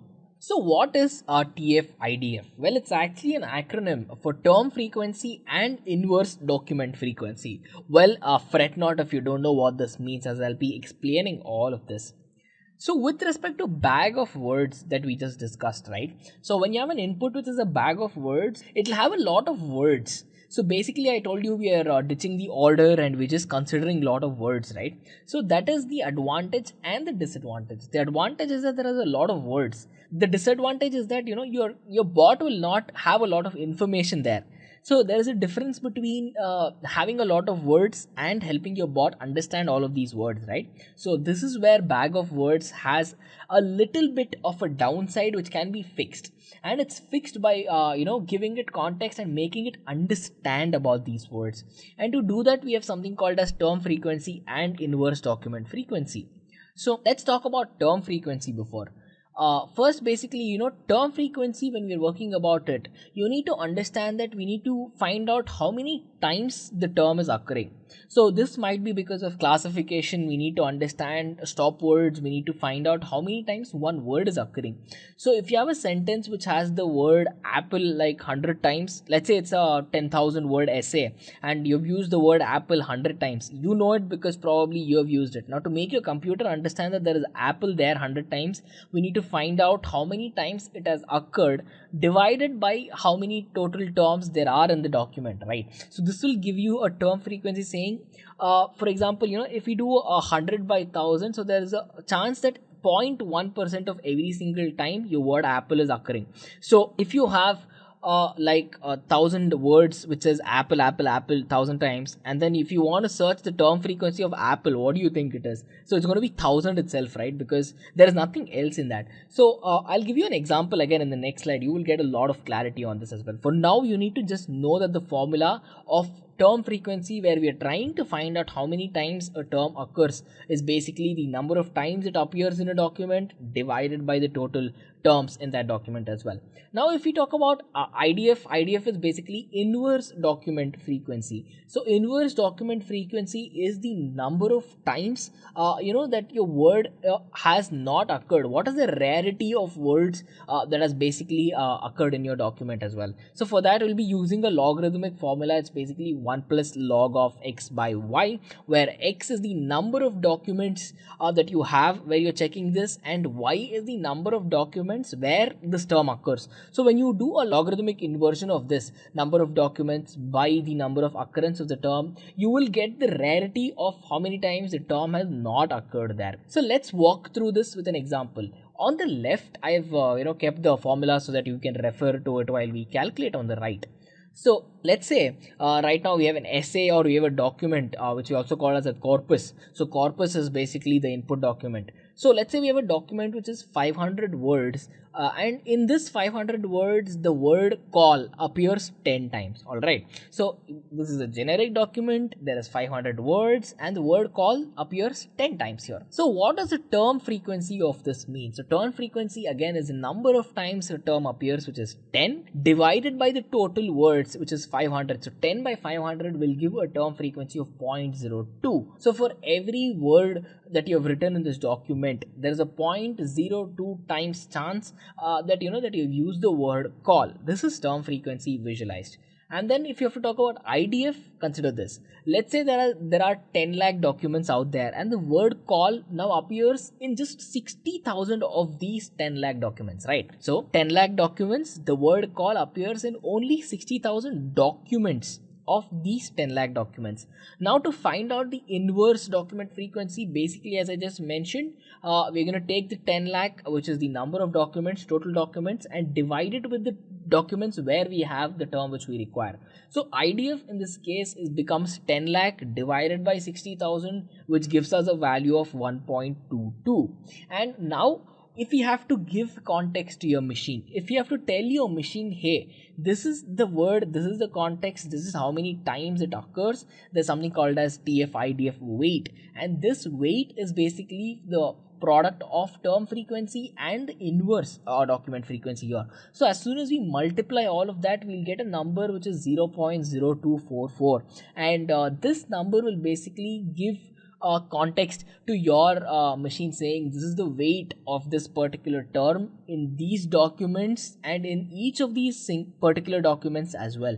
So your word in every document, in total number of documents added together, clubbed, and after you find the term frequency and the inverse document frequency, you will arrive at the weight of it. So on that note, we've seen all of these theoretically and we need to now check it practically. So let me quickly jump to the practical aspect of how we can go on to check it. So here I am making use of Google Colab. Google Colab is basically a Python Jupyter notebook which is hosted on their Google Cloud platform. So this is where we will check out a very simple demo use case of how we'll go on to work with chatbots by using Python. Here again, as we have walked through in the theory, we'll be making use of NLTK. NLTK is the Natural Language Toolkit, which is a beautiful library to work with when you're thinking about Python. And of course, as always, whenever you're working with Python, it is a common practice. So at Intellipaat, the company we work for is basically a training and an e-learning company. So we go through hundreds of job descriptions. If it is Python, we go through job descriptions which require Python and gather all the skills which are expected by an employer so that you can easily land that job. Also, as a training company, we do not use trainers, we rather use working professionals who are working in this particular industry and also gather details and information from them and what was asked to them by their own employer, and also what should be taught to our trainees so that we can make them a better programmer and also how to make them basically get a job really easily.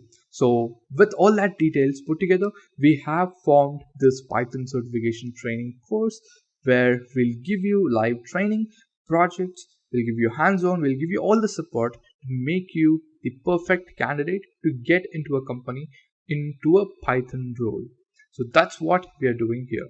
And when we take you on board for this course, we will make sure that you learn all of these skills. Is that you import all the libraries that you require at the start of it. So in this particular case, we are importing NLTK and NumPy because you have to work with numerical computations. We're importing random because we'll be randomizing a couple of aspects here, and we're importing string. So string is basically a library which will help with string processing techniques in Python as well. So if you are on a native Python environment which is different from Google Colab, you might have to install all of these before using it. To do it, instead of import, just type pip install, pip space install space NLTK, pip space install space NumPy as well. So with Google Colab, all of this comes pre-installed, and that's the reason all we have to do is we have to just import them and it starts working. So after importing all of the libraries, the first step is to make sure that there is some data through which we can teach the chatbot, right? So this is where we'll have a file. This file or this document is called as a corpus, and with this document, this is where all the data resides in which your chatbot can understand. All right. So to do that, first we'll be using the file function. We'll be using an open function where the file we have, we'll call it as chatbot.text. Of course, you can call this anything else you want. You'll be opening it in the read mode because you're reading it, and if there are any errors, we're going to ignore those errors for now. So after reading these document, we'll be converting it to lowercase because, as I told you, case conversion is very vital for data pre-processing, and we will download the punked part of the tool case because we're working with English language, and this is already a pre-trained library that is present, right? So this is a one-time download that you'll have to do. And of course, we have something called as WordNet. So WordNet is basically a database which consists of relationships in between each of these words, all right? So with WordNet, you will have an access to like 200 languages. With respect to Punkt, it'll give you the pre-trained library for English as well. And in fact, the WordNet is it's a pretty old library of data. It is present with us from the 1980s as well. So that's a fun fact for you guys. And now we spoke about tokenization as well, right? So we need to tokenize this to be each inputs of words and be inputs of sentences. So basically we are using nltk.sent underscore token to basically convert the sentences from the raw data, and word underscore tokenize to basically convert words. So here sent underscore tokenize is the sentence tokenizer, word underscore tokenize is basically the word tokenizer. All right. So again, as you can see, if you just put your mouse on that, you will basically find out what it is. So you can actually go on to the definition of it and find out about it a little bit as well. So now to do this, we need an input. So we haven't yet talked about what input we are doing, right? So in fact, let's go to a Wikipedia page and give chatbot. So there is a Wikipedia page called chatbot, and this is like a basic input to our model to train.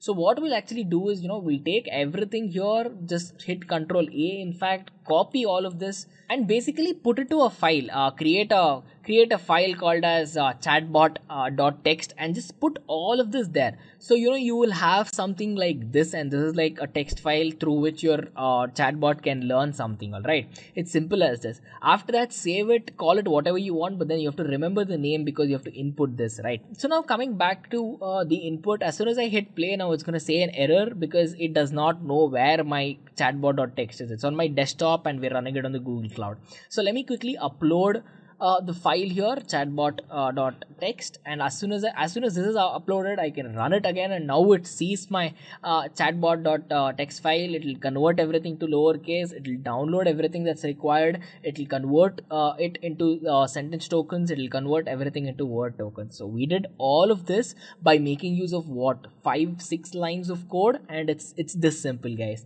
And now coming to the next aspect of the same step 2, basically here is where we'll be printing an example to see our sentence token and word tokens to see if it has worked, right? So now, as you can see, I just hit print and we're trying to just print a sentence token here, and we're trying to print a word token here as well. So whatever sentence here, you can give any sentence for checking here, and then you can just paste to see if this this sentence, which is the raw input, if it is converted into a token or not. So as soon as I hit play here again, it is obviously converted into sentence tokens and word tokens as well.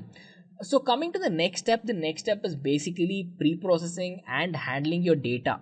So as I said, WordNet is basically like a dictionary out there with more than 200 languages, and where it understands your words. Now we discussed about lematizer. With respect to lematizer, we give this word certain context, right? So that's basically what we're doing out here. With lemmatization, we are giving it context. You can think of the example which I just mentioned: good, better, and best. There as well, right? So basically step 2 is all about that. And then coming to step number 3 is basically where you will be programming a greet response. See, for example, with any chatbot, right, be it Alexa, be it Siri, be it Google Assistant, whatever it is, as soon as you say hi or hey, it'll not tell you something which is very vague. It'll greet you back. It'll be very nice to you, and it'll say, hey there, what's up, or how's it going, whatever it is. It's like a human conversation. So when you say hi to someone, they'll not just nod their head. 90% of the time they'll say hi back to you, right? So to give it that human touch, step 3 is all about giving greeting inputs and responses. So if you give it a response saying hello, hi, greetings, sup, what's up, hey, or whatever it is, it will give you a response back with hi, hey. It'll nod its head, it'll give you hi there, hello, it'll say I am glad you're talking to me, and all of that. So you can change these inputs and these responses to whatever you want. So basically this is not very complex. If it sees any of these, it'll give you a random input of this. This is where we require the random function that we inputted, right? So you might be wondering, where it's not like you give hello and it tells you hi every single time. You can say hello 10 times and it'll give you 10 different outputs from this response here. So as soon as we run this, we are taking the inputs and we're generating random greeting responses and printing to the screen. Now coming to step number 4. Step number 4 is where we start giving out responses. So to give out certain responses, so you need to understand that we'll be using the TF-IDF concepts. So I hope you guys remember the term frequency concept, the inverse document frequency there. Now we have to import all of these, right? So basically these are all part of scikit-learn. It's part of the concept called as the feature extraction, which is based on textual inputs. So we're going to import that, and you might be seeing the second thing which is being imported here as well. So the second thing which is imported is something called as cosine similarity. So cosine similarity is a part where you will be checking out and teaching your chatbot about how to find certain behavior inputs and how to find and understand what your difference is and the similarity is in between what the user types and in between what document is present.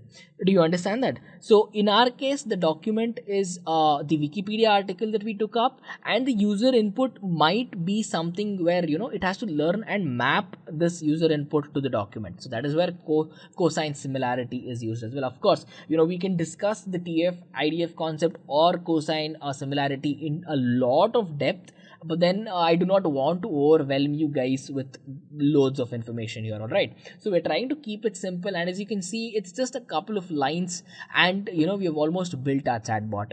So after generating these responses, we need to write a function for concepts such as where we are thinking of stop words. We are pretty much removing all these stop words, understanding it, and we haven't talked about what happens if your chatbot doesn't understand you, right? So if it sees stop words, it knows what to do. If it sees a greeting message, it knows it has to greet you back. But then if you type random stuff there, it has to give you a response, right? So it cannot stay idle. So basically we are trying to print a message here saying, hey, I'm sorry, I do not understand whatever you have typed. So with respect to this function, it's pretty straightforward. It's pretty easy. If it doesn't understand something, it'll tell you it doesn't understand you.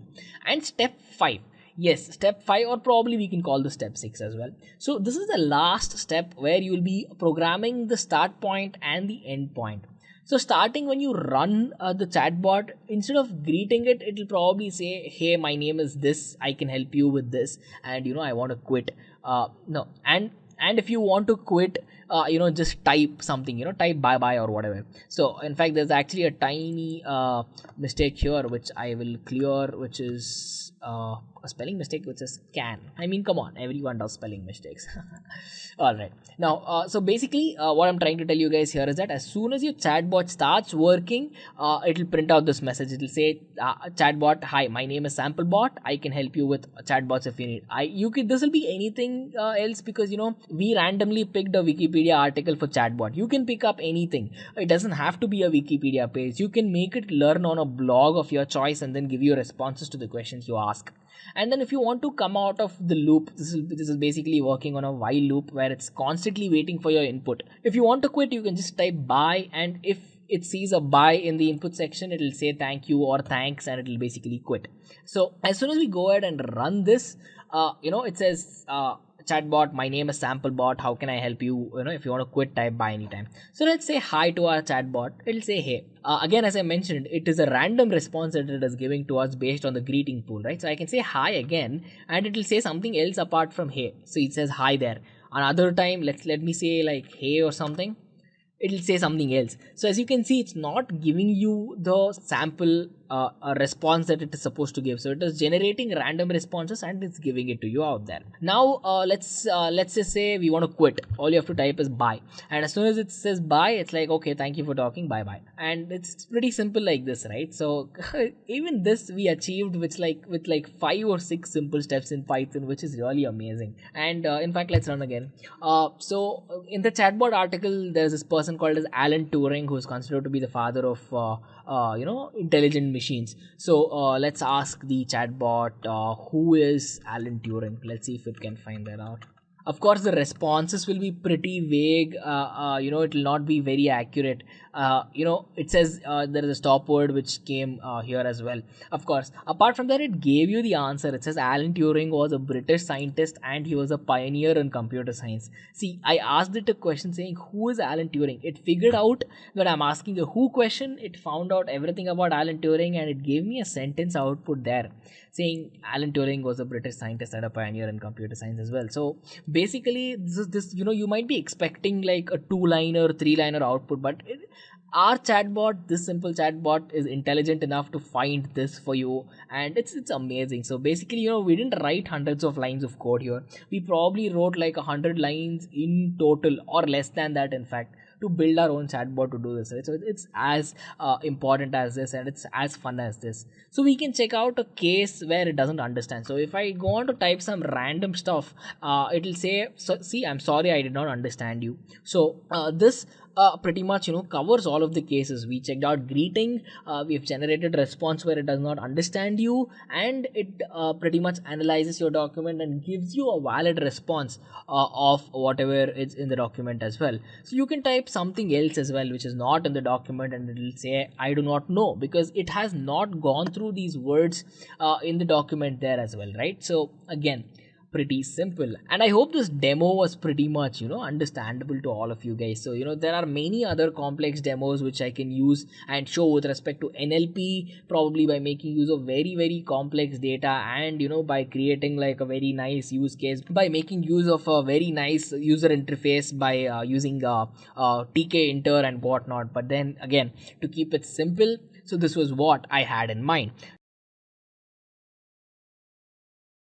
So now that we know how popular Python is, let's head on to our interview questions. Right, so this is our first question. What are keywords in Python? So you can consider these keywords to be special reserved words which exist for a specific purpose. Now you cannot use a keyword name as a variable name or an identifier. So these are some of the keywords which exist in Python, such as true, false, not, continue, and so on. And in total, there are 33 keywords in Python 3.7. Now you also need to keep in mind that these keywords are case sensitive. That is, if you look at the keyword true over here, then you see that T needs to be capital. So our next question is, what are literals in Python? And then we'll have to explain about the different types of literals. So literals are the constants used in Python. Or in other words, this is the data which is stored in a variable. And there are 4 types of literals in Python. So we have string literals, numeric literals, boolean literals, and special literals. So let's look at string literals. So you can create string literals by just enclosing the text within quotes. So here we have created 2 string literals, John and James. So we see that John is enclosed double quotes and James is enclosed within single quote. So this is how you can create string literals. Next up, we have numeric literals. So numeric literals comprise of all of your digits. Now if your numeric literal doesn't contain any decimal, then it is of the integer type. And if your integer is too long, then it would be of the long type. And if your literal consists of a decimal point, then it would be a float. And finally, we have a complex number which consists of a real part and an imaginary part. Going ahead, we have Boolean literals. So these Boolean literals comprise of just true and false values. They are generally used when we are dealing with some condition whose output is either true or false. Now we'll head on to special literal. So Python consists of this special literal called as none, and it is used to specify a field that is not created. Here in this example, I have assigned none to the variable val2. So this variable would basically be empty. So this is our third question. what is a dictionary in Python? And we'd also have to create a dictionary where the key is fruit name and there are 4 fruit names as values. So a dictionary is an unordered collection of elements, and these elements in a dictionary are stored as key value pairs. For example, here we have a dictionary with the name my dictionary and we have 3 key value pairs. So here our first key is 1 and the value for this key is John. Second key is 2 and the value for this key is Bob. And then we have the final key, which is 3, and the value for this is Alice. Right, now let's head on to Jupyter Notebook and create our own dictionary where the key is fruit name and the values would be 4 fruit names. So I'll name the dictionary as my dictionary, and we can create a dictionary with the help of these curly braces over here. So I'll give in the key name, which would be fruit name, and after this I'd have to give in values of 4 fruit names. So let's say my first fruit is apple, and then the second fruit is mango, third fruit would be orange, and the fourth fruit would be guava. Now all I have to do is hit on run and then let me print this out. So I'll just type in my dictionary over here. Right, so we have created a dictionary with the name my dictionary where the key is fruit name and the values are apple, mango, orange and guava. And if you want to extract the individual key and individual values, this is how we can do it. Now I'll type in the name of the dictionary, which is my dictionary. I'll put in dot and then I'll just type in keys. I'll click on run and we see that the key for this dictionary is fruit name. Similarly, if I want all of the values, I just have to type in values over here. Now let me click on run. So for this dictionary, the values are apple, mango, orange and guava. So our next question, what are classes and objects in Python? So simply put, you can consider a class to be a blueprint and objects to be real world entities which are defined and created from classes. For example, over here you can see the actual blueprint of a house. Now, this blueprint can be used for the rapid creation of unlimited number of copies. So these copies of the blueprint are nothing but your objects. And here we have created 3 houses, or in other words, 3 objects from the original blueprint, which is our class. So I'm repeating it. So our class is nothing but a blueprint, and from this blueprint, we'll be creating a set of objects which are our real world entities. So over here, this house number 1, house number 2, and house number 3 are our real world entities, which are nothing but objects created from this class. Next, we'd have to create a simple class with the name human, which would give out the name and age of the person. So let's do this. Right, so to create a class, I'd have to use the keyword class, and then I will give in the name of the class, which would be human. Now inside this, I will create 2 variables. So the first variable would be name, and initially I'll just assign none to it. And my second variable would be age. Again, I'll assign none to it. So we have created our variables. Now we'd have to get the value of name and the value of age from the user. So for this, I'd have to create some definitions or methods. And to create a definition, I'll use def. After this, I will give in the name of the method, which would be getName. And inside this, I will pass in self. Right. So now over here, I'll just use the print function and type in enter your name. And after this, I will get the name and the self.name. So basically self.name basically means that whatever value the user enters, it would be stored in this name variable of the object. Right. And I'll just type in input over here. So this input function is used so that we can get a value from the keyboard. Right. So this is how we can get the name of the person. Now similarly, let's go ahead and get the age of the person. So I'll type in def and I'll name this method to be getAge. Again, I'll pass in self inside this. Right. This time I'll use print and I'd have to enter the age. So enter your age and then I'll store this in self.age equals input again. Right. So we have created 2 get methods where we'll be getting the name and the age of the user. Now after this, we'd have to print out the name and the age. So it'll be def and I'll create the method to be put name. Again, this will be self and I'll just print out the user's name. So your name is self dot name, and then similarly I'll create another method which would be put age, and I'll pass in self inside this. So for this it would be print of your age is. Let me again put in double quotes over here. Right. So your age is, it would be self dot age. So we have created our class where we have two variables, name and age, and I've created 4 methods. And out of those, from those 2 methods, I'll be getting the name and age of the person, and the rest of the 2 methods would help me to print the name and age of the person. Right. I'll click on run.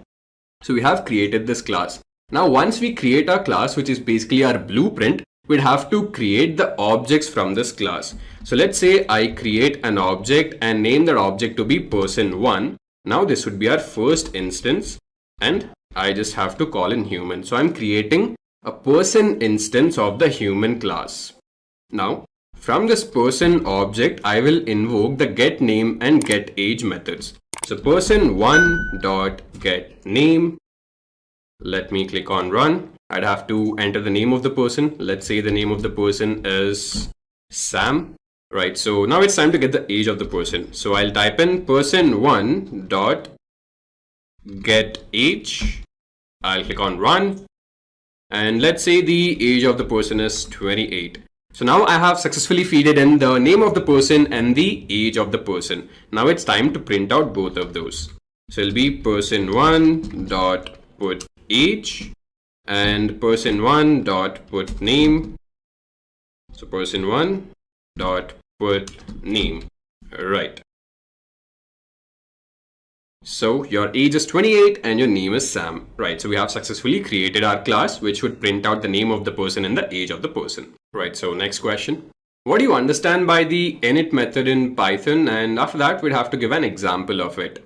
So you can just consider the init method to be a sort of constructor in Python. So it is a special method in a Python class which is used to initialize the variables. So now that we've understood what init method is and what it is used for, let's go ahead and work with this init method. So now over here, what I'm going to do is create a student class with the init method in it. So let me do that. Class student, and over here, I'll just create the init method, and these are the parameters of this init method self. So, and after this, it'll take in the name of the person, and after name, it'll take in the age of the person, and after this, it'll take in the branch of the person. Right. Now, what I have to do is just store these values inside the original variables. So that'll be self.name equals name, and then our next variable is age. So self.age equals age, and then we have the final variable which is branch. So it would be self.branch equals branch. So we have created our init method. Now after this, wait, so we actually have to put in def over here because this is actually a method. Right, so we have created our init method, which is basically a constructor, and going ahead, we'll just create another method which would help us to print all of these values. Def print student, and I'll take in self, and all I do over here is print in all of these values. So print of name would be self.name. After this, we have age. So let me change this to be age over here, and this would be self.age. After this, we'll have to print in the branch. So let me just put in branch over here, and this would be self.branch. Right, so we have created the student class which has the constructor. I'll click on run. Now let me create an object of the student class. I'll name the object to be student1, and let me go ahead and create an instance of this. Now, since we have this constructor over here, so I can go ahead and initialize the student object here itself. So I'll give in the name of the student. So let's say the name of the student is Bob. After this, the age of the student is 12. And then which branch is he studying? So let's say this guy is studying engineering. Let me just put in engineering over here. Run. Now student1 dot, I will call in the print student method over here. Right, so we have successfully created this instance student1. Right, so what do you understand by inheritance in Python? And then we'd have to give an example of it. So inheritance refers to the property of one class acquiring the properties of another class. For example, let's say you have inherited your features or properties from your parents. So if you see over this family tree over here, you can understand that traits such as hair color and poor eyesight are passed from one generation to the next generation. So over here, this is generation 1, generation 2 and grandparents. So your parents are inheriting their traits or their features from their grandparents, and you are inheriting your traits from your parents. Now let's go ahead to Jupyter Notebook and work with an example of inheritance. So here what we are doing is we have a base class with the name fruit, and this base class is being inherited by another class, citrus.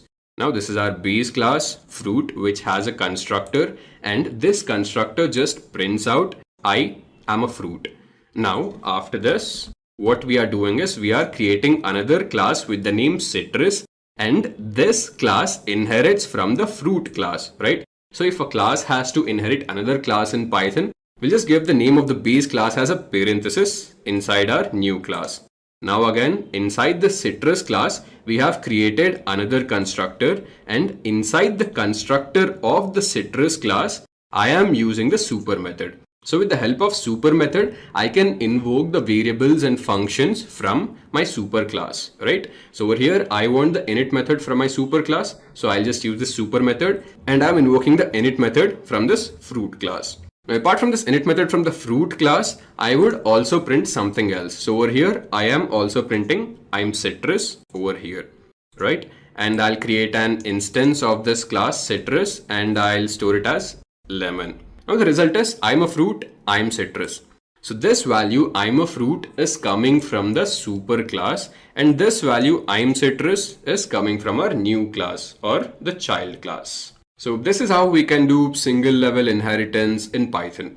So next, so what is NumPy and how can you create a basic 1D and 2D NumPy array? Well, NumPy is the most widely used Python library for linear algebra, and it is used for performing mathematical and logical operations on arrays. And to import the NumPy library in Python, you just have to use the command import NumPy. So again, let's head to Jupyter Notebook and create a 1D NumPy array and a 2D NumPy array. So I'll start off by typing import NumPy as NP. After this, I'll create my 1D NumPy array. So A equals NP dot array. Now I will give in a list of values. So this is my 1D array A, and then let me just print it out. So this is my 1D array which comprises of the values 1, 2 and 3. Now I'll go ahead and create a 2D array with the name B. So again, the syntax would be the same, np dot array. So it'll basically comprise of a list of lists. So the first list would comprise of 1, 2 and 3. And the second list would comprise of 4, 5 and 6. Let me print this out. Right, so this is our 2D array which comprises of 1, 2, 3, 4, 5 and 6. So this time we'd have to initialize a 5 cross 5 NumPy array comprising of all the zeros. So it's a 5 cross 5 NumPy array, that is there need to be 5 rows, 5 columns and all of the values need to be 0. And to initialize an array with all zeros, we can just use np.zeros method from the NumPy library. Let me just type in import NumPy as np, and inside A, I'll just state np.zeros, and I'd have to give in the dimensions of this array. So the dimensions of this array are 5 cross 5. Let me just print out A. So we have successfully created our 5 cross 5 NumPy array where all of the values are just zeros. Now let's say we have two NumPy arrays like this. So this is our first NumPy array, this is our second NumPy array. First NumPy array comprises of 1, 2 and 3. Second NumPy array comprises of 4, 5 and 6. Now I'd have to add the individual elements. So 4 plus 1 needs to become 5, 5 plus 2 needs to become 7, and 6 plus 3 needs to become 9. Again, our first step would be very simple. I'd have to load the NumPy library, import NumPy as NP. I will go ahead and create my first NumPy array, A equals np.array. And the values are 1, 2, and 3. Similarly, I'll create my second NumPy array, which is B.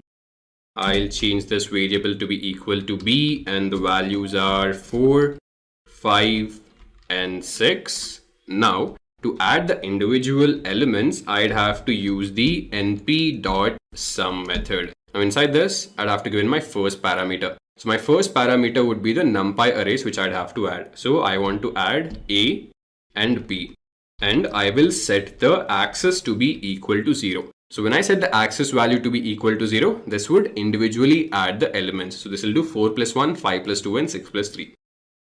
Right? And this is what we have. 4 plus 1 is 5, 5 plus 2 is 7, and 6 plus 3 is 9.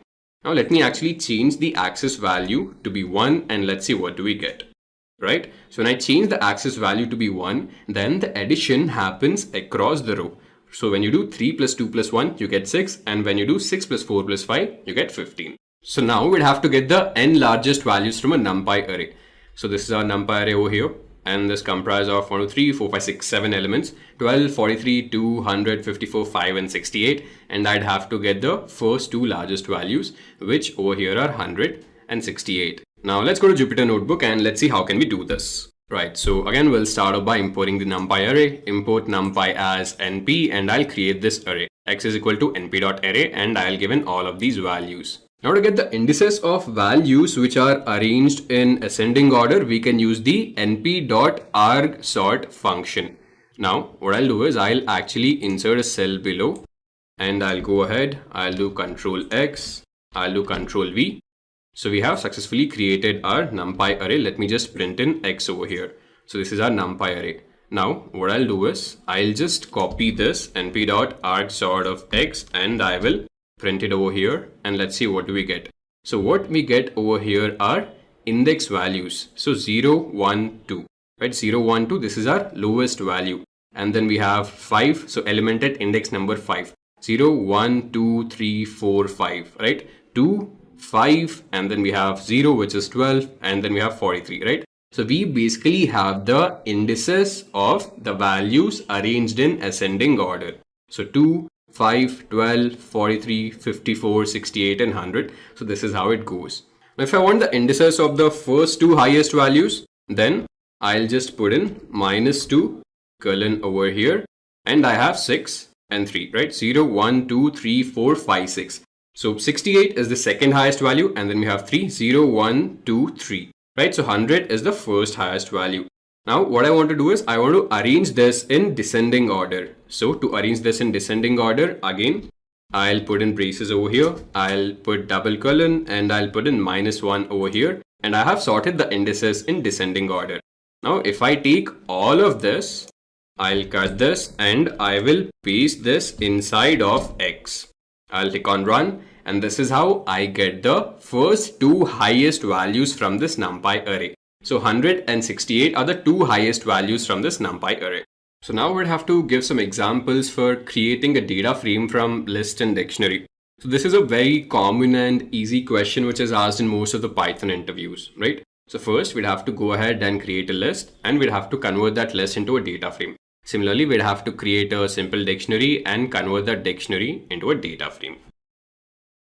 So I'll type in import pandas as PD. So I'd have to start off by importing the pandas library. Now I will go ahead and create a list. So I'll name this list to be equal to L1. So L1 equals 1, 2, 3, 4, 5. So we have created our list. Now to convert this list into a data frame, all I have to do is use pd.dataframe function. So over here we need to keep in mind that D is capital, right? pd.dataframe, and I will pass in L1 inside this, and I will store this in, let's say, data1, and I'll just print out data1 over here. So we have successfully created a data frame from a list where the list values are 1, 2, 3, 4, and 5. Now similarly, we'll create a dictionary and create a data frame out of that dictionary. So I will name this dictionary to be DT1, and the key is fruit name, and the values are apple, mango, and let's say orange. After this, we'd have to create our second key value pair. So our second key value pair would be count, and the values would be, let's say, 12, 24, and 36. Right.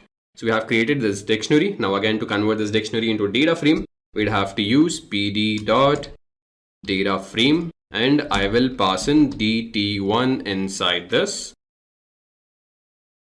Right, so we have created this data frame where our first column is fruit name and the second column is count, and fruit name comprises of apple, mango, and orange, and the count of the fruits is 12, 24, and 36. So now we have this iris dataset which comprises of all of these columns. So we have sepal length, petal width, and species.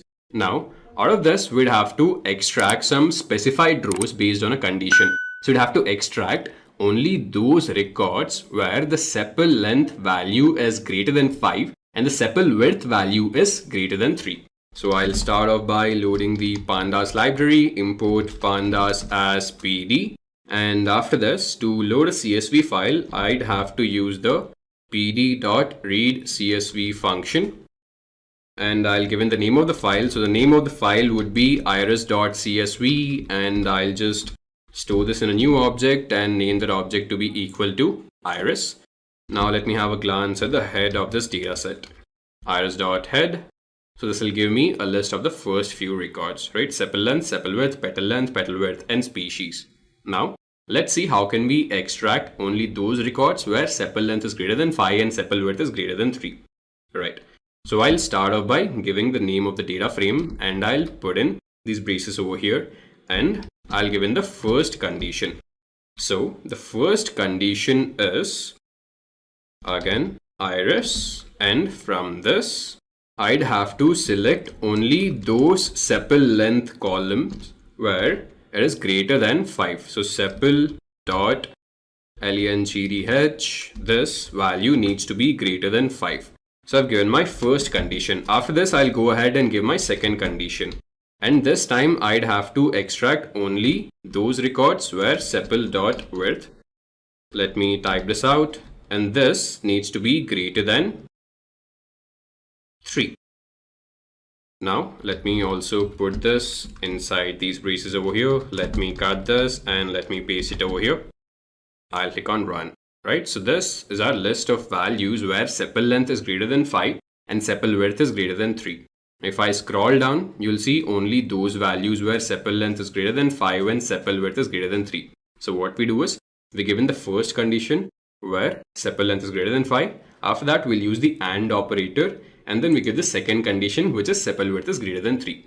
Right, so after this, we again have this iris data frame over here, and we'd have to introduce NaN values or null values in the first 10 rows of sepal width column and petal width columns.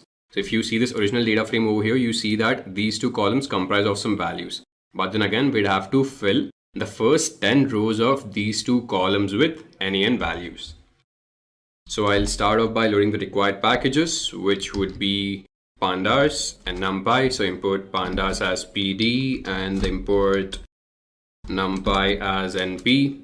After this, I'll load the iris dataset. So iris equal to pd dot read csv, and I will pass in the name of the dataset, which is iris.csv. Let me again have a glance at the head of this dataset. So iris.head. Right. So now to introduce NaN values, I can use the np.nan method. So now what I'll do is I'll actually create a duplicate copy of this object. So iris1, and I will store this data frame into iris1.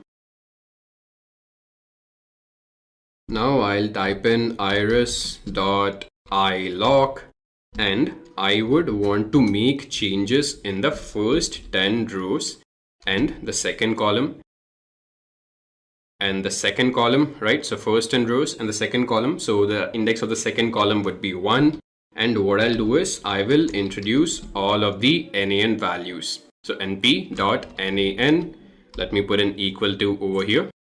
Now let me have a glance at the head of this modified data set. So iris1.head, right? So we see that this is our original data frame, and with the help of np.nan, I have introduced NA values from actually the first row. So let me actually change this to be 0 over here. I'll click on run. So now I have NA values for the first 10 records. Similarly, I'll also go ahead and introduce NA values in the petal length column. So over here, I just have to change the index of the column, which would be 2. Let me have a glance at the head, iris.head. Right, so now we'd have to get the number of NaN values present in each column of this enhanced data frame. So this is our data frame over here, which comprises of these columns. So we have age, BMI, HYP, and CHL. And we see that these 3 columns over here comprise of NaN values. And we'd have to find the count of the NaN values present in each of these columns. So I'll start off by loading the pandas data frame. I'll type in import pandas as PD. Let me just wait till the package is loaded. Right, so now that we've loaded the package, I'd have to load the CSV file, which is enhance.csv. And for this, I'll be using pd.readCSV function. And I'll give in the name of the file, which is enhance.csv. And I'll store this in a new object and name that object to be enhance. Now, if I want to get the count of number of NaN values, this is what I'd have to do. Enhance dot, so I have this NA function, and after this I will just print it out. Let's see what do we get, right? So we just get a bunch of true or false labels. So wherever there is an NaN value present, we have a true label. So over here in the BMI column, the first record, this is an NaN value. This again is an NaN value. So wherever you see true values, it basically represents all those NaN values. And if I want the sum of all of these NaN values, I just have to type in sum, and now I click on run. Right, so we see that age column has no NaN values, BMI column has 9 NaN values, HYP column has 8 NaN values, and CHL column has 10 NaN values. Now we'd have to open and read a file in Python. So let's see how can we do that. So I actually have this file with the name Sparta, and it is present in my D drive. So let me actually copy the path over here, right? So this is just the path which I have to copy. So first, to open a file in Python, I'd have to use the open function. So I'll just type in f equals open, and this takes in 2 parameters. The first parameter is just the path. And after the path, I'll give in the name of the file, which would be sparta.txt. And the second parameter is the mode which I want to open this file. So I want to open this file in the read mode. So again, I'll just give in double quotes and I'll type in R. So R basically means that I am opening this file in the read mode and I'm storing this in this object F. Now let me go ahead and read this. So F dot read. Right. So this is the sentence which was stored in this file. This is Sparta, and we have successfully read the sentence. So let's head to the next question. So what is a lambda function? And we'd have to create a simple lambda function to add 10 to a given number. Well, a lambda function is an anonymous function, and it can take any number of arguments, but it should have only one expression. And this is the syntax of a lambda function. So you'll type in lambda, and then you'll give in all of your arguments. After that, you'll put in a colon, and then you'll give the expression. So let's go ahead to Jupyter Notebook and create a simple lambda function to add 10 to a given number. Right, so let me just type in lambda, and I'll give the name of the variable to be a. I'll give a colon, and all I have to do is add 10 to whatever variable is sent into this. And I am naming the function to be, let's say, x. Just a quick info, guys. Test your knowledge of Python by answering this question. What do we use to define a block of code in Python language? A. Key. B. Brackets. C. Indentation. D. None of these. Comment your answer in the comment section below. Subscribe to Intellipaat to know the right answer. Now, let's continue with the session. So at Intellipaat, the company we work for is basically a training and an e-learning company. So we go through hundreds of job descriptions. If it is Python, we go through job descriptions which require Python and gather all the skills which are expected by an employer so that you can easily land that job.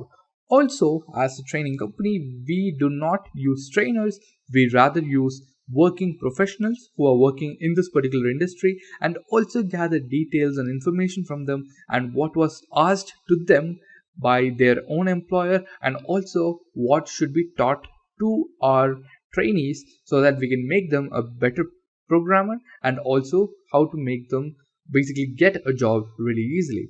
So with all that details put together, we have formed this Python certification training course where we'll give you live training, projects, we'll give you hands-on, we'll give you all the support to make you the perfect candidate to get into a company into a Python role. So that's what we are doing here. And when we take you on board for this course, we will make sure that you learn all of these skills. So this is how we can create a simple lambda function. Now, I'll call the function and pass in a number. So let's say I'll pass in 8. Now, this is returning 18. So all I'm doing is adding 10 to the number which I'm passing into this. Now again, let's say if I pass 5 into this, I'll get 15. Similarly, let's say if I pass 100, I'll get 110. So we have successfully created a lambda function which takes in a parameter and adds 10 to the given parameter. So now we'd have to create a simple line plot like this, where x and y axis values range from 0 to 10, and the title of the plot is y versus x label is x-axis, y label is y-axis. So a simple line plot, and we can create this line plot with the help of the matplotlib package. So let's quickly head on to Jupyter Notebook. I'll start off by loading the required packages. So I would need the numpy package. So I'll type in import numpy as np, and I would also need the matplotlib package. So I'll type in from matplotlib import pyplot as plt. Alright, so now that we've loaded the required packages, let's go ahead and create our data. So our x-axis and y-axis values range from 0 to 10. So I will name x and I'll get the values with the help of a range. And since the values go from 0 to 10, 0, 10, and the step factor is 1. So let me just print out x over here and let's see what do we get. Right, so these are all of the values which I have over here. So 0, 1, 2, 3, 4, 5, 6, 7, 8, 9. Right, now similarly, let me also go ahead and create the y values. It'll be the same thing over here. It's just that instead of storing the values in x, I'll be storing them in y. So I have my x and y values to be ready. All I have to do is use these data points and create the line plot. So plt dot plot, and I'll pass in x comma y, and this is my plot over here. Now I'll also go ahead and add the labels for x-axis, y-axis, and I'll also give in the title. plt dot x label, so the label would be x-axis. Similarly, plt dot y label, and the label would be y-axis for this. After this, I'd have to give in the title, so the title would be plt dot title and x versus y. Right, so we have created our line plot where the label of x-axis is x-axis, the label of y-axis is y-axis, and the title of the plot is x versus y. So it's as simple as that, guys. So this is how you can create a simple line plot with the help of the matplotlib package. So now we'd have to create a simple bar plot. And we have these fruits over here represented on the x-axis. So we've got apple, banana, and orange, and we've got the cost of the fruits on the y-axis. So let me start off by loading the required library. From matplotlib, I'll be importing pyplot as plt. After this, I just have to create my data. So I'll be creating a simple dictionary over here, and I'll name this dictionary as data. I'll put in braces over here, and it consists of 3 fruits, which are apple, banana, and orange. So apple, and cost of apple would be, let's say, $50. After that, we have banana, and the cost of banana is 20. After that, we have orange, and the cost of orange is 30. Right. So now I'll separate the keys and values from this. So let me get the keys first, data.keys, and I'll get the list of this. I'll paste this inside this, and let's say I'll store this in an object named as names. Now let me get all of the values similarly. Values, and I'll be getting data.values. So I have the names, I have the values. Now all I have to do is make a bar plot. And to make a bar plot, I'll be using plt.bar, and I'd have to pass in the names as well as the values. Right, so we have successfully created a bar plot, and on the x-axis we have the names, and on the y-axis we have the cost. Next question. So what do you understand by a module in Python? So when we write everything in a single page, it becomes difficult to track. And not just this, let's say if you want to make a change at a certain place in the project, then it would affect the entire project and may prove to be disastrous. And this is where we'll be using the concept of modules. So instead of writing one big software in one page, we would have to break it down into parts. So a module basically helps us to organize our Python code. Now let's say you want to write a program to create a calculator. Now instead of writing all of the features in the same file, you can create separate modules for addition, subtraction, multiplication, and division. Now if you want to perform addition, you can invoke the addition module. Similarly, if you want to perform multiplication, you can invoke the multiplication module. So for every single purpose, you can have a separate module so that your work becomes easier. So now we'd have to randomize the items of a list in place in Python. So let's say we have a list which comprises of these elements. So let's say the first element is Mary, and then we have had a little lamb. Now I'd have to randomly shuffle all of these elements inside the list. And to randomize the items of a list, we can use the shuffle function. And the shuffle function is part of the random library. So I'll type in from random import shuffle. So I have loaded the function. Now let me go ahead and create the list. Mary had a little lamb. Right. Now I will just pass in this inside the shuffle function. Now let me print in X. Right. So this is in place shuffling inside the list, right? So initially the list was Mary had a little lamb, or the sequence of the elements inside this list was Mary had a little lamb. And after passing this list inside the shuffle function, the elements changed and the sequence now is a lamb Mary had little. So now we'd have to write a program to get the length of the string ophthalmology without using the len function. And to get the length of the string, we can just use the for loop. So what we'll do is we'll start a for loop, and it will iterate through all of the characters in this string, and we'll get the count of the number of characters present in the string. So let me name the string. So it is OPHTHALMOLOGY. So let's hope this is actually the spelling of ophthalmology. Right, now let me initialize a counter and set the value of counter to be equal to 0. After this, I'll start the for loop. So for I in A, what would basically happen is count equals count plus 1, and finally I'll print out the value of count. So what is happening over here is initially i's value is 0, and it will loop through the all of the characters of the string which is present in A. And so let's say the loop starts over here. Initially i's value is 0 and it will enter O. Now the count increments by 1. Again it will head to the next character, the count again would increment by 1. It will head to the next character and the count would increment by 1. So till the end of the string, it will keep counting the number of characters present. Right, and we get the result. So the number of characters present in the string is 13. So now we'd have to replace all the odd numbers in this numpy array to -1, right? So this is our numpy array, which comprise of the numbers from 0 to 9, and we'd have to replace all of the odd numbers. So 1 would become -1, 3 would become -1, 5 would become -1. So wherever odd numbers are present, all of those odd numbers would become -1. Let me load the numpy library, import numpy as np.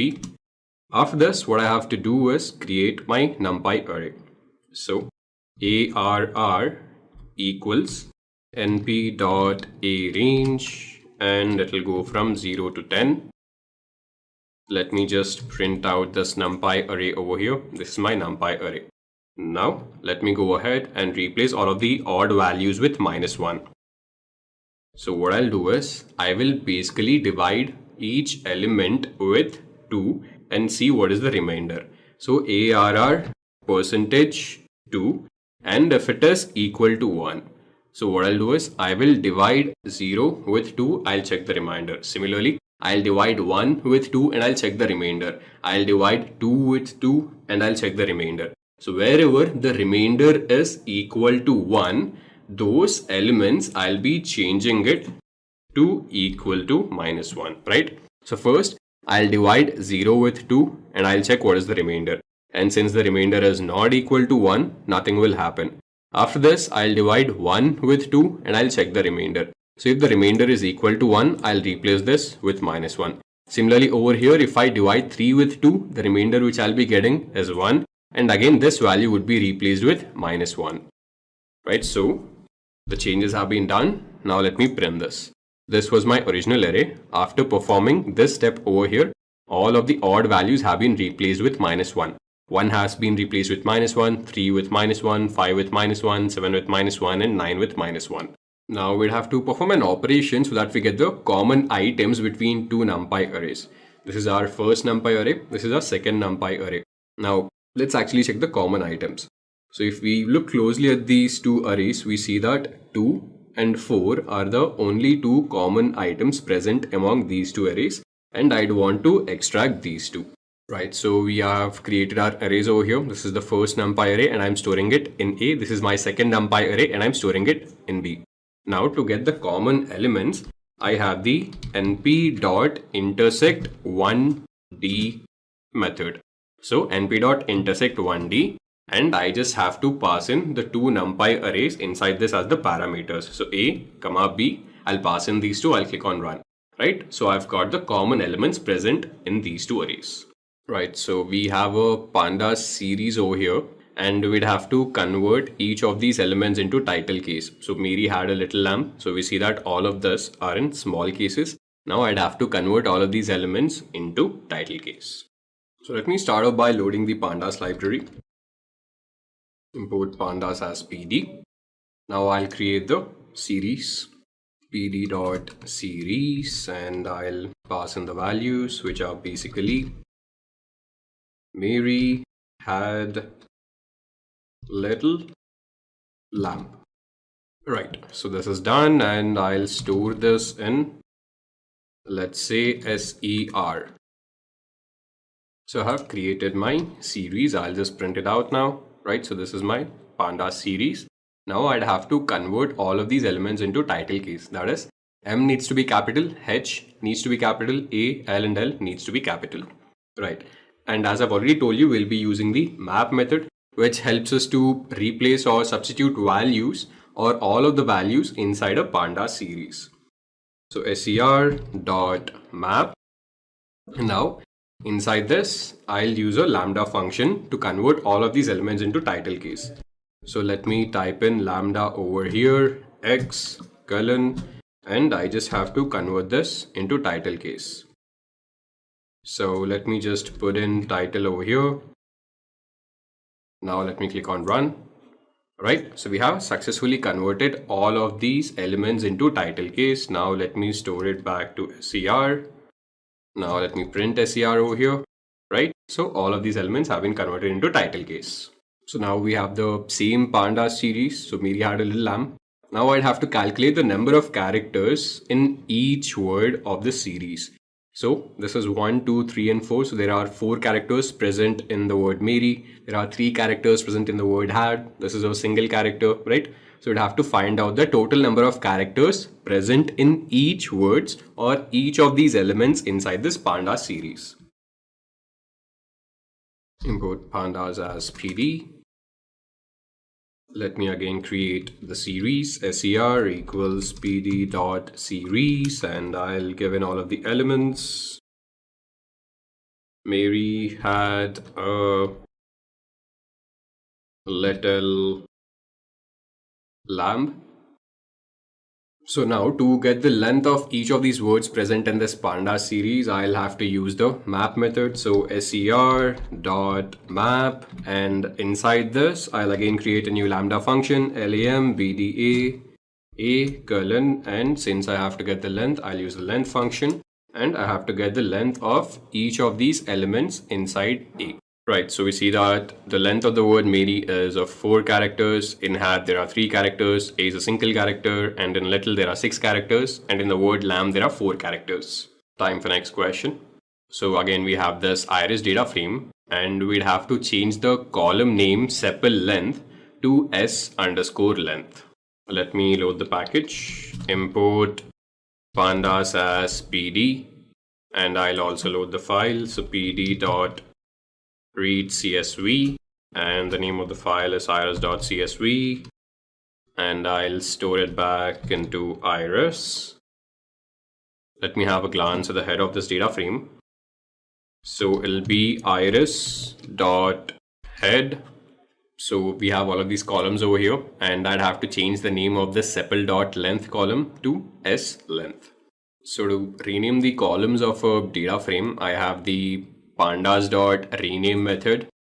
So first I'd have to give in the name of the data frame, which is iris, and then I will invoke the rename method. Now I'd have to give in all of the column names which I'd want to change. So I'll type in columns over here. I'll create a dictionary, and my key would be the name of the column which I'd want to change. So I would want to change the name sepal length to be equal to s underscore length. So it'll be s underscore length. So this is how it goes. So iris dot rename, and the original column name is sepal dot length, and I'd have to change it to s underscore length, and I'll store it in a new object and name that object to be equal to iris1. Now let me just print out the head of this. So iris1 dot head. So now we'd have to build a linear regression model on top of this Boston data frame, where the independent variable is this RM column over here, and the dependent variable is this MEDV column over here, and the train and test split needs to be equal to 80-20. So this question is basically related to machine learning with Python, where we are implementing a linear regression model on top of this data set to understand how does this MEDV column vary with respect to this RM column.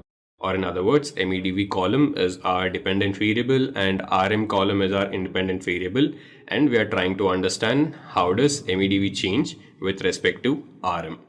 So let me start off by loading the pandas library. Import pandas as PD. Right, now we'll go ahead and also load up our Boston dataset. So pd.read_csv helps me to load up the dataset, and the name of the dataset is boston.csv, and I'm loading this file in this object Boston, and then I'll have a glance at the head of this. So these are all of the columns which are present in this data frame. So I've got Crim, Zn, Indus, Cas, Knox, RM, and so on.